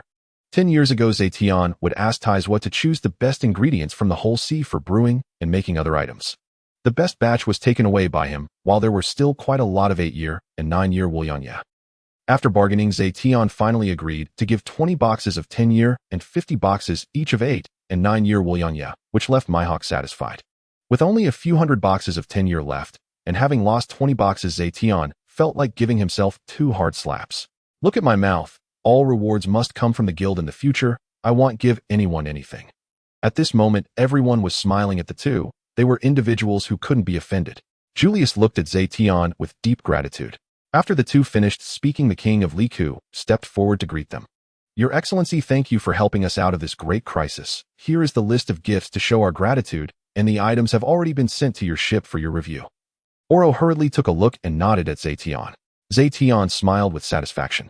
You're too polite, king of Liku. This was also a coincidence. I couldn't stand such evil doings, so it was merely a matter of convenience. Your Excellency, if it weren't for you, we might have been annihilated. You just give orders if anything happens in the future. Looking at the king of Liku, who was filled with sincerity, Zetion nodded with satisfaction. At this moment, the king of Liku was quite astute and bold. He liked others to treat him with sincerity, so he couldn't be stingy in return. Since that's the case, there are a few things I need to discuss with you. Rest assured there will be benefits. Your Excellency, it is my honor to serve you. I still don't know how to repay you, so let's skip the benefits. King of Liku, there's no need to push back. I prefer to be straightforward. They'll be direct with you. Seeing Zetion's firm attitude, the king of Liku no longer insisted. First, in the future, send people to look for more devil fruits to cultivate a group of capable individuals to protect the country, but when I need it, you must send troops once. Second, Julius is now our member, so he won't be the commander anymore. He'll recommend someone to you, Signor, your pick, who is in the royal capital. You can find him yourself. His wife is ill, who I will send someone to treat her.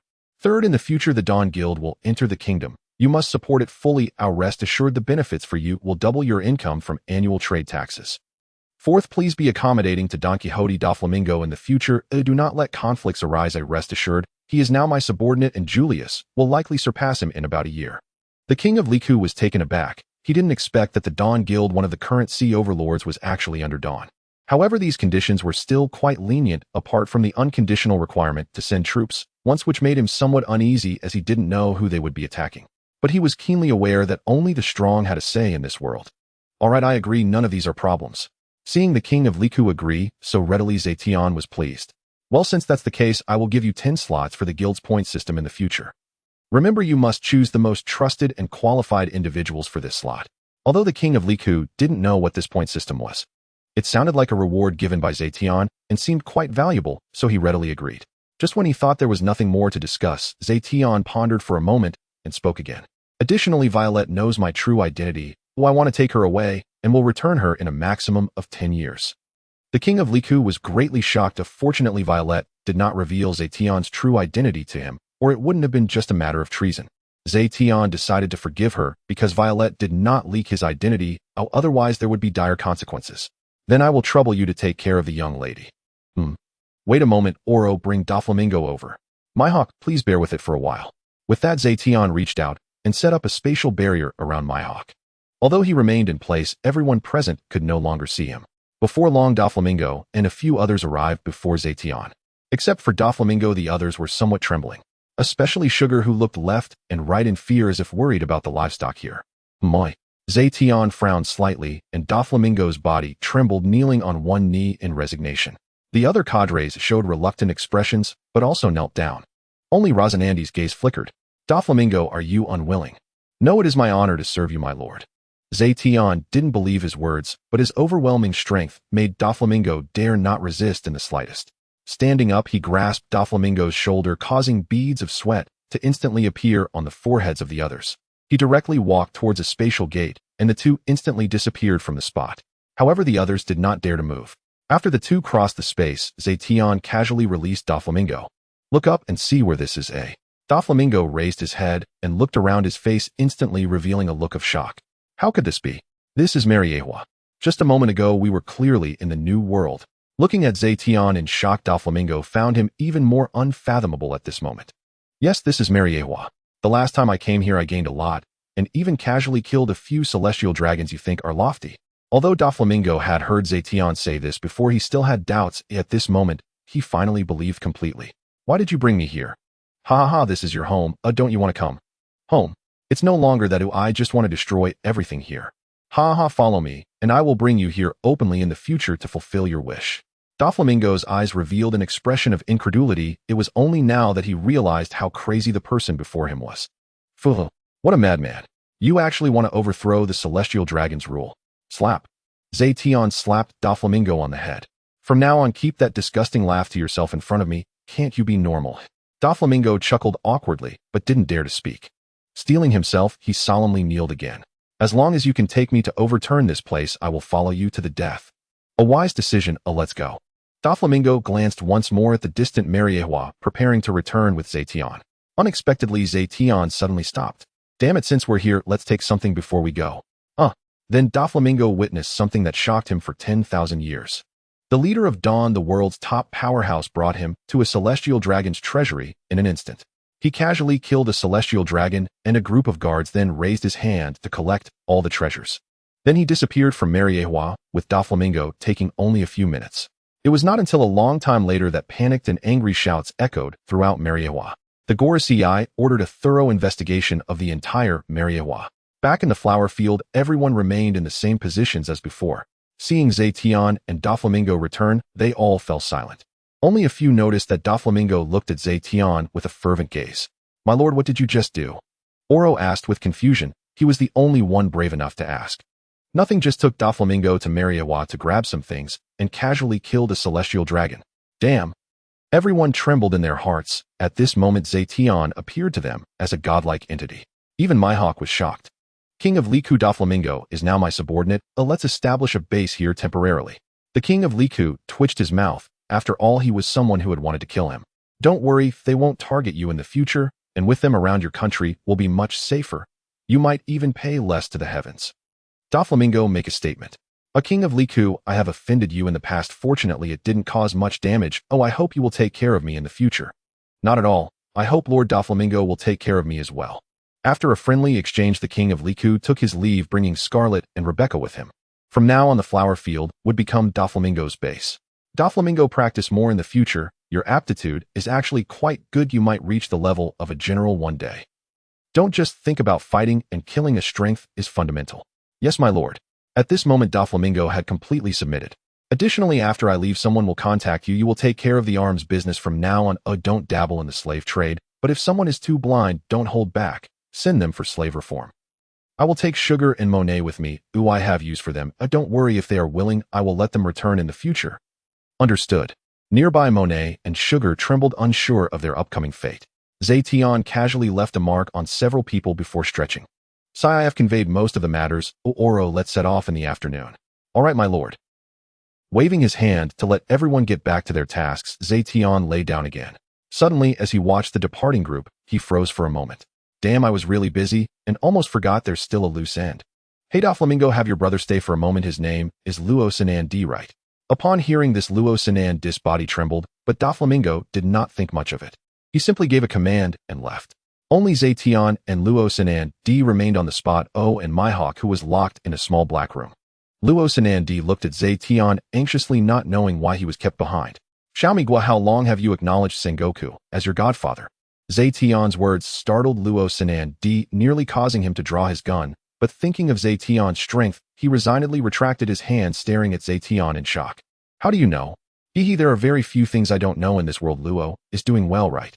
Another bombshell dropped, and Luo D could no longer hold back, pulling out his handgun and aiming it at Zetion. "Who exactly are you? How do you know about Luo's existence? What do you want?" Snap! Zetion snapped his fingers, and Luo D suddenly found himself unable to move. "I don't want to clash with the Navy just yet, otherwise you won't survive this kind of behavior. Here's a choice: bring Luo over. I have a way to cure his illness." "Can you really cure Luo's illness?" "No need to lie, it's just lead poisoning." "Why? I don't understand." Zetion did not explain, having said too much today, and he was starting to feel impatient. With a wave of his hand, he took out a transponder snail from Luo D's clothes. "You have one day to bring Luo over, otherwise neither you nor Luo will survive. Don't forget Doflamingo also knows Luo's location." Luo D fell silent for a moment before turning and leaving hurriedly. Zetion was indifferent to the possibility of Luo D tipping off anyone. To him, as long as Luo was in hand, he wasn't afraid of betrayal, let alone. Not caring about Luo D any longer, he tossed the transponder snail in his hand. A playful smile appeared on his face. "How long are you going to keep me locked up?" Sorry, I almost forgot about you." "Mihawk, from what you said, this Luo D is with the Navy." "Yes, he is the adopted son of Admiral Sengoku, tasked with infiltrating the Don Quixote family." "Then Doflamingo is truly unfortunate." "Who can say otherwise? One godfather, one biological brother. I really don't know what Luo D is thinking. Even if he doesn't want to help, he can just watch from the sidelines. What a pity."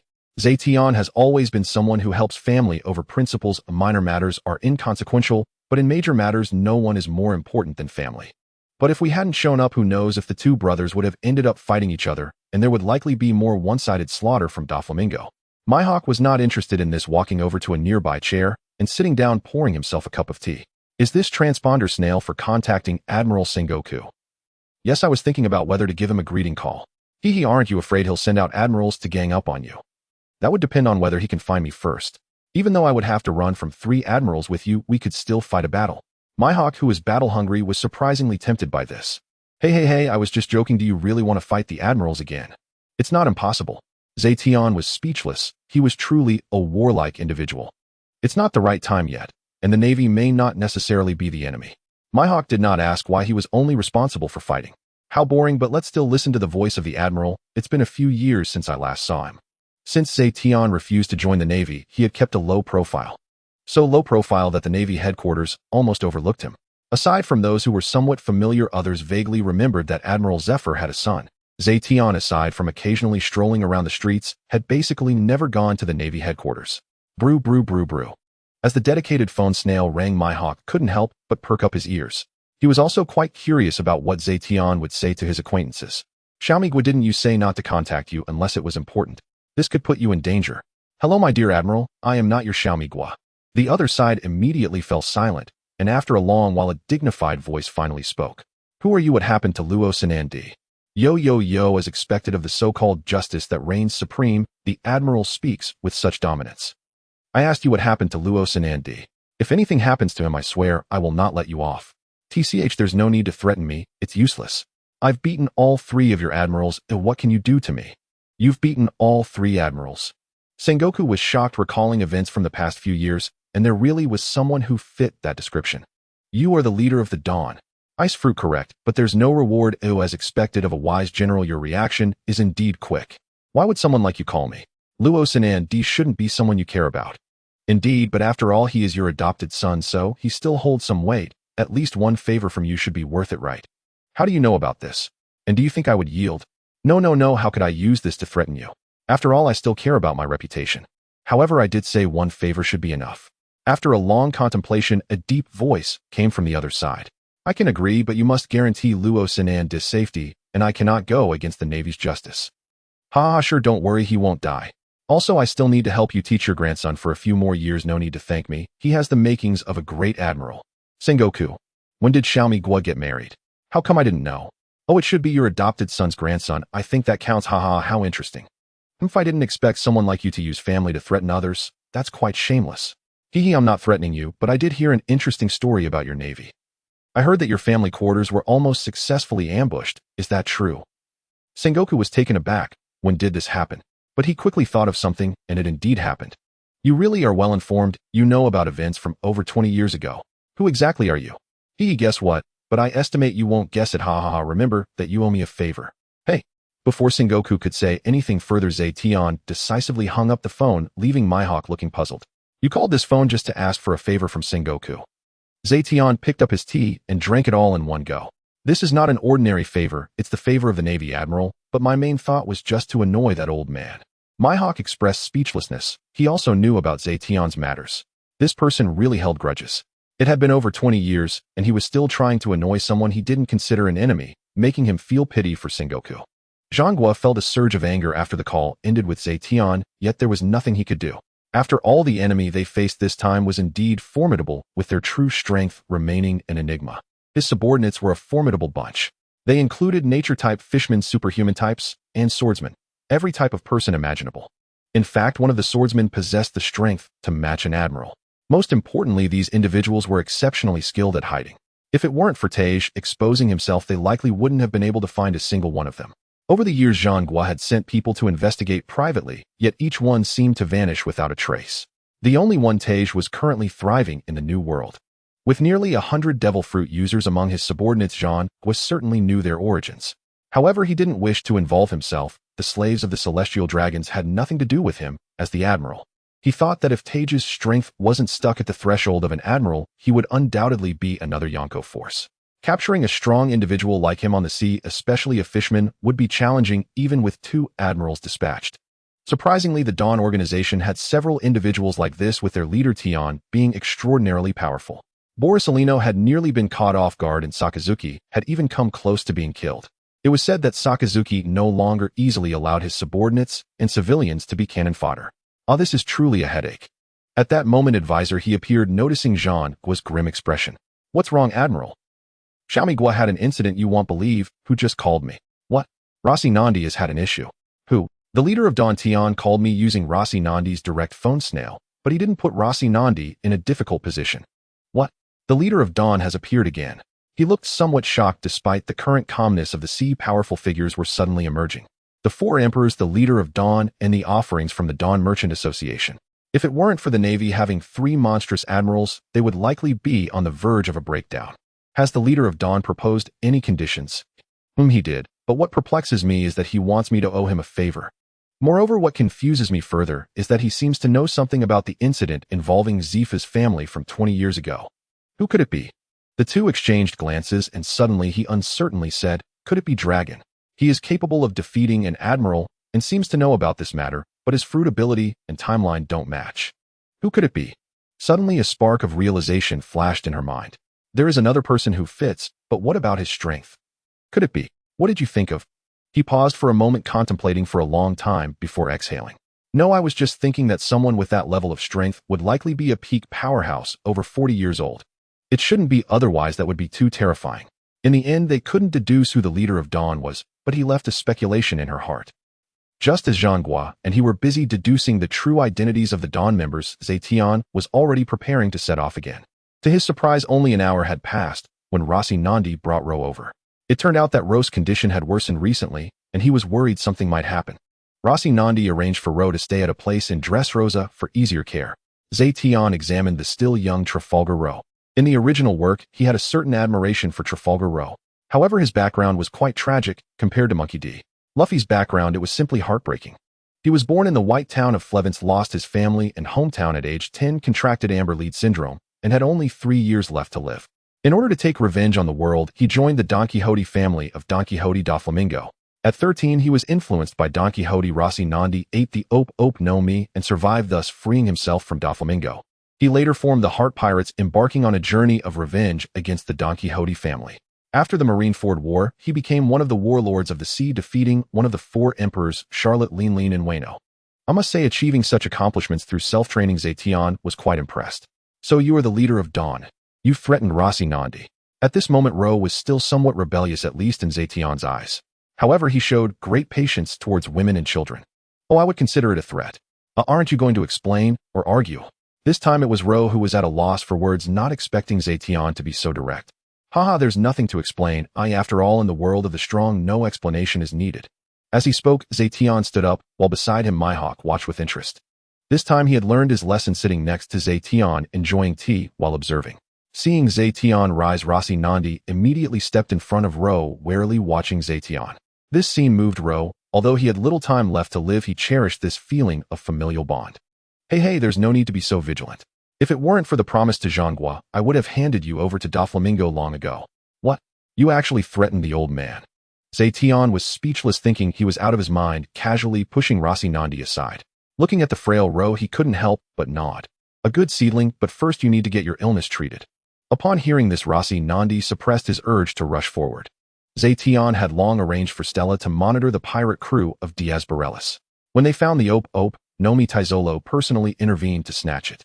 Trafalgar D. Water Law, that should be your full name, right? How did you know? I not only know that, but I also know about your original desire for revenge against the world. If it weren't for Rossi Nandi influencing you, you would likely still be extreme. Upon hearing this, Ro was shocked and glanced at Rossi Nandi with gratitude. However, there are conditions for me to save you. What conditions? I agree to anything as long as you save Ro. His gaze swept over Rossi Nandi. Right now you lack the qualifications to negotiate conditions, nor can you make decisions for him. No matter the conditions, I agree. I just hope you won't trouble Mr. Rossi Nandi anymore. Ro hastily replied, knowing that the person before him was very powerful, fearing that Zetion might kill Rossi Nandi. However, this thought being seen through made Zetion chuckle. Right now you satisfy me greatly. My condition is to join us, but you currently do not have the qualifications. So I intend to give you 10 years to reach the level of an admiral before you have this qualification. Listening to Zetion, Mihawk beside him couldn't help but glance at the young boy before him. He really didn't understand why Zetion was so certain he could reach the level of an admiral. Both Ro and Rossi Nandi were stunned by Zetion's words, exchanging looks. Leader, do you have such confidence in me? If you can't reach it, you won't qualify to join my organization, nor will you have any hope of saving your almost annihilated country. What? My country still has hope. You must know that the white town he belonged to and the entire country plan had been erased by the world government. Only a few infected with amber lead were still barely surviving. Then it depends on how quickly your strength progresses. If you want to become stronger, you must undergo brutal training. Don't worry, I will provide you with the best resources. Oh, not everyone has this privilege. Upon hearing this, Trafalgar Law revealed a look of anticipation for the first time. He deeply bowed to Zetion.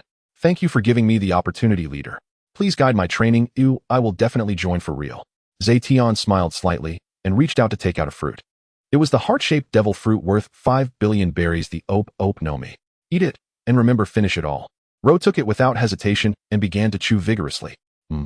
Ugh. Seeing this scene, Zetion couldn't help but laugh. After Ro finished eating, he felt his stomach churning, his face pale. This fruit is worth 5 billion berries. Make sure to develop its abilities well. The fruit's ability can gradually remove the amber lead from your body, and only then can you begin training. Don't let me down with my expectations. Both were somewhat stunned, shocked by such a staggering number. In the afternoon, come with me. If you have anything to do, hurry and take care of it. After sending the two away, Zetion released Mihawk. You really are generous, just giving away a devil fruit worth 5 billion like it's nothing. What's there to be stingy about? If 5 billion can get me an admiral-level fighter, I wouldn't mind getting 100 of them. Then why are you so stingy when it comes to giving me something? Damn it, Mihawk, you know what I ask for is always just a bit less. Come on, let's have a good chat. Mihawk rolled his eyes, unwilling to engage with this guy. Mihawk, the coming year will be hard on you. Also keep an eye on Doflamingo for me. Lucia, in a year, I will examine your strength. If you have not risen to the admiral candidacy, I will show no mercy. On the shore, Zetion bade farewell to Mihawk and Lucia. He had not invited the others to accompany them. Very well, but when the time comes, you must indulge me in a proper match. No problem. Prepare to be beaten. Mihawk, furious, nearly drew his blade. Lord Zetion, thank you. Safe travels, I will train diligently. Zetion patted Lucia on the shoulder, then waved to the two of them. Farewell. See you in a year. Goodbye. Half a year later, on the vast sea, a great merchant ship sailed alone, yet its decks were unusually lively. Lord Zetion, please have some grapes. Nai just chilled them. A girl in a maid's outfit looked at Zetion with solicitous eagerness. Zetion sighed. Doflamingo. How did he manage to send you along? He regarded the girl baby 5 with a tolerant helplessness. Although he admired beautiful women, he was not one to take them all. Makinuo remained the only woman in his heart. Lord, do you no longer want me? Baby 5 looked utterly despondent. Seeing this, Zetion slapped his forehead. Very well. Remain aboard the ship from now on. Lord, do you truly need me? Zetion rubbed his temple. Baby 5's malady was not minor. Yet she was only a girl of barely 10, and he felt awkward refusing her outright. Yes, but stop calling yourself Baby 5. That code name sounds like a label. Who gave you such a name? Never mind, I'll give you a proper name. From now on you shall be called AI Lucia. Very well, Lord. From now on, I will be AI Lucia. AI Lucia has a new name, I am so happy. Zetion smiled wryly. Perhaps in time, he could cure her affliction. Not only AI Lucia, but by Zetion's side, a beautiful woman brewed tea for him. Nai. Initially nervous, she had slowly relaxed after spending time with Zetion. She helped Zetion chill fruit and steep tea. The easy atmosphere brightened her spirit considerably. Meanwhile, Kuina and Luo were training their fruit abilities out on the deck. Zetion offered Luo sensible suggestions for developing his fruit power, drawing from his own experience. Luo's eyes lit up at the directions Zetion proposed. Kuina shot Zetion an annoyed glare for stealing her thunder. The only one who still seemed unsettled was Sha Tang, who hid alone in the cabin and would not come out. When she first boarded with Nai, she had fainted at the sight of the nightmarish beasts, and many days later, she still had not adjusted. Though she sometimes ventured out now, she was easily terrified by the crew and often retreated to the cabin. For that, Zetion had beaten everyone on board until they learned some compassion. Lord, I'll go see whether Sha Tang is any better. Nai set a cup of hot tea before Zetion and said helplessly, go, bring some grapes to her as well. Nai rose and departed. Were it not for her constant companionship and consolation, Sha Tang might not have survived these days. Zetion resumed his rest. The night before, he had returned to Fengche Cun to comfort Makinuo, and only this morning had come back.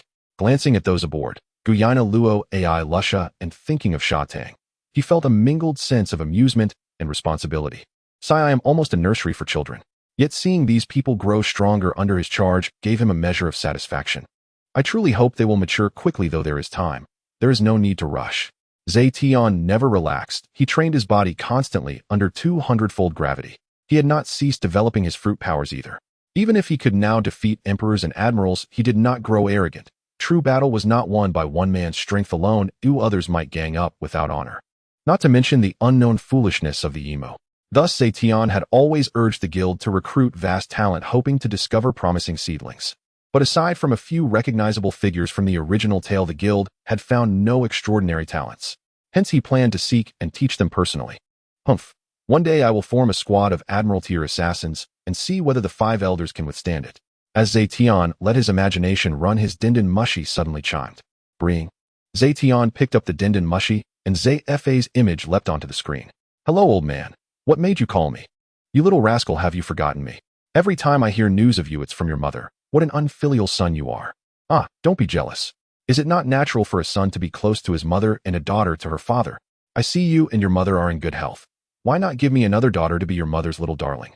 Zefa raged so inside that if Zetion were present, he would have been pummeled. All right, don't be angry.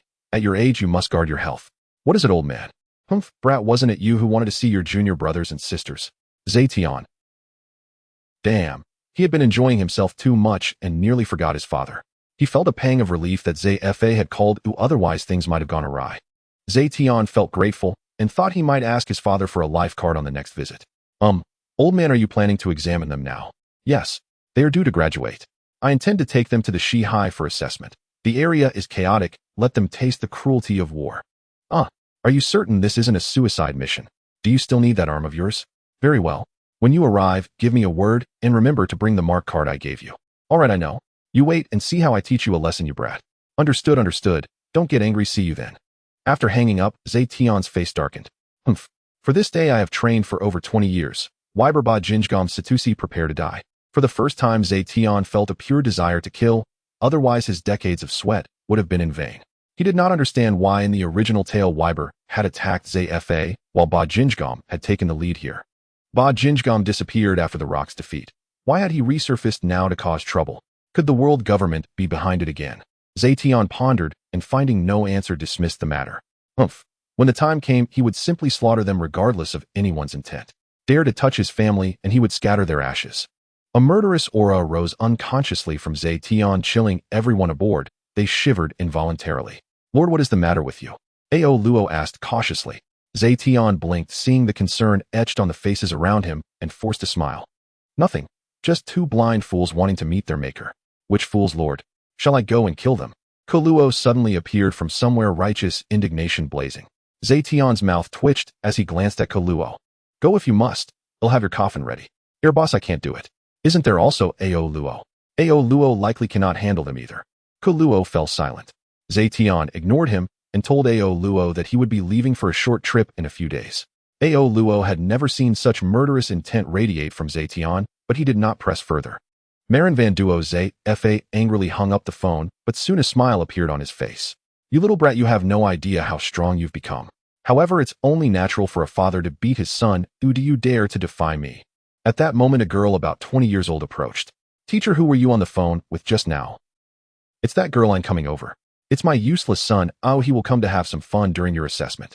The person speaking was Aina, user of the retrofruit ability, and a female swordswoman, though she had not yet reached the level of a true swordswoman. With her long, soft, sea blue wavy hair, she wore a purple tank top and black ultra-short shorts. Zefa nodded in satisfaction as he looked at Ain. I'll introduce you to, when the time comes, you should communicate more. Ain's face flushed, and she shyly changed the subject. Teacher is senior brother, Zetion Strong. Hearing this, Zefa hesitated, unsure of how to respond. He was well aware of Zetion's capabilities. After all, how could someone who could defeat 3 generals not be strong? However, he didn't have a clear concept of it now, and he suspected that Zetion was behind Kaido's defeat. After all, he knew both Taizaro, the head of the Dawn Merchant Guild, and Stella, who were both subordinates of Zetion. Well, how should I put it? This kid is very strong, extremely strong. As he spoke, Zefa's face was filled with pride. After all, this was his own child whom he had personally trained. An looked at Zefa's expression with disbelief. I don't believe it. No matter how strong senior brother Zetion is, can he really be stronger than you? Hey girl, let me tell you a secret, but you mustn't tell anyone. You guessed the result of the match he had against me 5 years ago. 5 years ago. Senior brother wasn't even 20, of course, he couldn't beat you.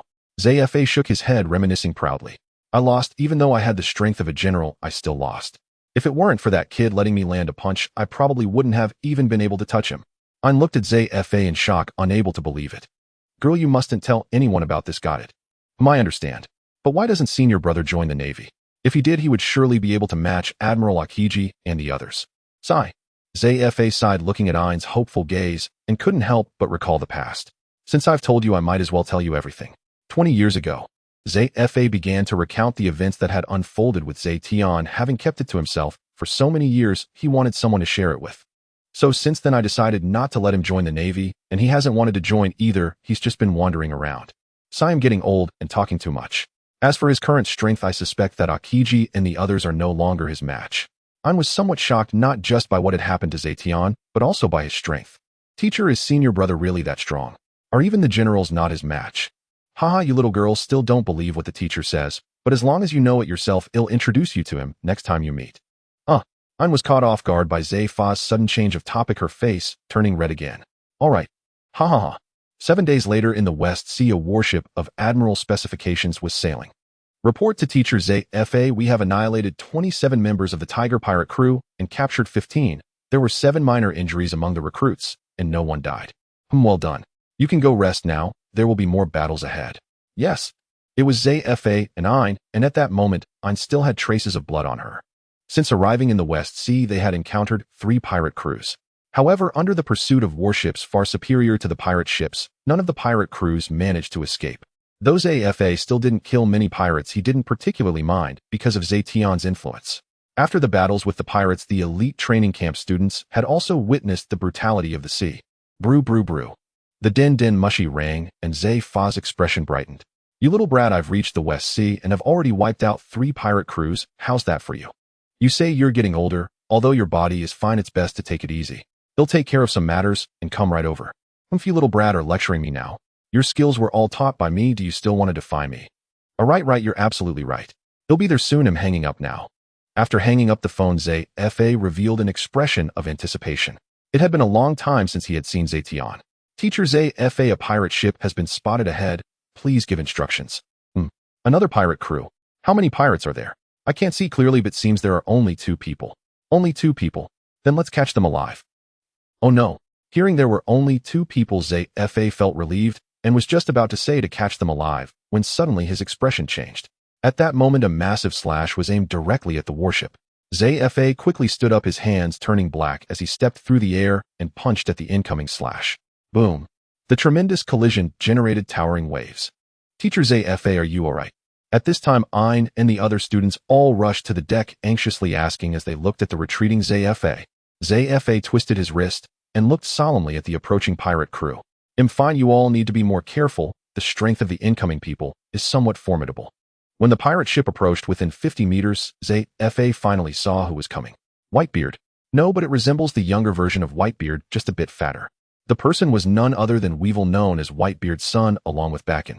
Mommy, it seems like there's a strong person here. Can I kill him? Haha, my good son, since you are Whitebeard's son, kill all these people, and the treasures on the ship will all belong to us. A short and skinny old woman grinned cruelly, her face wrinkled into a mass. Zefa frowned slightly, feeling that Bakken's figure looked somewhat familiar, as if he had seen her somewhere. Finally. So it's you, Bakken Gorm Stussy, a member of the Rocks Pirates. I can't believe you are still alive. Haha, so it's Zefa. We haven't seen each other for decades, and your strength has regressed quite a bit. You've aged quite a bit yourself. You were a great beauty back in the day. How did you turn into this ugly pumpkin now? Upon hearing this, Bakken Gorm Stussy was furious, her face turning red with rage. Zefa, you bastard, I'll send you to hell today. We will kill him. Alright, mommy. Saying this, he jumped up and slashed towards the warship, his figure towering over 6 meters, giving a sense of oppression. Seeking death. Zefa was not polite and directly covered his arms with Haki to meet the attack. Boom. A punch struck the huge blade, causing massive waves as both were knocked back. He hastily stabilized himself with Moonwalk and coughed slightly. Cough, cough, what immense strength. Zefa's hand was stinging from the impact. He hadn't expected Weevil to possess such power, giving him a feeling almost on par with Whitebeard Newgate. Teacher. Ain and the others saw that Zefa had actually been pushed back and shouted worriedly. It's fine, you all stay back and be careful of Bakken. Mommy, he's hitting me so hard, I want to kill him. The dim-witted Weevil was also somewhat hurt from the impact, glaring fiercely at Zefa. Good son, then go kill him, and then kill all the others. Okay, mommy, roar, kill them all, let them all die. While glaring at the Navy with a foolish yet vicious look, he charged straight at Zefa. Who the hell do you want to kill? Thank you to Nyo Huanchi 66, Nyo Huanchi 88, Shifeng the writer who writes out of interest pay, sent August 7. Yunlan Yachin Hai, the true leader of the Zetion gang, Chin Fan Black, and SWAT from Chinjo Fearless for their support. The little author will continue to work hard on updates. Thank you all for your support. Just as Weibel charged at Zephyr, a young man with purple hair suddenly descended from midair. With a heavy kick, he struck Weibel's face, sending him flying dozens of meters away. At the same time, a voice rang out.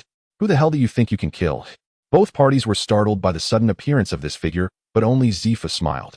After kicking Weibel away, Zetion stood on the void and turned to Zephyr. Old man, are you alright? Zeton never expected that in just a few minutes after hanging up the phone, Zephyr would encounter Weibel.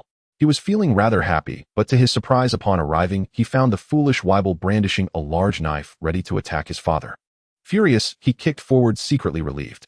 In fact, Zephyr was merely a bit out of breath. He was not gasping for air yet, and fighting for hundreds of rounds was still no problem. Ha ha ha, I'm fine. It's just my lungs feel a little uncomfortable. I can still fight for days and nights. Zeton rolled his eyes, thinking that by the time Zephyr was gasping for air, all his students would be killed. Then take a rest, we'll talk later. He'll handle it quickly. Alright, it's up to you. Be careful, this big guy has some strength. As Zephyr returned to the warship, Ain immediately asked, Teacher, are you alright? Is this Zeton, the senior brother? Yes, I'm fine. It's just this brat. What do you think, isn't he handsome? Very handsome. Ain blushed, but still nodded. Ha ha ha. While Zephyr and Ain were chatting about him, Zeton felt a surge of violent emotions within. He coldly stared at Weibel and Bagink, his emotionless words echoing in the air. Have you thought about how you want to die? Mommy, it hurts so much I want to kill him. Another one coming to die? My dear son, you're the strongest, kill them all. At that moment, Bagink remained confident that Weibel could handle Zeton, unaware that Zeton was already plotting how to kill them to vent 20 years of pent-up anger. Okay, mommy, you'll kill him now. Swish. Weibel charged towards Zeton at an incongruous speed for his size, wielding his knife fiercely. Zeton did not evade, but instead wrapped his arm in Conqueror's Haki and struck back fiercely.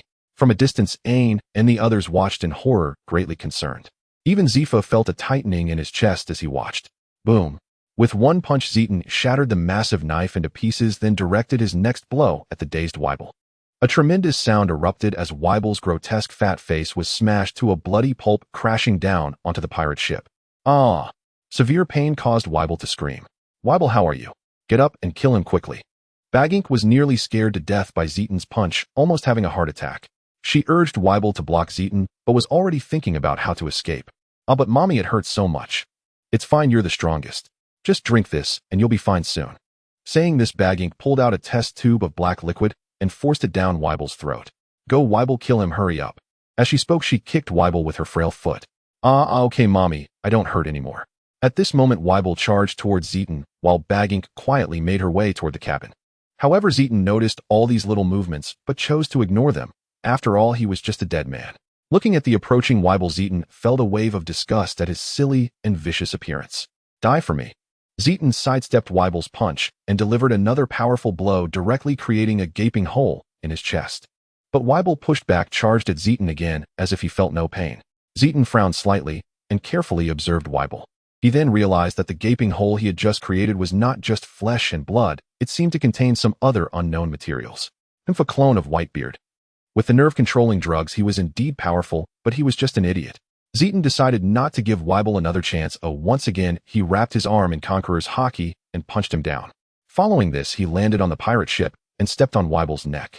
He unleashed one punch after another, no longer using Conqueror's Haki, but rather employing armament Haki for internal destruction. Boom, boom, boom, boom.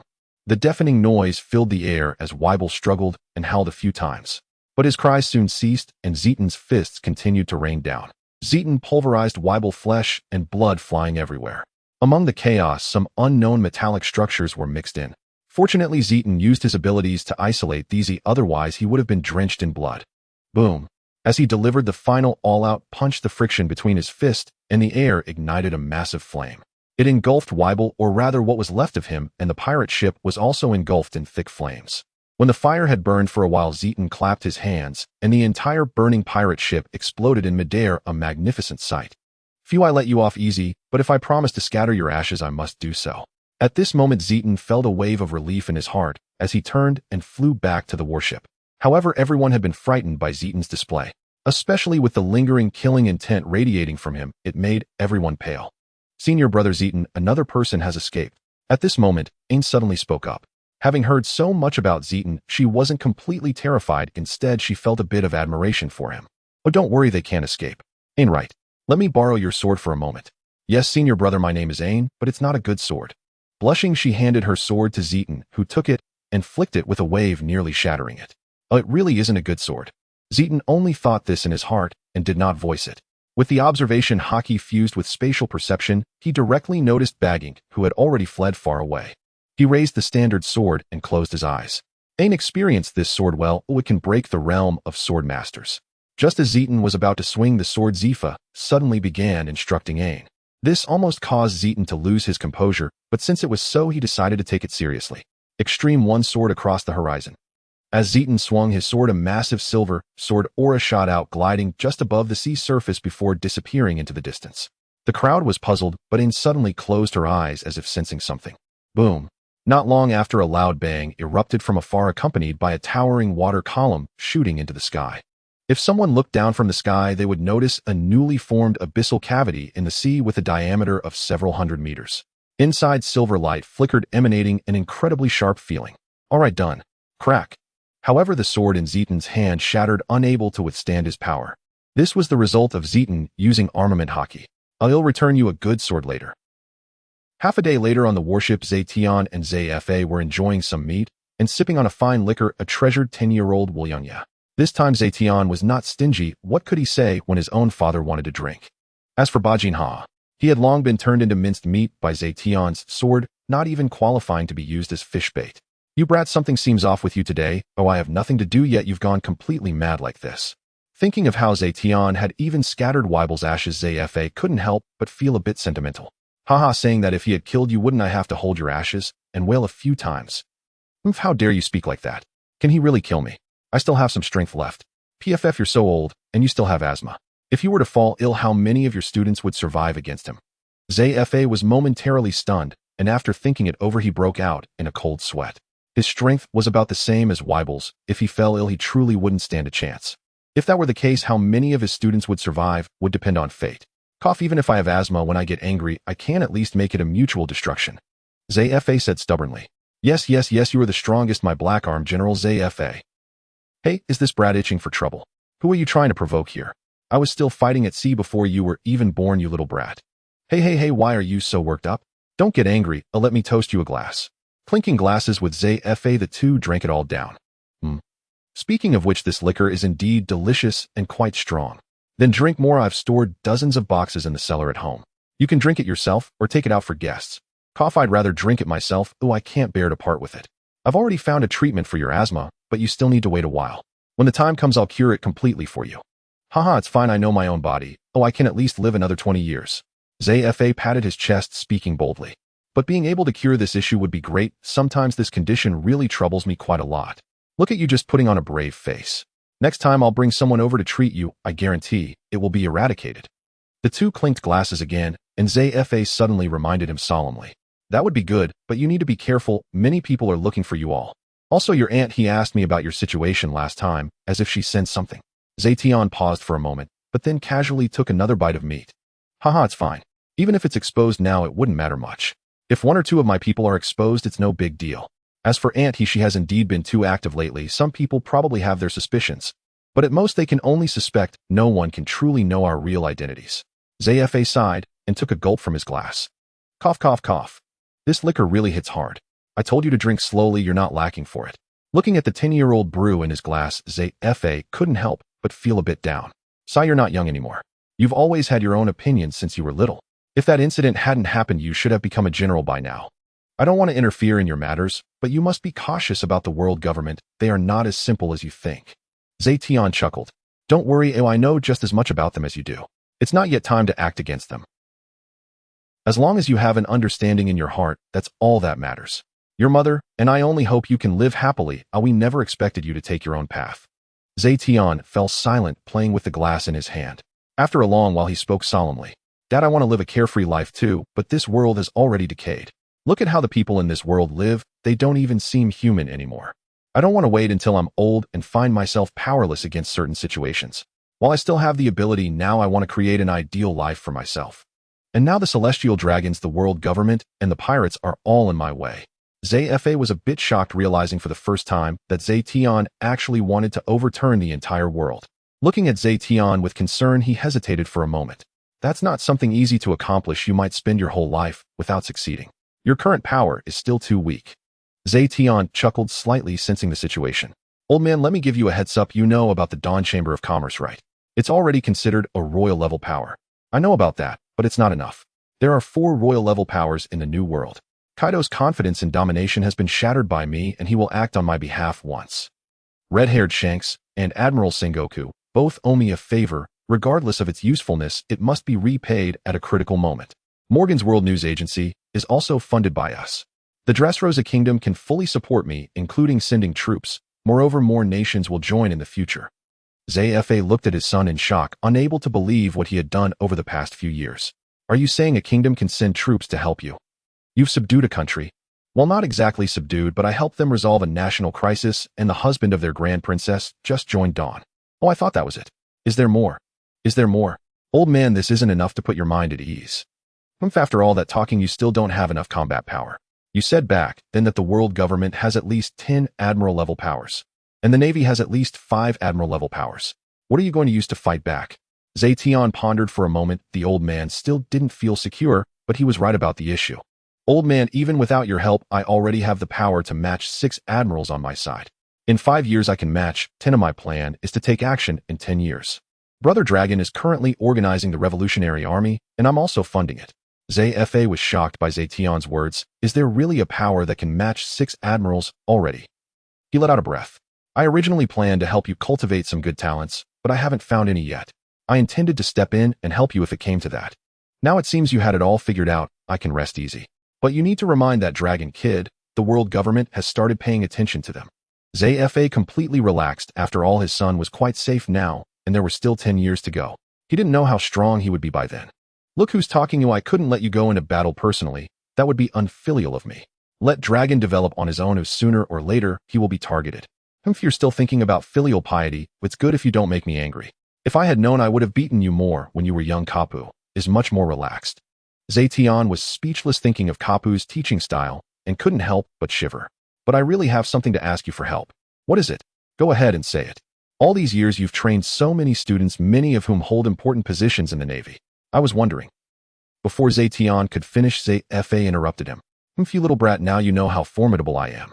But don't think about dragging them into this. It's impossible. The stakes are too high. I haven't finished speaking. I want you to connect with these students who are lieutenant commanders, or even admirals whenever you're free. Just drink some liquor. That way you can enjoy a bit of an early retirement life. Zefa looked somewhat puzzled. Is that it? Yes, that's it.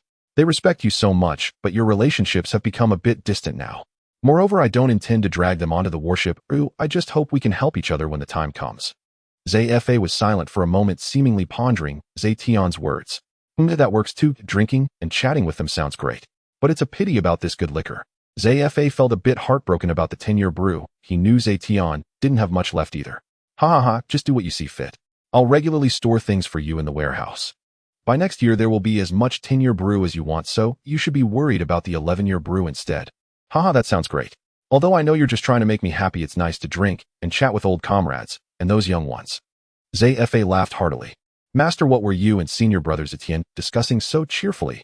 Just as Zefa and his son were envisioning their future, a girl with wavy, sea-blue hair suddenly appeared. Tall and statuesque, with snow-white, shapely legs, her military uniform lent her an even more commanding presence. Accompanying her was Ben's, a user of the bountiful fruit. In the original chronicle, the two had aided Zefa in founding the Enel Navy, his most trusted lieutenants deeply reverent of him. Ein and Ben's.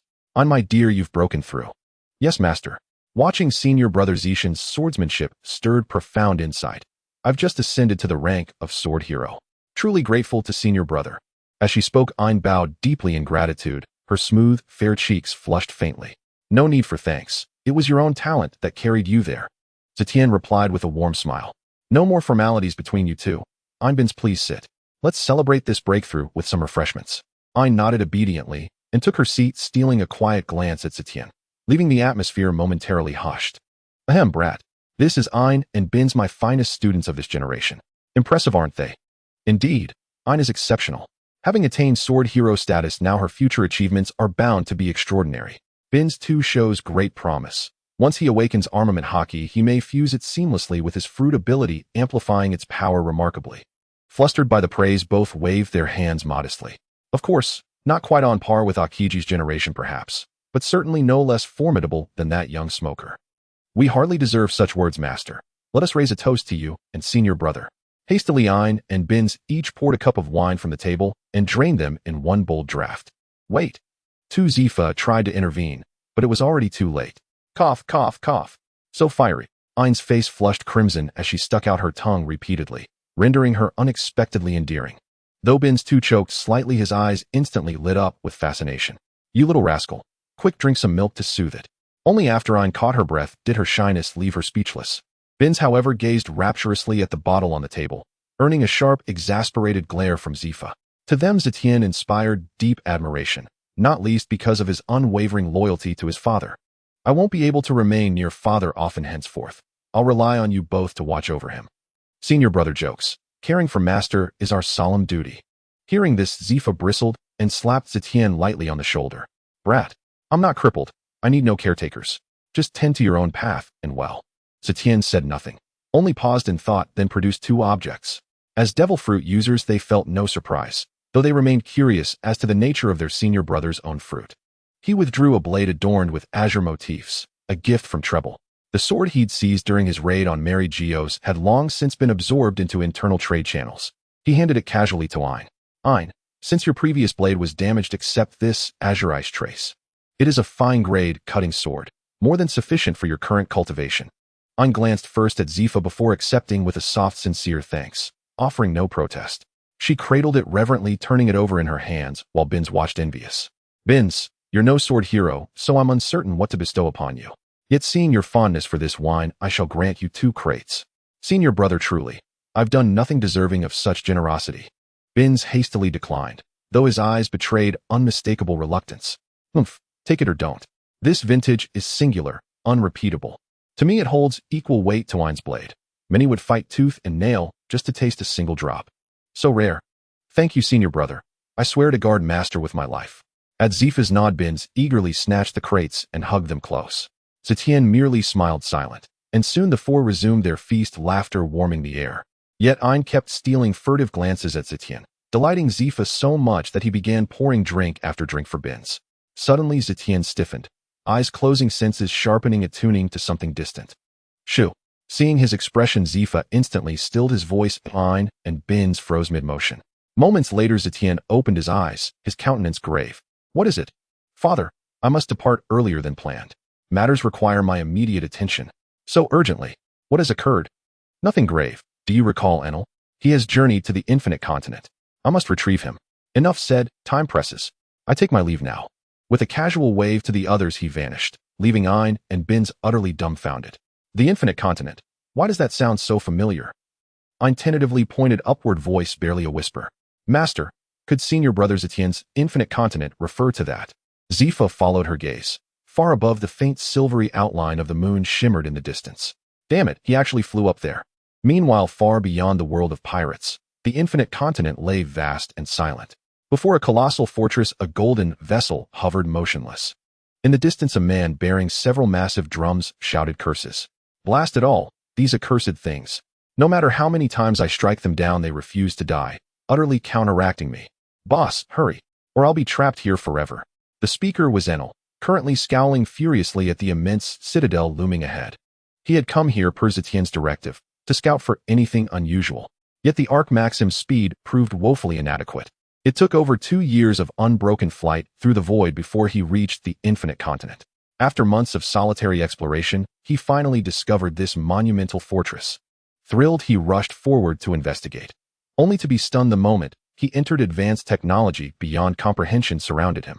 Yet somehow he triggered an unknown mechanism and was instantly assaulted by 4 humanoid constructs of unknown composition, unfathomable origin. At first he dismissed them entirely, relying on his Goro Goro no Mi powers. But to his horror, they were utterly impervious to lightning. Indeed, the very energy seemed to invigorate them.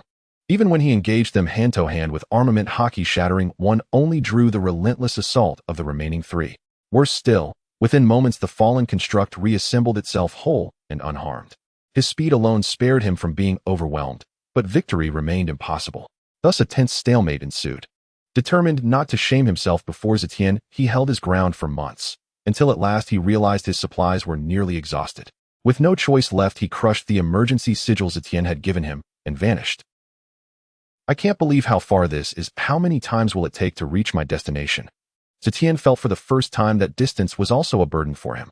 He initially thought he could disregard distance in the pirate world and get anywhere effortlessly. However, he underestimated the vastness of the infinite land. I hope Enel is doing okay. As he spoke, he constructed the teleportation channel once again towards the mark. To ensure his combat power, he always built the channel using only 1/10 of his stamina. After an unknown amount of time, Zetion turned back and saw that the pirate world had transformed into a blue planet divided by a long continent. Zetion observed carefully, but found nothing unusual. He decided not to waste more time. At this moment, he felt as if he were in a vacuum, his body continuously adjusting to adapt to the environment. Slightly sensing his surroundings, he estimated that even a powerful being like him could only last about half a month in a vacuum. Fortunately, he had a vast space, so he didn't need to worry about breathing. I should be arriving soon. I wonder how Enel is doing. He felt relieved when he noticed that Enel's life card was functioning normally. But how is Enel surviving? Doesn't he need to breathe? Zetion took a moment to rest, adjusting his condition to its peak. After a long while, Zetion opened the spatial door again and stepped inside. Boom. Damn it, this is endless. What on earth are these creatures made of that they can't be killed? At that moment, Enel was being besieged by 4 silver humanoid beings. As he prepared to explore this fortress again, he was attacked, as if these creatures were guarding everything here. However, during this long period, he had not encountered any other people or creatures aside from these guards. Bang! Enel activated his observation Haki and quickly transformed into lightning to evade. One of the guards shot a projectile towards him, resulting in a massive explosion. The other 3 guards transformed into liquid and swiftly pursued Enel. They can even morph. Oh, what the hell are these things? Do they really have no weaknesses? Luckily, his speed was much faster than that of these guards, otherwise it would have been troublesome. Unwilling to back down, he released his natural type form, covering himself with armament Haki, and launched an attack. However, one guard transformed, turning one hand into a gigantic shield that blocked Enel's strike. The other 2 guards transformed their arms into blades and swung at him, while one guard next to them morphed into a large gun to fire. Damn it. Enel had no choice but to turn into lightning and flee, only to find a few guards also changing forms to entrap him. For a moment, Enel found himself in a desperate situation, forced to escape frantically. Spatial confinement. Just as Enel was fleeing, a voice echoed. The attacking guards were frozen in midair. It was Zetion who had arrived. However, Zetion felt that binding these creatures was draining his stamina even faster. Brother, you finally made it. Do you know how I've endured these past 3 years? Seeing Zetion suddenly appear, Enel was momentarily stunned, then quickly reacted. Overwhelmed with emotion, he burst into tears and leaped to hug Zetion's leg. Zetion, feeling somewhat helpless, used his abilities to reinforce his control over the guards and smiled as he helped Enel to his feet. Stop crying, you've had a hard time these past few years. Brother, do you have any food? I haven't eaten properly in days. Zetion was taken aback, considering the time Enel's supplies must have been exhausted. He had been very worried about Enel's safety over the past year. Hastily, he retrieved a large amount of food from his system space. When Enel saw the food, his eyes sparkled, and he devoured it hungrily like a ravenous dog. While Enel was eating, Zetion sensed the surroundings. He discovered that the infinite land had a thin layer of air which was sufficient for them, and pointed at the 4 guards nearby. What's going on? Glug glug. Enel gulped down the water, swallowing the food. Brother, I don't know what's happening either. These 4 creatures are too abnormal. They can't be killed and can change into various forms and self-repair. As he spoke, Enel recounted what had transpired since their arrival to Zetion. After listening, Zetion pondered for a moment and then looked at Enel. Let's go in and take a look. All right, brother, but what about these creatures? Zetion thought for a moment. The system space did not allow living beings to be stored, but these creatures might not necessarily be alive. He'll give it a try. He waved at one of the guards. Unexpectedly, he successfully stored that guard. Both of them were taken aback, and Zetion proceeded to store the remaining 3 guards as well. Have you eaten enough? Let's go. Enel swallowed the remaining food whole. He then took a large piece of meat about a meter long, eating as he walked. They arrived smoothly at the entrance of the enormous fortress, and Zetion couldn't help but marvel. It was clearly an alien creation. They opened the massive doors and stepped inside, various sci-fi style devices coming into view.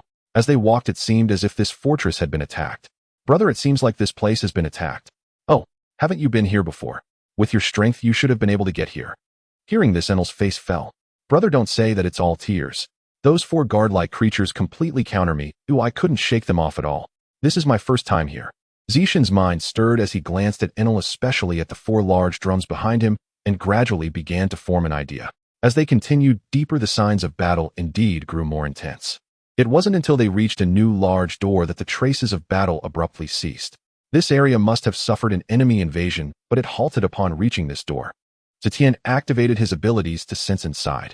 To his surprise, part of his observation Haki was blocked, allowing him to perceive only a portion. After thinking for a moment, he once again used his spatial sensing ability, which allowed him to see everything inside.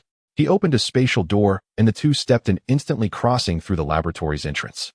What first entered their view were several decayed corpses, but neither of them paid much attention. Looking around, the massive laboratory was filled with various technological devices and tools. Among them, the most eye-catching were the battle armor, battle swords, and battle guns. After a brief glance at these weapons, Zetion lost interest and instead focused on a gigantic control platform. Particularly, a large circular object in the center drew his attention. He approached it, observing carefully. This circular object felt very familiar to him. This thing feels like a three-dimensional projection. There was a button nearby, and Zetion pressed it without hesitation. Buzz! A mechanical startup sound echoed, and Enel hurried over. A beam of light projected from the circular device, gradually forming a silhouette. Welcome, outsider. Zetion activated the projection device, and the image of an aged elder appeared. Enel had never seen such a device before and mistook it for an enemy. Just as he was about to attack, Zetion stopped him. Welcome, outsider. By the time you arrive at this laboratory and see my projection, we should have long been gone. Outsider, allow me to introduce myself. We are scientists from another civilization. My name is Shios, and this laboratory is called Enel. I am also the last researcher of this laboratory. As the elder named Shios recounted, the two understood the sequence of events. This laboratory originated from a technological planet in the starry sky dedicated to weapon development. Until one day they developed a weapon of immense power capable of destroying a nation with a single strike. Just as they were celebrating, they were oblivious to how the information leaked. A hostile force attacked them, forcing them to resort to spatial transference. Unfortunately, during the transit, they encountered a cosmic storm and completely lost their way. When they awoke, they discovered they had arrived in this place, but most of the people had either died or were severely injured. Only a few survived, but they could never return and could only struggle for survival on this desolate planet. After burying the deceased, the remaining few realized they could not leave, and as researchers decided to continue their weapon studies. Eventually, they developed a flying weapon that surpassed the power of their previous creations. However, they did not rejoice, as they were all quite aged and did not wish to venture out again. In their spare time, they crafted some equipment to pass the time. After about a decade, these individuals gradually passed away, leaving only the elder Shios in the projection. Originally, he thought he would die quietly like his companions. However, one day a giant wearing a large straw hat arrived here.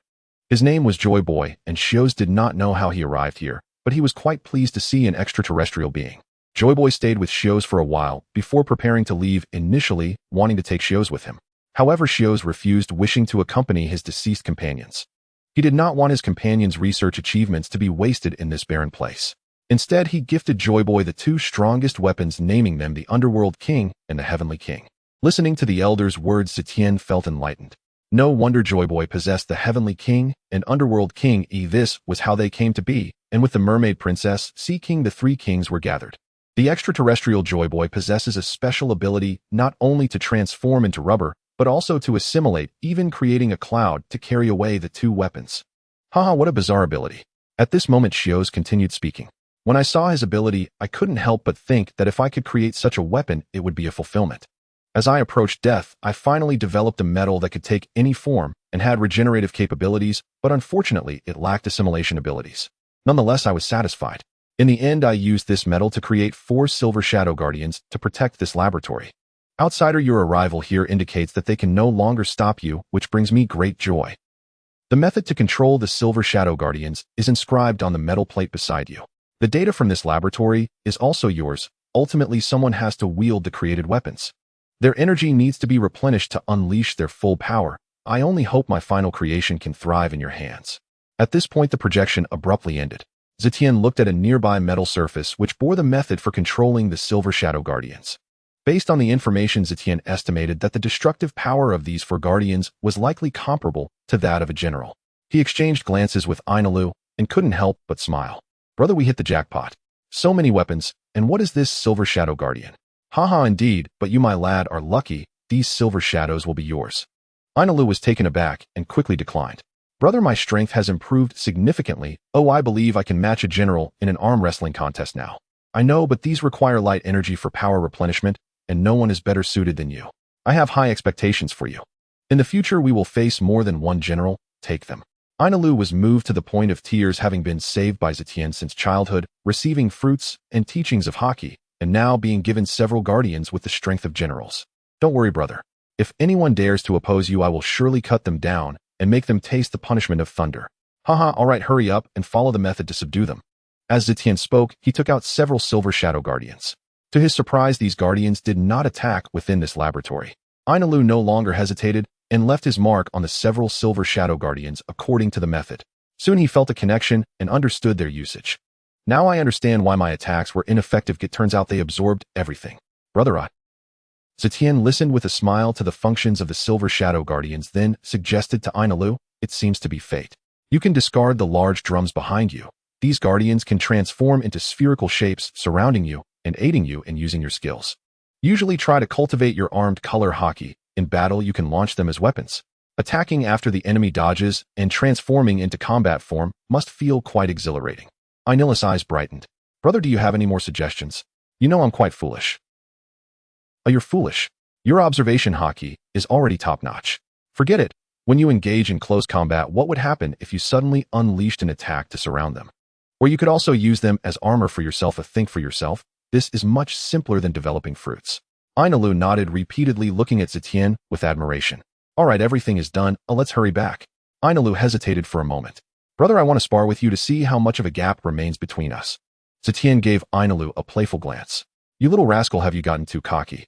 Do you really think you can defeat me just because you have a few silver shadow guardians? Hee, brother, I never thought I could defeat you. I just want to see my current strength and the gaps between us. Zetion shot Enel a sideways glance. I can't see through such a small thought of yours. Alright, it's a good place where no one will discover us. Oh, let's go out and have a full-blown fight. Okay, brother, let me show you how strong I've become in the past 3 years. After a while, stop, brother, no more fighting, I yield. At this moment, a bruised Enel kept begging for mercy as Zetion reluctantly withdrew his hand.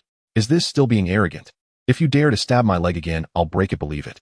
Although Enel's strength had indeed increased along with the enhancement from the Silver Shadow Guardians, he was completely in a state of being beaten by Zetion, not to mention that his Haki was weaker than Zetion's.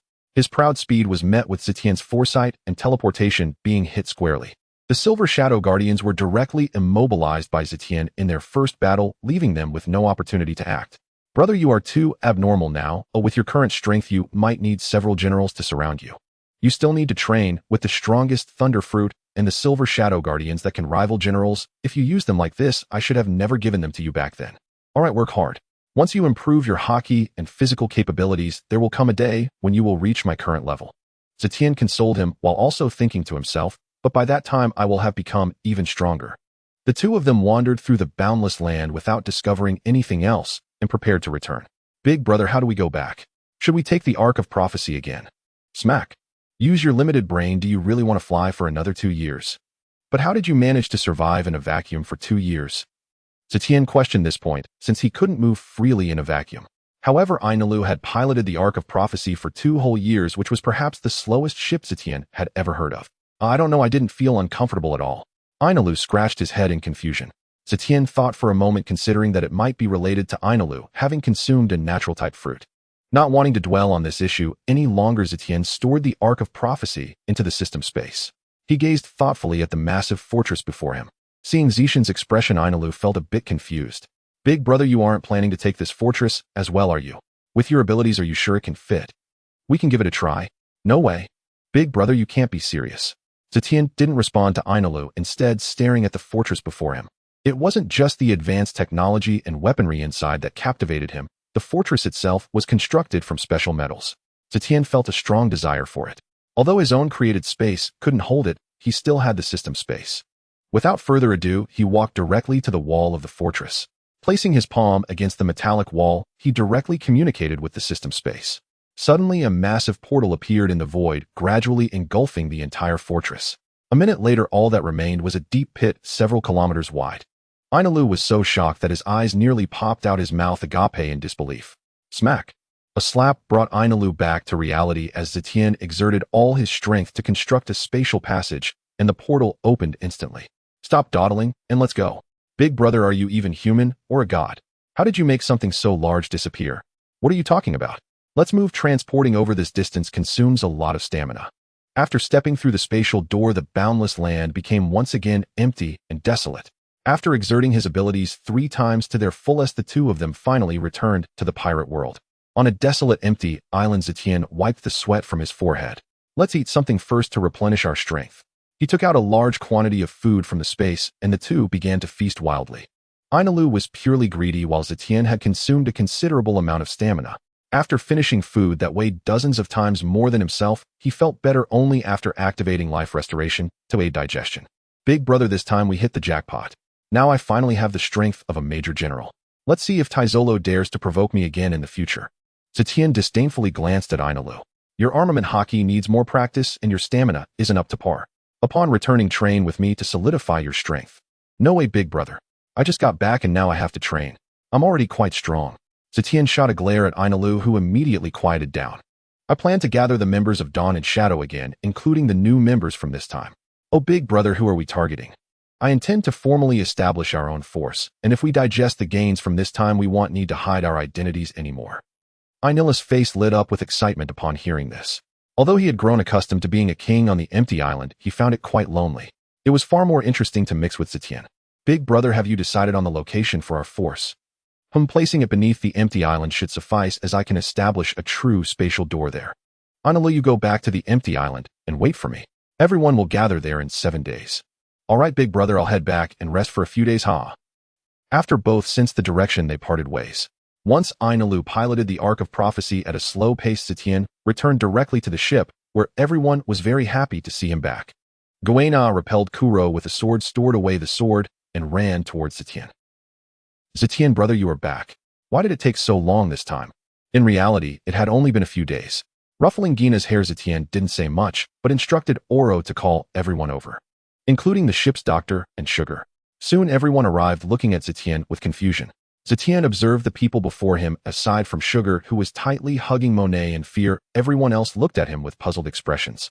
I called everyone here because I have a few things to tell you. Initially, I planned to take several years to explore the new world, but an unexpected situation has arisen. I plan to end this voyage early. What? Everyone was astonished, seemingly thinking they misheard, and the crew looked sadly at Zetion. They knew that if the voyage ended, they would have to leave Zetion and return to the trading company to struggle again. Seeing the sadness and reluctance on everyone's faces, Zetion smiled. The second matter is that I have decided to withdraw you from the trading company and establish a team exclusively for me.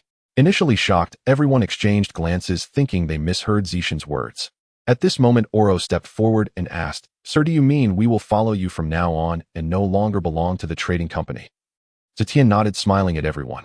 Yes, from now on you will no longer belong to the trading company, and the reward system of the trading company will no longer apply. I understand you all have families to support, but following me will bring you more rewards, although it will also be more dangerous. Now, does anyone wish to withdraw? Upon hearing this, Oro looked serious as he gazed at the crew, saying nothing. He turned and knelt on one knee before Zetion. Oro swears to follow you to the death, my lord. Zetion looked at Oro and asked in a calm tone, Oro, have you made your decision? In the trading company, you would surely rise to a high position, but following me means you will lose that. Do you not regret it? No regrets. Since following you, I have discovered the wonders of this world, and I believe following you will be the wisest choice of my life, Oro replied firmly. Very well. What about you all? The crew looked at each other, and led by Kuro, they all knelt on one knee. Swear to follow you to the death, my lord. Zetion remained silent for a moment, looking at the crowd before him, and smiled. Get up, you will never regret today's decision in the future.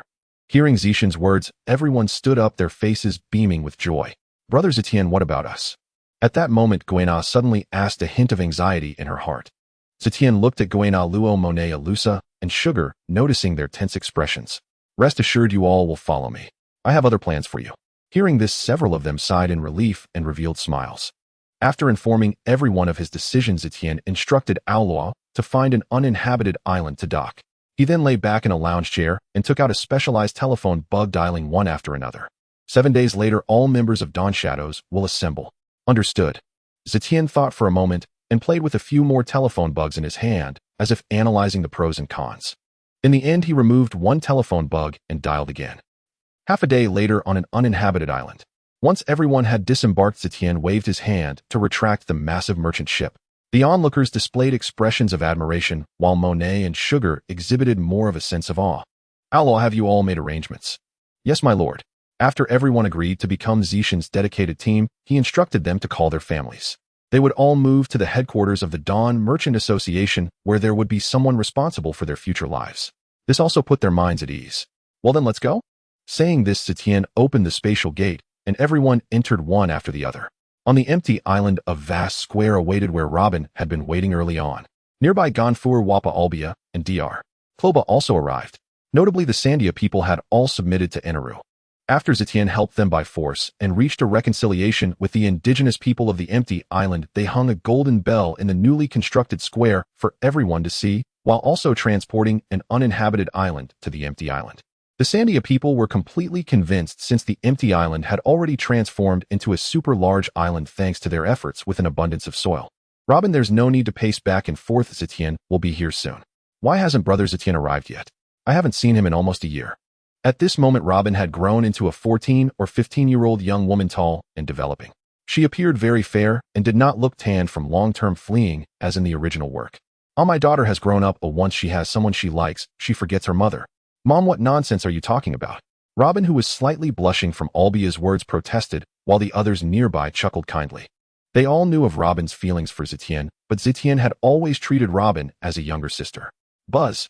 Suddenly, a massive portal appeared in the square, and someone walked out from within. "Brother Zetion has arrived." Once everyone had emerged, Zetion's figure finally appeared before them. "Long time no see, how is everyone?" Zetion, brother, my lord, it's been a while." They exchanged pleasantries while the nearby Kuina and others waited obediently.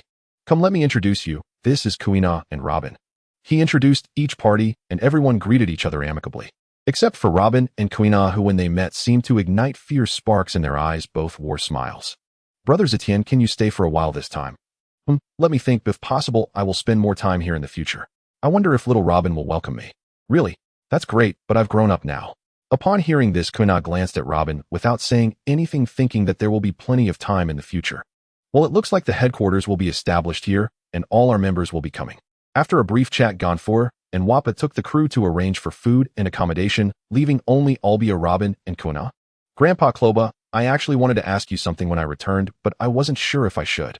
"Little Tion, just say it. There's nothing you can't say." "All right, Grandpa Kloba, you are the most knowledgeable people in this world. I wonder how much you know about weapons." "Weapons?" Dr. Kloba furrowed his brow, but then relaxed. "What kind of weapon are you talking about?" "We are historians. Although we haven't specifically researched weapons, we have some knowledge in the area." "Then have you ever heard of the King of the Underworld and the King of Heaven weapons?" "The King of the Underworld and the King of Heaven." Dr. Kloba pondered for a moment. Suddenly his eyes lit up as if he had thought of something. His breathing quickened. "You mean the weapons that can obliterate an island with a single strike, the King of the Underworld and the King of Heaven?" Zetion smiled. It seemed he had asked the right person. Truly, having an elder at home is like having a treasure. Though Dr. Kloba was an archaeologist, he certainly knew a lot. I unexpectedly learned about their existence. Come, let's go to my place and discuss it in detail." Albia and Robin beside them also showed excited expressions. As archaeologist doctors, they had also explored the blank century of history. Thus they headed to Dr. Kloba's residence. Zetion began to share his experiences from the infinite lands with Dr. Kloba and the others. However, he felt that something was amiss, yet he prioritized discussing the main topic. After listening, Dr. Kloba couldn't help but feel a bit sentimental. "While researching the blank century, I discovered that many nations suddenly vanished as if they had never existed. Now it seems that one of the two weapons you mentioned must have erased these nations. These erased nations were likely the resistors at that time. It appears that the world government is indeed cruel." Zetion pondered for a moment. Dr. Kloba made a lot of sense. Based on his understanding of the original work, the truth was probably not far off. However, these were not what Zetion was particularly concerned about for now. "If there are design data for the King of Heaven and the King of the Underworld, could you manufacture them?" Dr. Kloba shook his head without hesitation. "No, although we are not unfamiliar with weapon manufacturing, no one has researched these. Moreover, we are not craftsmen. Even with the data, it would be impossible to produce them. Not to mention manufacturing such weapons would require unimaginable materials and verification. Do you need professionals? We don't even know how many materials would be consumed. I wonder if Uncle Tom could manufacture them. If he can't, then there might only be one person who has hope." Zetion was pondering this, but decided to set it aside for now and ask Uncle Tom later. Thank you, Grandpa Kloba. Oh, I understand now. As he spoke, Zetion suddenly found himself at a loss for words looking at the few people before him. He finally realized what was amiss. He noticed that since returning to the empty island, one person was missing. Enel. Robin, hasn't Enel returned? Oh, is brother Enel coming back? We haven't seen him. Robin replied with some confusion, while Albia and Dr. Kloba nearby also shook their heads, indicating they were unsure. That shouldn't be. He walked directly from the sky, and according to the speed of the arc maxim, he should have returned to the empty island a long time ago.